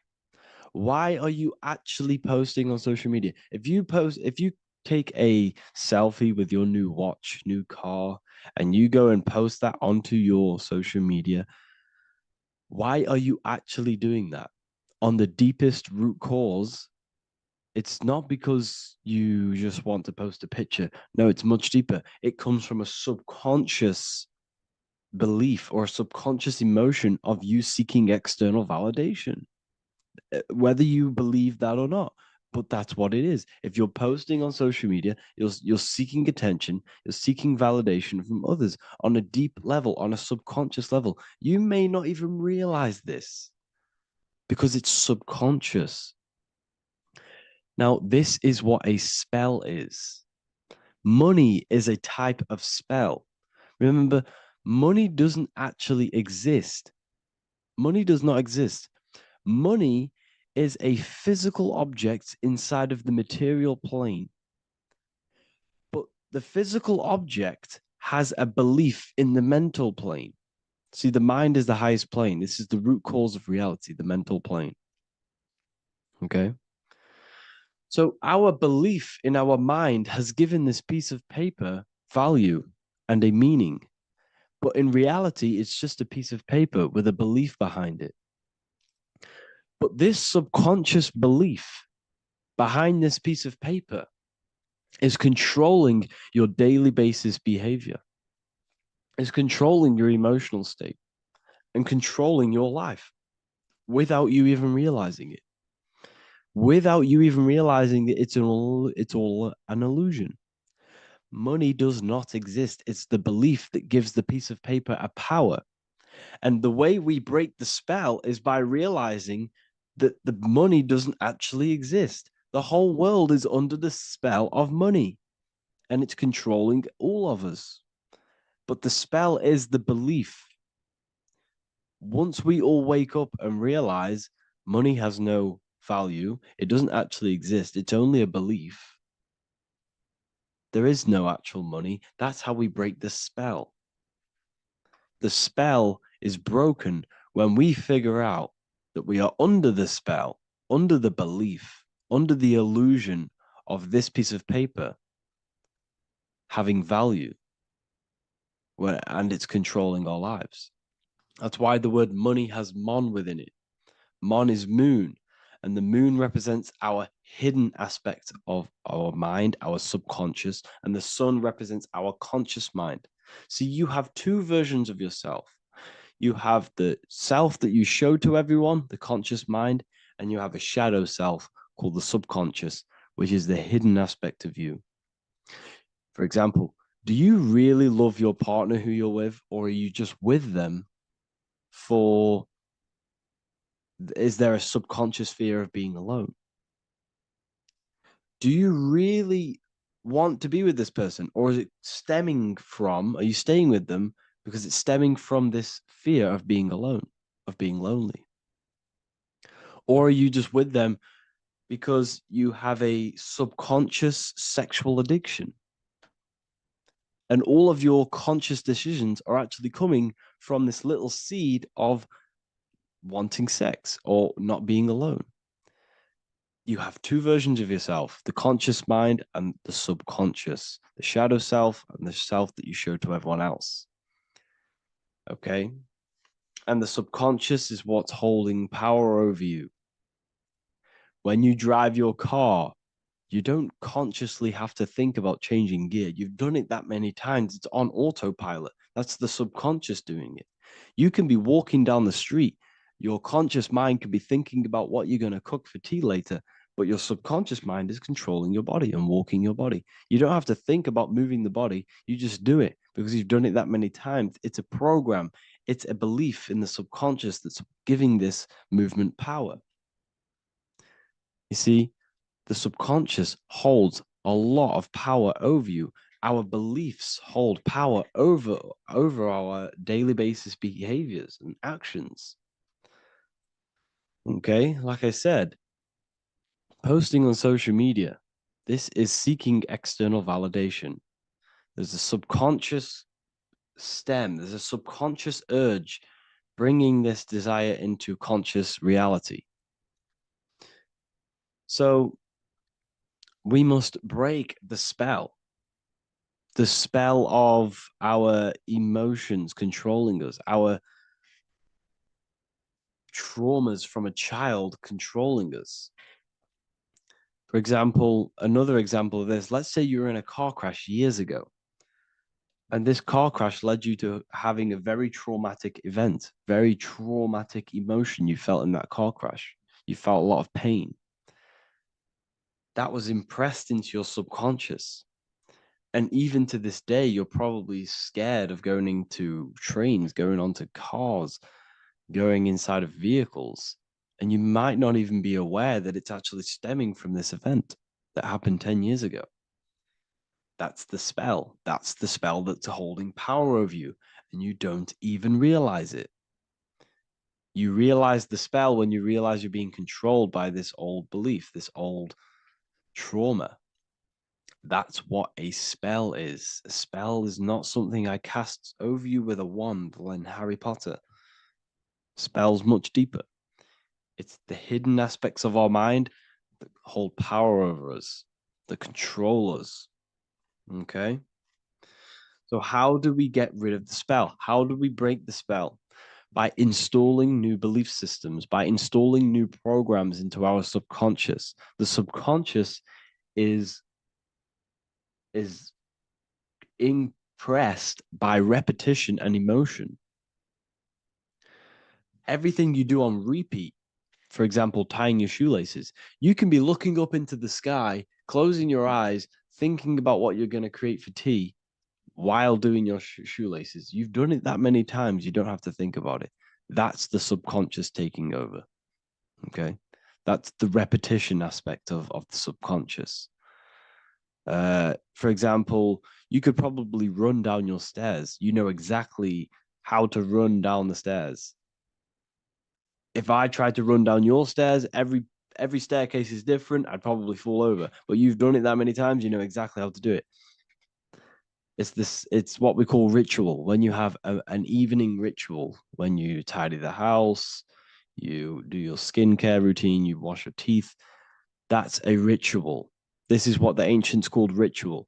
When we do rituals, we're trying to implant something into our subconscious to either remove an old program, an old seed that is controlling us, for a new one that's going to grow into new light, into a new reality. So you can implant messages, implant new programs into our subconscious, which will then grow into a new reality.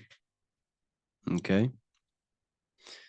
Because if I tell you something over and over and over again every single day, for example, if I say, you do what I say every single day I repeat this statement into your ears, about a month or 2 months in, you're going to start to believe in that statement and you're going to start to be under my spell.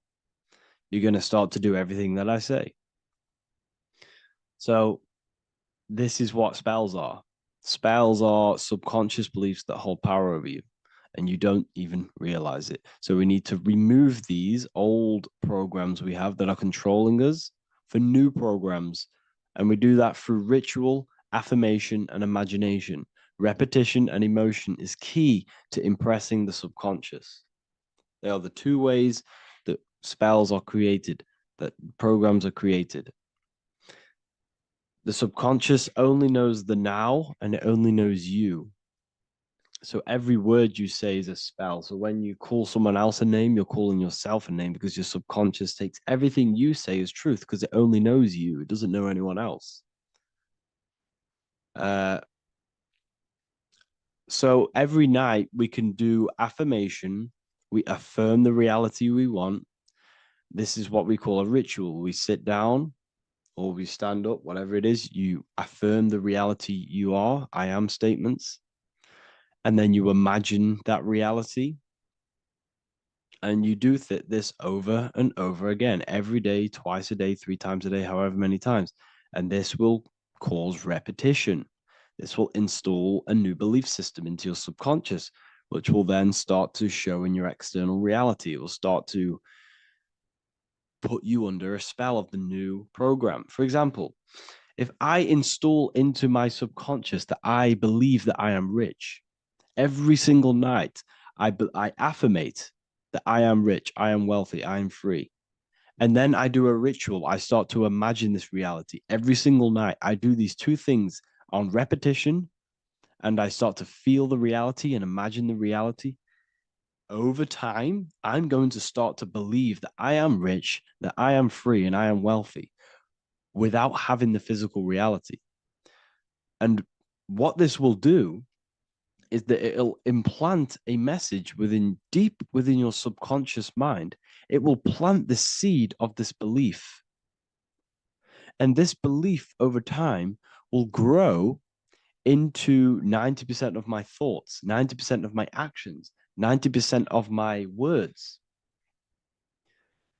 My words, my thinking will change due to this new belief. I may not even realize it, but I'm looking for more opportunities to make money. I'm speaking to more people because of this belief that I've installed. This belief has triggered new ways of thinking.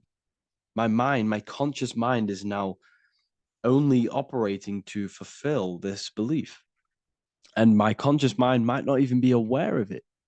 You won't even realize that you're manifesting this belief of being rich. And that's how it happens.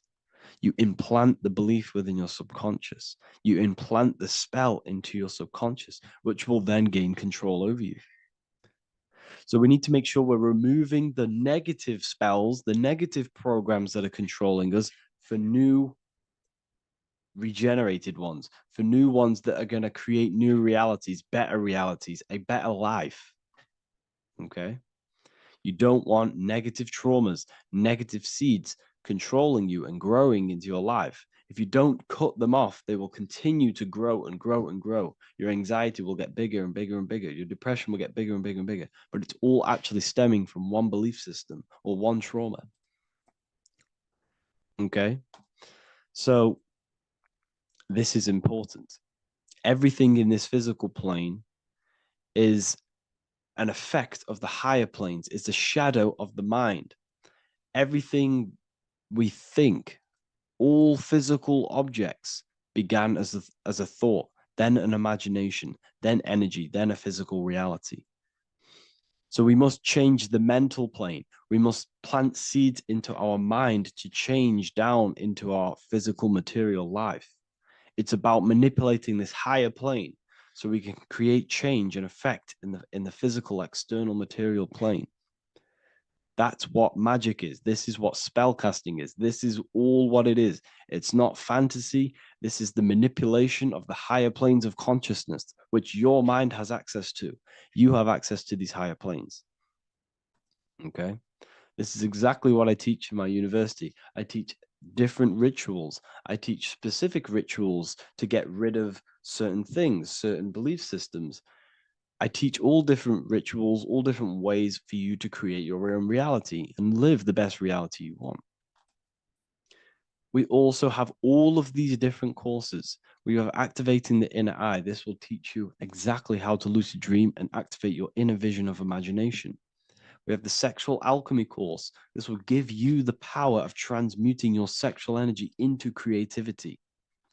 We have electromagnetism studies. We have esoteric exchange, and an exclusive live call that we do every single week. And I connect with all of the students. They can ask me questions, can speak with me one-on-one inside of these live calls.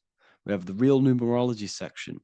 We have the health section. We have a lecture section. Look at all of these lectures we have on occultism, symbolism.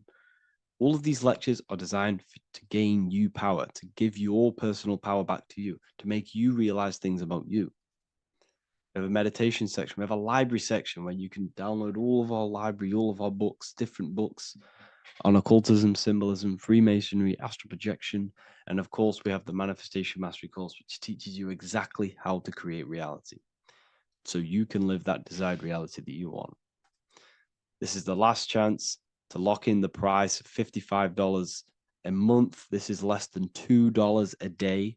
You can really level up your life because the price is going to increase as the value of the university increases, because there's a new symbolism course coming out. And if you join now, you'll get this course for free, because obviously when this course releases, the price will go up.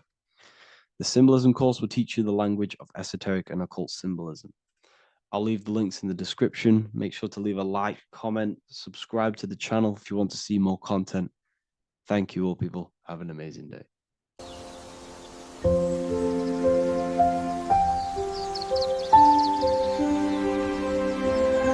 bookofwisdom.com. Visit today.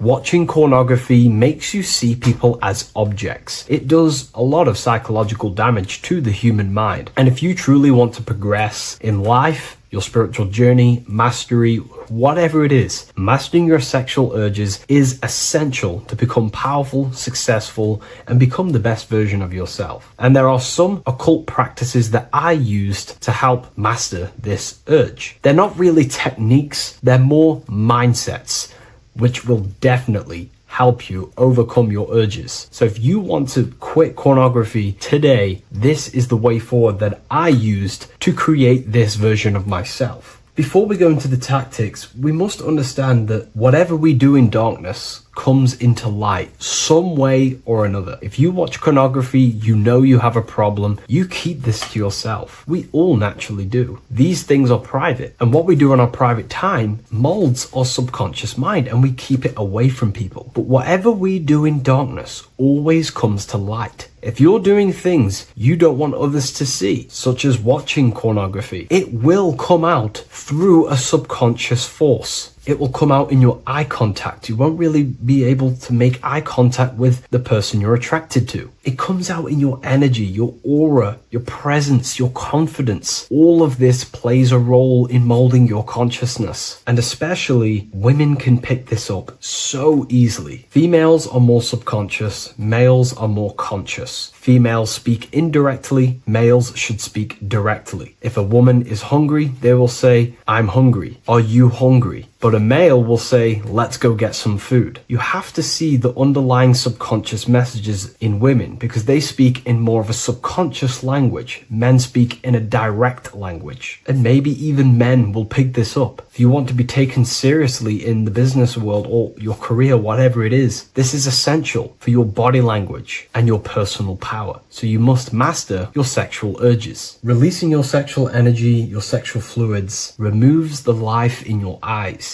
A lot of people get dark bags underneath their eyes. I used to have them years and years ago. My eyes were always half shut. There was no life in my eyes. But as you purify yourself, the life and the energy comes back into your glaring eyes. The first tactic on mastering your sexual urges is understanding that thoughts produce emotions. Whatever we think about inside of our mental body directly corresponds to what we feel in our emotional body. What we see here is a piece of alchemical artwork showing you the light of the mind shining down into the heart. This represents the mental body with the clouds. This represents the human heart, the emotional body of consciousness. What we think about, if we think about sex, or if we watch things that are stimulating to us on Instagram, TikTok, that thought goes into the mind and the feeling gets then produced in the heart and the body becomes aroused. What we think inside of our brain becomes emotional energy in our heart. As above, so below. And what becomes in our heart is what we take action on. We take action on emotion. Human action, human behavior pretty much comes down to what we feel. We only act on what we care about or what we love. If you love that feeling of watching pornography, that is the reason why you're taking the action. So keeping this in mind at all times is very important in your journey of self-mastery. What you think is what you feel, and what you feel is what you act upon. Remove stimulations that can possibly produce that thought of watching pornography. Unfollow the people. Purify your environment so these thoughts do not enter your mind. And if you do become stimulated, remember, thoughts produce emotions. Change your thoughts. Think about something else instantly. The more you think about it, the more you feel, and the easier it is to take action upon it. And the second tactic that I say to myself is that it's all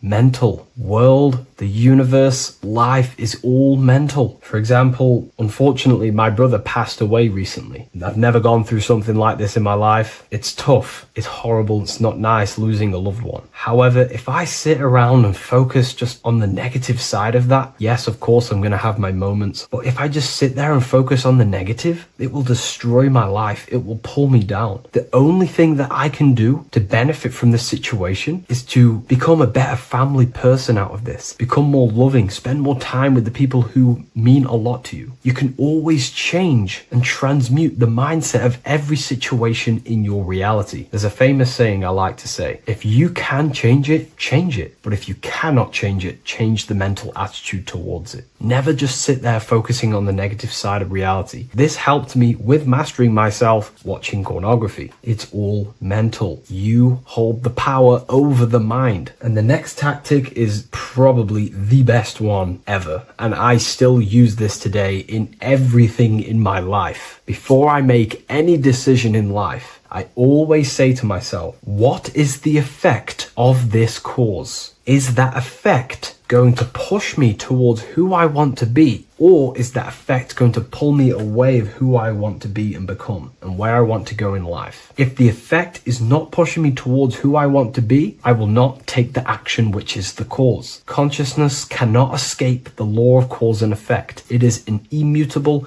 inchangeable law that is governing your consciousness and your mind. You have to keep this law in mind because it is the law that is creating and crystallizing your reality. Any decision you make, what is the effect of this cause? The law of cause and effect is a force that you cannot escape. So you have to work with this law and become conscious of the law. So before you do take the action, what is the effect? Is watching pornography going to push me towards who I want to be and where I want to go? If it's not, do not take the action. That's where willpower comes in. You can do little exercises for willpower, meditation for 30 minutes of not thinking. You can do rituals that strengthen the connection to your mind with your willpower. At the end of the day, the willpower is the most essential force in in the consciousness. Another thing is remove any music that talks about it. Even the words will be producing thoughts in your mind. What you feed your consciousness is ultimately what you project back outwards. Don't listen to the rap music. Don't listen to any music that talks about it. Try and remove this from your environment. These tips that I've given you don't just work in quitting pornography. These work in every aspect of your life, and they will dramatically change your life if you become conscious of them and actively use your mind. Don't fall under the spell of becoming unconscious. Never act unconsciously. Never think unconsciously. Never feel unconsciously. Stay on top of your mind. Be the observing eye in your mind. Never fall unconscious. Of course, we all need to sleep, but I mean in the waking times. And this is why learning about yourself or consciousness is essential for every aspect of life. Business, your career, money, whatever it is. Whatever you're doing in your life comes down to understanding human consciousness. And that's why I wrote these books, so you understand yourself, so you gain your understanding of the functions of your own mind, body, emotions, and how you are creating reality. That's why I wrote the book of symbolism, because symbols are not just symbols. These symbols represent forces and aspects of the human psyche themselves, and they are veils, they are keys that help you remember and become conscious of what has fallen unconscious in your mind. We're simply just becoming conscious of what we are unconscious of and becoming conscious of them and using these powers. You want to take your life to the next level? Feel free to get the book of symbolism. I'll leave a link in the description.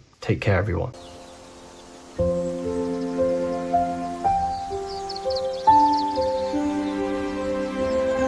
bookofwisdom.com. Visit today.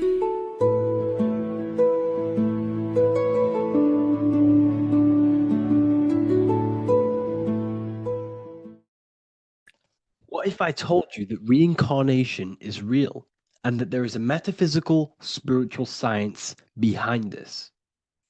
Most people leave this world just as lost when they entered it. That they carry their fears, attachments, and addictions with them, only to be born again, trapped in the same cycle, repeating the patterns of lifetime after lifetime.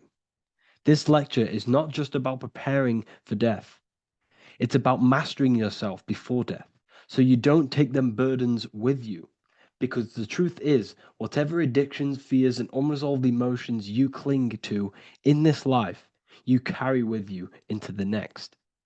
Unless you break free now. You must master yourself before death. Death is not the end. It is the great passage. But how we transition depends on our mastery of the self. This was symbolized by the Ouroboros, the snake biting its tail. Every ending is a new beginning. It's an infinite cycle of consciousness. Now, your human body is basically an antenna tapped in to a stream of consciousness. Just like a radio is tapped into a specific frequency to play that radio. Your body is basically an antenna, a crystal picking up the consciousness of God. You are on an ever-ending journey, a journey of learning and expansion of the mind into new fields of thought. This was symbolized as the Ouroboros. When you die, it is a new beginning. It's a transitioning, not an ending. Everything is eternal in this universe, as consciousness is formless and constantly transforms into new forms of life. Let's break down the word death. Death contains the word ether. Now, the ether can be found in the word heart or earth. Ether. Everything in this plane comes from the etheric plane. The etheric plane is the barrier between the physical plane and the spiritual plane, the astral plane. The astral plane is the screen that you have in your mind that allows you to imagine a red apple, for example. This is the imaginative plane where thought forms start to take form. Everything begins as a thought, then the thought form becomes an imagination, then energy, then physical. Everything in the physical plane is a shadow of thought. All objects manifested as thought. You came from the astral. You came from the stars. This is why we say reach for the stars. Or this is why you say you are a star. Cis star, miss star, fraud star, stir is star. And when you become famous, you become a superstar and you gain a star on the Hollywood floor. You are a star. The ether. The ether is the infinite energy source which all things come out of and return back to. This is the cycle of life and death, summer and winter, day and night, sleep and awake. The ether is the infinite energy source which all things come from and will return back to. Okay, sorry about that little error. The ether is the boundless source of energy from which all things emerge, to which all things return to. We can see this in the cycle of the sun. The sun does this wave of creation. It rises and it falls. We have the day and the night. The daytime represents our conscious mind when we are alert. The nighttime represents our subconscious mind when we are inside the spiritual realms. The nighttime is spirit, the daytime is matter, spirit and matter. Awake and asleep, conscious and subconscious. We see this in the yearly cycle. Summer is life, winter is death. Spring is the morning, summer is midday, autumn is evening, winter is the night. Everything is a macro and a micro cycle of being born out of the ether and returning back from life and death. Life and death is manifested within the cycles of the sun and everything outside of you, as within, so without. This is why we say sleep is the cousin of death. The macrocosm is death, the microcosm is sleep. Every time you go to sleep, you are essentially it's a miniature death. You're entering into spirit and then returning back into matter in the morning when the sun rises. Everything is a reflection of the macrocosm cycles. Preparation for death. The first thing we must do in order to prepare for death, for life after death, in order to stop being reincarnated in this cycle of materialism, in order to progress as a soul, because remember, you are a soul in a body. Just like the sun gives power and life to the earth, your soul gives power and life to your body. When you say I, you're referring to the soul. And your soul can be stuck underneath layers of false identifications. Who you believe yourself to be is merely a collection of subconscious programs running within your mind. Now that's very deep. That is very, very deep. Who you think you are is a part of your thinking mind. Your name, your job, your reputation, your family, your friends. These things are not you. They're all aspects of the thinking mind. What happens if you meditate and you turn off the mind? Then all these things do not exist. You're left with the pure soul, the pure awareness, the pure observation. If you turn off the thinking mind, you're no longer your body, you're no longer your reputation, you're no longer your friends, you're no longer your job and your labels. You are the soul. That's the true you, the observation of the mind, not the thinking mind. The ego is the echo. It's an echo of your true self. The ego is your mind's perception of itself shaped by experiences, trauma, emotions, and beliefs. It is merely an echo of your true soul self. The ego is not you. Your mind is not you. You are the soul. And this is the true self that we must express within our life and we must connect with before we die. Because when we die under the echo, under these false layers of the emotions, the traumas, the experiences, the addictions, the emotional attachments, when we die underneath all of this, when we don't know our true self, the soul is still hidden. The true you is hidden underneath these layers of false identification. We must remove these layers of false identifications. We must remove them. We must destroy the echo. Remember, the ego, you never had an ego when you were a child. When you were a child, you were pure. You didn't, you didn't show off things. When you were a child, you were pure. You expressed yourself freely with you didn't hide anything. You didn't hide any aspect of yourself. You didn't suppress any aspect of yourself to fit in as a child, as a baby. Because the ego was not here when you came here. The ego grows with experience. The ego is a false perception of yourself while being incarnated in this material world. It's your mind's perception of itself and it's created through your experience. Remember, you are unconditioned consciousness, and your experiences, thoughts, traumas, emotions, and beliefs have conditioned your consciousness into believing you're only a physical body, but you are the soul. We have to remove these layers. How do we remove these layers? Like I said, the best thing, meditation. Meditation. There is a great meditation that you can do every single morning and every single nighttime. You can sit there and repeat over and over before you meditate. You can repeat that you are not this, you are not that, you are not this. You can label them one by one. Start with, I am not my body, I am not my job, I am not my name, and then detach from absolutely everything until you are left with nothingness. And when you start to meditate, detach from everything. Nothing matters. I am here right now. And what will be left? The only thing that will be left is the language that your mind is using.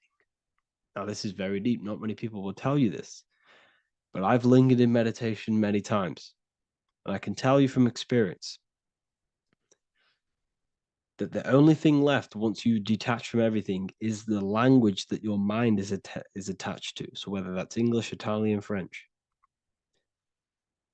Once you detach the language of the mind that that little voice in your head's using, you're left with the soul.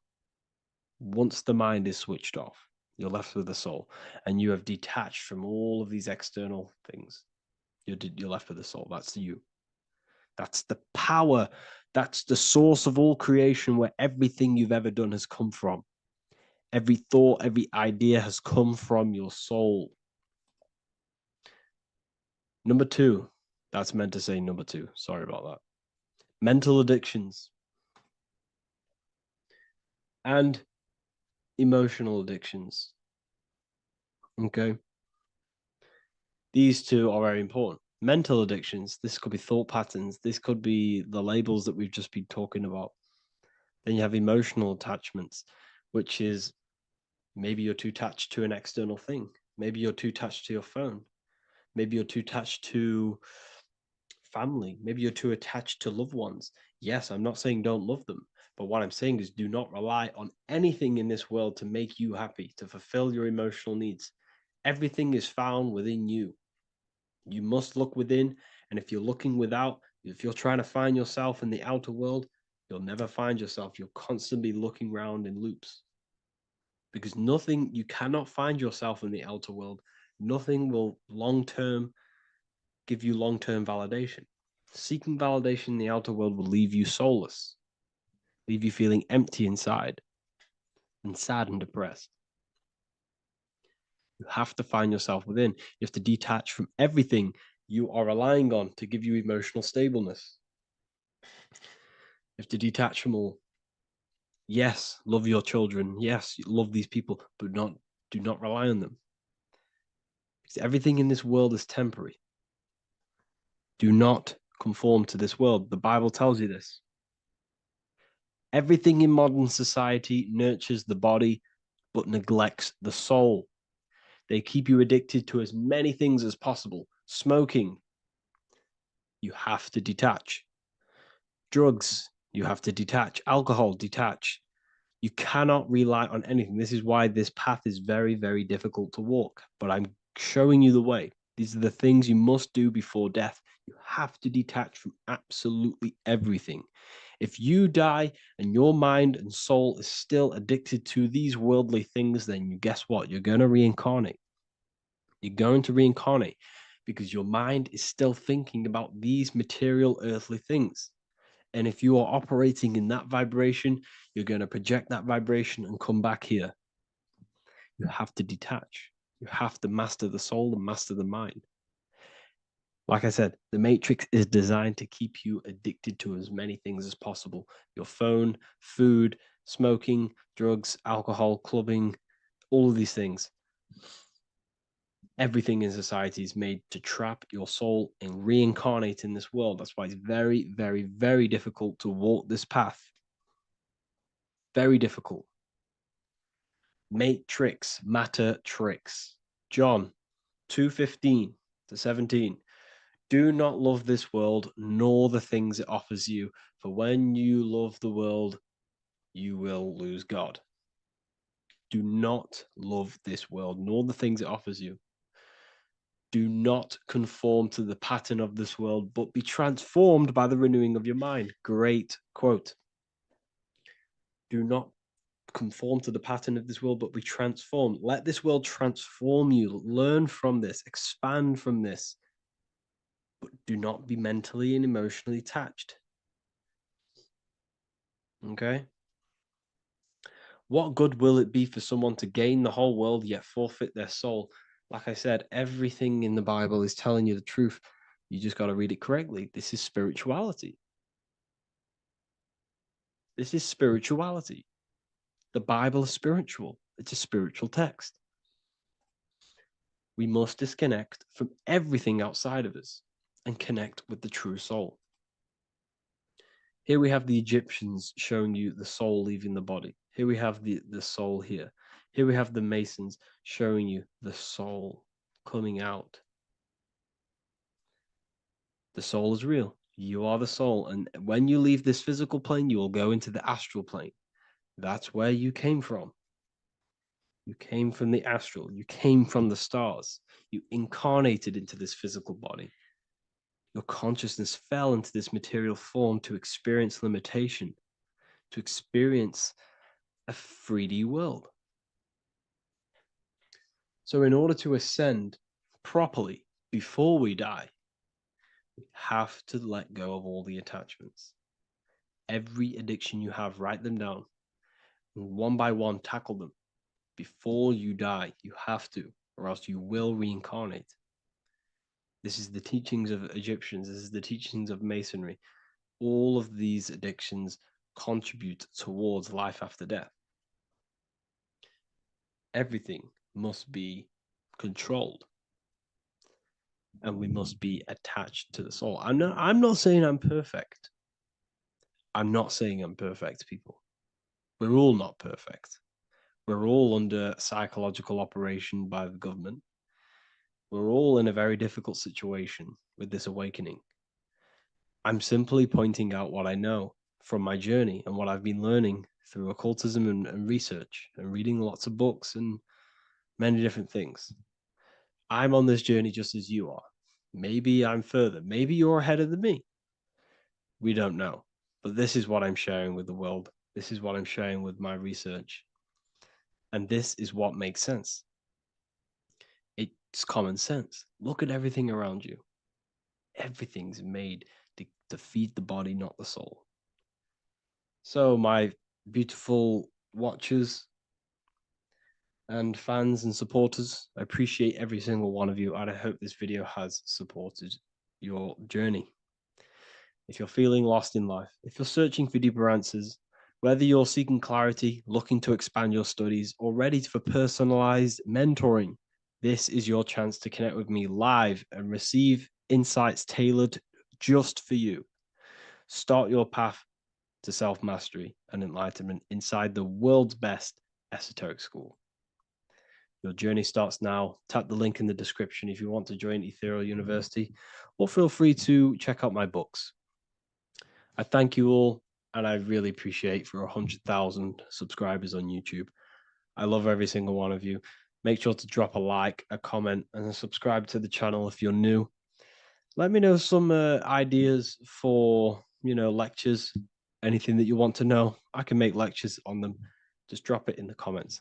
I appreciate every single one of you. Take care.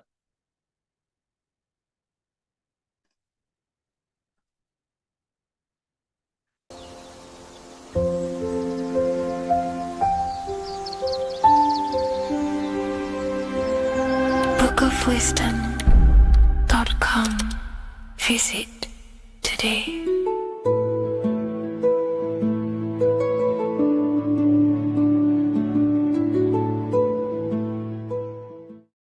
What is good, people? We're back with another video, and this is going to be talking about the connection between the micro and the macro.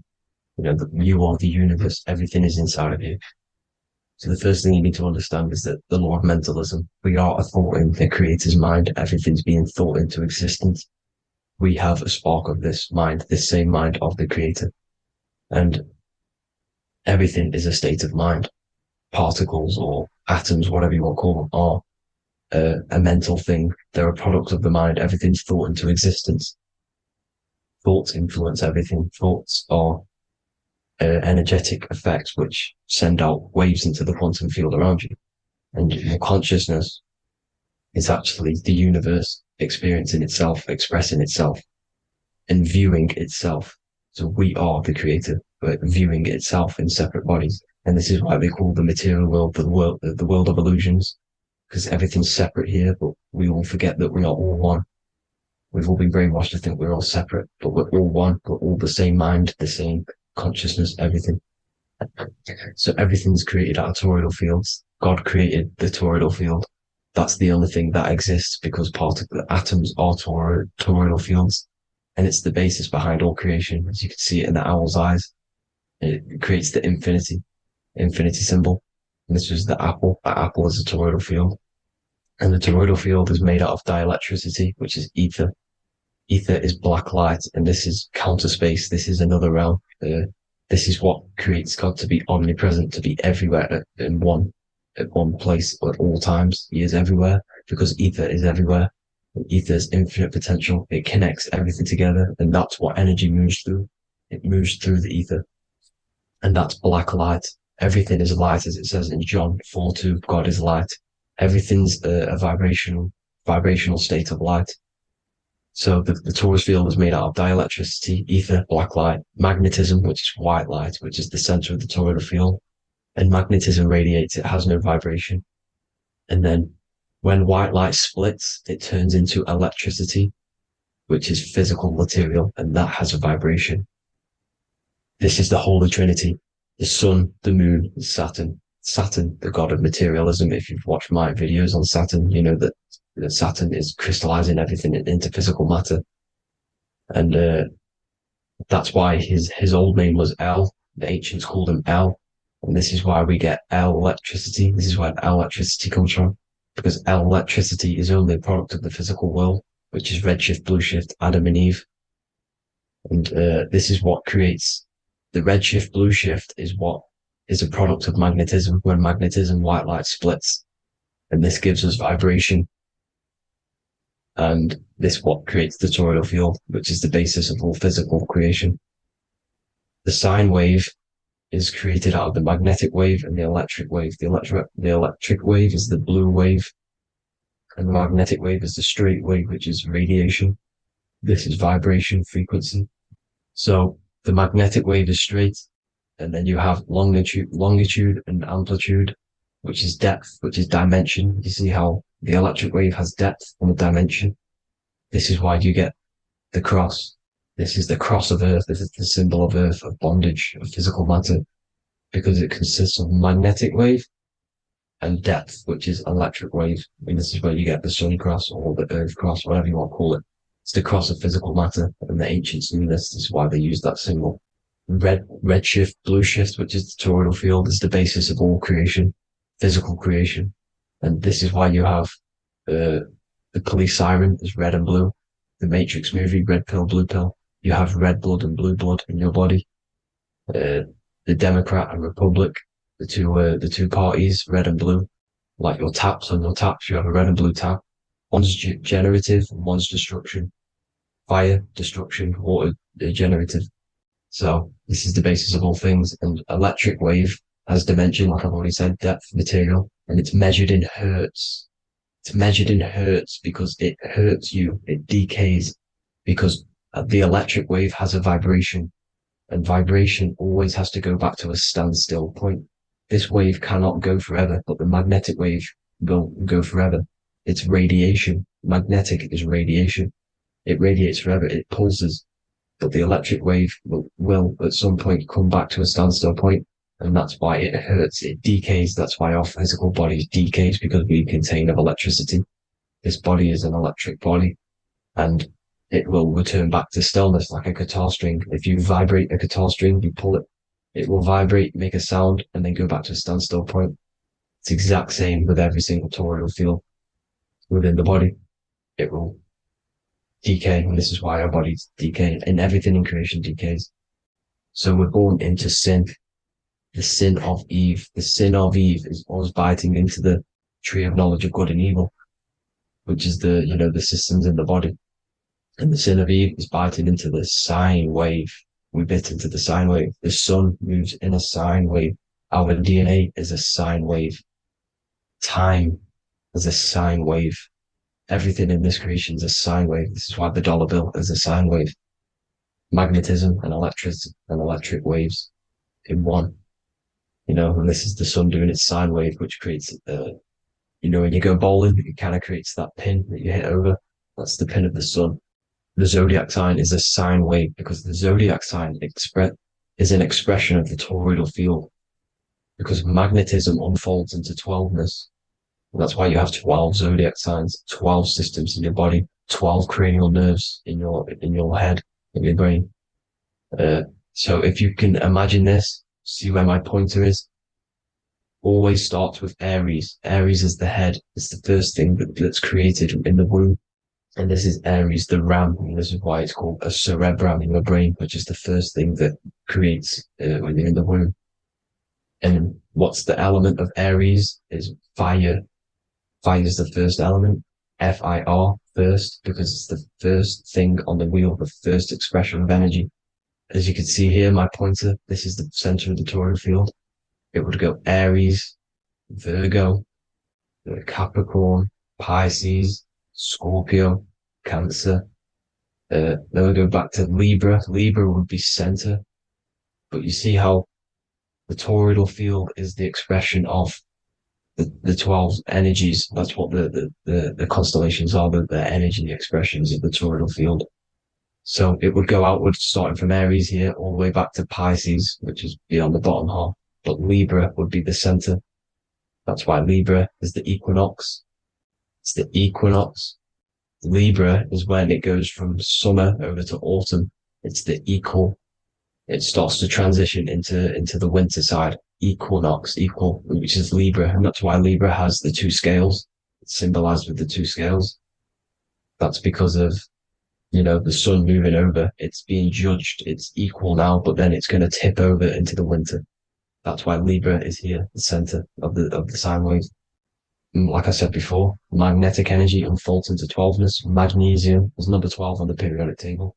It's the sacred number. And this is why the scientists are trying to, NASA is trying to bring in another constellation to destroy the holy science of astrology. So Aries rules the head, which is Mars. Taurus rules the neck, the lower head. Gemini, the two twins, which is your lungs, your two twins, your arms, two twins. Cancer, the breasts, the chest area. Leo, the heart, which is the sun, which is fire, the center of the toroidal field. Virgo, the belly, which is the intestines. Libra, the kidneys, the two scales, the kidneys, balancing out everything. Scorpio, the sex organs. Sagittarius, hips and thighs. Capricorn, I've missed that out, which is the kneecaps. Capricorn, kneecap. Aries, which is the ram, which is the cerebrum in your brain. And then Aquarius, the calves and the ankles. And the Pisces, the two fish, the 2 feet. So everything corresponds, as you can see here. This is an ancient way of depicting it, of the folded human. And this is everything. Each constellation rules that part of the body, gives energy to that part of the body, makes you do certain things. So magnetic energy unfolds into 12ness, electricity unfolds into 7s. That's why when you get electric, the light spectrum that we see, it consists of 7 colors. Why we have 7 planets. The 7 planets give us our 7 metals and the 7 solfeggio scale frequencies. So the rotor, this is the rotor. And rotor is an anagram for Torah, the Torah, which is I think it's the Hebrew Bible. Don't quote me on that, but it's one of the holy books. which is the Torah. The Torah, everything goes back to the Torah's field because it's the basis of all creation. So the chief cornerstone, it says in the Bible that the builders rejected the chief cornerstone. The chief cornerstone, you are the builder. You decided to incarnate into the physical world, into the electric world, El, the world of El, Saturn. When you are created in the womb, it takes you 9 months for you to be created. So, for example, if your parents, if you went into the womb here, it'd take you 9 months. So let's say you're born in Scorpio. So you'd go back 9 months, 1, 2, 3, 4, 5, 6, 7, 8, 9. You consist of all of these 9 energies because it takes 9 months or however long you took to be born. Some people are born earlier. You'd have to find out how many months you were in the womb for. But you consist of these 9 energies, and each constellation has a cell salt associated with it. And these cell salts are vital for your health, and your cells are the optimal health of your body. So the chief cornerstone that you rejected is these 3 cell salts, these 3 constellations. So you're mineral deficient in these 3 constellations. For example, fluoride, magnesium, phosphate, and potassium sulfate. So that's the chief cornerstone. And a cornerstone, people always get it rejected with the cornerstone. The cornerstone is not, it doesn't say the cornerstone in the Bible, it says the chief cornerstone. The cornerstone is a cornerstone of a building, but a chief cornerstone is the top of the pyramid. This is where we get the pyramid of the wheel. So you're mineral deficient in whatever 3 zodiac signs you're not. You were not in the womb for. This is the chief cornerstone you rejected. So the human body is the micro.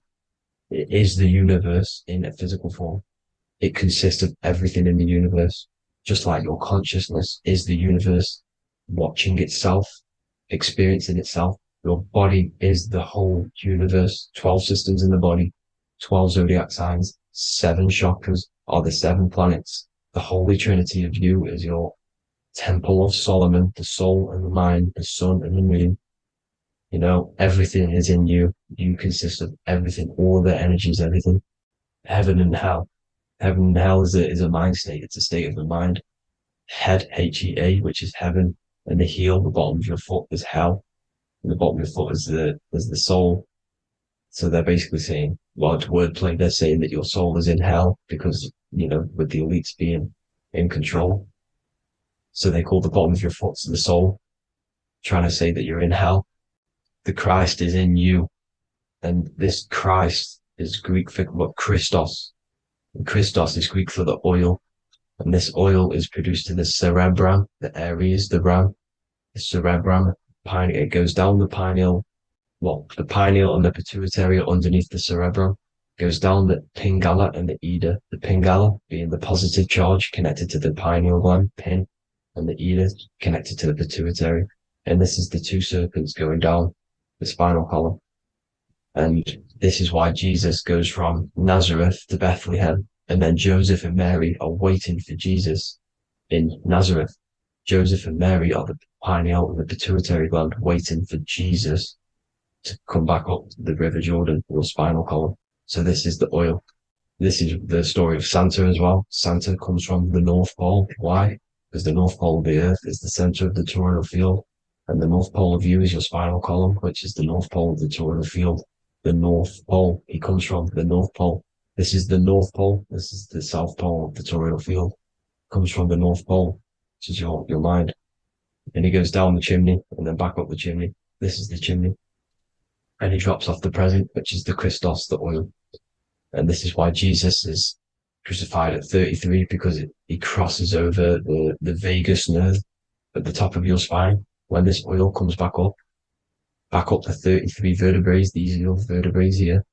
When it goes up to the 33 vertebrae, it gets crucified at 33 because it crosses the vagus nerve, and he's crucified on a cross at 33. This is the story behind Jesus and Santa.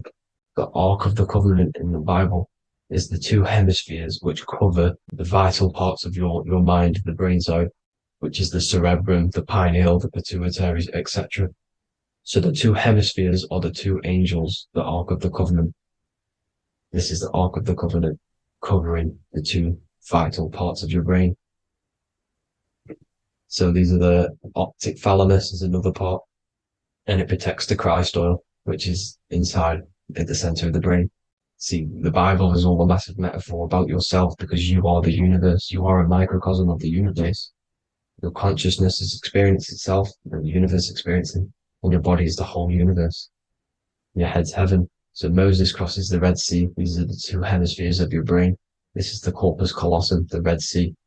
So he's pretty much saying that he's uniting the two hemispheres of your brain, because most people in this generation are stuck in the left brain, which is just logic, reasoning, science and maths, writing. This is what school teaches you to do. It keeps you stuck in your left brain. And you want to cross over to you want to cross the Red Sea, which is the corpus callosum, to the right brain, which is awareness, creativity, imagination, intuition, insight, using the higher mind, creativity, imagination. If you don't have intuition, then you can't read energy, you can't pick up on bad things. This is what Moses is symbolizing by crossing the Red Sea. And it's also the upper room where Jesus met the 12 disciples. 12 disciples are the 12 cranial nerves in your brain. It doesn't just represent the 12 zodiac signs, the 12 disciples. It symbolizes many different things. It's like I said, energy the universe consists of 12ness. So you have 12 cranial nerves in your brain, and that's the 12 disciples as well. And they want you stuck in your left brain, which is the five senses, materialism. So they say in the Bible that Satan blinds the mind. Satan is Saturn. If you've watched my videos, Satan is Saturn. And you consist of the Holy Trinity, which is the sun, moon, and earth. The soul, moon, the soul being your sun, the solar, the moon being your mind, the earth, your physical body. And Satan blinds the mind. Why? Because we enter a soul system. This is a soul system, not a solar system. And Saturn is the Lord of the Rings, which is the outer ring. When your soul enters the soul system, your soul starts to materialize. It hits Saturn. Why? Because Saturn starts to materialize you. You take on the 7 virtues, which are the 7 planets, which are your 7 chakras. And to get out of this soul system, you must get out of your lower nature, your animal nature, which is lust, desire, greed. The number of the beast, 666, which is Saturn, Satan. So you enter the soul system, you take on the 7 energies, which you turn into physical matter. And this is your descension from heaven to say hell. And then you must raise back up from matter to spirit.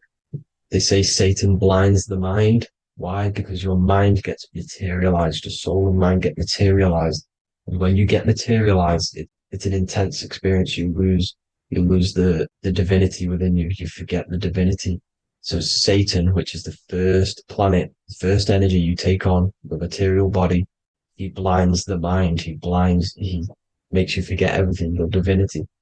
Then you must ascend up Jacob's ladder, the 33 vertebrae, to heaven.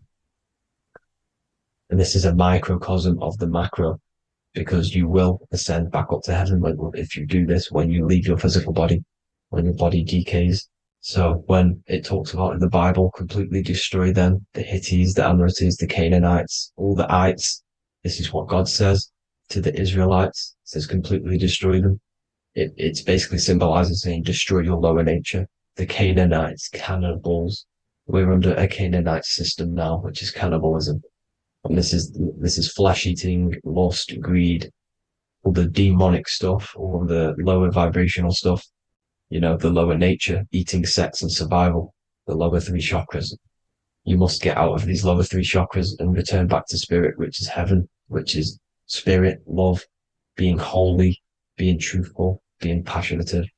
Going back to Satan blinding the mind, all of the planets are made out of these 3 symbols. Satan blinds the mind, and that's why Satan's symbol, this is the symbol for Saturn, Satan, the symbol of Saturn is the cross, which is physical matter, the earth, over the moon. The moon is your mind.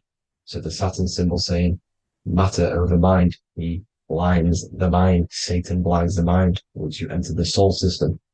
And you must remember, in the Bible, it talks about the Genesis, which is Eve, the sin of Eve, which is biting of the tree of knowledge, with the serpent, which wraps around the tree. It says the serpent placed himself on the tree. Well, the serpent is the spinal column. It's the serpent telling you eat from the tree of knowledge of good and evil, which is your nervous system.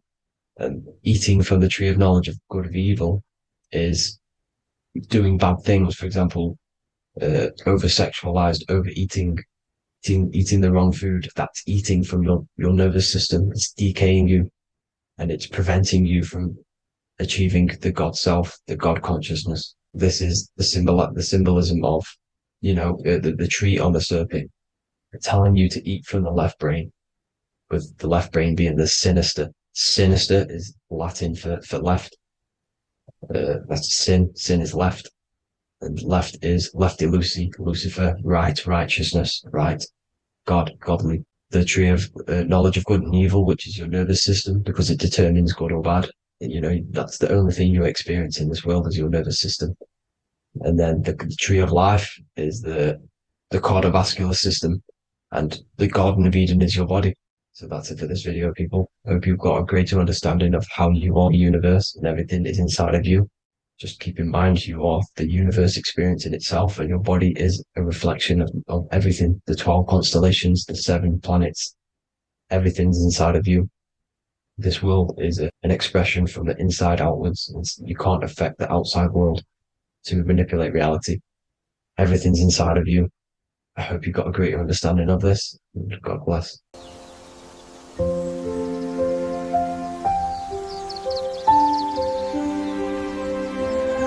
bookofwisdom.com. Visit today.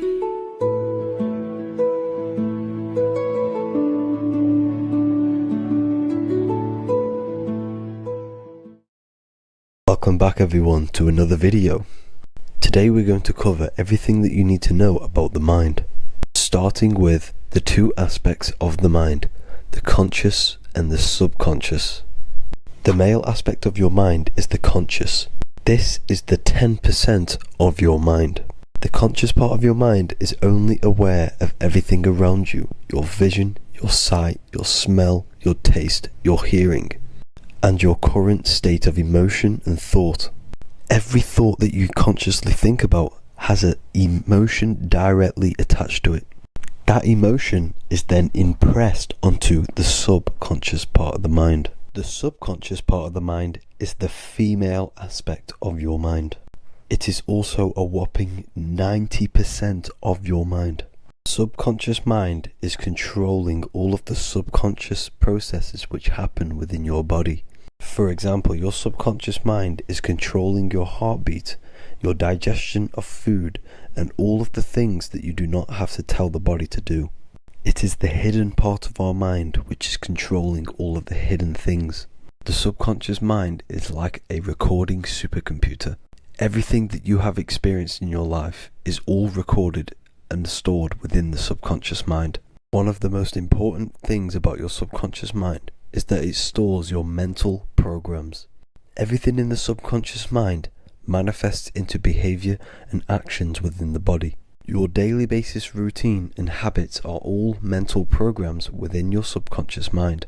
These mental programs are created by mainly 2 ways. 1, repetition, and 2, emotional impact. The repetition is fairly simple to understand. The more you do something, the more it impresses onto your subconscious mind and becomes a program. That program will then manifest into your behavior. However, with the emotional programs, they work a bit different. The stronger that you feel an emotion, the stronger it is impressed onto the subconscious mind. And then that emotion becomes a program. For example, you had a very traumatic moment happen when you were a young child. The emotion that you felt was so strong in that moment that it impressed into your subconscious mind so hard that you can recall that moment like it was yesterday. That traumatic event that happened to you when you were young will still manifest into your daily basis behavior even to this day. However, it manifests subconsciously. For example, if you were in a car crash, you will be wary to enter cars with certain people. all because of that traumatic emotion that you felt and impressed onto your subconscious mind. Another example of the subconscious manifesting into our behavior is posting on Instagram. Most of the time, the reason why you post is because your subconscious mind is seeking gratification. So before you actually do something, question yourself and find out the root cause of why you are doing this. Another thing that you need to understand about the subconscious mind is that it takes everything you say in here literally. So for example, if you go and say, "You are an idiot" to someone, your subconscious mind will only pick up the word idiot. It only knows yourself. It doesn't know anyone else. You are casting a spell on yourself just by saying that to someone else. This is why the golden rule is to treat others like you'd like to be treated. Now, you can rewrite these programs which are already in your subconscious mind. However, it does take consistency. You have to change these programs which have been running for years. And by changing these programs, you change your behavior, because these programs manifest into your behavior. The best way to do this, personally, is to listen to affirmations first thing when you wake up in the morning, and do this for 10 minutes every single morning. Then at night time, you want to think and feel that you are becoming the reality that you desire. The more that you feel this reality, the more it will become a program and impress your subconscious mind. For example, you're trying to gain financial freedom. If you trick your subconscious mind into creating a program saying that you are financially free, this will manifest into your behavior. You will start doing more work. You will start looking for ways to make money.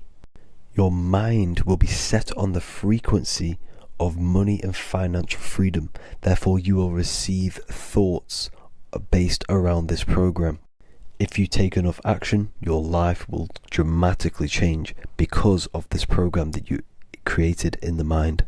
This is why we call it a mindset, because your mind is a frequency tuner which sets its frequency onto different thoughts, because thoughts are frequency. If you fill your mind with a specific frequency, you will gain thoughts and ideas based around that frequency. To create a stable mind, you need to master your emotions. You need to change your mindset. Everything that you experience is neutral. Based upon the mindset that you see it, you either give it a positive or negative charge. By understanding this deeply, you will then control your emotions. I hope you gained some wisdom and enjoyed this video. Please, if you can, leave a comment and a like, and subscribe to the channel if you like this content. Love and light to you all.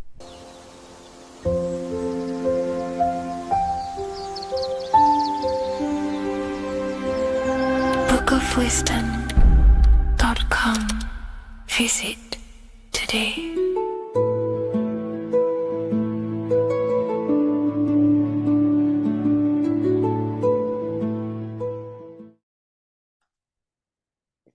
In this video, you're going to learn exactly what Christ consciousness truly is and how to cultivate this into your life so you can live a better life, create the things that benefit yourself and humanity, and ultimately to bring heaven on earth. This is the true way. If you're familiar with my work, you know that, I'm pretty much obsessed with symbolism. Symbolism is such a massive topic, and it unlocks profound ancient wisdom that is hidden behind these layers of symbolism of the ancient paintings, symbols, and texts. So I was going through some Christian artwork and I came across this painting. It's a well-known painting called The Sacred Heart of Jesus. And it just blew my mind what this is revealing about human consciousness and Christ consciousness, which is what Jesus represents. If you're not familiar with Christ consciousness, you should definitely do a bit of research on that.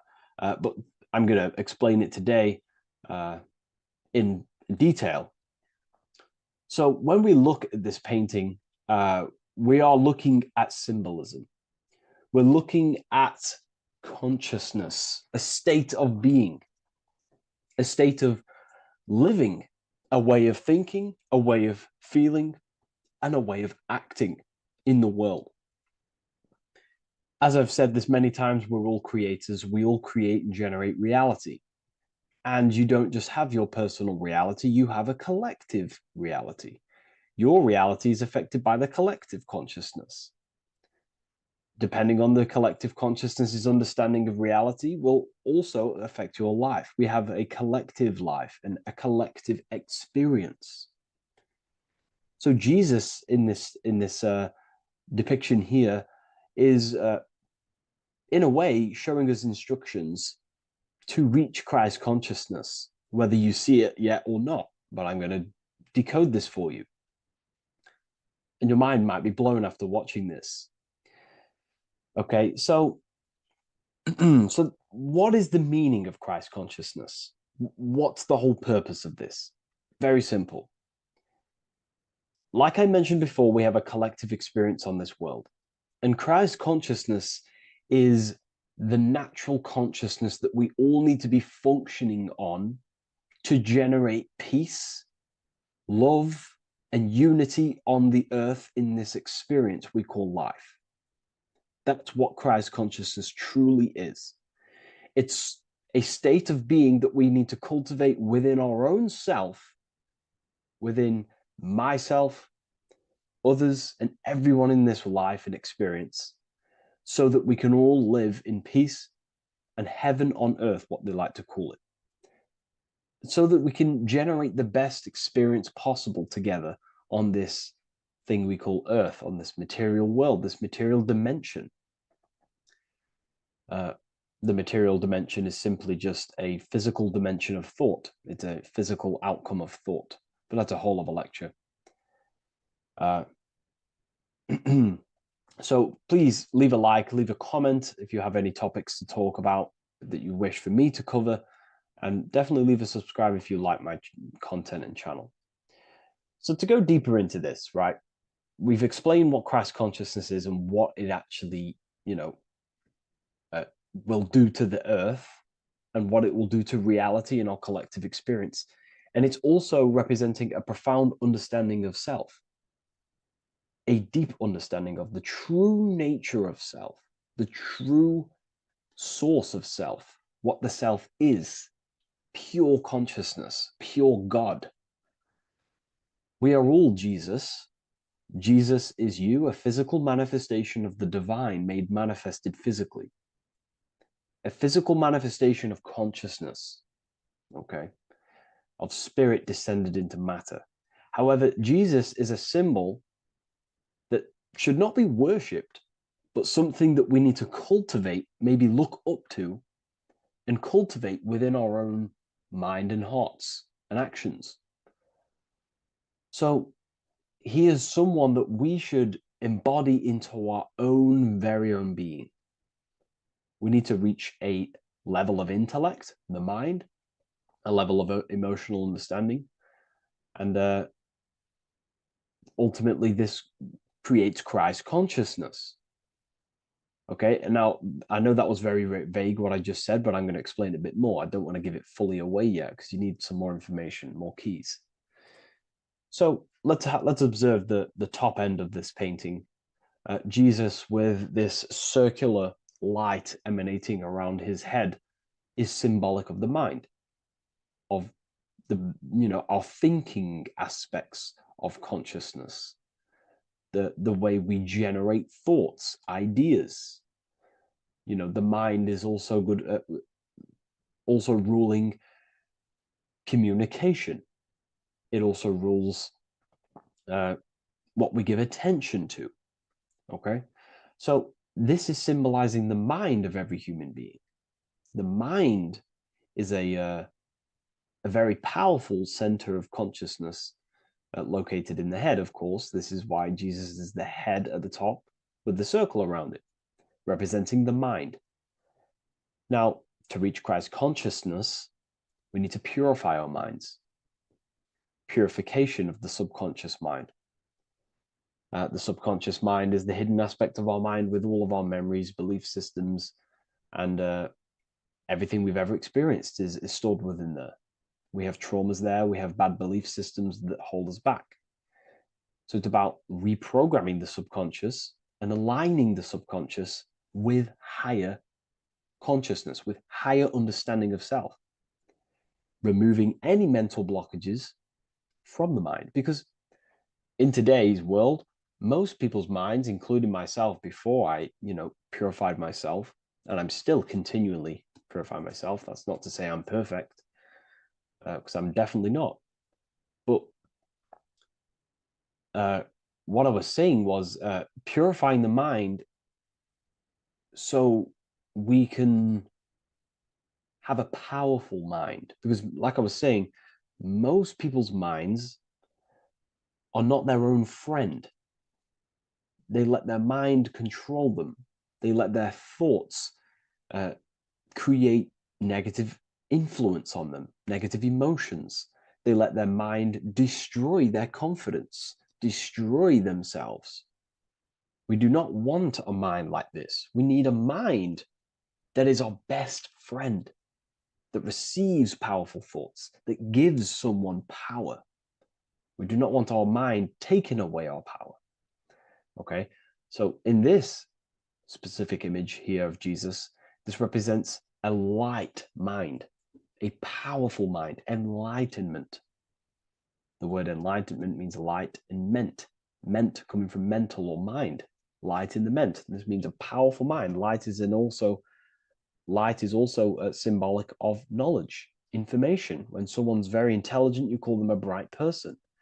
It's a bright mind. It's knowledge of self. So the mind is conscious of self. That's another thing. We need to be conscious. A lot of people are not conscious, including myself before I did this, before I woke up. Most people are not conscious of their actions. They're not conscious when they're actually awake in the day. They do things unknowingly. Are we conscious of our thoughts, emotions, and actions, what we're giving attention to in our mind?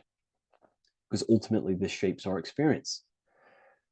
There's a great quote, I think it's Julius Caesar or one of the Roman emperors, who says the quality of your life is dependent on the quality of your thoughts. Something along them lines. I don't know if I'm 100% correct there, but it's very true. Our thoughts dictate our happiness.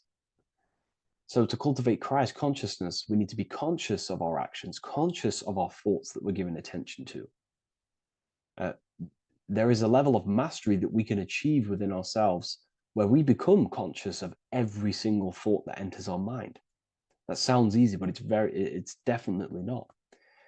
But that's a high level of mastery that we can achieve and cultivate within ourselves. So we're looking at a powerful mind here from Jesus, a powerful mind, a purified mind.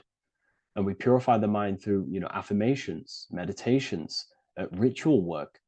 Rituals are things we do every single day with an intent in our mind and an emotion in our heart to impress that state of consciousness into our subconscious, so it can slowly rewrite our consciousness and align our consciousness and sync it with higher thoughts and higher emotions, with love. We can sync our consciousness with love, which is ultimately what Christ consciousness truly is. Well, now we're going to go on to that now.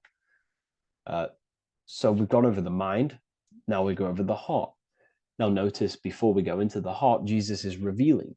He's pulling back the robe, symbolizing opening the heart, revealing the heart, revealing the soul, the light of the heart.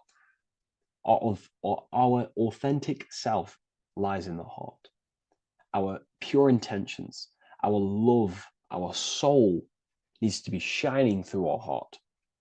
And our soul is unconditional love. Now, that's not to say that we can get corrupted hearts. We surely can have corrupted hearts, for sure. We can love sick and twisted things, and that's evident in today's world. People love killing people. People love hurting people, manipulating people. People love power. Now, that's obviously an inversion of the natural state of consciousness for humans. When we're born with a natural state of love, of unconditional love for the self, for everyone else, for animals, insects, the earth. We love everything as a child. And not only do we love everything, we actually act upon this. As a child, we do not act on anything we know is not good. And I'm talking early stages of being a child, before we're indoctrinated, before the mind and heart become corrupted. We are pure. This is symbolizing this. Light represents also purification and truth, because when you shine light on something, it's the truth. You see it. You shine it through the darkness. It reveals. So light, this is symbolizing revealing the light of the soul, of love consciousness, holding love in the heart, true love, not love for sick and twisted things, but true love for the self, the body, and for everyone else and all things. Holding love in the heart. There's a famous saying of keeping the sun in your heart. Keep the sun in your heart. It's a very famous saying. What the sun is a symbol of love. What does the sun do? It gives abundantly. All it does is give light, give energy, power, light to the earth, and everything is feeding off this source. The sun expects nothing back. It just abundantly gives. It's a symbol of love. This is the love principle of creation. Now, the heart is also governing our actions.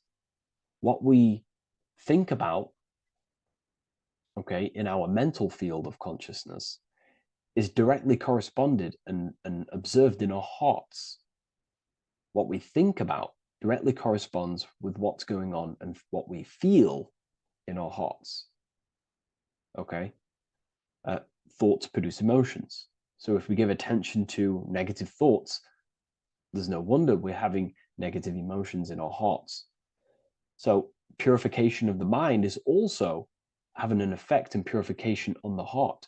Because when we purify our thoughts and only give attention to powerful thoughts and positive thoughts that uplift yourself and humanity, then we're going to also see this change in the heart, see this emotional change in our consciousness. Okay, so this represents the purification of, a purified heart, the light emanating around the heart. Love for the self, love for one another. And you're revealing this, you're shining the heart on others. This represents, revealing your true self to everyone without suppressing aspects of self. Revealing the light, not holding back the light. Because people in darkness will look at people who are spiritual and say, oh, he's into the woo-woo stuff. It's about revealing that and not caring about others. Because when you shine a light, you're also planting seeds in other people. Now, I'm going to tie this together with the hand gesture. Now, what we're looking at here, we're looking at a hand gesture with 2 fingers up. We have the middle finger and the index finger upwards. And notice how they're crossed over. They're crossed. They're not separate. They're crossed, representing unification. Unification here. This is a unified 2 fingers. 2 represents division. Crossed over represents oneness. It's the unification of the mind and the heart. A lot of people talk about this, but not many people go into detail about it because, for many reasons. But this is the unification of thought with emotion. This is how we truly reach Christ consciousness. And ultimately, when we do gain the love in our hearts and we do slow, it's a gradual process of cultivating love for the self and everyone else in the world, because we're so programmed to be divided. But it's a slow progress. But when we do cultivate love in our hearts for the self and one another, love is a very, very nurturing and growing force. Like I said, the sun earlier, that is pure love energy. It makes everything grow on the earth. While love in your heart grows connections with people. It grows care. You go out your way to do things to people and give people things. You know, it's a very nurturing and growing energetic force. And me personally, I think the whole universe is built upon love. The whole thing. Without love, you know, without the love, there is nothing. Nothing is, love is the only true emotion that truly exists. Everything else is either an opposition of love or a different degree and branch of love. Love is the only true emotion, and everything is built upon that principle. Okay, love is what guides us to a higher consciousness. When we cultivate love in our hearts, we become a vessel for light, more energy, more vibration. Our electromagnetic field expands, or biofield, when we hold love in our hearts. It's a very powerful force. And when we do cultivate a strong spiritual compass within our heart, because that's what our heart truly is, it's a spiritual compass. It tells us, well, it doesn't tell us, it knows what is right at all times. If you think something, your heart tells you whether that is right or that is wrong, whether you should act upon it or whether you should not. The heart knows what's good and evil. No one told you this as a child. As a child, you already knew this. You came into the world, you knew what was right and wrong. You knew it was wrong to hurt people. So this unification that he's doing with his hand symbolizes thinking with the love of the heart, represents thinking with love of the heart, thinking with love of the heart for the self and the collective. Now, ultimately, what this does is give birth to perfect action. Why? Why does this give birth to perfect action? Think about it. Every time you've taken an action, why did you take the action? You would have thought about it, you had a feeling towards it, a care energy, and you took action. Why do we go to work? We care about paying the bills and staying in our house. We go to work to earn money. We think, we care, we act. Everything you see in front of your reality, on the screen that you're seeing right now, you've called your eyes. Everything is in front of you because you care. It's the heart energy that leads the body. Okay? And that's even present in the body. Have a look at the body. We have the head, thought, then emotion, then our feet is at the bottom, and our feet take action. Thought, emotion, action. Thought, emotion, action. So even the body is basically a blueprint of how creation is manifested. So we receive thoughts from the divine planes, from the higher planes of consciousness. We receive them. That's another thing that I missed. If we purify our minds, we're basically attuning our mind to a higher part of the mental plane, and we will receive higher thoughts. We will receive thoughts that are more genius, what we like to call today, or better quality thoughts. We receive good ideas when we attune our mind to a higher consciousness. Okay, so we are like a radio. We receive thoughts based on what our mind is set to. That's why we call it a mindset. So, like I was saying, we receive thoughts through the head. We feel the emotion, then our feet take action. Thought, emotion, action. So the body's a blueprint of creation. It's beautiful when you really notice this. So this unification is about thinking with the love of the heart, which gives birth to perfect action in the world. And this is the state that we need to cultivate within myself and everyone in the world so we can give birth to heaven on earth through action. Because ultimately the world is molded through action, physical action. And them actions are molded from thoughts and emotions. Now,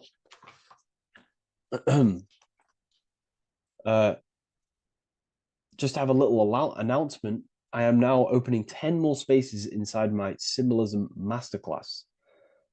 With 10 more spaces, you're going to learn about a lot more about symbolism. It's very affordable. I'll leave the link in the description if you wish, if you care about gaining more information and learning the ability to read symbols. So what is the inversion of this? What is the inversion of this consciousness? Well, that's what we call satanic consciousness. Satanism. Satanism on its true level is the opposite, the opposing the natural state of consciousness that we are born into. It's about thinking with no emotion, thinking and acting. This is what the Skull and Bones represents here. So the Skull and Bones Secret Society, this is their main logo.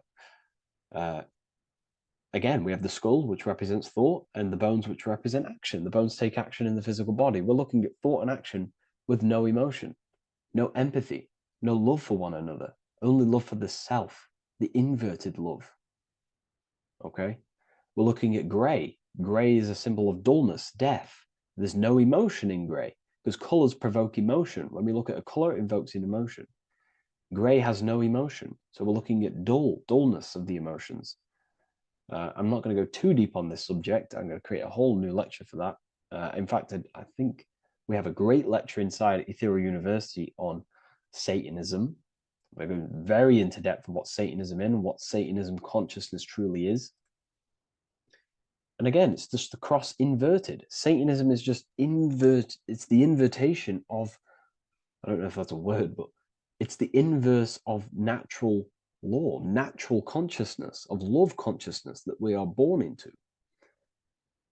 Okay, so ultimately the message in this video was to create love in our minds, love in our hearts, think with the love of the heart, think with the care for one another, and that gives birth to perfect action.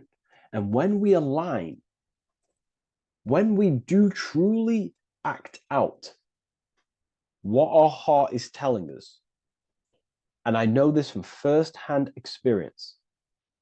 This is what happened to me. I woke up, I started to follow my inner guidance. I always took action on it. I was saying yes to it every single time. And it led me, this is, I'm getting goosebumps actually saying this.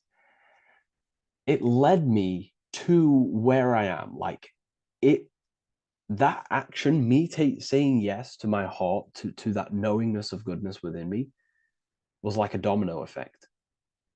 And that domino effect, every time I did it, it was just opening more and more doors, not physically, but mentally. I was receiving more information. I was receiving more opportunity physically. My work started to explode on social media. Like, when you follow your heart and truly take action on what you know is good, it's like a domino effect that leads you step by step to where you're meant to be. And it's so profound and it's so, beautiful. And I'm telling you this from firsthand experience. This is ultimately how you kind of unlock your purpose in this physical world as well. So not only is it going to create a better world, it's also unlocking your true soul form and soul purpose why you're here. It's very beautiful. So I thank you, everyone. Please leave a like, comment, and share, and subscribe to the channel. And I'll see you all inside Ethereal University if you decide to take your studies to the next level. Take care.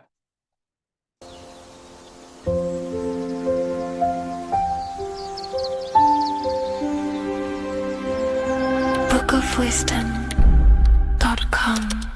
Visit today.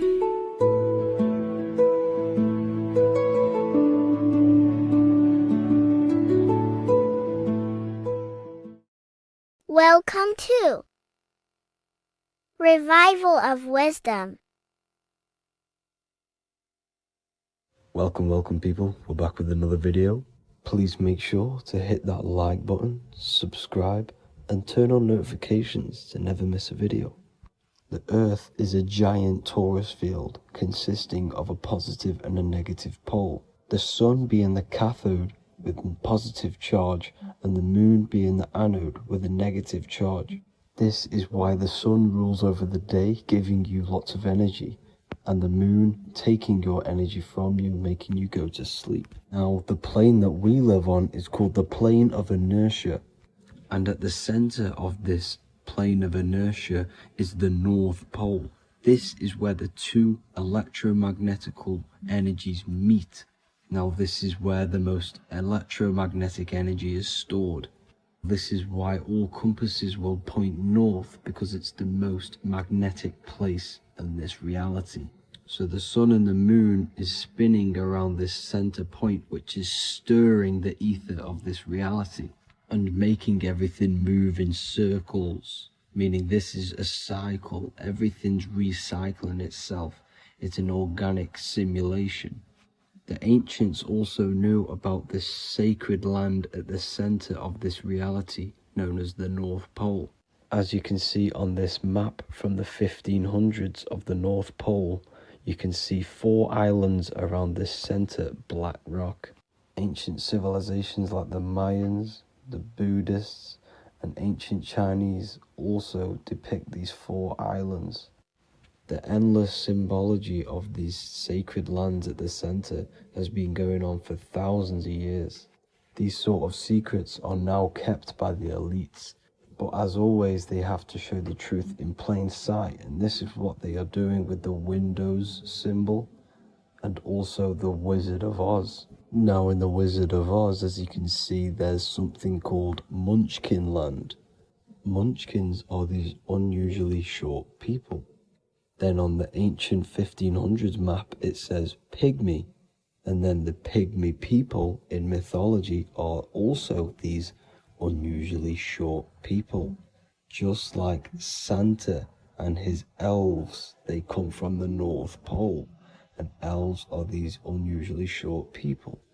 These stories that we are told about Santa and Munchkins are putting truth in plain sight about this sacred land.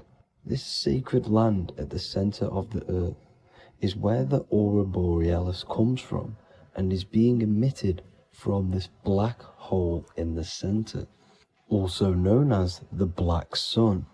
The aurora borealis is the earth's aura, hence why it has the word aura inside of it.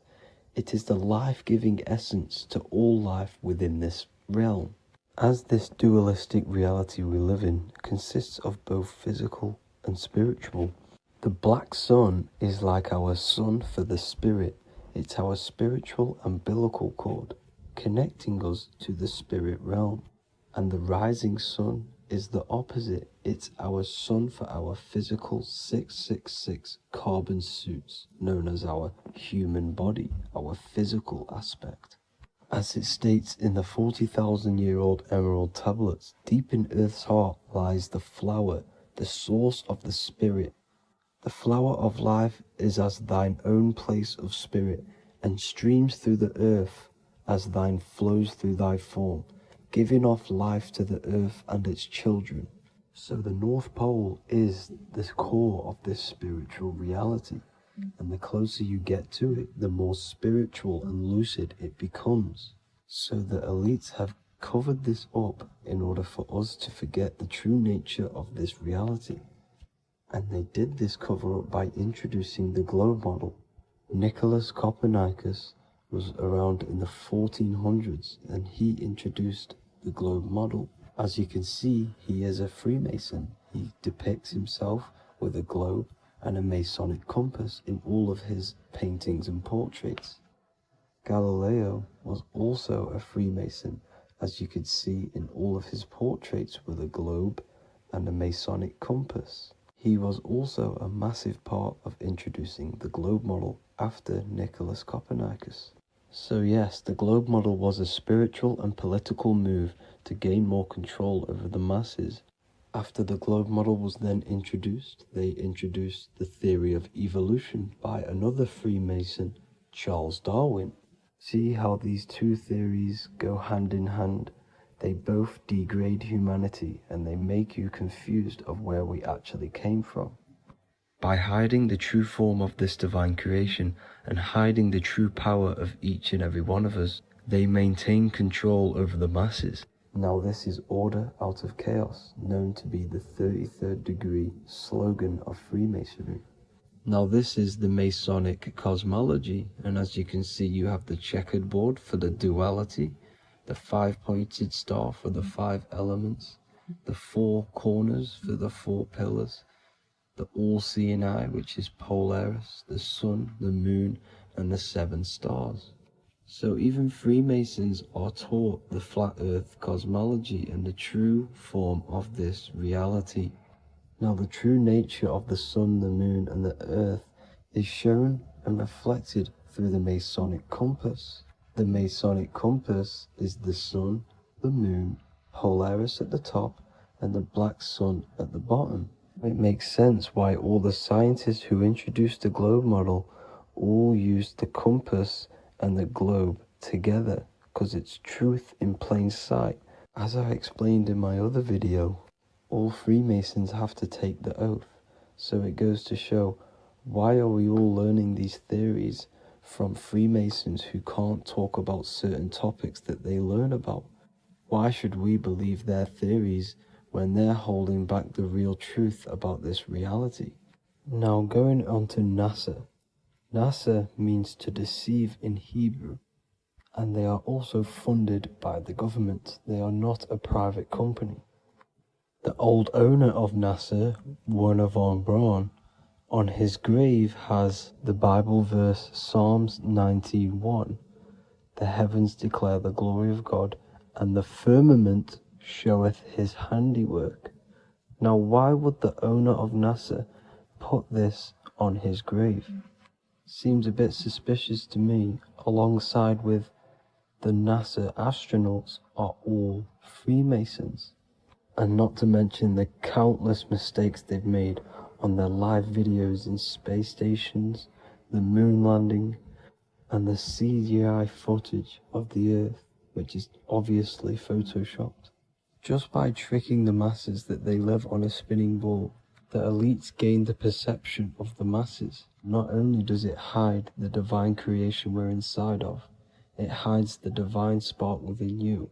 It hides the creator, the source. And by believing in space and we live on a spinning ball, it makes people come to the interpretation of that we are a coincidence and we do not have any purpose. And of course this is false. When you come to realization that we are all a divine creation and we can create our own divine life in this reality, life becomes more sacred and you start to enjoy little things. The elites want you to believe everything exists only in the 5 senses.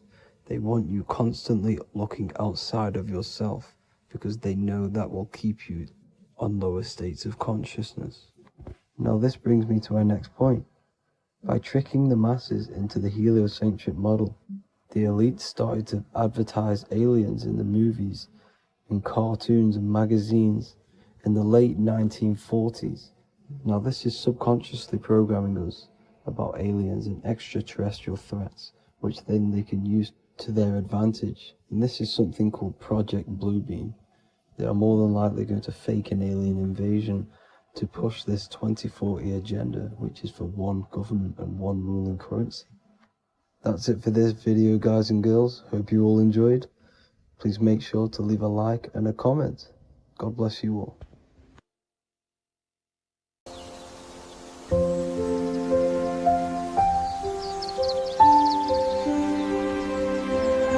bookofwisdom.com. Visit today.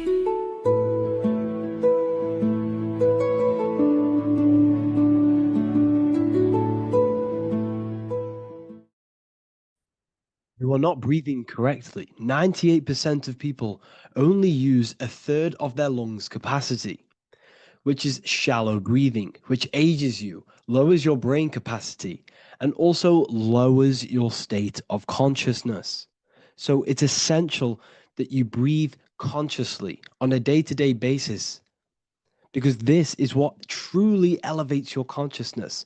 I am going to give you the key for you to raise your consciousness just through breathing alone. Such a simple thing, but yet the most effective way for raising your state of consciousness and becoming more spiritually and mentally advanced. So tune in for this video and I'm going to show you exactly how to do it and the symbolism behind breathing. Air is more than just air. It carries electromagnetic energy. So now I'm going to give you the science behind this spiritual truth. This invisible force is what sustains all physical life, providing the life force energy essential for existence. Electromagnetism. Everything is fed off electromagnetism. Your body is an electromagnetic battery.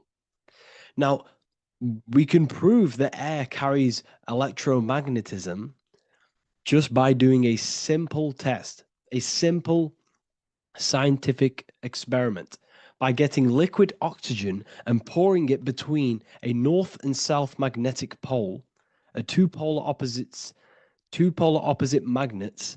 We see that the liquid does not fall straight through it.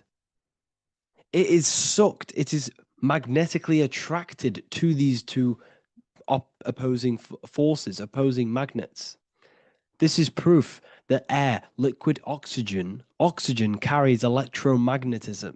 When you are breathing electromagnetism, the essential life force behind all living beings. This is known as energy or prana, chi, ether, or spirit. This is all the same thing. Air is not just empty space, it is energy, it is prana, it is life force, it is spirit, it is ether, chi, prana. You are an electromagnetic being. Your consciousness is in direct correlation with your electromagnetic aura or biofield around your body. Your state of consciousness is mirrored within this field around your body. Now, your breath, when you breathe in, you're breathing electromagnetism or life force. Breath is the vital link between the physical and the spiritual, bridging the body with the soul. Through breath, we connect with both tangible world and deeper, the unseen realms of energy and consciousness.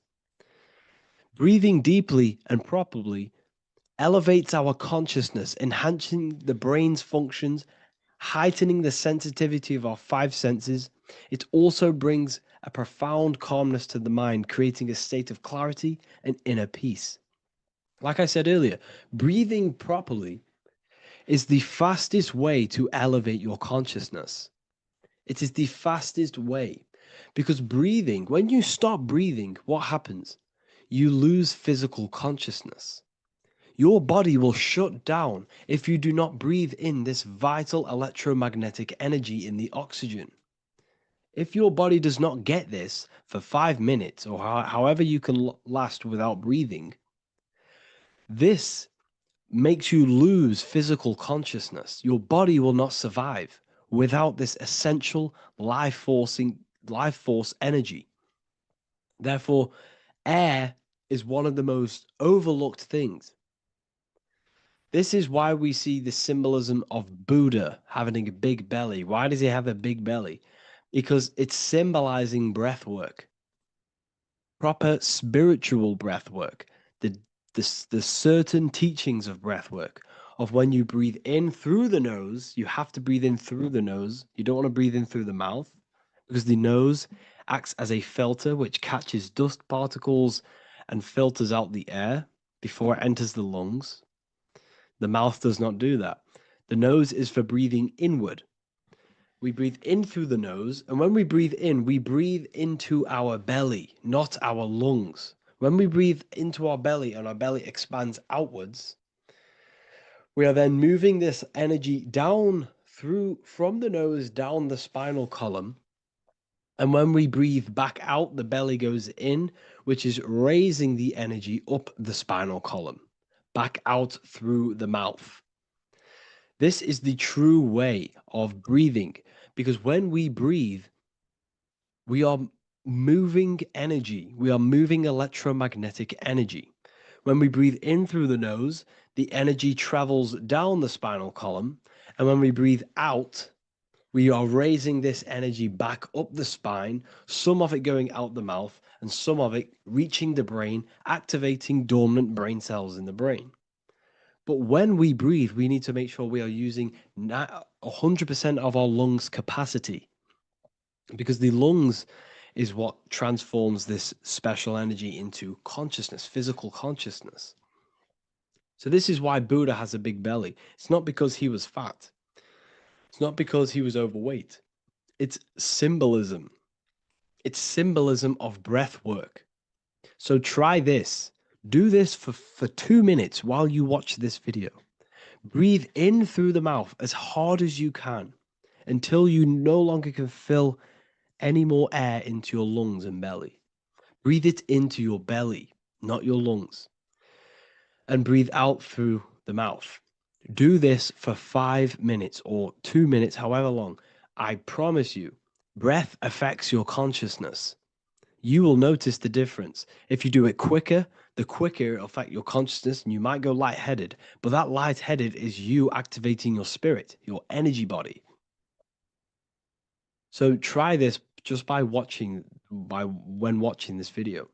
When you breathe consciously, you are renewing both your energy body and astral body, aligning your consciousness with a higher state.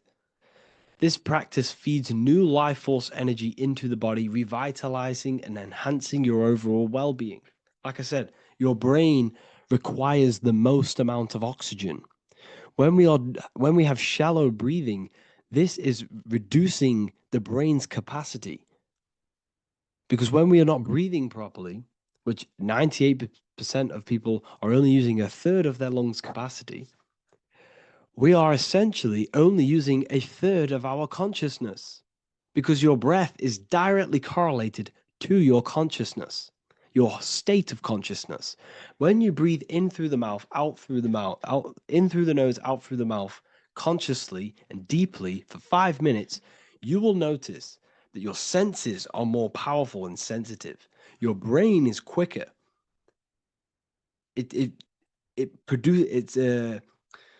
What's the word? It processes information quicker. You become quicker. You become a superhuman, and you feel more spiritual because it activates your spirit, your astral and energy body. So when we meditate, it's definitely important to breathe in through the nose and out through the mouth as deeply as possible to align with a higher state of consciousness. And this is the easiest way to separate your consciousness from the body. When you breathe in deeply for long periods of time, while meditating, while taking no thought, when no thought is present and you gain a rhythm of deep breathing, this is the gateway. This is the gateway to opening your consciousness. Because when you stop thinking, other aspects of your consciousness can open up. All of our lives we've been thinking, which has blocked off the higher states of consciousness. So breathing is very, very important. It affects our overall well-being. And this is Yahweh, the in and the out of breathing. When we breathe in, this is Yah. You can hear it. It sounds like Yah. And when we breathe out, that is Way. This is the name of God, apparently. But God is within you. You can connect with God. You can connect with source consciousness within you by breathing, by raising your state of consciousness through breathing and meditation. This is why the Bible tells you the Spirit of God has made me, and the breath of the Almighty gives me life. You are consciousness. You are God. You're an extension of God's consciousness. Job 27:3. As long as my breath is in me and the Spirit of God is in my nostrils. The Spirit of God is through breath. John 20:22. And when he said this, he breathed on them and said to them, receive the Holy Spirit. The word spirit means breath. In Greek, Hebrew, Latin, it all means breath or wind or air. The Holy Spirit is a certain way of breathing, a breathing technique that elevates your consciousness, that syncs you up to a holy consciousness, an elevated state. That is the Holy Spirit. That's why it tells you in the Bible, when he said this, he breathed onto them. He breathed onto them and said, receive the Holy Spirit. You must breathe to receive the Holy Spirit. When you breathe, you are renewing the body's energy. You're taking in new life force, which is regenerating your cells, regenerating your brain, nervous system, and also connecting with consciousness, pure consciousness. This is not something that we should be doing during meditation. Yes, it is, we should be doing it during meditation, but this is something that we need to apply all of the time. This is the fastest way you can raise your consciousness. I just want to say, all of this knowledge is inside of the Book of Wisdom, Volume 2. Make sure to give a like and a comment on this video to help the algorithm. And let me know what you think about the last book or this book if you have read them, to let the new people know what they're looking at with this book. This is truly life-changing, the Volume 2 and Volume 1 is truly life-changing. You can get them in a bundle also. Learn hidden knowledge inside of the Ethereal University. This is where truth seekers belong. I'm not here to try sell you this, but this is the place for truth seekers. And if you are serious about your spiritual journey and serious about gaining knowledge, which gives you the advantage over life, join Ethereal University. This will definitely help you. Thank you for watching this video. Please leave a like and comment. Make sure to give me any suggestions on videos you want me to make in the future. Thank you all.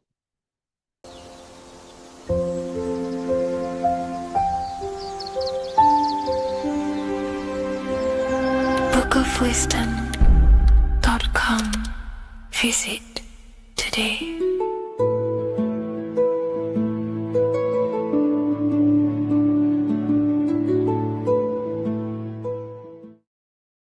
What is up, people? How are we all doing? Today, we're talking about the flat earth cosmology. So let's jump straight into this. Please drop a follow and leave a like to help the algorithm. So we live in a torus field. Everything's made out of torus fields. And every torus field has motion. It's what it is. It's the motion of energy. And every torus field has a center, which is the black hole. It's a womb of creation. It's counter space. Now, this is why the North Pole is magnetic, because the center of this torus field is the most magnetic part, the strongest part of the field. So this is why all compasses will point you to the center.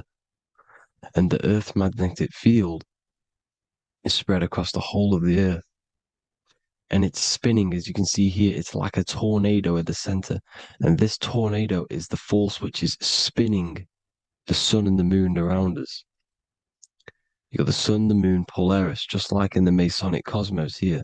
The sun, the moon, Polaris, the all-seeing eye. Now we'll get into Polaris a bit later, but the sun is the magnetic force. Sorry, is the electric force, because every field is electromagnetic. Now, the sun is electric. It's positively charged. It's going to give you energy. It's feeding energy. The moon is more magnetic energy, which is taking your energy away from you. And this is why you become sleepy when the moon comes out, because it's taking away your energy. So these two forces is the balance. It's the yin and yang. It's the balance. Everything in this creation is balanced, because the torus field is the Earth is the plane of inertia, the 0 point within the field, because physical matter is a result of two opposing forces equalized on the plane of inertia. And that is where matter crystallizes into physical results. And this physical plane is the plane of inertia, planet Earth. And at the center of this plane is the black hole, the womb of creation. And outside of this black hole gives birth to light. So the torus field is constantly rotating, going into counter space, the black hole, and then out of counter space gives birth to the white hole, white light. You see? So it's going around, black hole, birth again, black hole, birth again. And it just keeps going around. It's an infinite cycle of energy. And this is where the infinity sign comes from. This is the motion, this is the force which is creating everything to spin inside of this circle. Okay? And it's making the stars spin. It's making the sun and moon spin around us, around this center point. Now here you see Horus and Set. Horus and Set putting their feet inside of this dome. This is the royal arch, the arch of the dome above us, which, like you see in the Masonic cosmos, the royal arch of Freemasonry. This is the dome above us, the firmament that the Bible talks about. You see, They're putting their feet in because Set symbolizes the moon and Horus is the sun. Horizon, Horus. Horus is rising, the sun. So they're both putting their feet around the center magnetic pole, which is the pole, North Pole. And above the North Pole, you have Polaris, the pole of electromagnetic energy. You see? And this is how we get the sun and the seasons. Because the sun, for us, when it becomes summer, it's on the Tropic of Cancer. Then it spirals outwards, going out and out and out, then goes to the Tropic of Capricorn. That's winter for us. Then it comes back in and creates summer again. So it's constantly spiraling around this center magnetic North Pole. You see? So this roof above our heads is the firmament, and this is what they've taken off of us. They haven't physically taken it, but mentally they have taken this away from you. It's a female energy, and this is what the Egyptians called Nut, the sky god Nut. And this is the womb. We are inside God's creation, God's womb, and the woman's womb when she has a baby is a microcosm of this, because everything inside of this creation is micro, macro. It's a reflection of the bigger things, as above, so below. So the dome above our heads is the dome we are in when we are a baby. And you can see the sacred geometry of it is the exact same. It's the dome. And when we are inside of the womb, the woman, the sacred maker, which is the M, the Masonic M, this is the G-male symbol. The Masonic M is maker, mason, matter, male. She delivers the male, you see. She delivers the male because it's the maker, the female, the magnetic. The woman is magnetic in nature. The male is electric in nature. So when we are in this womb, the female, we are being fed by the center umbilical cord, by the center of the mother's stomach. We're connected to the center of the woman's stomach, just like we are when we are in the earth. The center is where the aurora borealis is being emitted from, the electromagnetic aurora borealis, the northern lights. This is our spiritual umbilical cord, connecting us to counter space, connecting us to the realms beyond this world. Because at the center of every torus field is counter space. And at the center of the earth is our spiritual umbilical cord, and this is the earth's belly button, as you see. As above, so below. We had a physical umbilical cord. We have a spiritual umbilical cord, and this gets cut when we die, when we're cut away from the physical reality. You see, here's the ancient Egyptian tablet showing this female. You can see the hair, it's a female above us, because the female energy is nurturing, helping, looking after. And that's exactly what the dome is. It's protecting us. It's the Ark of the Covenant, the Ark covering us, you see? And this is what they've taken away from us. By you believing in space, it completely destroys the idea of this being a sacred creation. They've taken the roof off your head, whether if you believe in space, you believe that there's chaos, there's planets, there's asteroids that could kill us at any moment. But this isn't true. They've made you fear your own creation that you're inside of. They've made you fear what's above you. You see, and it's to hide the power of astrology, the power of the lights in the firmament, which are constantly flowing through the ether. These powers which are above us are sending rays down to the earth, which are influencing our psychology and how we behave. And this is what astrology is. It affects human consciousness. It interacts with our consciousness. And there's a different energy every day because the planets are in different houses, different alignments. And this is, we'll go into this a bit deeper later on. So the world tree, this magnetic North Pole, the pole of electromagnetic energy, was symbolized as a tree, the great tree at the center of the earth. You see? And this tree is symbolized everywhere. You can see here how the center person, this Egyptian person, is holding up the sky. This is the North Pole, the hyperboloid, at the center of every torus field. And this tree was in the Mayan cosmology. This is an ancient depiction. This is the torus field. Here's the plane of inertia. Here's the center tree. Here's the tree in the center, the magnetic North Pole, the woman holding the stars. Here's the Hindu with the two birds symbolizing the sun and the moon revolving around this center tree. The Mayan tree, his Horus and Set around the North Pole. They all knew this flat Earth cosmology. They knew these secrets. It's so sacred you understand the creation that you're inside of. Because if you don't, you'll be led astray. You don't know where you are. You're lost. You see? And here's the Masonic art with the rays of the stars coming down with the tree in the center. So it was personified as a tree. And we are in Asgard, Midgard, the middle garden, where there's good and evil. So the 7 layers of heaven, which is talked about in the Quran. Each planet has a different layer of the firmament, and this is the 7 layers of heaven, and these are our 7 layers of the energy centers in our body. So we start in the stars, so we are stars in a physical body. And this is why we say Mr., Sister, Fraudster, Sinister. Stir is star, and we are in the stars, and our star descends into the soul system, not solar system. And as we descend into the soul system, we enter Satan's kingdom, Satan's world. As it says in the Bible, Satan is the god of this world.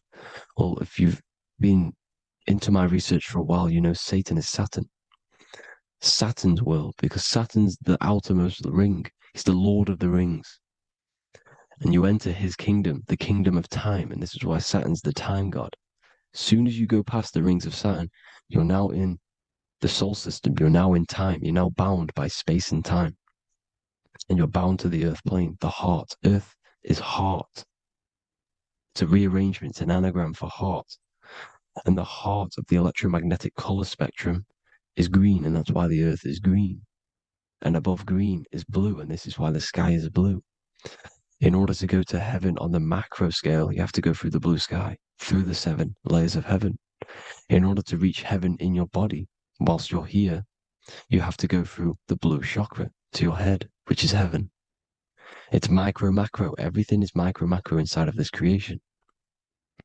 Is an ancient. I think this is a French image, piece of art from the ancient French, with obviously the 7 layers of heaven, which they all depict. And notice how it's like a dome. We'll go into this dome symbolization, the Royal Arch of Masonry, which is next. But these 7 layers of heaven give us the 7 metals, the 7 days of the week, the 7 diatonic tones, the 7 chakras, the 7 everything. It's God's favorite number. And this is why the Masons use the G inside of the compass, because the G is the 7th letter, and God starts with G. You see? So it's 7. God is 7. Here's another depiction of the heart, the soul system, the 7 layers of heaven. La Fermente. You see, La Firmament, with the stars on the outermost layer. Here are the 7 planets: Jupiter, Mars, La Sophie, the sun, La Luna, the moon. So Saturn.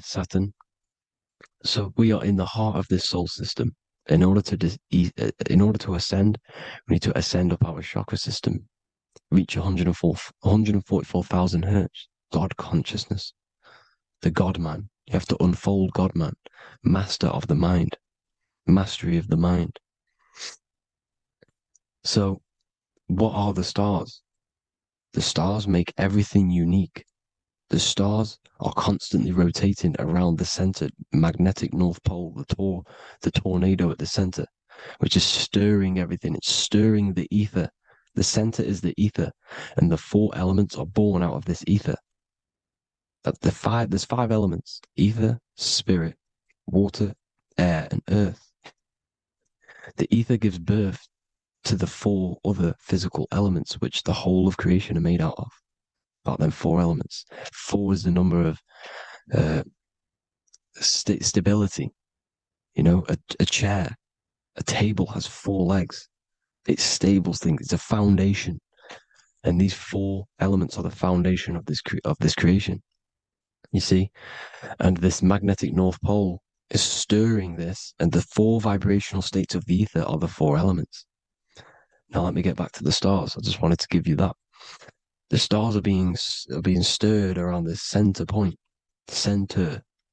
It's stirring everything, and they're always in different alignments. Every millisecond, they're moving in different placements of the stars. And the planets are called the seven wanderers because they're not fixed. The stars are fixed, but the planets are called the seven wanderers, the seven layers of heaven, because they move faster and slower than each other. Each planet is slower and faster, has a different rate of speed it's moving. So these alignments are mixing in with the energies of the different 12 constellations. And this is why you have a unique characteristic. You have a unique look, a unique energy, a unique personality. This is because when you were born and you took your first breath, that energy which was in the ether, because the ether is all around you, and energy travels through the ether. The energy that the stars were casting down and the energy that the planets was mixing in with the 12 constellations was in the ether. So when you came out of the womb and your first breath, because breath is spirit, okay? So that first breath you took, that is the energy that is imprinted within your DNA, your soul. And you reflect that energy, you emit that energy. That's the energy that is with you forever until you die, till this physical body dies off. And that's what the stars are. The stars are giving a unique energy, characteristic, personality to every living thing. Every dog, every cat, every animal has a unique personality because it was born at a different time and place in the sky. Okay? The stars are your destiny. Now, the stars are constantly changing as well. If you look at stars through a telescope, they're constantly changing and forming different forms. You can see here, it looks like water. It looks like light through water because it's the ether above us, a sea of ether. And this light is being emitted through it, and it's just constantly changing, giving different energies, each star. So this is why this is what the zodiac is. It's the expression of energy. It's the expression of the stars. And each constellation has many different personality, different energies, different traits. Each planet has different traits, depending where your planets are, depending what energies you hold. No two person have the same energy. There's no one. It could be similar, but no one's the exact same. It's because of the stars. The stars are never in the exact same split place. The planet's always in different houses. So here's some Royal Arch symbolism. Here's the Royal Arch of Masonry, as it says here. The sun and the moon, the constellations. Here's Cancer, the seven planets, the seven stars. Here's the Royal Arch. This is the firmament. Here's the duality. Black and white, duality, good and evil, rest and motion, dielectricity, magnetism. See? So this is what the Royal Arch is. It's symbolizing the cosmic dome above us. The womb we're in. We're inside God's womb. And here's George Washington, the Freemason, inside of the Royal Arch. You see? With the G, the Masonic G, God, 7. Here you see another depiction of George Washington with the stars in the dome above his head, his Polaris, the sky vault, Polaris. We'll get into that later. Go inside of all of your ancient churches, you will see the dome. Go to the Vatican, you'll see the dome. All of your ancient churches have this dome because it's the dome above your head. The ancients knew this. This was known. We did not live in space. It was known back then. They all knew. This is Crown Court, which is one of the most important courts in the UK. You can see it's clearly so much Masonic symbolism. You've got the 4 pillars of Masonry. The Royal Arch is like an arrow pointing upwards to Polaris. His Disney World is under a dome. In his Polaris, the sky vault. You see? And also 666 in the symbol. Here's more 7 layers of heaven. Here's an ancient depiction. The firmament. Here's the astral plane outside of the firmament. The Royal Arch. You see? It's everywhere. Here's Polaris, the 8-pointed star. Polaris is in between the sun and the moon. It's at the center of the torus field. And Polaris corresponds with the pineal gland as well because it's the all-seeing eye. See? So is Polaris, the 8-pointed star, which is at the very top. It's the very center. It's on top of the North Pole. And it's an 8-pointed star that's always symbolized as an 8-pointed star. Here you see the Vatican. The Vatican is a giant key with an 8-pointed star. See, it's a key. Here's the dome. Here's the space delta, the USA space delta logos. Here you see the Egyptian god looking from the center of the North Pole, looking upward to an 8-pointed star, Polaris. An arrow pointing up to Polaris. Here's another, the bear holding a key with an arrow up to Polaris. 7 holds the key to Polaris. Here's an eagle holding a key above the North Pole to Polaris. Polaris, and here's another one. There's another bird, like a dragon, holding a key to Polaris. Because Polaris is definitely something to do with leaving this creation. Okay, maybe, I can't say for sure, but maybe it's to do with ascension, and this is why the Vatican hold the key to the 8-pointed star. And this is why the space, well, we all know space is a lie, but they're showing Polaris and its sacred symbology. Maybe it's to do with something leaving this creation, going to another. Here's some North Pole symbolism. As above, so below. See the four seasons of the Big Dipper constellation going around Polaris. This is Polaris, this is the Big Dipper constellation, and this is the swastika. This image gives us the swastika, because all the symbols we use are created in nature. They're created somehow in nature. This is how we get them. As above, so below. This is the map of the North Pole with the 4 rivers, looking like the Big Dipper constellation. It's the Masonic, here's the ancient cosmology with the 4, you see the 4 islands, Mayan cosmology, 4 islands. This is the alchemical symbol for Earth, 4 sections. The windows, because the center of the North Pole is a window to another dimension. The 4 lucky 4-leaf clover, which is supposed to be lucky. It's just, it's truth in plain sight.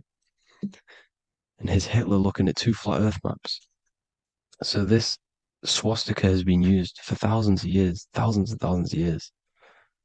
And it's symbolic for the most sacred land on this plane, the North Pole. Shambhala. Do some research on Shambhala, people. It's a it's a Hindu mythology about the sacred lands at the center of the earth. And it's known to be full of enlightened beings. And it's all symbolized at the center. You can see their paintings of Shambhala. It's all at the center, the North Pole. And it's known to be the most godly place ever, because it takes you to a portal to the higher places. And maybe this is something to do with Polaris, connecting you to this sacred land at the very center. But anyways, people, thank you all for tapping in. Hope you all learned something. Have an amazing day. Please follow, subscribe, like, all the links in the description for the courses, the PDF. Please have an amazing day. God bless.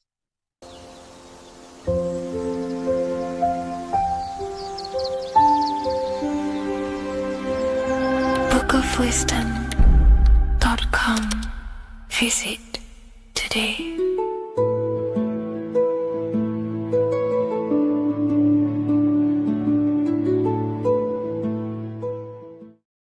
What is good, people? It's Revival of Wisdom. Today we're going to be talking about Saturn. I've done this video in the past. However, this video is going to contain a lot more in-depth explanation of Saturn.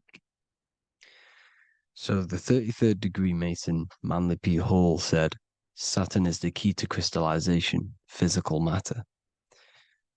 Light is matter, matter is light. They are interchangeable. Low vibrating light turns into matter, high vibrating matter turns into light. And Saturn is the god of this world, this physical world. He crystallizes light into matter. This is symbolized as the Masonic checkered board, matter and spirit, matter and light, light and matter.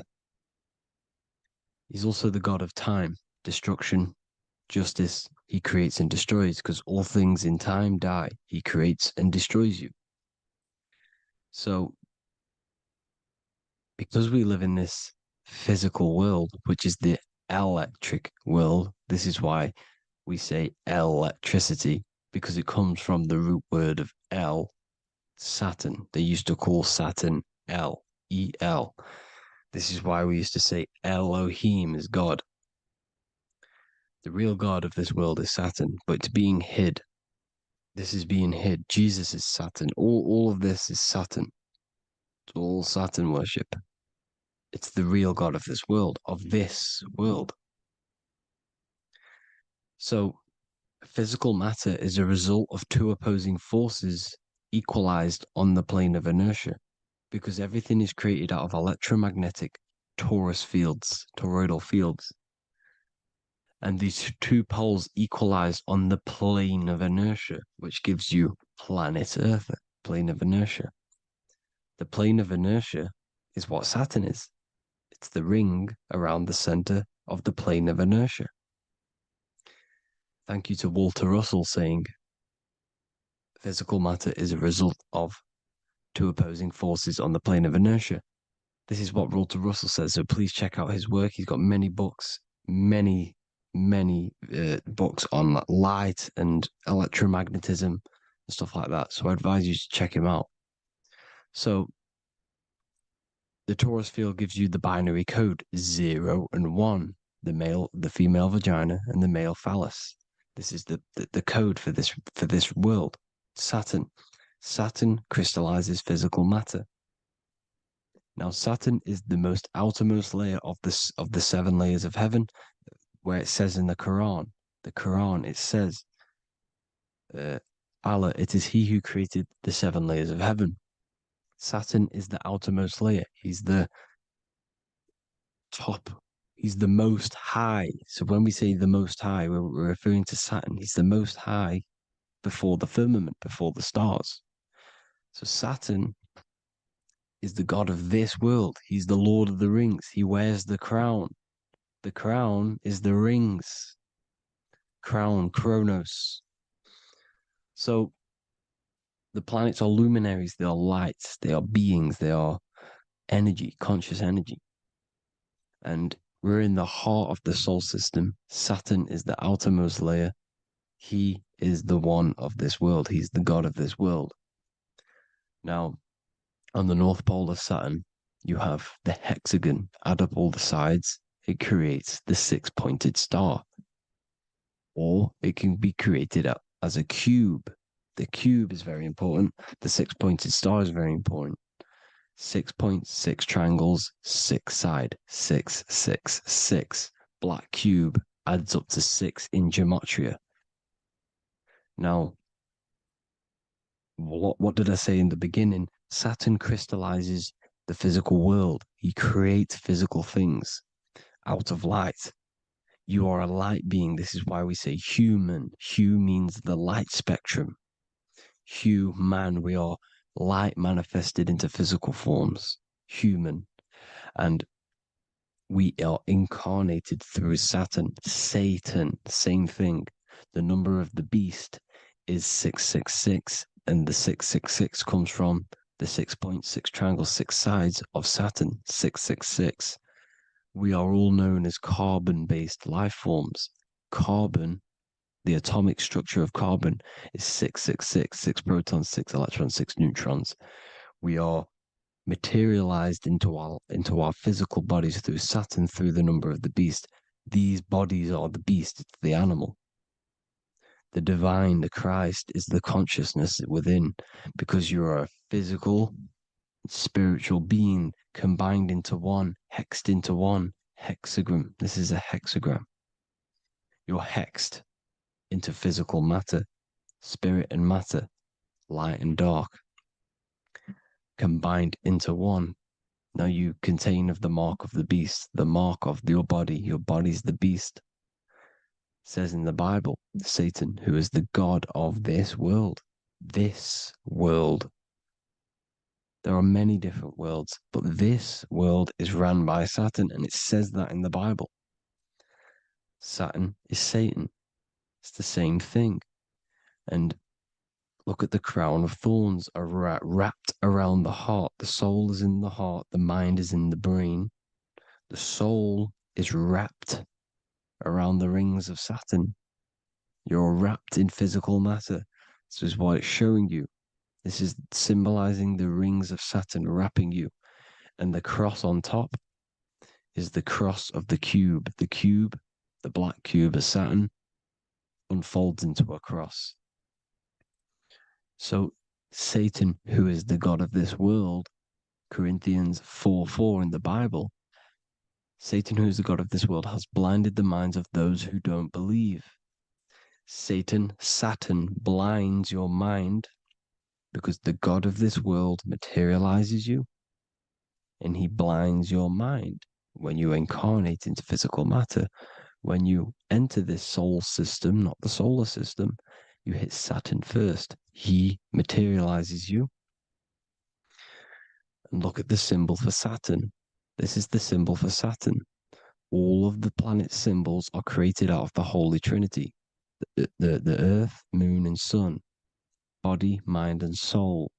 The Sun is your soul, the Moon is your mind, the Earth is your body. Your body's made out of the 5 elements. The Sun is your soul because the Sun is life force. Gives life to everything. Your Sun is a soul. Your soul is the sun of your body.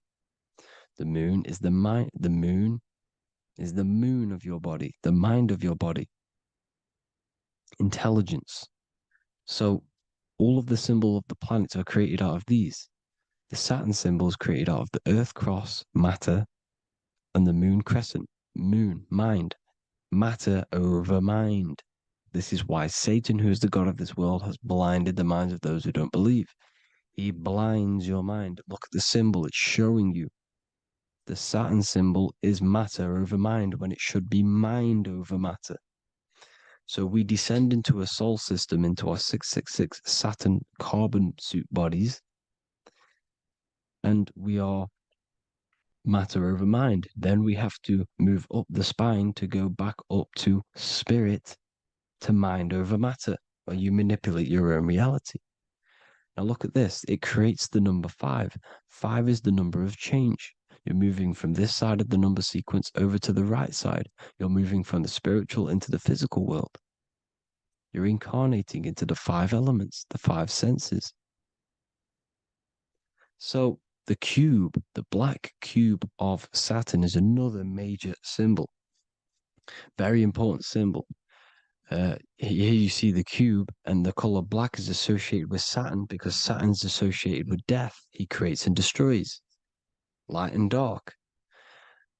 Death is associated with black, spirit, because you can't see spirit, which is blackness.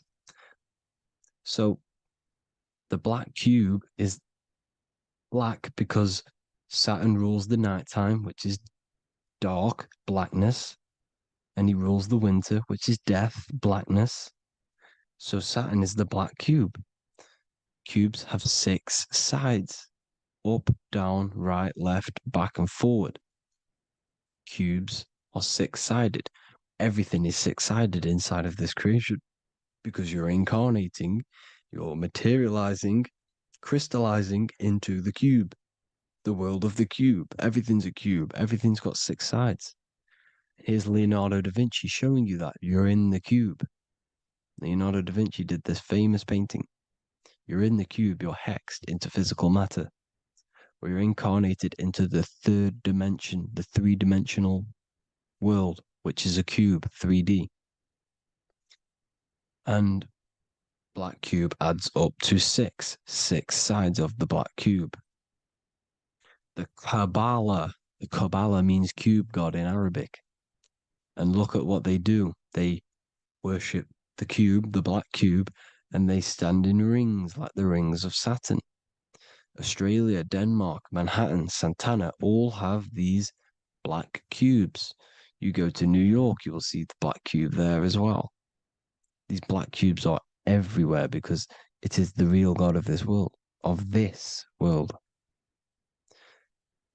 So look at the cross. The cross unfolds into the cube. Xbox, Nintendo GameCube, Sega Saturn, anything to do with a simulated gaming reality, they put Saturn in it because we're in the simulation of Saturn. This is a simulation. And this is why they reflect this through the Xbox, GameCube, Sega Saturn, anything to do with gaming, simulations, is all Saturn. Because we're in the cube of Saturn, the black cube. We're in the GameCube, the Xbox, the Sega Saturn. As above, so below. So they reflect it through the simulations that they create inside of this simulation. Cubes have 8 points for the 8 points of time and space. 8 is the number of time. Everything's cycling, infinity. So look at the cube. The cube is symbolized as in Judaism. The Judees have the black cube. They wrap themselves in a black band and they cover their eyes into blackness. The black cube for the black cube of Saturn. They use the star of Saturn and they worship their god on Saturn Day because it's all Saturn worship. And look how the Saturn god is wrapped around with these thorns or leaves, just like Jesus is wrapped around his heart. And Jesus on the cross is us on the cross. We are in the cross. We are in the cube. The cross is the cube. And the cross is even in the Saturn symbol. This is another symbol for Saturn. There's two symbols. You got this one, the one I've just broke down. And there's this one. This is the cross of Saturn, the cube god, the simulation, the game cube. Now, Chronos is another word for Saturn. Chronos means time. When you clock into work, you go to the Chronos machine. Well, I did anyway. And I'd tap my card on the Chronos because Chronos is time. Anything to do with time is Saturn. He creates and destroys. Look at the artwork of Saturn with the sand, the time. Look at this, how he's cutting off the baby's wings. He's crystallizing the spirit into matter. He's cutting off your wings. Satan, in the Bible, he falls from heaven into earth and he loses his wings. He becomes a serpent. You see that's it's all symbolic for us. We are the fallen angels, fallen angles of light. We're fallen angles of light. We are light beings. Now we're fallen into physical matter. Saturn's chopped off our wings. He's chopped off our spirit wings because when you astral project, you can fly. You will fly around. He's got the Reaper staff here, always depicted with the Reaper staff. Now look at the clock. Saturn Day is the 6th day, the number of the beast 666. Look at the clock. 6 take away 12. 12 take away 6 equals 6. 7 take away 1 equals 6. 8 take away 2 equals 6. 60 seconds in a minute, 60 minutes in an hour, 24 hours in a day, 2 plus 4 equals 6. That's 666. Everything's 666 because it's time. Saturn. All goes to Saturn. He's the god of time. We're in time now. We're in time. We're in the time, which is God, the god of this world, the god of time. Now look at this. The Reaper is also depicted as the Reaper with the staff, the black cloak, black symbolizing death, spirit. Judges wear black because Saturn is the law. He's the god of this world. He's the law. This is why they wear black cloaks. When you graduate from university, you wear a black cloak and a black cube on your head. You've been hexed. Funerals, you wear black because it's all to do with Saturn, Father Time, Father Crystallization. Now, Saturn, here's another one of him cutting off the wings of a child. Because he cuts off the wings. He creates and destroys your body. We're in the electrical world. Everything that is electrical vibrates. All vibrations have to come back to a standstill point, which is death. This is why your body dies. Your atoms stop vibrating. Corona. Look at the crown. The crown is the corona. Corona means crown. And look at this is an alcohol brand for beer. You can see the staff of Saturn in the symbol with the moon crescent. Corona, which is the crown, Saturn, the crown on Saturn, the rings. And then you've got the staff. It's all Saturn worship.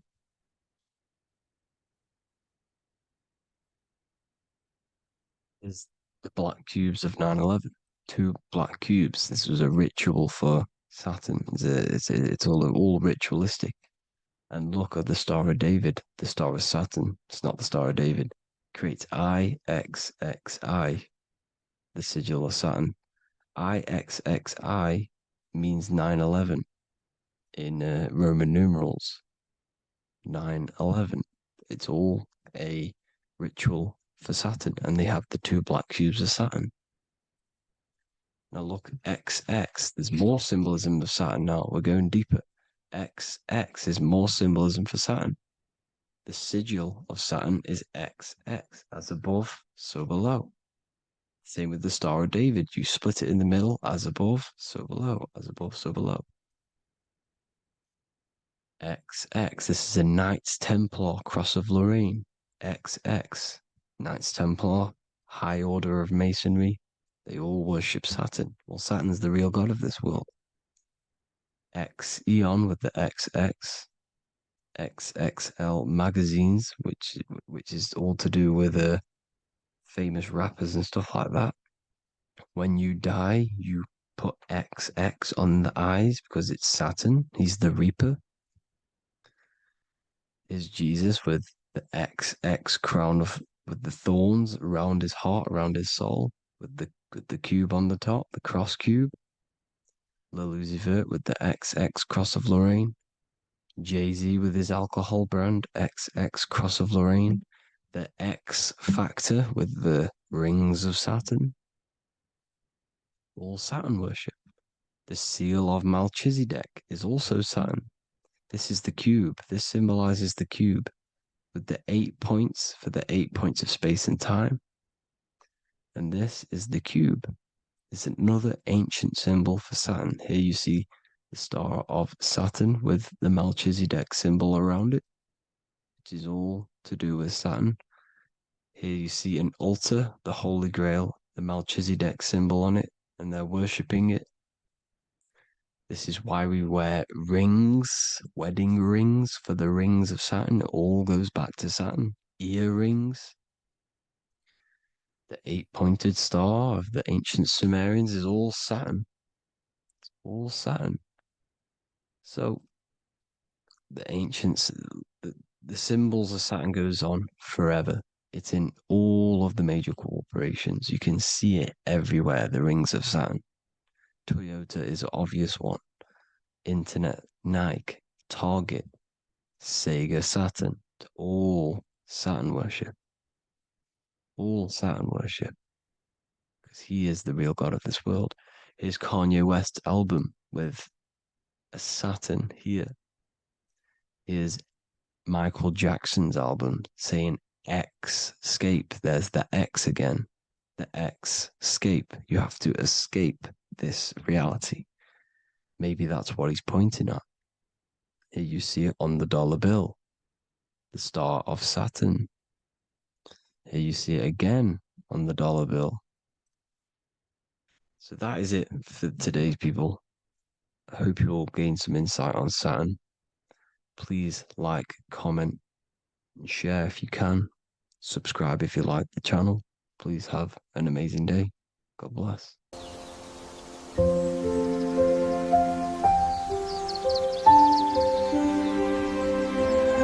bookofwisdom.com. Visit today.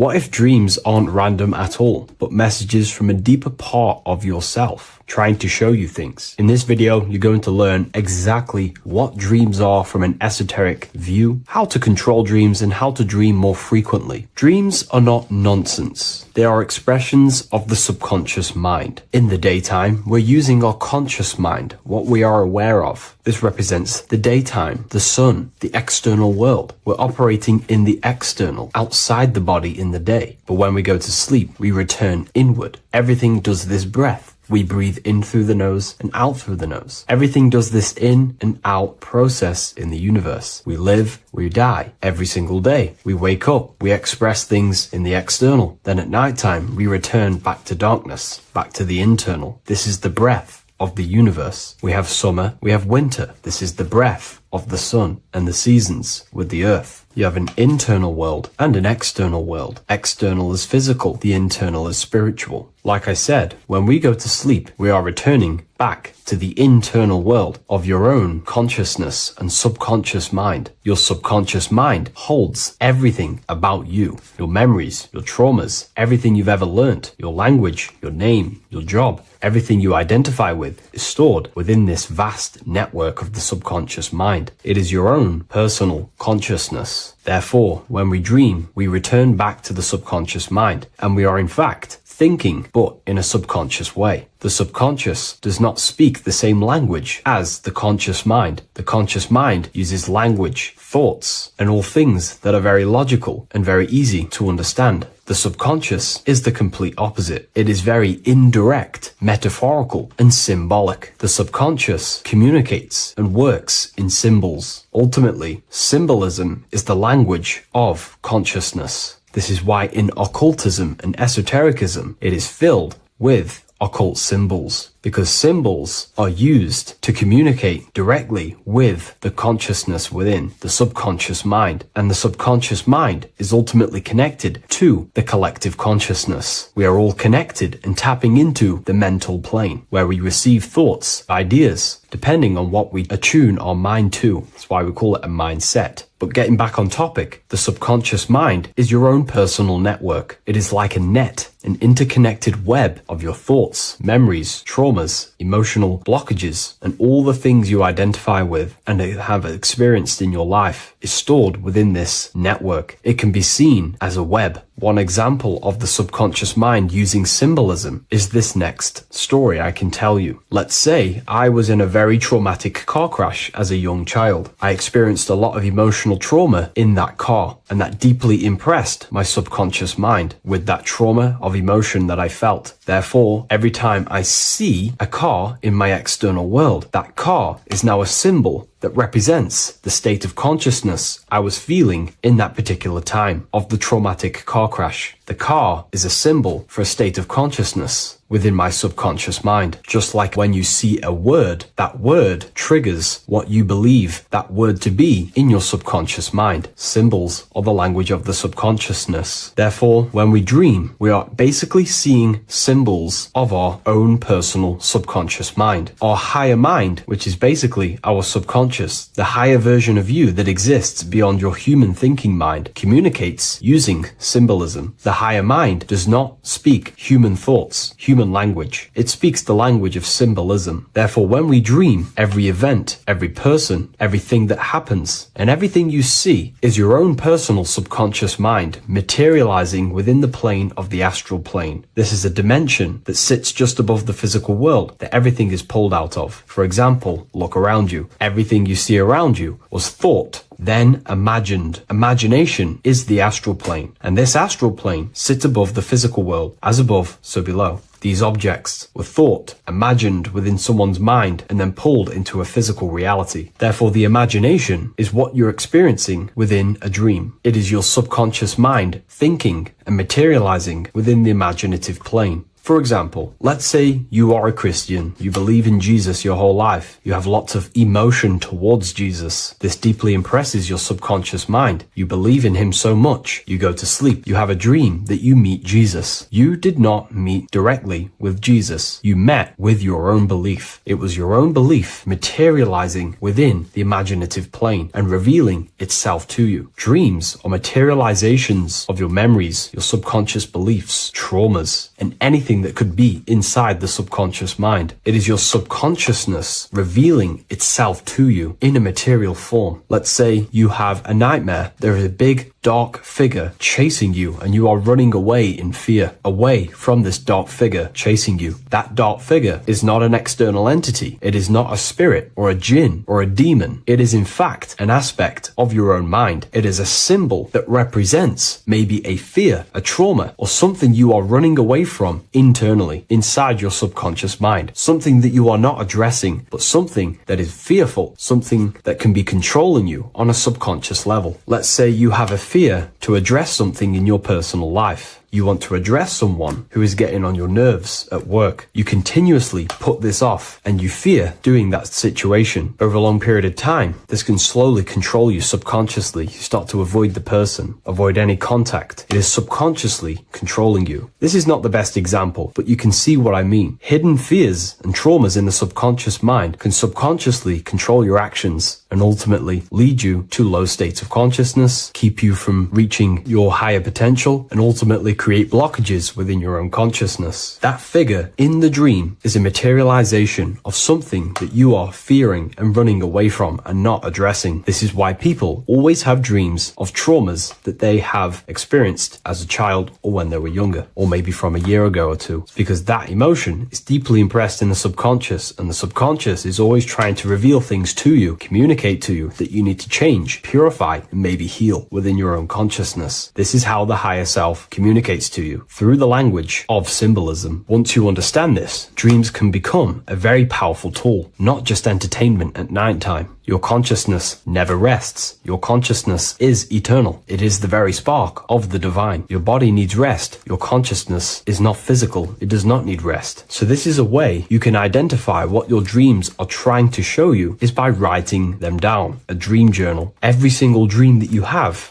a book placed near your bed. Every time you wake up, first thing you should do is pick up the book and write every single detail that you can remember about the dream. The people that you met are all symbols or aspects of yourself. Maybe it is a friend you saw in your dream. That friend represents a state of consciousness that is within you and is trying to reveal something to you. It's about making the subconscious into the conscious, to become conscious of the unknown. Write down every detail, everything you saw, every event that played out, even the details of the clothes that they were wearing. Everything is symbolic within dreams. Write everything down and then analyze the dream. Don't analyze it from a logical mind. Analyze it with the right hemisphere of the brain, which allows you to see metaphors, read between the line. Try and gain the message that it's trying to show you. What does this overall mean to you? And what could this reveal about aspects of yourself that you need to heal or maybe take action in your life and world? Because your higher self is always guiding you towards awakening and fulfilling your mission in the manifested physical world. Dreams speak in symbols, not logic. Ask about your dreams. What is this trying to tell me? Don't take things literally. Look for an emotional tone and symbolic resonance. With practice, you'll begin to understand the personal language of your subconscious mind. Now that you understand that, again, please leave a like or a comment on this video. This is now a technique for lucid dreaming and dreaming more often. This is not going to happen overnight. This is not an easy method. It simply takes practice and dedication. Every morning, choose 3 time slots. For me, I choose 4:30, 5 a.m. and 6 a.m. 3 alarms that are going to go off at these 3 times, half an hour apart from each other. Each time you wake up, stay awake for 5 to 10 minutes. Turn off the alarm. Try and keep your conscious mind awake, but drift back into sleep. There's no other better way for me to explain that. It's very difficult, but try and keep the mind awake, but the body falling back asleep. More than likely, you will drift off back to sleep. Then the next alarm will go off half an hour after. This will wake you up again. Guaranteed. You will probably drift back to sleep by repeating this process. After the 3 alarms go off, each one of them times, you're either going to have a dream or a lucid dream, but definitely you will have a dream. And if it doesn't work one time, keep trying it. I've been using this method for a very long time, and I can tell you 70-80% of the time it triggers a dream, and a very vivid dream. And it's ideal for lucid dreaming, because keeping the conscious mind awake while letting the body fall asleep, you can become conscious within these subconscious realms of your mind. But when you are conscious inside the dream world, you can do what you want, but you also want to let the dream naturally unfold. If you try and take too much control,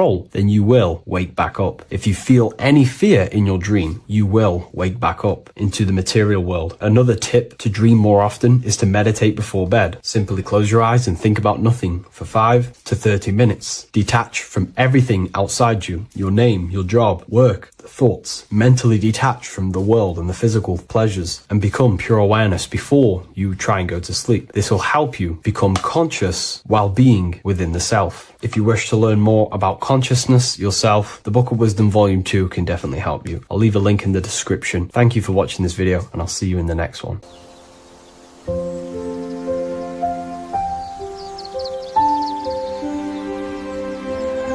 bookofwisdom.com. Visit today.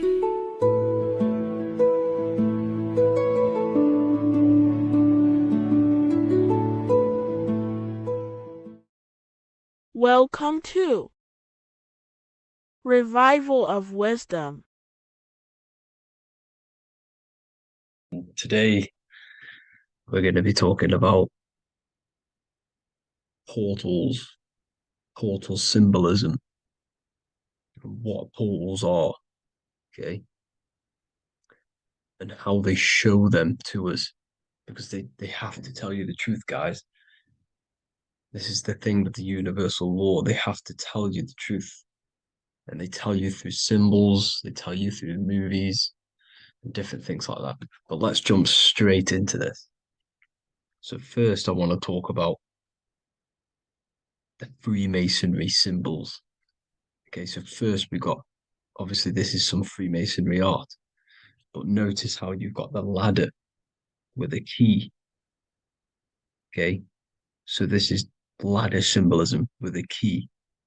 So maybe this is talking about ascending. Okay, because look, because this is ascending into the heavens, because it's a ladder with humans going up it with a key. In order to ascend, you must have the key. Okay, so what else do we have with a key? Well, the Netflix show Lock and Key, which is all about portals and keys. Because what the keys do, they open doors, gateways. Okay, so what's interesting about this is that they've got this key here, which represents the Kundalini energy rising up the spine. Okay, but we'll come back to this. But it's that same portal key symbolism. We've also got the Vatican. The Vatican is in the shape of a key. Okay, so you can see the start of it here and the end. So this is key symbolisms. Keys open doors. And notice how it's got the 8-pointed star. Okay, what is the 8-pointed star? Okay, we'll come back to this. This all ties in, guys. I'll break it all down for you. But then you've also got the god Janus. Janus, okay, is known as the god of the doorways. He's an ancient god of Rome, and they worshipped him. However, he's not a god, he's more like a high-level ranked demon. Because he is the god of the doorways. And notice how he's got 2 faces. Because doorways always have 2 sides. You're going into somewhere, there's always 2 sides of a door. And he's always depicted with 2 sides of a face and a key, because he holds the key to the doorways, to the portals, to other worlds and realms. Okay, as you can see, he's always got 2 faces and a key. Okay, So now we have the Sumerians, the Anunnaki, and they are always depicted with the two faces.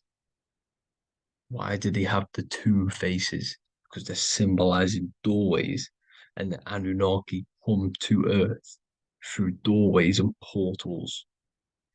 So these are what these gods are symbolizing in their artwork. But they always have the 8-pointed star. Okay, what is the 8-pointed star?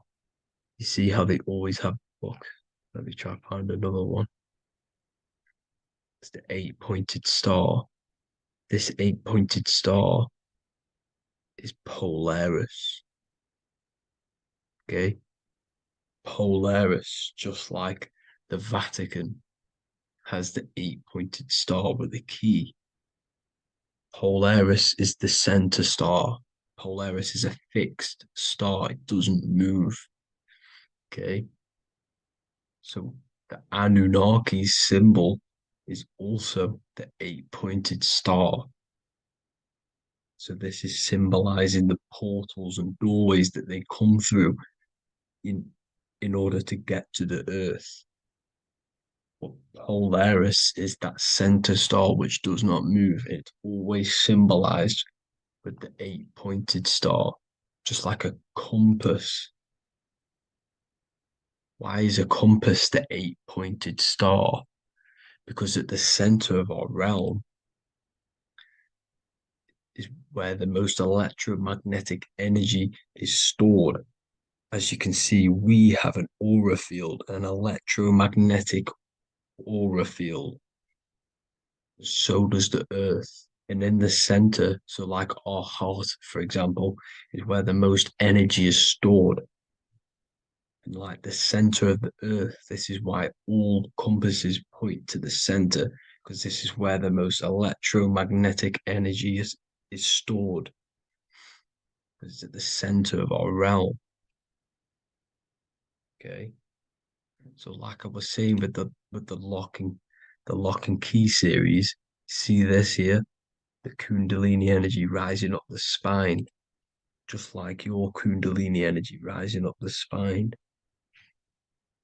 Let me try. I can't zoom in, but you know what I'm trying to say here. Let's go back to Polaris, because at the center is where pole. Can you see the pole of electromagnetic energy? Polaris, the North Pole. It's symbolized. The truth is in the words. It's like a pole of electromagnetic energy. And this is where the aurora borealis comes from. Notice how it's got the word aura in it, because it's the Earth's aura, electromagnetic field.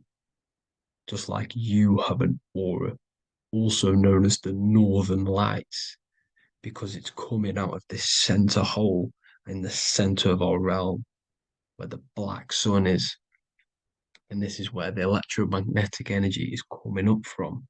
And this is what the aurora borealis is, or the northern lights. It's just electromagnetic energy.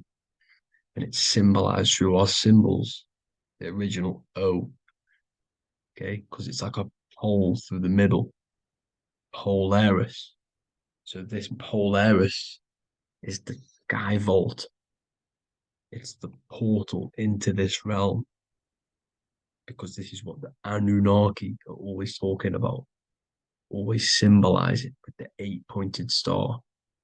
And just like a compass, it's the 8-pointed star pointed to the center, to Polaris. Okay. See here on the Sumerian tablets with the 8-pointed star again.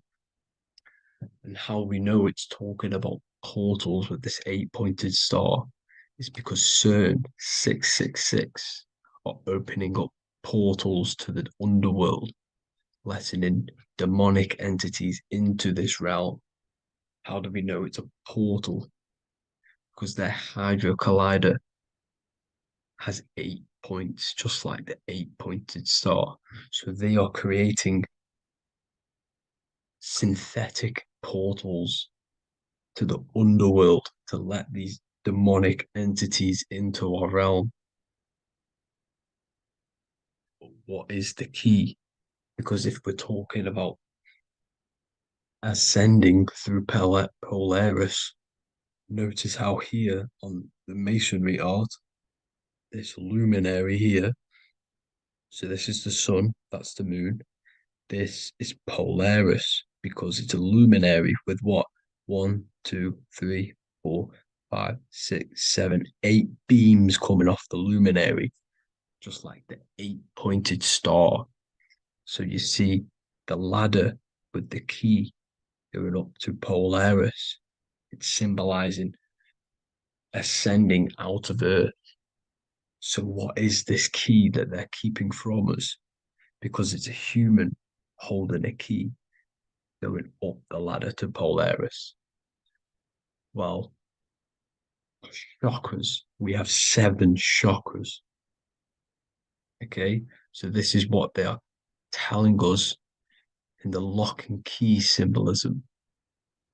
The Kundalini energy rising up the spine. Okay, just like they have 33 vertebrae on the back of your spine. Okay, this represents the Kundalini energy going up your 33 vertebrae, just like in masonry has 33rd degrees. Okay, so what is the key? Your chakras. Your chakras have to be unlocked. Okay, you have to unlock your chakras, and you can't unlock this one without going through this one. You have to go through them all. It's like a ladder, just like Jacob's ladder. You can't go from the bottom to the top. You have to unlock each one. Okay, just like you have 7 chakras, you have 7 layers of your aura. Okay, you have to unlock your chakras to the highest point in order to reach Christ consciousness. And this is the key that they're talking about. They're symbolizing the organic portal within each and every one of us to ascend out of this realm. Okay, so this is the key that they're talking about, and they're holding back this knowledge to keep us trapped in this 3D realm. Okay, so like I was saying with the 33 vertebrae and the Kundalini energy coming up the spine, 33 vertebrae, you can see this sort of symbolism going up to the light, because it's the light. You see here, your crown chakra turns on and becomes enlightened, just like the Illuminati symbol. Can you see it? But also, Jesus also died at 33. So this is symbolizing, okay, they're symbolizing the death of the ego, the body. So once you open up your chakras and reach Christ consciousness, which is your 33rd vertebrae, once your Kundalini energy goes up your 33rd vertebrae, your body technically, not physically, but spiritually dies, because you then become formless. You reach Christ consciousness. So then you can travel other worlds. Okay. This is what they're talking about with Vatican, 8-pointed star, and the key. Janus with the key. The Sumerians with the 8-pointed star. Anunnaki, the 8-pointed star. Polaris, 8-pointed star. So Polaris is the way out of this realm, which is at the center. Pole, North Pole. Okay, so the key is that they're hiding from us is the knowledge to unlock our chakras. Okay, and without this knowledge that they keep from us is trapping our souls in this reality to keep reincarnating. Okay, But thank you all for tuning in. I'm going to leave you all there. Make sure to leave a like and a comment in the comment section. Let me know some topics to talk about so I can break it down for you. God bless you all.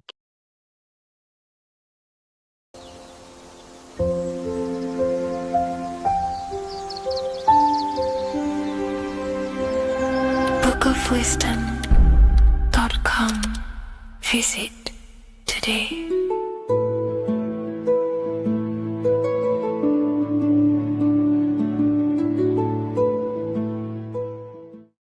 Your ultimate goal is to be famous, then you're gonna do a lot to get there, like sign your name in blood in a contract with the devil. That's how I got introduced to the music industry. I swear I wanted to be like the Amy Grant of music. Yeah. But it didn't work out, and so I sold my soul to the devil. Well, needless to say, sold my soul. Alright, y'all. I'm finna sell my soul. I'ma hit y'all when I'm through. I'm gonna be rich as hell, alright?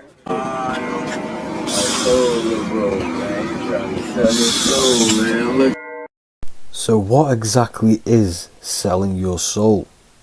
In order to understand this to its full potential, you have to understand the spirit world and the occult world which our eyes cannot visibly see.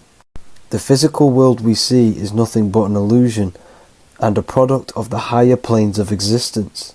For example, you can see someone's physical body, but you can't see the complex structure of the consciousness and the thinking behind that being. With that being said, there are forces and entities not attached to physical bodies, which they exist on the astral and etheric plane behind the physical plane. Now there are numerous videos and music with artists talking about this. For example, I sold my soul to the devil and the price was cheap. Why do you still do it? Why are you still out here? Well, it goes back to the destiny thing. I made a bargain with it, a long time ago, and I'm holding up my hand. What was your bargain? To get where I am now. Should I ask who you made the bargain with? with the chief commander. On this earth? And this earth, and then in a world we can't see. So selling your soul is cutting a deal with an astral plane entity in exchange for wealth and fame on this physical plane. This is classed as black magic because you are bending reality against your intuition. Now, making deals with entities beyond the physical plane, you always have to give something in exchange. When it comes with demonic entities, it always involves some sort of sacrifice, bloodshed, or humiliation. Now, there are countless of rappers who someone close to them have died just before their career takes off to the next level.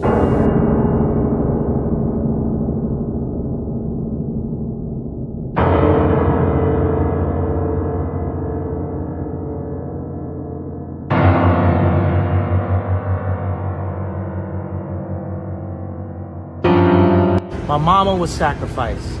Me too. You understand? Yeah. I'm Christian. Michael Jordan, what about him? His daddy, right? Bill Cosby, his son, right? Dr. Dre, his son. Out in Hollywood, a lot of people come up missing. So these rappers and celebrities do have to do sacrifice rituals in order to take their career to the next level. Top flight, I've been growing up, it's a ritual. So the occult side of this reality is heavily connected with the music industry and the elites. This is why they are all connected to Freemasonry.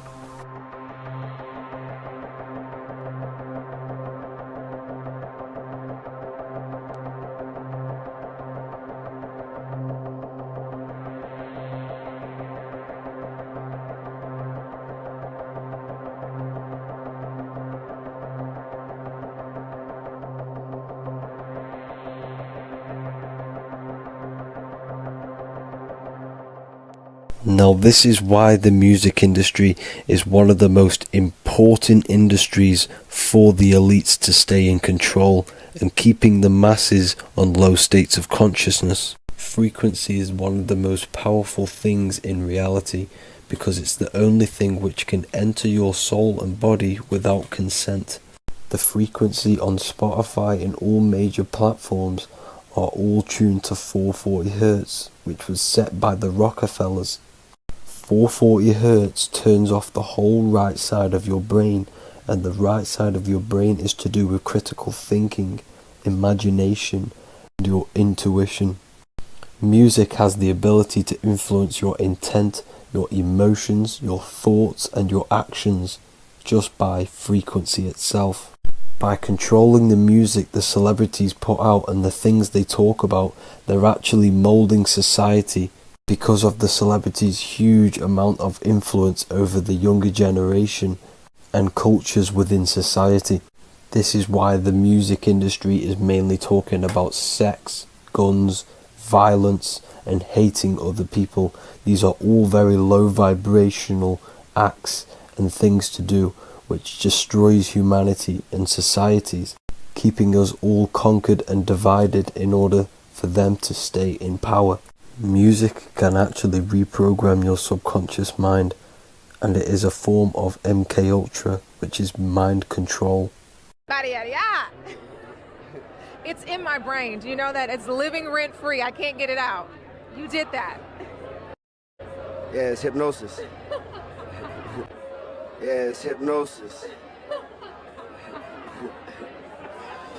You're so awesome and dope. You do need to be very careful with what you're listening to and what frequency it's playing at, because all of this has an effect on your electromagnetic field and your state of consciousness.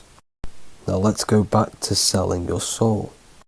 When these rappers and celebrities sell their soul, they now gain eternal life on this physical plane. When you do sell your soul, you are allowed to live forever. And these people that are called youngins, rookies, new booties, like I was, had no idea that these people still live. They will prey, haunt, kidnap, anything to stay on top. This is their world. They have nothing but time, is what they believe. Now this explains why there's so much Saturn worship, because Saturn is the father time. He's the god of time and crystallization in the physical realm. If you want more information on that, go to my previous video. Now here is A$AP Rocky standing inside of a pentagram, but notice the way he's standing, it's an inverted pentagram. The pentagram is associated with magic, however the upright pentagram is the 5 elements with spirit on the top. It's either called spirit or ether. It's at the top because it rules the other 4 elements, because it's the baseline of reality, which is spirit and matter. Spirit is behind the physical reality. However, when it comes to black magic, they invert the pentagram so spirit is at the bottom because they worship the physical world. This is why the Baphomet is the inverted pentagram. These people are operating off their animal instincts. They do not want anything to do with spirit. These are antichrist. All of these celebrities know full well the effect that what they're doing on the rest of the world. They have sold themselves out, and the elites use them as puppets to push this new world order and mold society in the way they want it. This is why all the celebrities are linked to Freemasonry, because in Freemasonry you have to take the oath of silence, where you can't speak on anything that they learn inside of Freemasonry. This is the symbol of silence.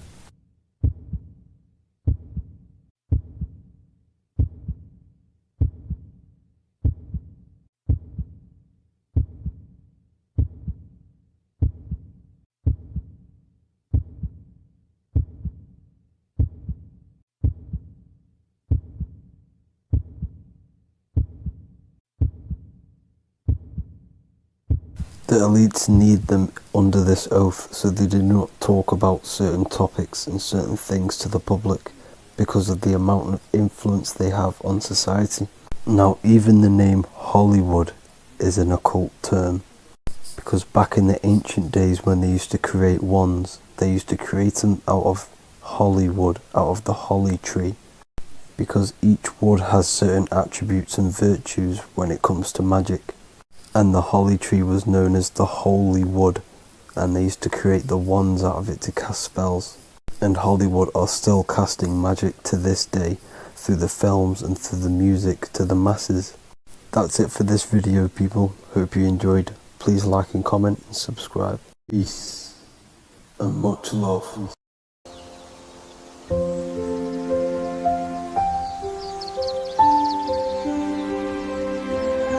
bookofwisdom.com. Visit today.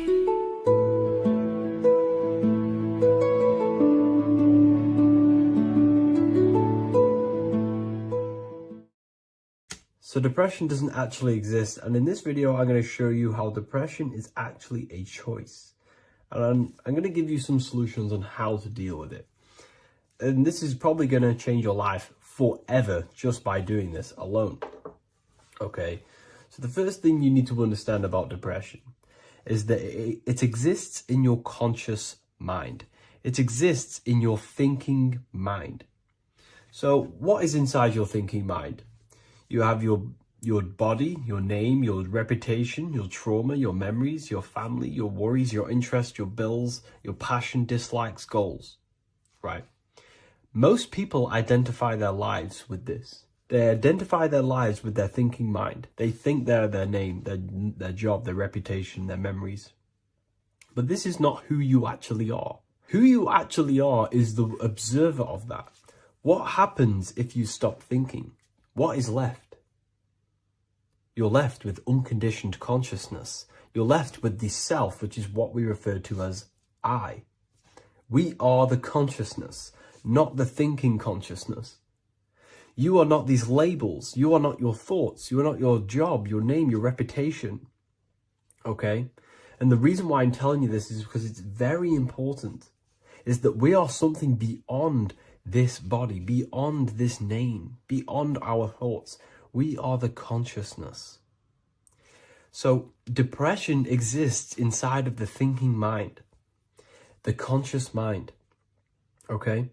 So if you want to get rid of depression, you must learn how to escape the thinking mind. And not only just escape, but that's step one.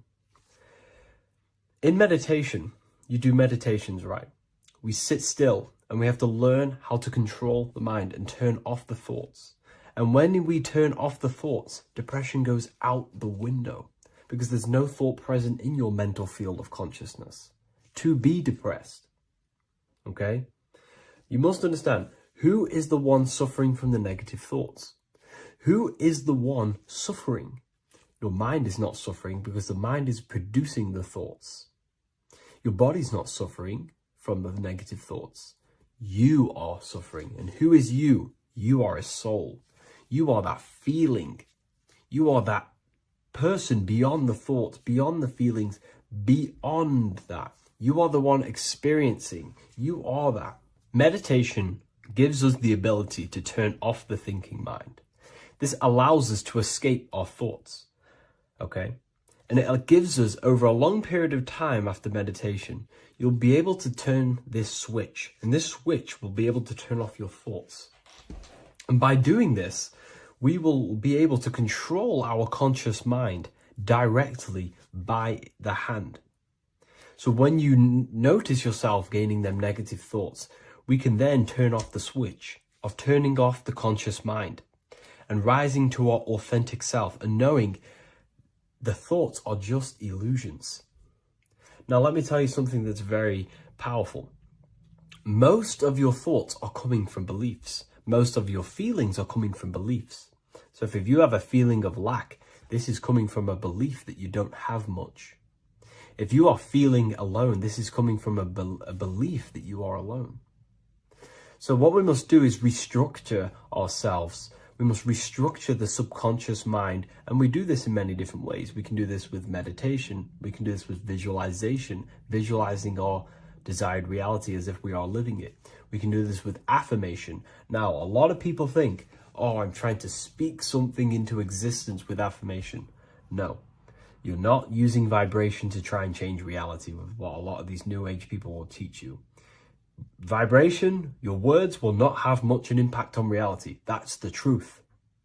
But what they do have an impact on is reprogramming and recrafting and refining your mind. If you repeat, I am wealthy all day long, your subconscious mind, that word will be lingering inside your subconscious, and you will start to mold that into your conscious. You'll start to be consciously thinking about this. Most of your thoughts are coming from your subconscious. So if you want to get rid of depression, you got to figure out the trigger. What are you depressed about? What are you feeling? What are the beliefs that are making you feeling and thinking this way? And that's what you must restructure. You must restructure your subconscious mind through visualization, meditation, and affirmation. You do these all the time. You do these every single day, and you will slowly, if not surely, restructure your subconscious mind. While by doing the practice of meditation, you'll gain the off switch as well. Sometimes depression comes from not living in your authentic self. You're not doing the things that your soul is telling you to do. We all know what we should be doing at all times. I don't care what you have on.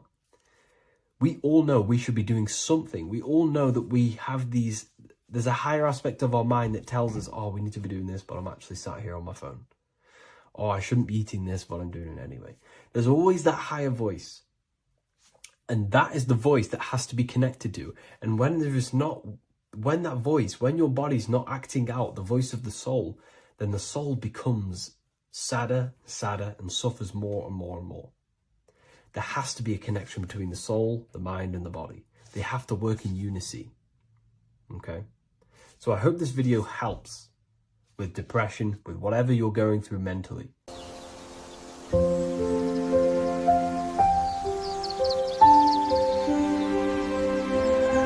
bookofwisdom.com.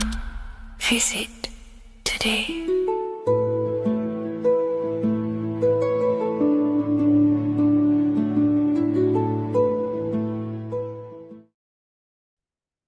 As above, so below. This is one of the most crucial teachings within esotericism, occultism, or what we like to call it today, spirituality. I don't like calling it spirituality because it's not spirituality. I teach human consciousness. I teach the science of you and your consciousness alone and your being. And in order to fully understand you and this world around you, you must understand this number one principle of as above, so below. There is many misconceptions of this, and there is many simple teachings of this, but I'm going to break it down today from the most simplest to the most complex, and you will see the connections between all things.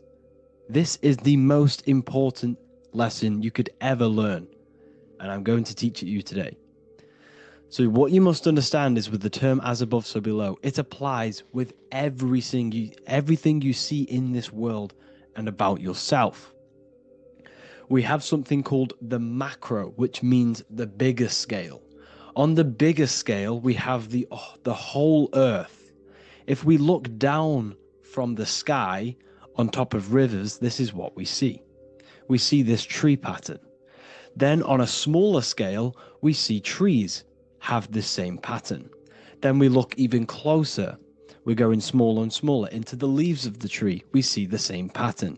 Then we go even more micro into the human brain and look at the human brain cells, and we see the same pattern. This is proof this is a fractal universe, and everything is in the micro is reflected in the macro. As above, so below. As within, so without. On the macro is a reflection of the micro. So now that you understand this, we can go a bit further. A yearly cycle of spring, summer, fall, winter is a macro. A micro is a daily cycle. So a day is a mini year. The summer is the midday. Autumn is the evening. Night is the winter. And spring is the morning. This is a macro, a reflection. We have a miniature cycle of the zodiac every single day. And this cycle is also reflecting the cycle of life and death. We live, we are born, which is the spring. We live, which is the summer. We then age, which is the autumn. And then we die, which is the winter. And then we are reborn again. This is the cycle of life and death. And you do this every single day. You see, death is a macrocosm of sleep. This is why we say sleep is the cousin of death. Because you die every single night. You do this process of life and death every single day. As above, so below. What's in the micro is in the macro. So when you go to sleep, you are essentially dying. And then in the morning when you wake up, you are then born again. This is a fractal cycle that we live in. Everything in this whole world is fractal. Everything applies to as above, so below. We have the sun, we have the moon, we have the day, we have the night. We have the life, we have the death. We have the conscious, we have sleep. As above, so below. We have the conscious mind, because now we're diving into as within, so without. As above, so below more refers to the external world. As within, so without is referring to your inner world and the outer world. What you must understand is about yourself. You exist in two realms. You're an individual. The dual nature of you. You exist in two realms at once. You have an inner world of your thought, emotion. This is the inner world that no one else can see but yourself. And you have an outer world with a physical body which everyone can see. So you exist in two worlds. You have the inner voice, you have the outer physical voice, which I'm speaking to you with now. But I also have an inner voice, which no one can hear, only but me. So you exist in the light and you exist in the darkness. The sun represents your external self, your physical, conscious mind. The moon represents your shadow self, the inner self, the psyche self, the spirit self. There is an as above, so below. The sun is within you. The moon is within you. Everything is within you. Now that you understand as above, so below, what is your body? Your body is a miniature earth. Let me repeat, your body is an earth. Your body is the earth. Okay? Because like I say many times in all of my videos, you are not in the world. The world is you. You are the universe. Your brain is a computer creating this reality. What you see with your eyes is produced in the back of the brain called the visual cortex. You don't look into the world, the brain produces the world. The body produces the world. When you touch something, you're not actually touching something. This is the electrical nervous system. When you touch something, what you feel is actually electrical signals on your nervous system reporting back to your brain. Therefore, when this body dies, you leave the earth because this body is the earth. Okay? As above, so below. You have the mental plane, the astral plane, the etheric plane, and the physical plane. This is essential for understanding reality and the teaching of as above, so below. Everything in this material plane began in the thinking mind. For example, the microphone I'm speaking into, the phone you're watching this video off, or the laptop or iPad.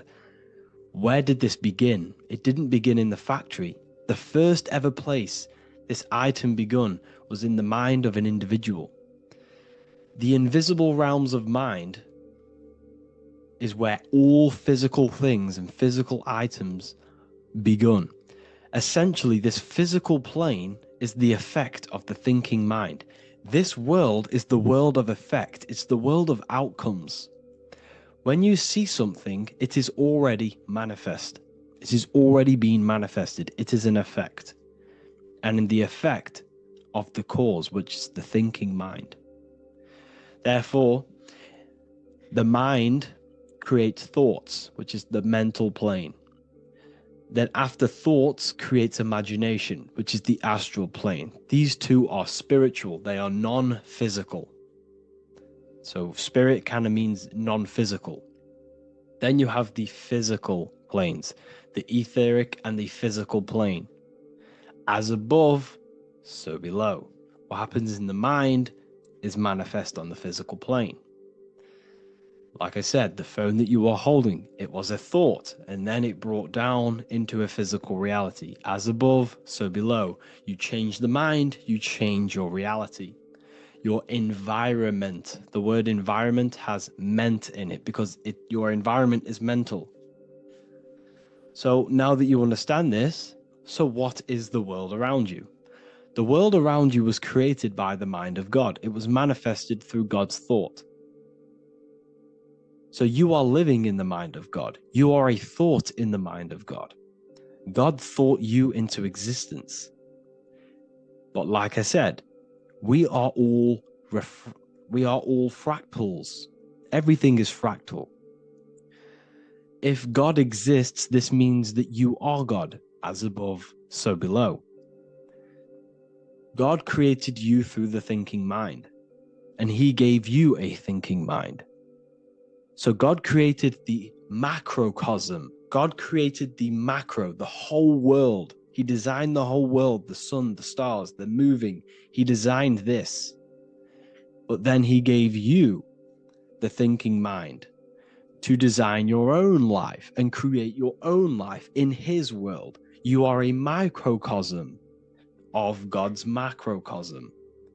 Just like God thought you into existence and the whole world into existence, you are a microcosm thinking your world, your reality into existence. You see this now? Everything is a reflection. Everything is a mirror. Everything is fractal. So in order for you to change your reality, you must change these higher planes. Your thought and imagination are the two key aspects of creating physical reality. Every object you see around you was begun in these higher planes of the non-physical, and they were brought out of spirit into physical matter through the thinking mind and physical action. So now we're going to get a bit deeper. The brain is not the mind. Now that you understand, we have spirit and matter. As above, so below. You have a non-physical side of reality and a physical side of reality.